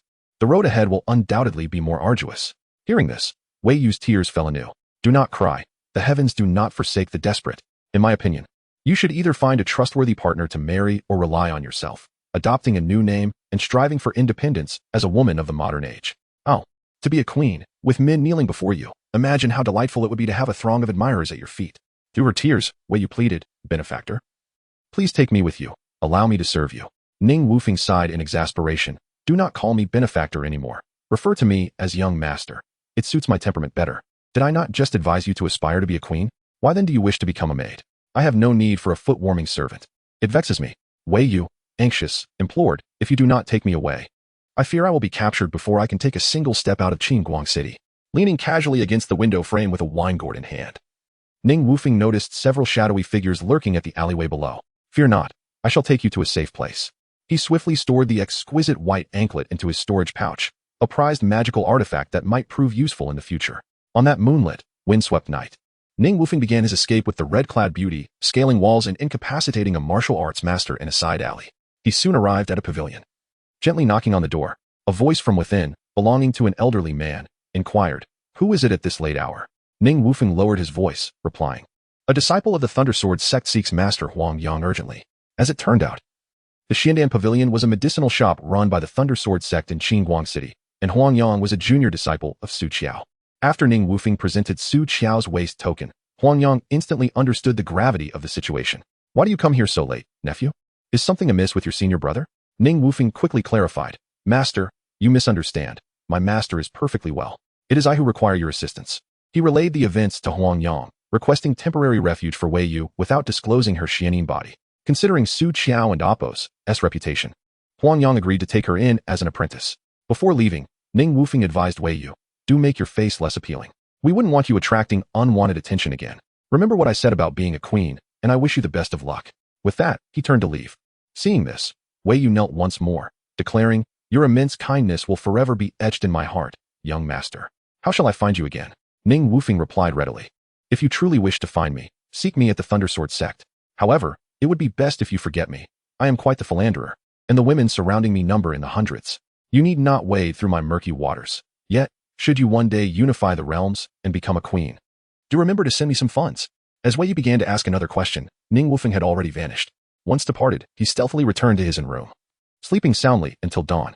The next day, he strolled out of the inn nonchalantly, only to find the scarred man waiting outside, grinning lecherously. "Did you enjoy yourself last night, my friend?"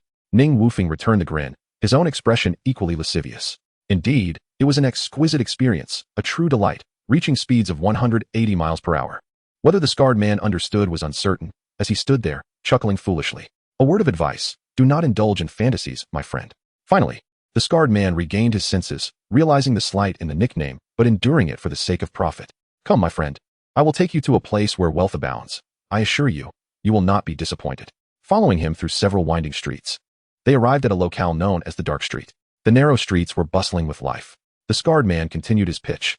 "Here, you will find stone gambling houses, witchcraft shops, poison markets, and more." Passing by an embroidered pavilion, the sound of a pipa drifted out, compelling Ning Wufeng to peek inside. A veiled woman played the instrument, her deep-set eyes gleaming a crimson hue, her attire revealing much. The scarred man interrupted, "Behold, my friend. She is a demoness of the extreme west. Her allure is unmatched, but her nightly rates are steep." Ning Wufeng was taken aback to discover that such creatures existed in Qinguang City, and the business here was indeed diverse. Casting a glance at the drooling scarred man, he shook his head. "Let us go. Without funds, there is no point in lingering." Reluctantly, the scarred man followed. Suddenly, a body plummeted from above, crashing down. Ning Wufeng seized the scarred man and evaded the impact, as a rotund figure in fine garments leaned out from a second-floor window, blood dripping from his fingers.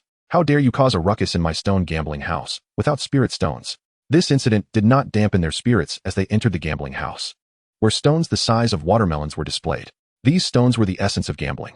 Cutting open a top-grade spirit stone could yield a fortune equivalent to 1 million ordinary spirit stones, a potential pathway to overnight wealth, with the possibility of uncovering even rarer treasures whose worth was immeasurable. Such scenarios, though statistically improbable, drove many desperate low-tier cultivators to madness. As Ning Wufeng observed the eager scarred man, he surmised that this fellow had likely tried his luck here before. "Is this the grand scheme to wealth you spoke of, my friend?" Ning Wufeng remarked, his tone tinged with disappointment. Chapter 86. The Sword Challenge of 8 Masters on a Rainy Night. "Friend, since you have come all this way, why not test your luck? Who knows?" The scarred-faced man wore an expression of reluctant dissatisfaction. Ning Wufeng replied, speechless, "What do you mean by who knows? I ask you, where did these stones come from?" The scarred man responded, "At the juncture of the Kunyu Mountains and Tongzhou, there lies a valley known as Lingling Valley. It is the largest mine in the southern gate. Surely, you cannot be unaware of this." He was puzzled as to why Ning Wufeng inquired about this, and, with skepticism, asked, "Why are you asking about this, my friend? How about you take me to Lingling Valley, and we can dig for some spiritual ourselves?" Ning Wufeng appeared earnest. The scarred man suddenly felt a flicker of doubt about Ning Wufeng's intelligence. He hastily shook his head and said, "Are you jesting, my friend? This mine is the property of the Qin family, guarded by high-ranking golden core cultivators year-round. Ordinary people lack even the qualification to enter. Those who acquire the raw stones have paid exorbitant prices." Ning Wufeng listened thoughtfully, contemplating how to start without any capital. Observing his expression, the scarred man continued, "Even if you manage to purchase the raw stone, this business is not so easily pursued. To the west of Lingling Valley lies the poison pool abyss of the Wandu sect, where demon cultivators frequently raid teams that have purchased raw stones. It is exceedingly perilous. I advise you to abandon this notion." Ning Wufeng seemed to have discovered a new possibility, his eyes suddenly brightening as he clapped the scarred man's shoulder. "Why didn't you say so earlier? Come, follow me." "Where to?" "To Lingling Valley, of course. I won't go. I haven't yet married. With spiritual stones, what man need fret over a wife? Accompany me for a trip, and I shall grant you 10,000 spiritual stones. If you refuse, I shall seek another." Upon hearing the mention of spiritual stones, the scarred man's demeanor instantly shifted. "Is that not Lingling Valley? I shall go. It is a trivial matter, and I am quite familiar with the route." Before departing from Qinguang City, the scarred man, following Ning Wufeng's instructions, dressed up. After some effort, he appeared identical to Ning Wufeng, clad in black attire, a conical hat atop his head, and a black scarf veiling his face, albeit slightly shorter in stature. Once they exited Qinguang City, Ning Wufeng summoned his steed, Fan Fan, and mounted with ease. The scarred man looked on with envy, further solidifying his belief in Ning Wufeng's noble lineage. Ning Wufeng chuckled. Brother Scar, if you follow me, you shall have everything that flies in the sky, runs on the ground, or swims in the water. The scarred man nodded vigorously in conviction. Brother, I shall follow you without hesitation, even through fire and water. A promising disciple indeed, ready to embark on the journey toward their dreams. With that, Fanfan soared into the skies. The scarred man's real name was Zhao Dazhuang. 38 years old, with a cultivation level at the 8th layer of Qi refinement, possessing wood, water, and fire spiritual roots. His innate talent was decent, but he had a penchant for gambling and was left alone in Qingguang City, having lost his family. However, Ning Wufeng saw in him an opportunity, given his solitude and familiarity with the city. As the sun dipped below the horizon, darkness began to envelop the land, and a light rain began to fall. The pursuers trailing behind Ning Wufeng drew ever closer. Ning Wufeng spotted a dilapidated temple not far ahead and said, Brother Scar, it is dark now. Let us seek shelter in that temple. Before the crumbling temple, a stone beast sat headless. Pushing open the decayed door, a musty odor wafted out. Inside, the deity statue in the main hall was covered in dust and cobwebs. Ning Wufeng leaned against the wall, sipping from his wine gourd, feigning concern as he remarked, Brother Scar, if anyone comes to kill me, you may hide behind that statue if you fear. Zhao Dazhuang pondered briefly before thumping his chest. Do not worry, brother. I am not one to cower in fear. I shall stand in front of you. At that moment, footsteps echoed from outside. Kid, come out and accept your death. Zhao Dazhuang, eager to prove himself, stepped outside only to retreat swiftly, panic etched across his face. Brother, they are Qin family members. You are leading me to my doom. You dare blame me? Step aside, you fool. Ning Wufeng stepped out of the temple, raising his hand to count the figures before him. 1, 2, 3. Exactly 8, all with cultivation levels exceeding the 10th layer of Qi refinement. The rain intensified, and darkness deepened, evoking a sense of déjà vu in Ning Wufeng. Suddenly, it dawned on him, and he burst into laughter. On this rainy day, are you 8 masters in search of the evil-repelling sword manual? One of the men, who had been beside Qin Shaogong the day before, retorted, Kid, spare us the nonsense. Where have you hidden that woman? Woman? Ning Wufeng feigned ignorance. There is a man in this temple. If you wish, I can hand him over to you. I see you are one who only cries when faced with a coffin. Seize him. The 8 men drew their respective magical artifacts, forming a semicircle around Ning Wufeng. He displayed no signs of panic, instead contemplating the identities of the 9 swords of Dugu. A massive saber cleaved through the air towards him, and he sidestepped, the infinite sword appearing in his grasp as he swung towards the man's rear. The immense force sent the man flying away. Ning Wufeng chuckled. I called it the swinging rod technique. Another female cultivator unleashed a serpent-like binding rope that coiled around the infinite sword. Ning Wufeng did not take advantage of her vulnerability. Instead, he spun gracefully and arrived at her side. With a powerful shout of breaking the rope technique, he shook the heavy sword, causing the rope to snap into several segments. The female cultivator's artifact was destroyed, and she instinctively struck at his chest, only to be met with astonishment as her hand rebounded against his unmoving body, sending her staggering back. He laughed heartily. This technique is called the Wandering Woman technique. Next time, keep your hands to yourself. At that moment, a flurry of vibrant magical artifacts rained down upon Ning Wufeng. He roared, soaring technique, and leaped into the air like a great rock, momentarily free from the fray. As he prepared to descend and continue his display of prowess, the 8 adversaries aligned themselves in a straight line, unleashing a long spear radiating crimson light. Simultaneously, formations illuminated beneath their feet. Ning Wufeng sensed the spear and Appo's immense power and realized these Qi refinement cultivators could manipulate a spiritual artifact together. He dared not underestimate them. Swinging his sword with all his might, the 3 sword shadows coalesced into a blade aura, slicing through the rain towards the spear. As the spear and sword clashed, a tremendous sound erupted, the accompanying rain exploding into droplets. Blood trickled from the corners of the 8 men and Appo's mouths as the formations flickered ominously beneath them, the crimson glow of the spear dimming slightly. Ning Wufeng grasped his trembling right hand with his left and bellowed, Unite. The 3 sword shadows fused into one, forming a colossal blade of light aimed at the spear. Chapter 87. The bodyguard of the younger brother. The gun trembled violently, and the crimson light dimmed, cascading to the ground. The 8 individuals simultaneously crushed their life-saving jade talismans as a massive blade of light surged forth, enveloped by the torrential rain, lunging toward them. In an instant, the formation of the 8 masters shattered, scattering like leaves in the storm. Ning Wufeng, standing in the rain, joyfully lifted the wine gourd at his waist and took a hearty sip, laughing heartily at the 8 formidable figures sprawled on the ground. How do you find my gun-breaking style? Zhao Dazhuang, who had witnessed the fierce battle, began to harbor doubts about Ning Wufeng's reputation as a second-generation elite. Yet, he exclaimed excitedly, Brother, I never expected you to be this formidable. Indeed, my discerning eye has proven true. Scarred brother, you must refine your flattery skills in the future. Ning Wufeng retorted with a hint of annoyance. The wounded eight were too exhausted to continue fighting, their hearts tumultuous, yet one among them recognized Ning Wufeng and Appo's swordsmanship. What you wield is not the gun-breaking style, but clearly the no-sword technique of the Thundersword sect. Who exactly are you? Ning Wufeng was surprised that someone recognized the technique. Indeed, the 8 masters were as formidable as their reputation suggested. He coldly replied, since you are familiar with this sword technique, shall we prepare to see who departs first? The expressions of the 8 turned exceedingly awkward, none daring to speak. What? Are the legendary 8 masters merely cowards? Ning Wufeng mocked. Silence enveloped them as they continued to feign death. Ning Wufeng continued to smirk. Are you waiting for me to call your names? He then pointed his endless sword toward a man on the left. How about you? Let the others witness your tragic demise. As he approached, to his astonishment, the man clung tightly to Ning Wufeng's leg, crying out, Friend, I am the sole heir of 3 generations in my family. They await my continuation of the lineage.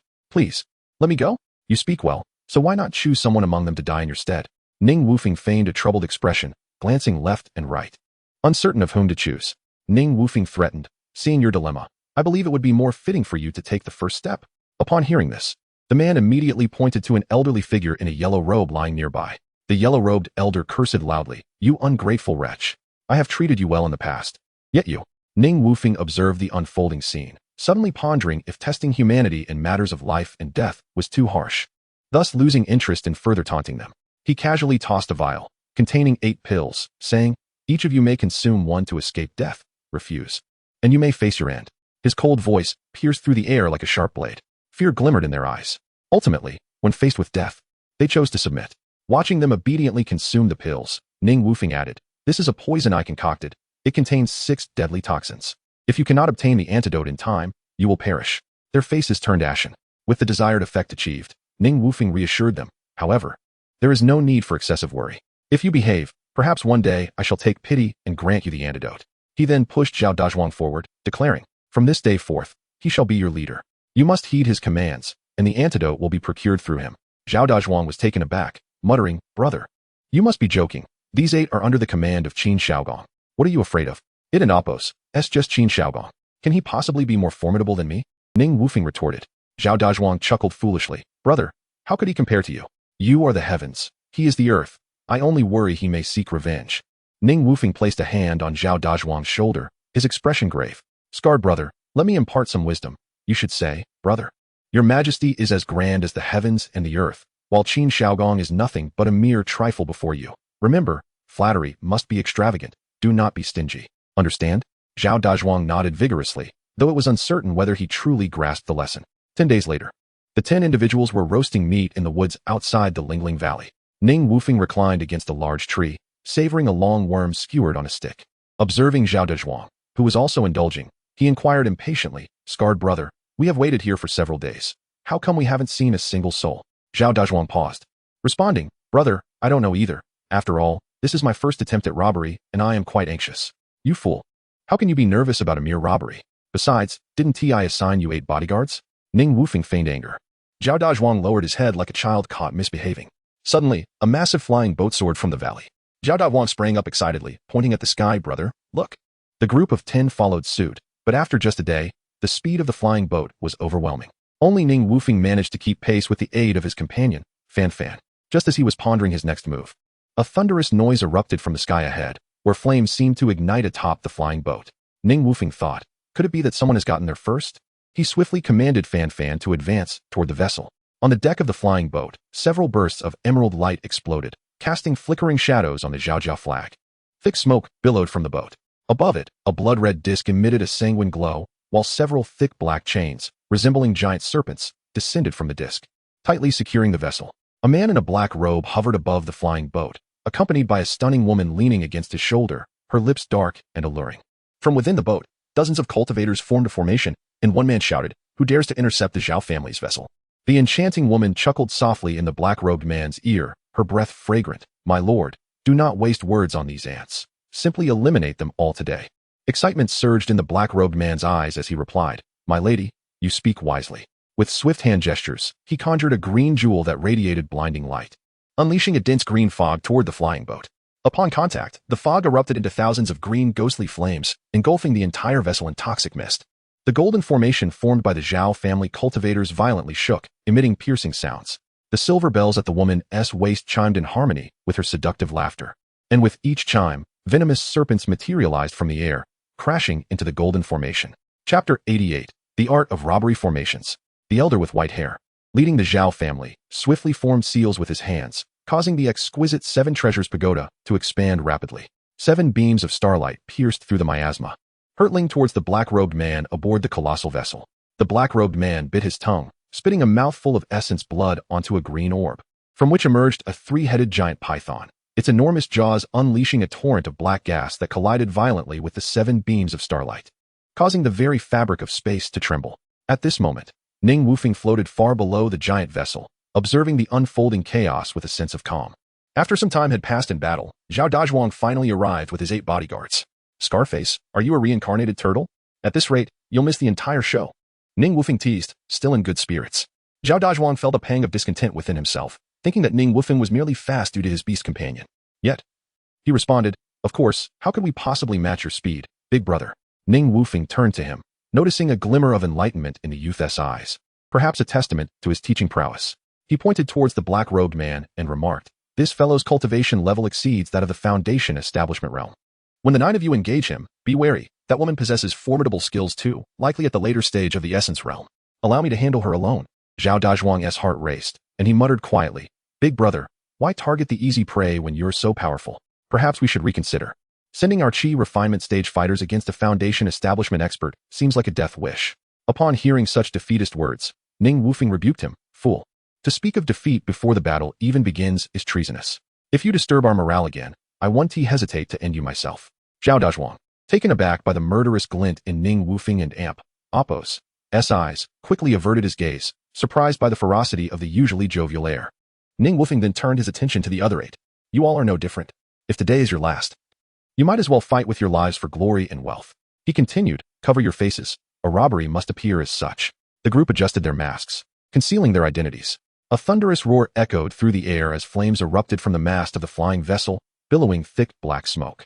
The poisonous mist from the black-robed man's green orb battered against the golden formation, which shuddered violently before finally dissipating into the void.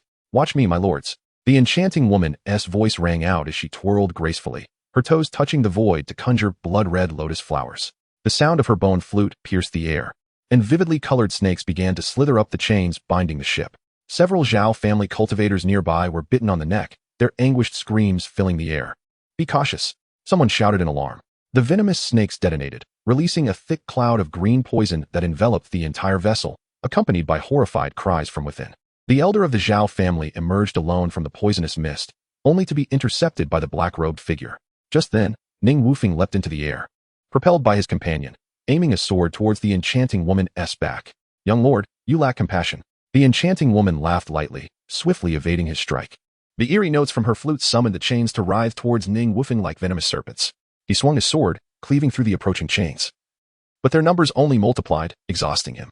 Suddenly, he glanced up at the blood-red disc above the vessel, formulating a plan. He thrust his sword, unleashing a colossal sword aura that surged towards the disc. In response, the enchanting woman's flute sounded like a stampede, and chains burst forth from the disc, ensnaring the sword and reducing it to ashes. Ning Wufeng seethed with frustration, lamenting his insufficient cultivation level, as the woman's agility rendered her elusive. Nevertheless, he concocted a new strategy. Chains lunged at him from all directions, and this time, he was ensnared tightly. The enchanting woman approached, her fingers gliding across his face as she teased, young lord, you're quite handsome. Her dark lips parted slightly, releasing a plume of green gas. Ning Wufeng held his breath, but the system's notification rang out. He had been poisoned. Resigned, he expended 100 achievement points to regain his freedom. Perceiving his eyes slowly close, the enchanting woman released the chains binding him and embraced him, her fingers brushing against his storage pouch. Just then, she sensed a shift in his aura. Ning Wufeng opened his eyes wide, a sinister glint in them, causing the enchanting woman to falter in alarm. However, Ning Wufeng was relentless. He tightened his arms around her neck and locked his legs around her waist, rendering her powerless in a peculiar embrace. With terror in her eyes, she could only utter, young lord, save me. Rest assured, no one can save you, Ning Wufeng whispered, delivering his most exquisite retort. Meanwhile, the besieged black-robed man sensed a disturbance. A skull-shaped cloud of poison surged from the green orb towards Ning Wufeng. Realizing the imminent danger, Ning Wufeng swiftly commanded the blood silkworm goo to cease its feeding and, without hesitation, seized the enchanting woman's body, hurling her towards the approaching skull. The black-robed man turned abruptly, but the skull detonated just inches from the woman, causing him to spit blood in reaction. He retaliated with a curse, the toxic mist from the shattered skull enveloping the area, while he reached out to catch the unconscious woman. "You dare harm my wife. I shall refine your soul into the green poison pearl, condemning you to eternal suffering," he snarled, blood trickling from the corner of his mouth as the green orb exuded a dense fog. Ning Wufeng noted with feigned sorrow that 3 of his 8 elite fighters had fallen, and he howled in anguished fury, "Demon, return my brothers to me." His expression was one of exaggerated grief, as if he were a brother of profound loyalty and emotion. Chapter 89. Could they be brothers of different surnames? A new battle was on the verge of erupting. Although Ning Wufeng's side still had 6 individuals remaining, it was evident that the man in the black robe had the upper hand. With yet another comrade fallen, Ning Wufeng felt a surge of anxiety. The might of the second realm, the concentration realm, was indeed formidable. At this rate, they would all meet their demise here. The lone survivor from the Zhao family, an elderly man with white hair, had reached the late stage of the true essence realm. He hastily transmitted his thoughts. "Elder, if you do not reveal your ultimate treasures now, do you intend to wait until all of us righteous warriors are dead?" It seemed as if the white-haired elder had suddenly gained clarity, for he produced a black wooden staff from his storage bag. The heavens darkened and roiled as if stirred by an unseen force. The seemingly ordinary staff was adorned with countless runes that shimmered like the Milky Way. He called out loudly, "Friends, lend me your strength." "Ah, is that the little brother of the golden cudgel?" Ning Wufeng thought, his eyes glinting with envy at the power of the lower-grade spirit artifact. He turned to his companions, urging, "You 6, quickly assist the elder." With the infusion of their spiritual energy, the staff's power surged significantly, expanding in size. The white-haired elder's hair stood on end as he directed the colossal staff toward the black-robed man. The latter spewed green blood from his 7 orifices, and the green orb hovering above him radiated even more brilliance. Toxic mist rapidly enveloped his form, while several chains from the blood jade plate aboard the flying vessel coiled around the descending staff. The 6 warriors roared in unison, channeling their spiritual power to amplify the golden runes on the staff. A thunderous sound echoed through the sky as the chains snapped one by one. Suddenly, a streak of green malevolence shot forth from the toxic mist, aimed directly at the white-haired elder's brow. Panic flickered in the elder's eyes, and the staff trembled violently in the air. Now, Ning Wufeng, concealed within his sleeve, unleashed a faint glow from the black soul pearl, penetrating the toxic mist. The black-robed man let out an unearthly scream. Ning Wufeng wielded the infinite sword, swiftly cleaving through the dense mist, creating a gap through which the sword pierced, targeting the black-robed man and Apos' crown. At that moment, the black-robed man was embroiled in a fierce internal struggle. Just as Ning Wufeng's sword tip grazed his crown, he managed to clamp down on the blade with both hands, stubbornly resisting the onslaught. A tremendous wave of energy surged where blade met bone, gradually dissolving the flesh of the black-robed man's fingers, revealing ghastly white bones, with blood trickling down the sword. Ning Wufeng felt a sharp pain radiating from his hands as the infinite sword emitted a sound of cracking. He had not anticipated the immense strength of this poison cultivator. With no time to lament the damage to his infinite sword, he merged the 3 sword shadows into one, causing the sword's aura to expand significantly, unleashing a violent torrent of sword energy that surged into the black-robed man's meridians. The black-robed man howled in agony, his visage grotesque and bloodied. "The poison will consume my heart. If I die, we die together," he bellowed, his voice resembling a beast's growl as a twisted smile spread across his green face. Suddenly, his chest ruptured, and cracks appeared on the green poison orb, oozing dark red blood. Ning Wufeng felt a sense of foreboding and hastily attempted to withdraw his sword. But the skeletal hands clutched the blade tenaciously, rendering him unable to extricate it. In that critical moment, he could only abandon his weapon and hastily summon his companion to retreat. With a deafening roar, the green poison orb exploded, unleashing a cataclysmic shockwave that hurled both Ning Wufeng and his companions several miles away, crashing against the rock face before falling to the ground. The violent impact was accompanied by the unmistakable sound of his ribs fracturing. Fortunately, his thunder body technique had reached the 3rd layer, making him resilient enough to survive. But his companion fainted on the spot, prompting him to swiftly store it within the black soul pearl. The tremendous shockwave even sent the enormous flying vessel tumbling down. As the dust settled, nothing remained of the black-robed man. When Ning Wufeng approached, clutching his chest, he found many individuals strewn about the ground. The white-haired elder from the Zhao family sat in meditation, recovering from the severe spiritual injury inflicted by the black-robed man's mental assault. To his dismay, the shockwave had claimed 2 more lives, leaving only 4 of the 8 formidable warriors standing. Ning Wufeng mused, "This act of robbery is indeed a high-risk profession. The casualty rate has astonishingly reached 50%, revealing its perilous nature. Zhao Dazhuang clutched his chest, grasping Ning Wufeng's sleeve as he cried, "Brother, can we refrain from such ventures in the future? After all, I have yet to marry and start a family." Ning Wufeng retorted, "You spineless wretch. Have you not noticed that I too have broken 2 ribs?" Zhao Dazhuang glanced at the second-generation heir's displeased expression and wisely fell silent. Ning Wufeng quickly expanded his spiritual sense, but could not locate the black-robed man's storage bag.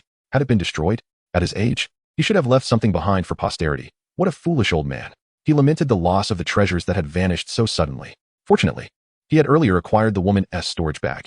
Upon inspection, he discovered over 100 poison-gathering pills, along with a bone flute she had played, which was also a lower-grade spirit artifact, and tens of thousands of spirit stones, a clear indication of wealth. However, his infinite sword lay cold and lifeless on the ground. Now marred by cracks and rendered unusable, he would have to devise a solution upon returning home.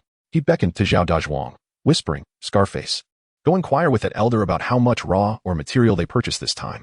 Zhao Dazhuang hesitated for a moment, asking, "Why must it be me?" Ning Wufeng felt an urge to slap him but restrained himself, recognizing that his temper had been worsening lately, all thanks to this fellow who could not comprehend his struggles. "Just go, and I'll ensure you receive a larger share later." He huffed impatiently. Zhao Dazhuang, now coerced and enticed, steeled himself and approached the white-haired elder of the Zhao family. He stammered, "Excuse me, esteemed elder, I have a question I wish to ask." The elder slowly opened his eyes, perplexed. "What matter do you wish to discuss, young friend? It's not a significant issue. I merely wish to inquire how much raw or material you purchased this time," he said, his head bowed in a feigned display of humility. Upon hearing this, the white-haired elder abruptly rose, fuming. "What do you mean by that question?" Zhao Dazhuang felt as though he had been ensnared by the second-generation heir's whims, and hastily clarified, "Elder, please do not be angry. I am merely asking on behalf of my elder brother. As for the intent behind it, I cannot say. Perhaps you could inquire directly with him?" He pointed toward Ning Wufeng. The elder snorted dismissively. "If you wish to ask, let him come over himself." Zhao Dazhuang, left with no choice, returned, muttering, "Brother, the old man refuses to give you any respect. He demands that you address him personally." Ning Wufeng, irked, replied, "Oh, is that so? The more I look at you, the more I perceive you as a useless fellow. Perhaps you should stop associating with me." "Brother, please don't. I'll assist you in approaching him. If that elder dares to be disrespectful, allow me to handle him," Zhao Dazhuang offered, understandingly supporting Ning Wufeng and Appo's arm. Ning Wufeng couldn't shake the feeling that this man was even more oily than himself. Could he possibly be a brother of a different surname? Chapter 90. Exorbitant demands. Ning Wufeng approached the white-haired elder and inquired directly, "May I ask your esteemed name, senior?" The elder, aware that Ning Wufeng was undoubtedly the strongest among the group, replied with a faint smile, "I am Zhao Yan, the steward of the Zhao family in Qingguang City. I am grateful for your timely assistance today. I noticed you wield the sword techniques of the Thundersword sect. Could it be that you are a newly accepted disciple of Qiqi Manor?" Ning Wufeng was taken aback by the elder's familiarity with the Thundersword sect, but he had no desire to engage in such small talk. He replied with a smile, "Senior Zhao, let us speak plainly. As you can see, in my effort to rescue you, I have risked the lives of 4 of my brothers, all of whom have families to care for." Zhao Yan understood the implications of his words and quickly produced a storage pouch from his waist. "Young friend, this contains 100,000 spirit stones. Should you or your companions require assistance in the future, do not hesitate to seek me out at the Zhao family. I will certainly help as best I can," Zhao Yan said earnestly. Ning Wufeng noticed a glimmer of satisfaction in Zhao Dazhuang's eyes nearby, and he felt an overwhelming urge to slap him. "Is the life of my 4 brothers truly worth a mere 100,000 spirit stones?" He voiced his discontent openly. "What amount do you have in mind?" Zhao Yan responded, a hint of coldness creeping into his tone. "Senior is indeed forthright. I too dislike beating around the bush. I do not ask for much." With that, he raised his right hand, extending his index finger. Zhao Yan gasped, "What? 1 million? Are you jesting?" Ning Wufeng shook his head. "No, I mean 10 million. After all, spirit stones can be priced, but human lives are invaluable." Zhao Yan's left cheek twitched, and he retorted angrily, "Young friend, you are being excessively arrogant. Are you aware that the head of my Zhao family is an elder of the Qin family? Although you are a disciple of the Thundersword sect, you are merely at the Qi refining stage. Are you not afraid of us reporting you?" Ning Wufeng laughed heartily. "In this world, no one can threaten me. Do not speak of the elder of the Qin family. Even if the head of the Qin family were to come personally, what would it matter? If you wish to leave here alive today, you must pay up, unless you prefer to perish in this desolate wilderness. You are rather presumptuous. If not for your earlier assistance, I would have struck you down already," Zhao Yan declared, no longer holding back. "Is that so? Then should I express my gratitude for your mercy? I was just eager to experience your esteemed skills." The atmosphere between them grew tense, with both parties ready for confrontation. Zhao Yan, sensing Ning Wufeng's unwavering confidence, felt a twinge of uncertainty. The sword technique he had witnessed earlier had even dispelled the poisonous mists created by a second-level cultivator. However, it was preposterous for a foundation-building expert to be threatened by a mere chi-refining practitioner. Such a notion would surely invite ridicule. Humph. Who would have thought that a disciple of the Thunder Sword sect would resort to such extortion? Even if I had 10 million spirit stones, I would never simply hand them over to you. Zhao Yan glared at Ning Wufeng. Had he truly tarnished the reputation of the Thunder Sword sect? A gentleman cherishes wealth, but acquires it through just means. These affluent families gamble with the original stones, ultimately harming the common folk.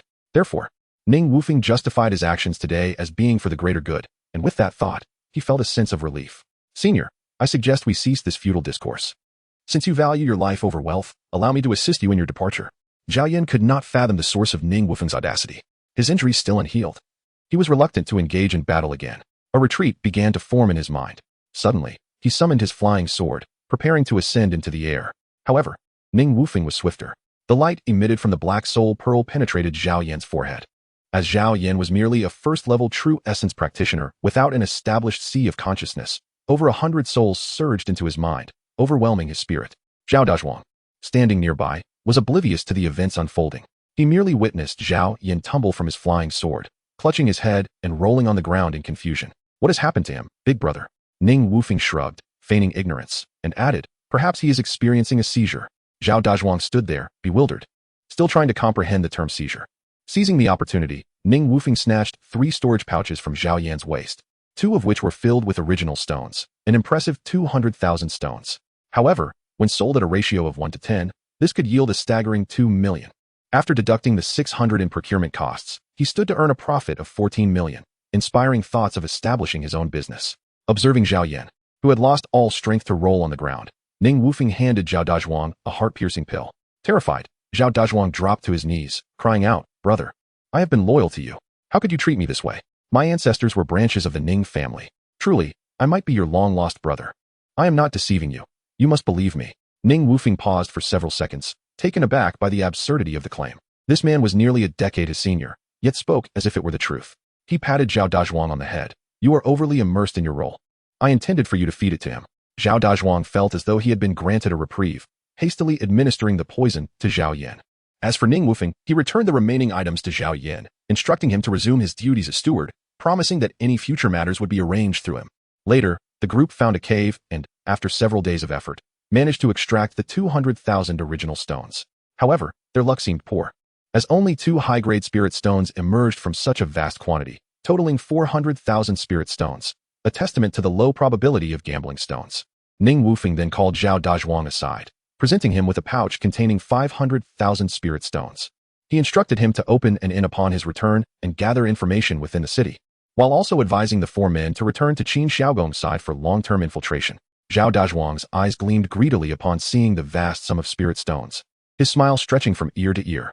Brother, leave these trivial matters to me. You may rest assured. Just as he basked in his fortune, Ning Wufeng seized the moment. With a swift motion, a white pill shot directly into Zhao Dazhuang's gaping mouth. Before he could comprehend the situation, the pill slid down his throat, leaving him gasping in panic. Brother, what have you given me? I do not wish to die. I only want to serve you. Enough. I have noticed you becoming increasingly verbose. Rest assured, that is not poison.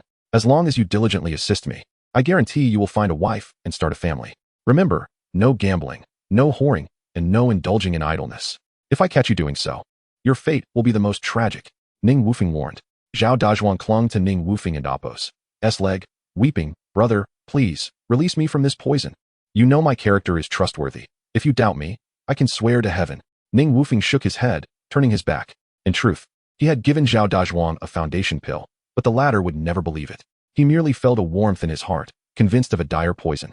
Finally, he distributed 100,000 spirit stones to each of them, employing both kindness and authority, ensuring they would follow him diligently in the future. Having completed these tasks, Ning Wufeng dismissed them all. Chapter 91. The Poison Fog Forest. A month later, Ning Wufeng emerged from the cave. Fan Fan's injuries had fully healed, and he had gathered ample spirit stones. However, the true purpose of his descent was still the ghost yellow grass. Days later, Ning Wufeng arrived at the Poison Fog Forest of the Wan Poison sect. The Poison Pool Abyss lay within this forest, and due to the thick fog, flying was not feasible. Ning Wufeng dismounted from Fan Fan and fortuitously encountered 3 individuals. Are you headed to the Poison Pool Abyss? A man in a green robe inquired. Ning Wufeng nodded. What a coincidence. Let us travel together. The creatures in the poison pool abyss are quite formidable, the green-robed man smiled, extending an invitation. Ning Wufeng assessed the cultivation levels of the three and noted that the highest was merely at the 11th level of qi training. He readily agreed, saying, I appreciate your companionship. A nearby gnarled old man chuckled. You possess great courage, daring to venture into the poison pool abyss alone. May I ask your esteemed name? I am Xiao Feng, visiting the territory of the demon clan for the first time. I hope to gain insights from you three, Ning Wufeng replied earnestly. Upon hearing this, the three exchanged meaningful glances. The woman dressed as a Taoist priestess warmly introduced herself. No need for formality. I am Hong Lian, and we are quite familiar with the conditions inside. Allow me to provide you with some insights. The poison pool abyss was formed by a colossal sinkhole, sealed off by powerful demon cultivators to prevent human entry. However, over the long years, some human cultivators had discovered concealed entrances, showcasing the eternal struggle between demons and humans. The forest was completely shrouded in mist, visibility limited to 3 meters. Yet, their journey thus far had encountered no immediate danger, suggesting that these three were frequent visitors. As they traversed the landscape, Ning Wufeng discovered numerous ghost yellow grasses, albeit all under 10 years of age, still sufficient for his current needs. He discreetly transplanted these grasses into his black soul pearl, where the demonic energy surpassed that of the forest, ensuring optimal growth. After a day, the four arrived at an underground entrance. Upon entering and descending, they found themselves in a cavern with a lofty dome. Suddenly, the green-robed man bellowed, "Attack!" He spun around, hurling a flying dagger at Ning Wufeng. Surprisingly, Ning Wufeng did not evade nor activate his protective shield, allowing the dagger to strike his chest, sparking a shower of sparks. The green-robed man, believing he had succeeded in his ambush, wore a smug expression, but the next moment, the dagger, glowing with a green light, began to shatter against Ning Wufeng's skin. From behind, Hong Lian deftly maneuvered, wrapping 12 silver threads around Ning Wufeng's waist. Xiao Feng, your flesh will be taken by me, she declared with a seductive smile, tightening the silver threads until they sliced into his skin, producing a sound akin to metal clashing. Unfazed, Ning Wufeng remained calm. With the strength of his current physique, ordinary artifacts posed little threat. The gnarled old man seized the opportunity to toss a fireball talisman. At that moment, the jade shield at Ning Wufeng's waist activated, emitting a faint glow, not out of fear of the fireball's might, but rather concern for singeing his clothes and hair. Have you three finished? Is it my turn now? Ning Wufeng said with a composed smile. Suddenly, he summoned his internal energy, causing his 16 abdominal muscles to swell and burst the silver threads apart, proving his training was not in vain. The severed threads recoiled, catching Hong Lian off guard, ripping her sleeve and staining her fair arm with red as she staggered back, clutching her bleeding limb. A crimson spear appeared in Ning Wufeng's hand, aimed directly at the green-robed man's throat, its tip radiating a 3-foot red glow. The green-robed man, taken aback by Ning Wufeng's speed, quickly activated a storage bag at his waist, summoning a 3-meter-tall stone statue to shield him. The spear pierced the statue's chest, sending shards flying. The stone statue's massive hand gripped the spear tightly, forcing Ning Wufeng to retreat repeatedly. Hong Lian's deadly flying needles were now aimed at Ning Wufeng's nape. With his spear unable to be withdrawn, he relinquished it, leveraging his speed to leap into the air and evade the needle attack by landing behind the stone statue. Although the statue possessed immense strength, its speed was considerably slower, allowing Ning Wufeng to unleash dozens of fireball talismans at the green-robed man. The fireballs exploded against the green-robed man's shield, creating a blinding burst of flames that reverberated throughout the cavern. Just as the green-robed man dismissed the threat, Ning Wufeng closed the distance, weaponless, and pierced the shield with a bone flute. The green-robed man's eyes widened in astonishment as the flute plunged into his heart, the pursuing stone statue vanishing in the process. Ning Wufeng swiftly seized the storage bag from the green-robed man's waist, also absorbing his soul into the black soul pearl. The fallen crimson spear was drawn into his grasp, though it regrettably couldn't unleash its full potential in his hands. Giggle, Hong Lian suddenly erupted with a haunting laugh. Xiao Feng, impressive skills. Mutual respect. We all owe debts in this world.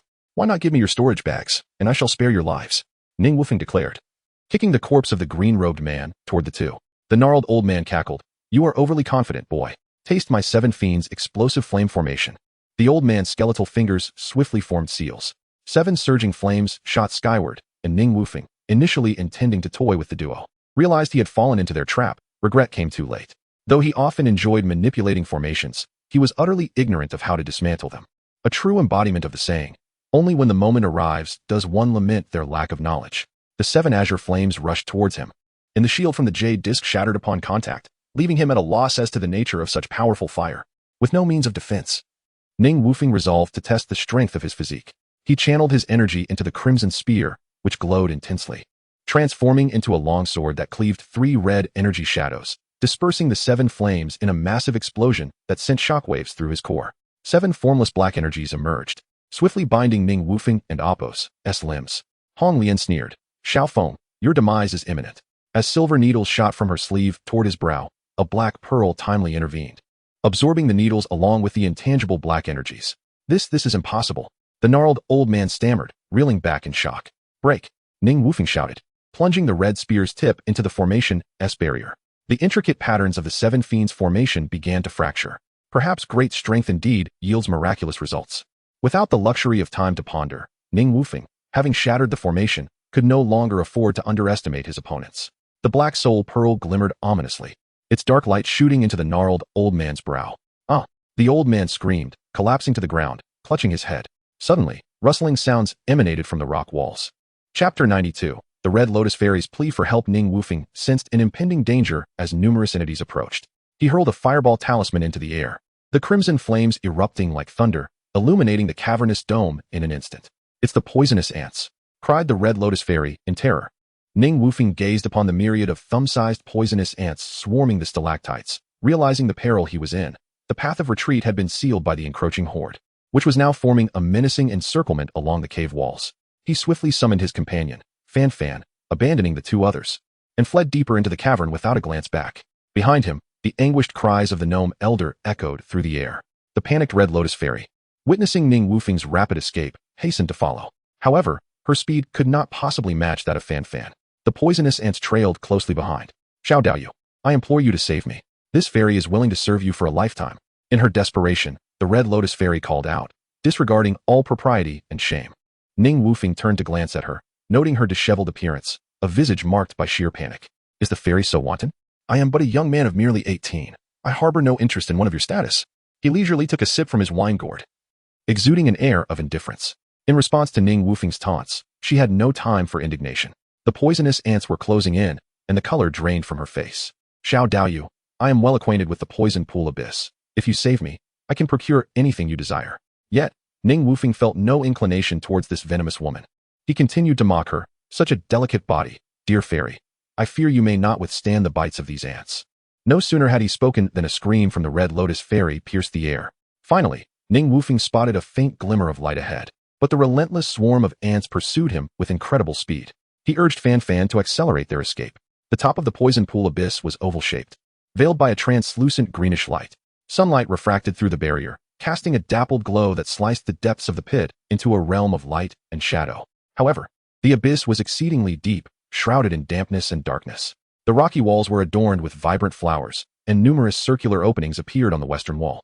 Obscured by thick mist, Ning Wufeng discovered a wealth of ghostly yellow grass within, swiftly transplanting them into the black soul pearl. However, the poisonous ants finally emerged, their overwhelming numbers causing a tingling sensation on his scalp. He commanded Fan Fan to hover high above. Yet, a more bizarre sight unfolded. The poisonous ants sprouted wings, prompting Ning Wufeng to dart towards the mist ahead. The relentless ants pursued him, and in his panic, he failed to notice he had arrived above a massive poison pool. Curiously, he observed the ants halt their pursuit, only to discover the pool's surface was a sinister shade of dark green, bubbling with noxious fumes. Just as he pondered whether the creatures feared the toxins within the pool, the surface erupted, and a colossal black-scaled serpent broke through, its gaping maw seemingly intent on swallowing both him and Fan Fan whole. Fortunately, Fan Fan, quick-witted, evaded the attack with a swift maneuver. The serpent hissed, unleashing tendrils of black toxic mist. Fan Fan darted through the gaps in the noxious cloud like a silver streak. Ning Wufeng unleashed dozens of fireball talismans, the explosions igniting showers of sparks upon the serpent's thick scales, yet they failed to penetrate its formidable hide. The monstrous creature's resilience surpassed that of any human, though its intelligence before awakening was likely far inferior. The black soul pearl within Ning Wufeng's palm glimmered faintly, and a dark beam shot forth like an arrow, piercing the serpent's head. The creature writhed in agony, its tail thrashing violently, churning the poison pool into towering waves. Seizing the moment, Ning Wufeng leaped onto Fan Fan's back, brandishing a crimson spear aimed at the serpent and Apos' vulnerable underbelly. The spear tip flared brilliantly, forcing its way between the scales and into flesh.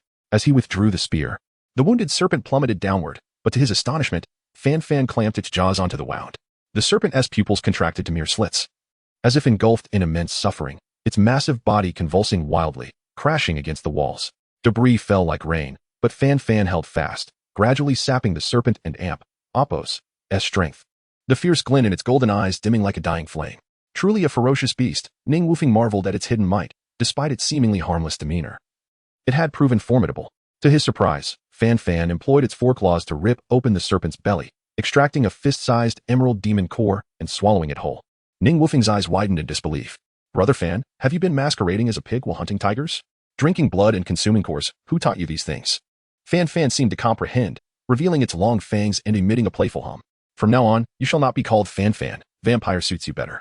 Lest you deceive well-meaning gentlemen. Ning Wufeng continued to express his unique insights. Fan Fan responded with a couple of hums, gazing at him with innocent eyes. Just as Ning Wufeng was about to continue his lecture, the surface of the poison pool surged once more, this time not with a beast, but a man. A young man clad in a dark red robe emerged, his face tinged with a sickly hue, perhaps from prolonged exposure beneath the water. Ning Wufeng could not help but admire this individual's audacity to bathe in such toxic waters. He seemed to revel in life's pleasures. Despite being younger than Ning Wufeng, yet possessing formidable cultivation at the late stage of true essence. With fierce eyes, the red-robed young man glared at him. A tempest of fury brewing. Who are you to disturb my meditation and slay my spiritual beast? The young man's veins bulged ominously. Ning Wufeng, sensing the tension, replied, Dear friend, please do not be agitated. I too was driven here by this swarm of poisonous ants. He gestured towards the menacing ants lingering by the edge of the poison pool. As for your spiritual beast, it was merely an accidental encounter with my pet, a childish bout. If you will, there is no need for anger. I shall properly discipline it later. The red-robed youth cast a glance at the serpent floating on the surface, its chest grievously wounded, and his complexion paled further. What nonsense are you spouting? He bellowed. Ning Wufeng silently thought, what are you on about? Can you not comprehend my words? Just then, the black soul pearl in his hand glimmered, and a dark beam shot forth, targeting the young man's brow. For in this world, the swiftest strike prevails. Chapter 93, Playing with Fire. The black soul pearl, which had previously proven effective time and again, faltered this time. The souls shot forth from the black soul pearl were repelled, leaving Ning Wufeng astonished and perplexed by the unknown treasure that could thwart spiritual attacks. Unable to fathom the situation, he decided to flee, swiftly mounting his steed, Fan Fan, and charging towards the western cave entrance. The enraged man in red robes could not easily fulfill his desires. Ning Wufeng felt a chill at the nape of his neck as Fan Fan's wings folded tightly. Plummeting downwards, a crimson blade of light grazed overhead, cleaving the rocky wall ahead into a shower of debris. The red-robed man formed seals with his hands, and the skeletal beads on his wrist hovered in midair, exuding a thick mist of blood that wove itself into a vast crimson net, blotting out the sky.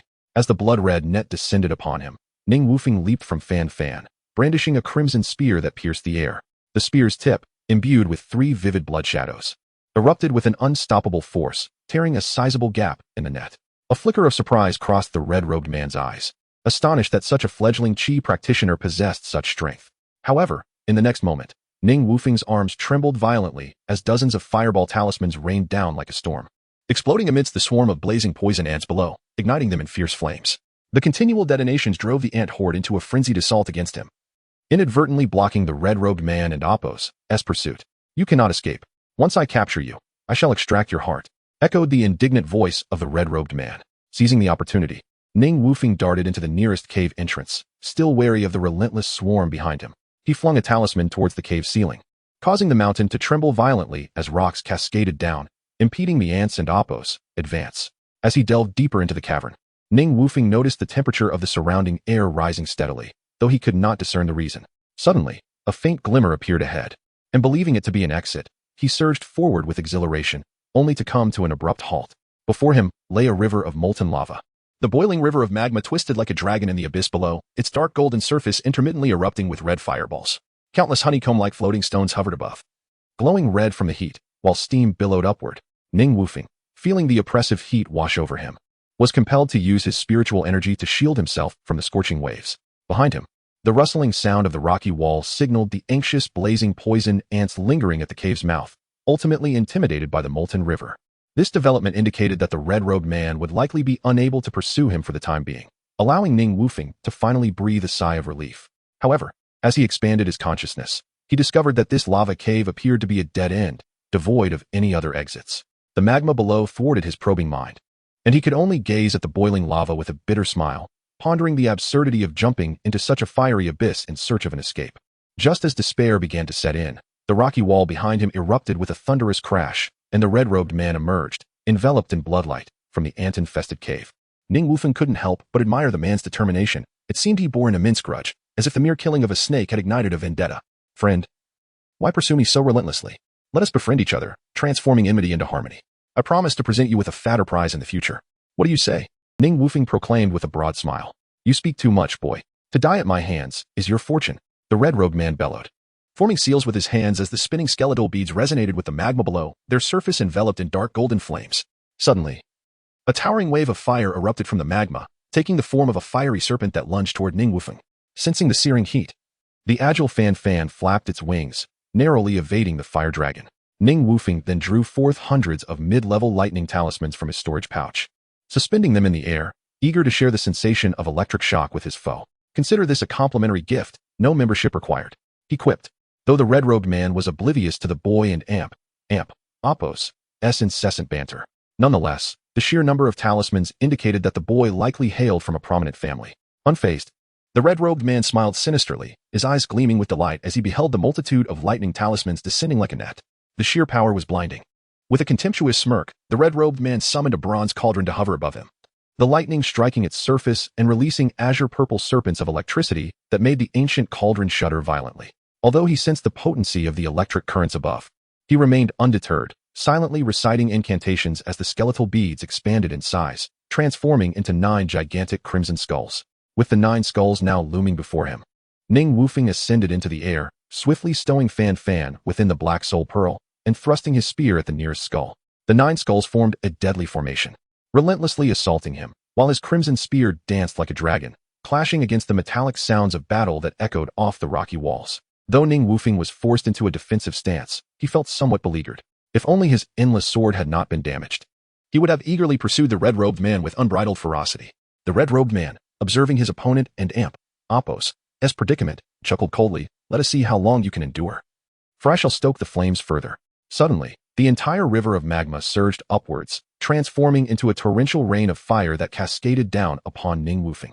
Bound by the 9 skulls, he had no choice but to rise against the deluge of flames, brandishing his spear defiantly. The protective spiritual light around him melted away in the fiery storm, the acrid scent of charred fabric filling the air as blisters formed upon his exposed skin. Though his face remained unscathed, glancing down at his singed and tattered robes, he raised an eyebrow and scoffed, red-robed fiend, why play with fire? Be wary of wetting your bed at night. The red-robed man could not comprehend the boy's nonsensical words. Yet seeing Ning Wufeng remain unscathed amidst the chaos only fueled his frustration, veins bulging on his forehead.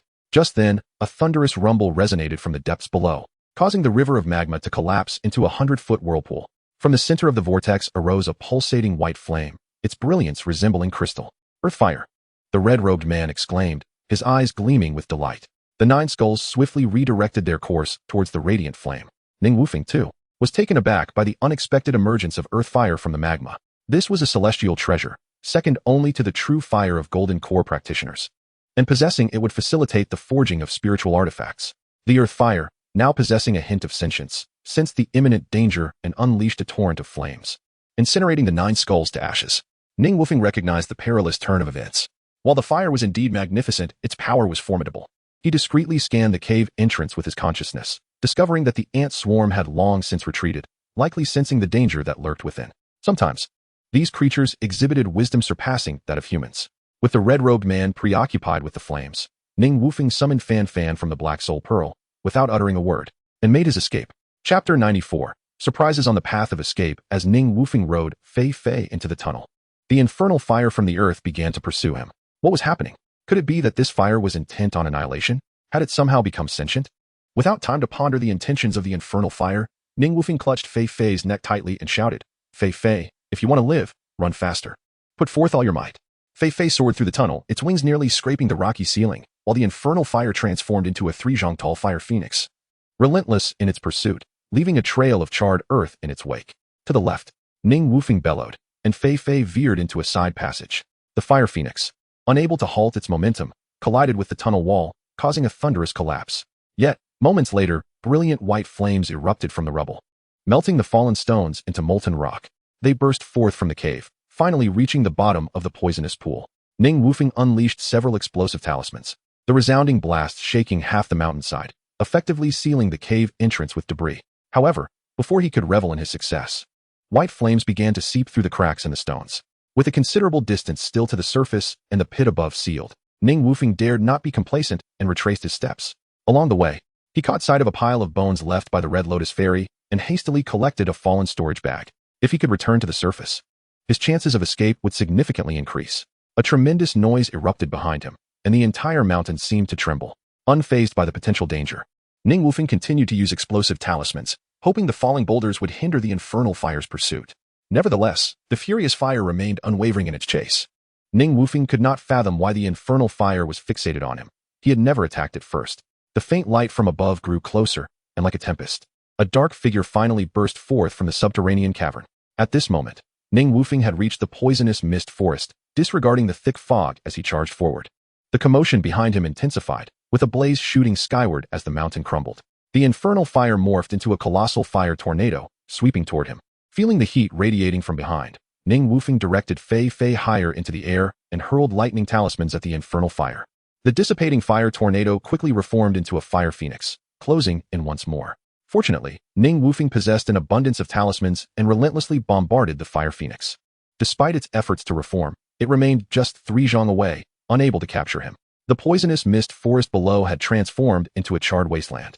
Toxic smoke mingling with ashes obscuring the sun, while countless poisonous insects perished in the flames. Ning Wufeng lamented the devastation wrought upon this land. Just as he was about to escape the poisonous mist forest, a streak of crimson golden light shot forth from the fire phoenix. A sudden, searing pain pierced Ning Wufeng's back, as the golden light disregarded his protective aura and burrowed into his body. His back arched violently as the light slithered through his veins, wreaking havoc in his dantian, causing a tumultuous surge of energy. His skin glowed red, and an unbearable heat enveloped him, as if his dantian were shattering. The system's reassuring notification finally chimed. Host is experiencing an attack from a spiritual entity. Would you like to expend 200 achievement points to counteract? Host: Ning Wufeng, age 27, cultivation, Qi refining stage, level 10, 060 consciousness, foundation establishment stage, late true essence realm. 050 achievement points, 380, can be used to exchange for cultivation and consciousness, etc.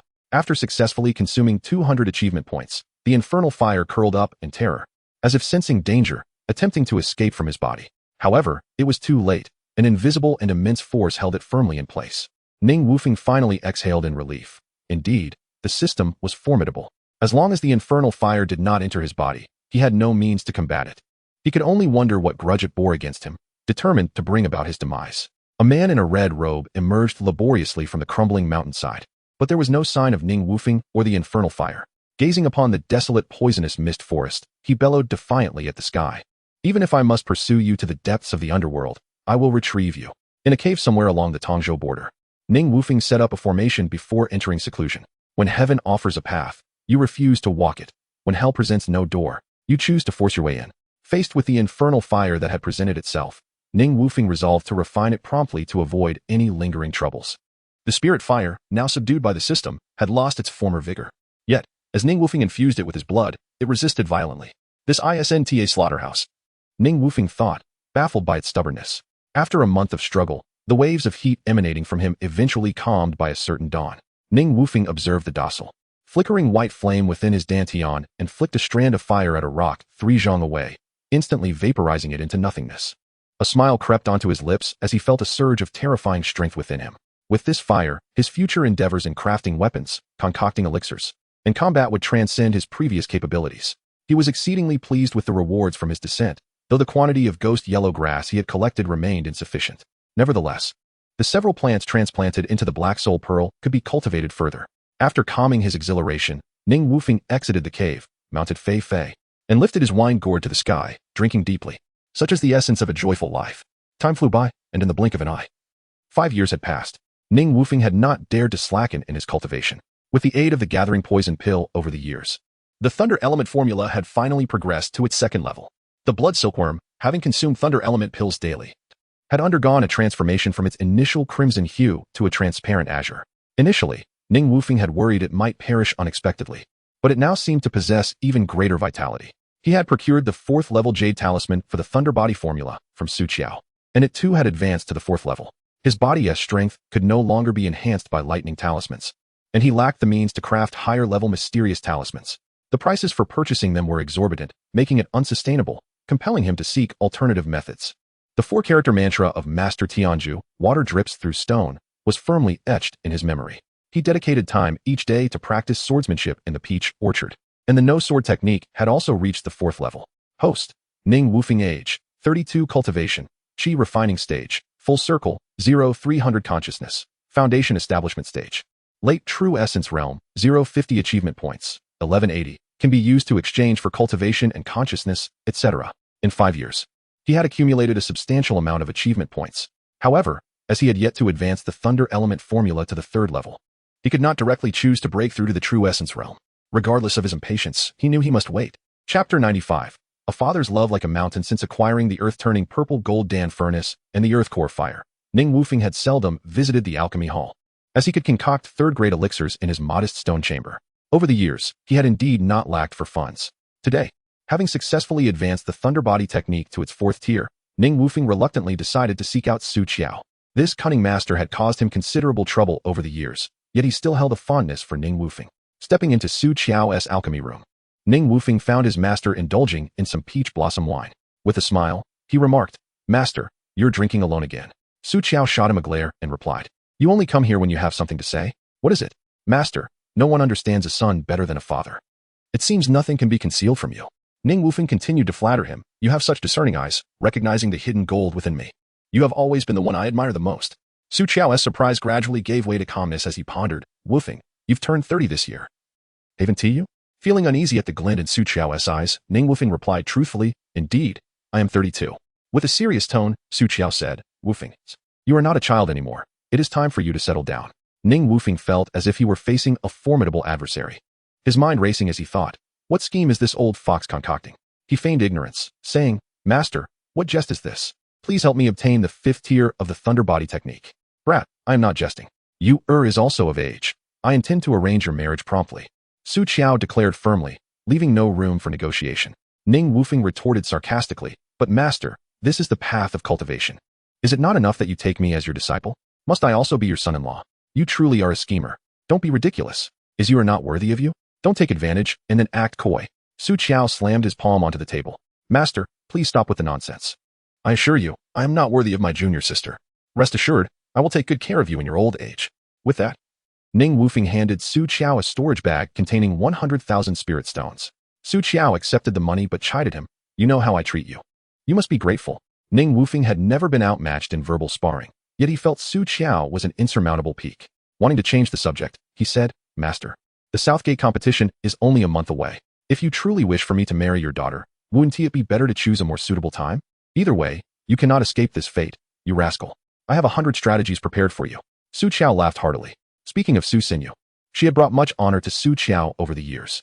Her cultivation had reached the peak of qi refinement, and most importantly, her thunder element technique had advanced to the 3rd tier. Many coveted this achievement, while Ning Wufeng had only managed to reach the 2nd tier after much effort.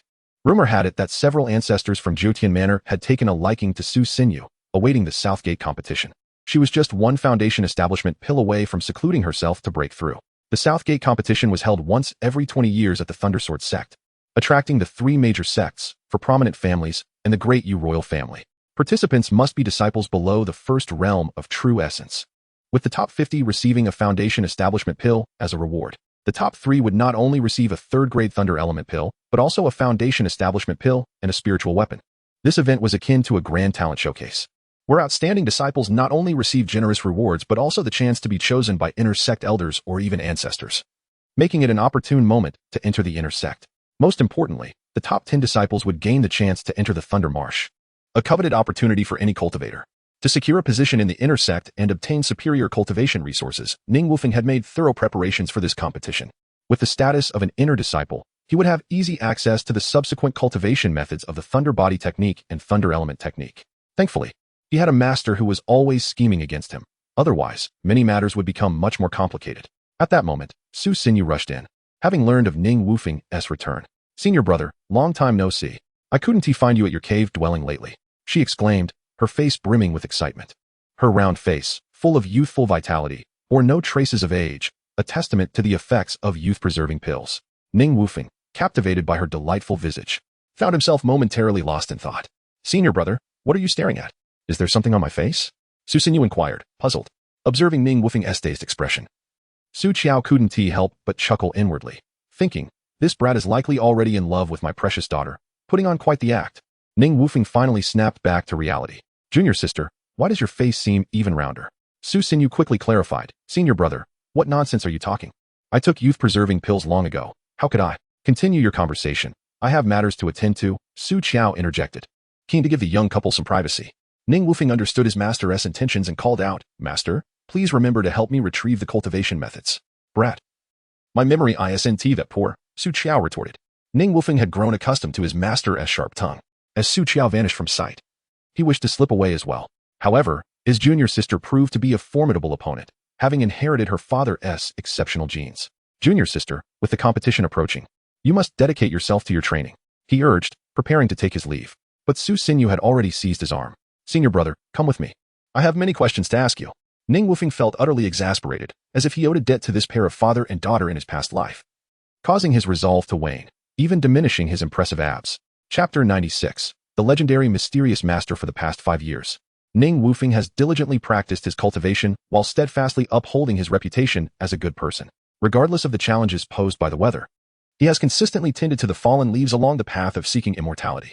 In the Thunder Sword sect, where spring reigns eternal and birds sing amidst fragrant blossoms, he has transformed from a pretender into a genuinely good man. This morning, as the sun began to rise, Ning Wufeng took up his broom once more. Although Ma Liang's work had been usurped by Ning, he still visited daily to chat with him. Observing his junior who had swept the stone steps for nearly a decade, Ma Liang remarked, Wufeng, do take a break from sweeping for now. Ning Wufeng glanced at Ma Liang, who was gesturing to him, and paused in his task. Master Ma, you are up even earlier than the dawn today. With a playful gesture, he tossed his wine gourd towards Ma Liang. Ma Liang, with his frail hands, caught the gourd with a resigned smile. Wufeng, you jest again. You know I no longer drink. Nonsense. This is exquisite spirit monkey wine, procured at great expense. One sip, and I assure you, you shall crave it at every meal, and even in your dreams. Having grown accustomed to Ning Wufeng's antics, Ma Liang chuckled lightly. Wufeng, come here. I have something important to discuss with you. Ning Wufeng, intrigued by Ma Liang's mysterious demeanor, approached and sat beside him. Thank you, my dear junior, for your companionship over the years. I possess no valuable treasures to offer you, save for this jade talisman. As he spoke, Ma Liang revealed a white jade talisman resting in his palm. Ning Wufeng instinctively began to refuse, aware that he was not as selfless as others perceived him to be. Sensing his hesitation, Ma Liang quickly interrupted, do not decline, dear junior. I sense my time is drawing near. This talisman was fortuitously acquired in my youth. It is of little value, but I hope you will accept it. Hearing the melancholy in Ma Liang's voice, Ning Wufeng felt the weight of mortality. He wished to lighten the somber atmosphere. Master Ma, I have a 1,000-year-old spirit ginseng that might extend your years. He promptly produced the ginseng from his storage bag. Ma Liang waved his hand dismissively. You have not misjudged my character, dear junior. This ancient ginseng is far too precious for me. It would be a waste. Keep it for yourself, for there is little in this world that I long to remember. With that, he grasped Ning Wufeng and Appo's hand and placed the jade talisman in his palm. Ning Wufeng, feeling a pang of embarrassment at the elder and Appo's heartfelt gesture, accepted it graciously. Junior, I must descend the mountain now, and we shall part ways here. As he watched the stooped figure make its way down the stone steps, Ning Wufeng felt a sudden wave of sadness wash over him. Master Ma, I will prepare some restorative elixirs with this ginseng for you tomorrow. Do remember to come early. Then I shall trouble you. Dear junior, Ma Liang responded, nodding back at him before continuing on his way. The morning sunlight illuminated Ma Liang's gentle visage, causing Ning Wufeng to momentarily lose his focus, contemplating the ephemeral nature of life. Ma Liang's figure gradually faded from view, dissolving into an ethereal ink wash. Regaining his composure, Ning Wufeng probed the jade talisman with his spiritual sense and was astounded by its contents. He dashed after Ma Liang, but found only emptiness. The elder could not have departed so swiftly. Doubt began to creep into his mind. Was Ma Liang truly a hidden master of extraordinary prowess?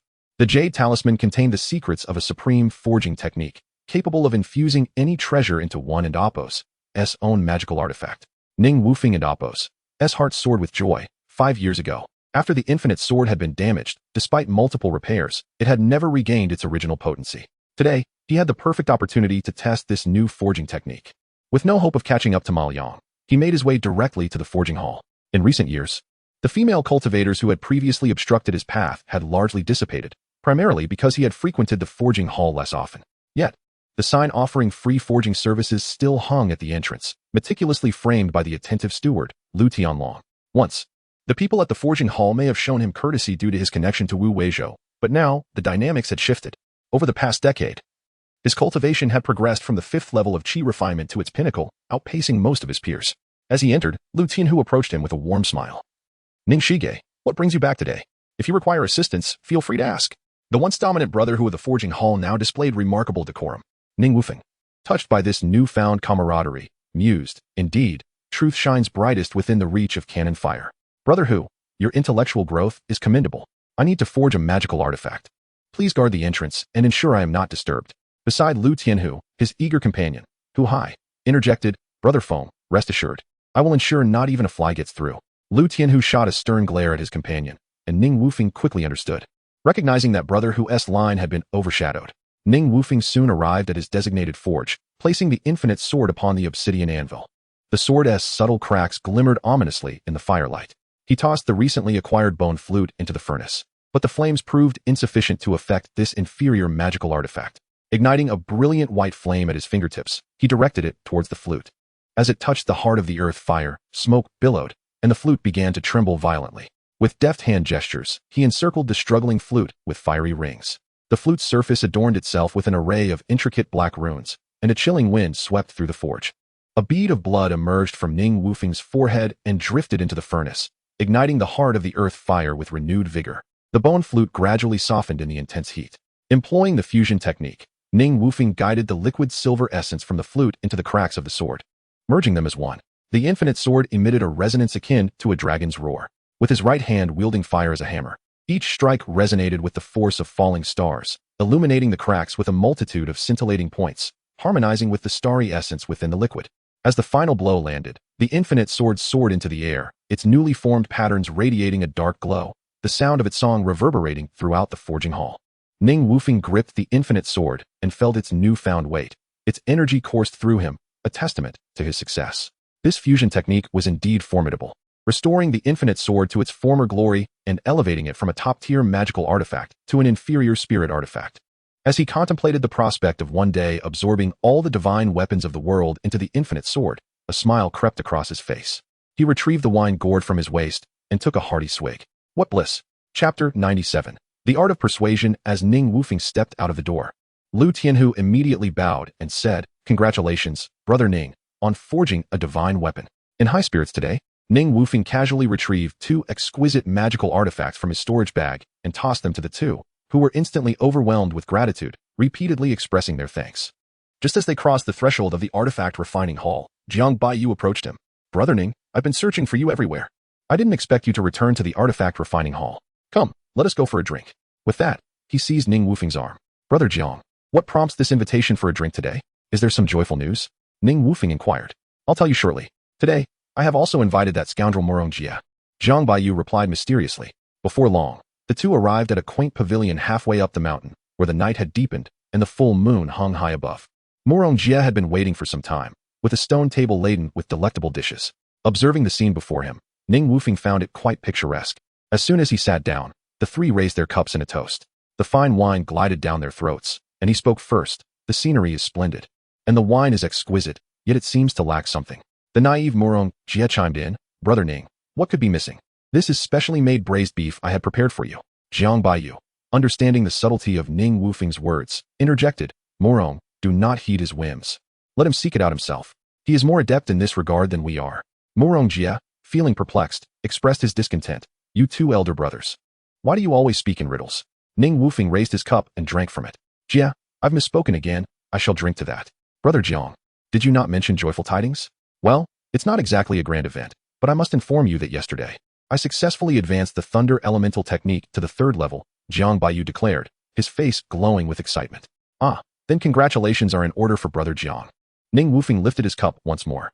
The three clinked their cups together again, though a hint of disappointment flickered across Murong Jie's face. Immediately, Jiang Baiyu sought to console him. Murong, at your age, I had just managed to break through to the 1st level of the Thunder Elemental technique. You have already reached the 2nd level. You are a genius. With a downcast expression, Murong Jie replied, Brother, do not flatter me. How can I be considered a genius? Ning Wufeng chuckled. My Thunder Elemental technique has only reached the 2nd level as well. I often regard myself as a genius, so you too must be one. Murong Jie continued to express his thoughts. Recently, I received a letter from home stating that my second brother has reached the pinnacle of qi refinement. While I remain at the 11th level. You mentioned Muronghua. I know him well. Being at the pinnacle of qi refinement means little. You cultivate the thunder law. When he arrives, make sure to show him your electric barbecued delicacies. Ning Wufeng maintained a carefree demeanor. Jiang Baiyu swiftly shifted the topic. I hear that a princess from the royal family will participate in the upcoming Southern Gate competition. Brother Ning, you have an affinity for women. Be sure to impress her. Brother Jiang, Ning Wufeng admitted, I do have a fondness for women, but what man does not?